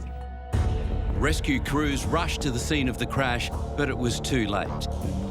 On arrival here, the scene was checked and it was found that all persons on board had been killed on impact. The tragedy was the world's worst balloon disaster for years, and the worst in Australia to this day. Australia is a land of extremes, and people are drawn from around the globe to exploit them. A lot of people around the world who are into this high-altitude extreme sport envy us here in Australia, this incredible natural resource we have right over our heads. Adventure tourism is a growing industry in Australia, with new ways for thrill seekers to get their kicks by living dangerously. Skydiving from a helicopter over Rottnest Island in Western Australia is one popular pursuit. The divers fall towards Earth at a heart-stopping rate of 200 kilometres per hour. Combines breathtaking views with a real adrenaline rush. And we're starting to realise more and more that what we thought were the limits, they've just been blown apart. That was awesome! Wow! But even skydiving, which is heavily regulated, has its share of fatalities. In 2001, a skydiving training session turned deadly when 11 skydivers set off for a jump in central Victoria. One of the divers, Simon Lean, had over 10 years' experience. As they were climbing out getting ready to exit the plane. It looked as though Simon's reserve pin got dislodged, opening his reserve parachute and dragging him out of the door. Simon was pulled from the plane and things turned even nastier. His parachute entangled with the tail section. It bent about 45 degrees and then a couple of seconds afterwards tore off with him still attached. I was scared. That's not something you like to see. Simon plummeted to the ground from 4,000 metres. He died from massive injuries soon after impact. When I saw him land, I was still hoping and praying that he would be okay. I knew he was going to be hurt, but to what extent, I wouldn't know. And it's very unfortunate that he did die. Barry's tangled chute sent the plane into a tailspin and it hurtled towards the ground with 10 skydivers still on board. I believe they were just fighting their way out, basically, to get out the door. As the plane spun downwards, amazingly the pilot, Barry Dawson, managed to hold the aircraft steady, allowing the skydivers to jump out. But the increasing G-forces prevented his own escape. The door had jammed shut and I couldn't get it open. I thought, oh, yeah, I did. I thought I was going to go in and I don't know, just... It was only the thought of his wife and newborn baby that kept him going. Through sheer force, he managed to get the door open. He jumped from the plane seconds before it crashed and burst into flames. One more second in that plane and I would have been part of it. And to get himself out of an aircraft with the G-forces sort of holding him inside the plane and to get the door open and get himself out, it's a pretty incredible feat. Without the heroic actions of pilot Barry Dawson, all 10 remaining skydivers would have been killed. We've got a whole plane load of jumpers in the plane, and yeah, worst case scenario could have been that whole plane load of perished, and it would not have been nice. The incident proved that even for experienced skydivers, the skies are never truly safe. Humans are always searching for new ways to up their thrill factor. One of the most intense sports is wingsuit jumping. Wingsuit is an inflatable fabric suit that when it inflates, it becomes the shape of a wing and it flies through the air like a wing, generates lift, and you can get out of a plane or jump off a cliff and fly for kilometres. Air is rammed into inlet vents on the suit, and that's what pumps it up into the shape of the wing. Wingsuits are extremely sophisticated, featuring cutting-edge aerodynamics. The stuff we've been doing, even for wingsuiting, it's quite pioneering. To be able to fly a wingsuit in Australia, you have to be a qualified skydiver. It takes years to develop the skill set necessary to go wingsuit skydiving. That training plus the technology that we use is how we manage the risk. Glenn Singleman is one of the top extreme sport athletes in Australia, a joint world record holder in base jumping and wingsuit flying. His day job is an emergency doctor, so he's used to staring death in the face. He and his wife, Heather Swan, have been passionate wingsuit flyers for years. And for them, it's all about the adrenaline rush. You fly like a bird, like an eagle, like a hawk, like you imagined it was when you were a kid. It is personal human flight. There is nothing like it except being a bird. We can be up there and be flying around the clouds, geeking at each other, barrel rolling, playing with the birds. That's just fun. It makes me happy. So there's the savage part of Australia that most people don't even know about. It's right above our head. In winter, the polar jet stream comes up from Antarctica between 15 and 40,000 feet. It's howling like a gale at 150 knots. And we wanted to use that high altitude jet stream wind as a tailwind to break the distance record in a wingsuit.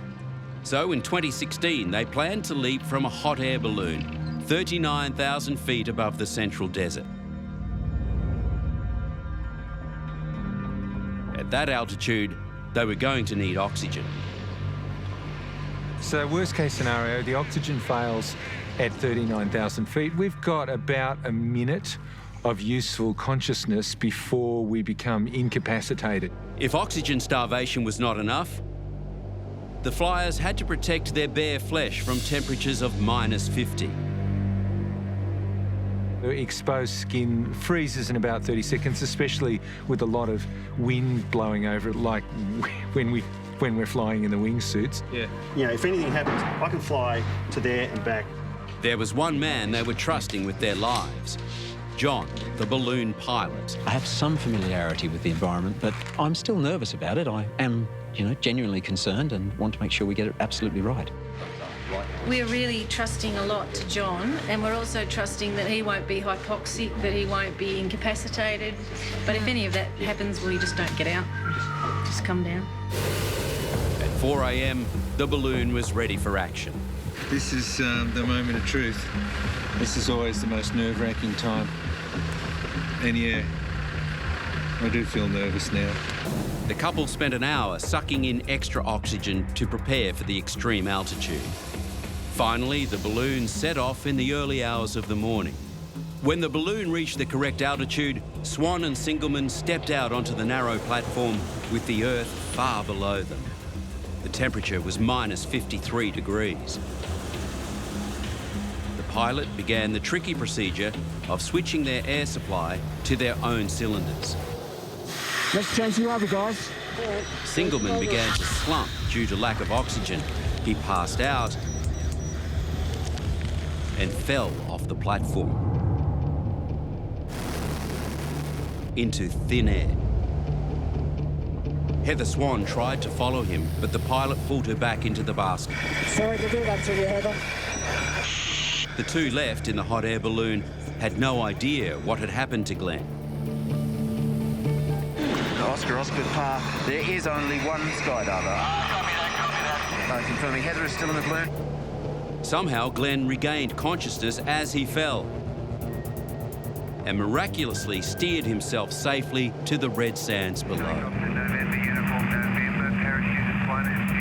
Rescuers found him alive and well. The balloon, however, was struggling to land as severe 30-knot winds flung them across the desert. Landing in a hot air balloon when it's windy is really treacherous. We were dragged across the ground, smashed into trees. Finally, the pilot was able to crash land the balloon. I said to them, why didn't you let me out? This is Heather's first balloon landing. Wow. And the last. You guys all right? It took a miracle. God, You left without me. That landing made... But Glenn and Heather were reunited. Despite the mishaps, Singleman still broke several records, including the highest balloon flight and parachute drop in Australia. He also shattered the world record for the highest wingsuit jump. Wingsuit flying is heavily regulated and requires meticulous safety checks and government approvals. It's why there have been no wingsuit deaths in Australia. Another extreme group of thrill seekers in Australia are the base jumpers. So base jumping is jumping off fixed objects with a parachute. Most people who do base jumps have done lots and lots of skydiving out of planes, so they know how parachutes work. But still, it's pretty dangerous. In Australia, base jumping is not legal. It's not only illegal, it's lethal. But base jumpers don't seem to realise that every time they leap from a cliff or building, it could be the last thing they ever do. Base jumping's not a sport that you get into thinking, okay, this is going to kill me. It's like anything. I mean, if you were to enter any sort of activity knowing full well you're going to die, why are you going to do it? Sydney's North Head is a popular spot for base jumpers, with sandstone cliffs rising to a height of 90 metres. Many have died here. Extremely dangerous, verging on stupid. That area has claimed 2 lives in the last month, as it is. The base jumpers use only a rope and swing down 100 metres to the pounding surf and jagged rocks, narrowly missing the cliff face. One British base jumper, Gareth Jones, fell to his death in 2013. He posted a photo of his legs dangling above the very rocks where he would die 2 days later, but not from base jumping. After climbing over a safety fence to view the sunrise with friends, he slipped over the edge, plunging 90 metres to his death. The wind around there is very unpredictable. It's certainly no place to be playing. Despite the death toll, these adrenaline junkies keep returning to the North Head Cliffs. Base jumpers will travel deep into national parks to find the highest launching point to jump. The Blue Mountains outside of Sydney has some of the most seductive cliffs. I guess every aspect of the sport really excites me. I love anticipating the jump, driving to the exit point, hanging out with my friends, jumping, who all share the same interests as me, and building up to it, finally getting there and going off is almost, it's hard to describe. Base jumpers live for adrenaline, and the anticipation of the jump is a big part of the thrill. Completely dry mouth, legs shaking, you can hear your heart in your ears, and every sense is telling you, don't do this, it's not right. And it's at that point that you send to yourself, you know, this is it, I'm making the conscious decision, I'm going. Yeah! Woo! As you leap off, you cross over from the world that you know to the world beyond. And it's a feeling which you cannot describe to anyone unless they have done it. Part of the attraction of base jumping is that you jump into stillness. It's like jumping into velvet, and you just accelerate into this space. And that's a special moment. It's a really peaceful moment of freedom because you're free of gravity. Stepping off the edge of that cliff is it's indescribable. Yeah, the visuals you get when you're falling down the side, the cliff's going past you, oh, and the wind in your face. It's living. I love it. I absolutely love it. Your mind goes blank and your brain actually slows down. You're able to compute everything really slowly because everything feels like you're running in slow motion. Ready, set, go. We don't base jump because we've got a death wish. We base jump because we want to experience life in a slightly different angle. One of Australia's top base jumpers was Jason Fitzherbert. I'd much rather die in pursuit of, travelling the world, jumping off stuff, experiencing life to its fullest, being healthy, fit, outdoors. He was very skilled and very knowledgeable. He'd done over 800 jumps and had jumped in countries all over the world. He taught me a lot of what I know, especially about the more advanced and difficult jumps. On October 30th, 2004, Jason Fitzherbert and his partner, Lavia Dickey, headed to Goulburn to attend the funeral of another base jumper. On the way, Jason Fitzherbert decided to go for a jump at the notorious Bungonia Gorge. Jason was going to be trying a new jump that he hadn't tried at that site. That morning he was very focused and very determined. But the jump went terribly wrong. He didn't have enough distance from the cliff wall. Slamming into the cliff face at a tremendous speed, he died instantly. Despite losing her partner, Lavia returned to base jumping days later.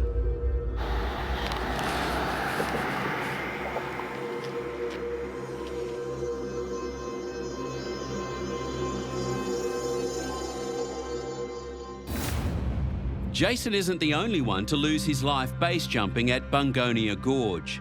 Another thrill-seeking duo were Julia Stephan and Shane Rivette. Shane made a living out of filming his high-flying, daring feats. He was famous for parachuting off vertical cliff faces. He'd already survived 2 plane crashes and won a world record for the largest flag carry under parachute. He videoed himself abseiling down the fearsome Bungonia Gorge. The gorge, with its spectacular bluffs, was one of his favourite jumps, even though it had claimed the life of one of his students. His parachute ropes had twisted and he slammed into the cliff wall, dying instantly. Undeterred, Shane Rivette continued climbing and base jumping all over the gorge. He had a really huge respect for the place. To him, the place was just awesome, beautiful. I think it was a very personal relationship he had with with the place. In May 1993, he scaled 200 metres down the cliff. Then the sun set and the gorge went completely dark. Shane lost his balance and fell to his death. Did you hear anything? Yeah, I hear. He said first it and and just the noise, because on the bottom you have an echo. Oh, it's terrible.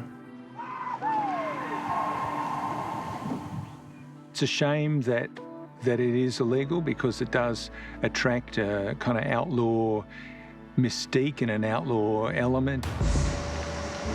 Base jumpers don't just operate in the great outdoors. The lure of the city is also strong. They often break into buildings at night so they can leap off the top undetected.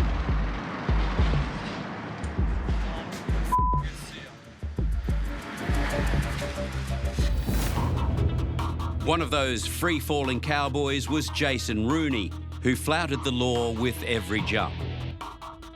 Late one night, he climbed the fire escape of a 19-storey building on the Gold Coast. Down below, a small audience cheered him on.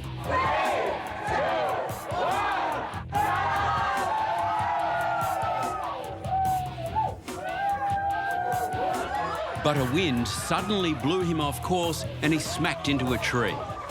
The tree come at me from nowhere. I flared. I managed to get my legs in front of it. All evidence of the illegal jump was cleared before the police arrived. Got away, all being well, no police had turned up. Boy, we had fun. Rooney performed all kinds of thrilling aerial stunts, such as dropping from a balloon in a hang glider, then parachuting down to earth. He also jumped off the Mooney Bridge on the New South Wales Central Coast. To increase the challenge, he jumped with a friend in a harness only built for one. And I'm jumping on equipment designed for one person.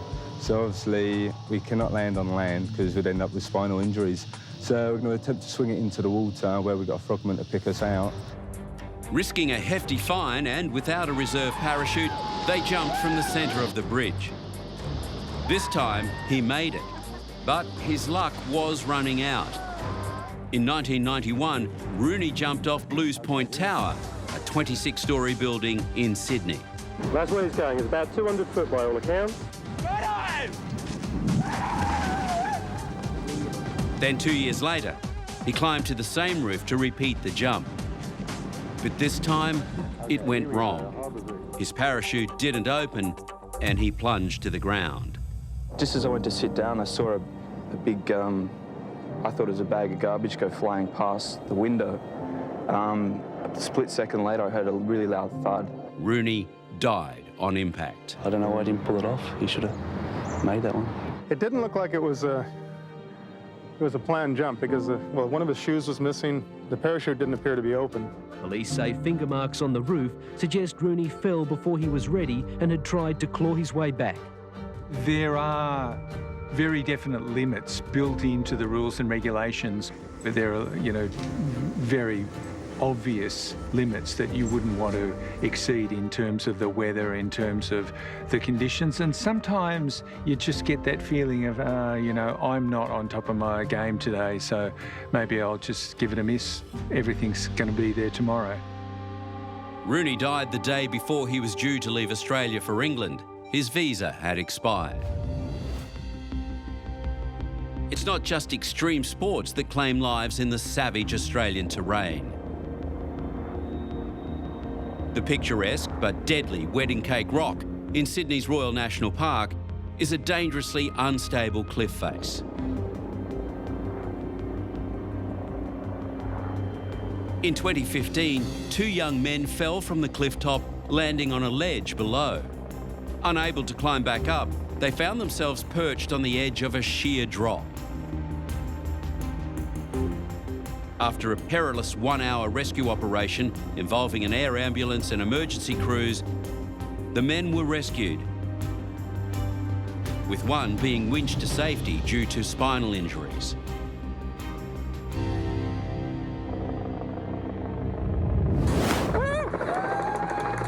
I'm fascinated by human performance, and the more we understand, the more we realise that the old limits are just being shattered. We're understanding that the human body is able to adapt to extreme environments much better than we thought it could, so that it is possible to run, you know, ultramarathon events in the middle of the desert, in the middle of Antarctica, in these extreme places.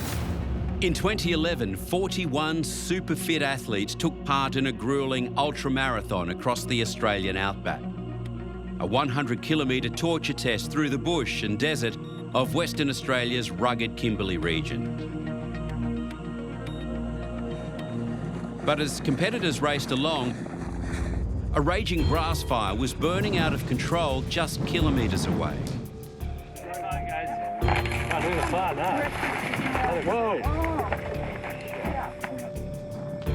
Desperate warnings to organisers failed to get through. It was coming over the range, it was about 2 kilometres away, and it would be on them in 2 hours. Race organisers either misread or ignored the warning signs. The fire has been extinguished, so there are no more fires. Well, a little bit next to the road, but everything should be okay. But it wasn't okay. Runners were waved through checkpoints without any warnings. Quite a decent grass fire that you can hear. Even the front runners were concerned. The fires are pretty bad. There's a lot of kind of smog happening as well. It's fire, like it can be really volatile. The wind can change, and it was moving with quite speed. And the flames weren't just like on the ground; they were quite high. But the race went on. It is stinking hot. They put us running through a fire. So. It got a brief mention, but you know, not something that was impressed upon us that was, you know, vitally important or some, you know, a big danger issue to be very careful of. Alice Caffin and partner Heather Scott kept racing until it became apparent they were in trouble. It was very late. It was to the point where the smoke was right in our face and we could hear the fire, and we thought, this is actually a problem. The course was leading athletes straight into the heart of the fire. We just climbed up a 150-meter embankment so that we'd get out of the line of the fire. But otherwise, our trail was sending us right through there. And if Ellis wasn't smarter, we'd be down there right now. So we're still up on the ridge line, and now it started climbing up around us. You know, you've realized at that point you're not gonna outrun it, and at that point I had the thought, this is it for me. This is my life done. But they were the lucky ones. Taria Pitt and Kate Sanderson followed the course into a gorge, unaware the fire was blocking their exit. Right behind them were Hal Benson and Michael Hull. I heard this big noise. I thought it was a road train, and I looked up and I just saw this massive wall of fire and smoke, where the flames were about 2 metres away from us, and it was just horrendously hot, and we were scared for our lives. Surrounded by flames, the runners headed for higher ground. So we headed for one of the escarpments because we thought there was a better chance of survival up there because there was a little less fuel to be burnt. Hal led the way, but Michael and the girls got trapped halfway up the hill. With the fire bearing down on them, they faced an agonising choice: be overtaken by the flames or charge back into the fire front. What we did instantaneously was just stop and just ran back in through the wall of flame, because we knew that the flame that was high, when you're on the other side of it, there was nothing left to burn. So if we can just get through that, it was our best way of survival. Less than 1 kilometre away, Heather and Ellis were confronted by the same dilemma. It was a case of we may have to jump through flames and get burnt somewhat. It's better than sitting there and waiting, you know, for the worst, so that's all you can do. For stamps, this is what it's come down to. Walking into a burnt area to avoid getting burnt ourselves. We were very lucky. I felt like I had just escaped death. But for Taria and Kate, the tactic changed their lives forever. And then I looked down and the fire just blazing up the hill. And I just had to just put my hands on my face and just the fire hit. And it just set my shoulder alight. So without thinking, I just stood up just to get to it. And then the fire just came around me and I knew I was gonna die. I just knew. Kate was just a little bit behind me and I think the flames just licked her just as she turned, so hence the back of her was just horrendous. And then the other girl, Therese, I think she stumbled on a couple of rocks, so she was actually in the fire just for that little second longer as well. So that's why their burns were so horrific. The two girls lay in excruciating pain on the scorching rocks. The girls were just screaming in pain, and it's like, we were helpless, nothing we could do. There's one point after a few hours, they just sort of said, when is someone going to come? This is so painful. We're getting sunburnt. But help would not arrive for hours. I find it hard to imagine what it would have been like in over 30-degree temperatures with extensive burns, limited water. A rescue helicopter tried to set down in the unforgiving terrain and failed. But a second chopper pulled off a daring landing on one skid. I've been a paramedic for the last 6 years, and I've seen burns, but those are some of the worst I've seen. And what was amazing is they were still walking at that stage, and just, with the severe burns, it was quite a testament to how tough those girls are. 4 hours after the brutal bushfire, the athletes finally arrived at hospital. While some had suffered significant injuries, for the girls, it was much worse. Kate Sanderson spent 6 months in hospital and had to learn to walk again. I had my left foot amputated. I've had my licence taken off me. I can't work. Taria Pitt, who was a mining engineer before the accident, had her life turned upside down. I can't feed myself, wash myself, dress myself. Although she suffered burns to 65% of her body and had 7 fingers amputated, Taria went on to run marathons, write books and inspire many. A government inquiry found the race organisers had been negligent in ensuring the safety of the runners on that terrible day.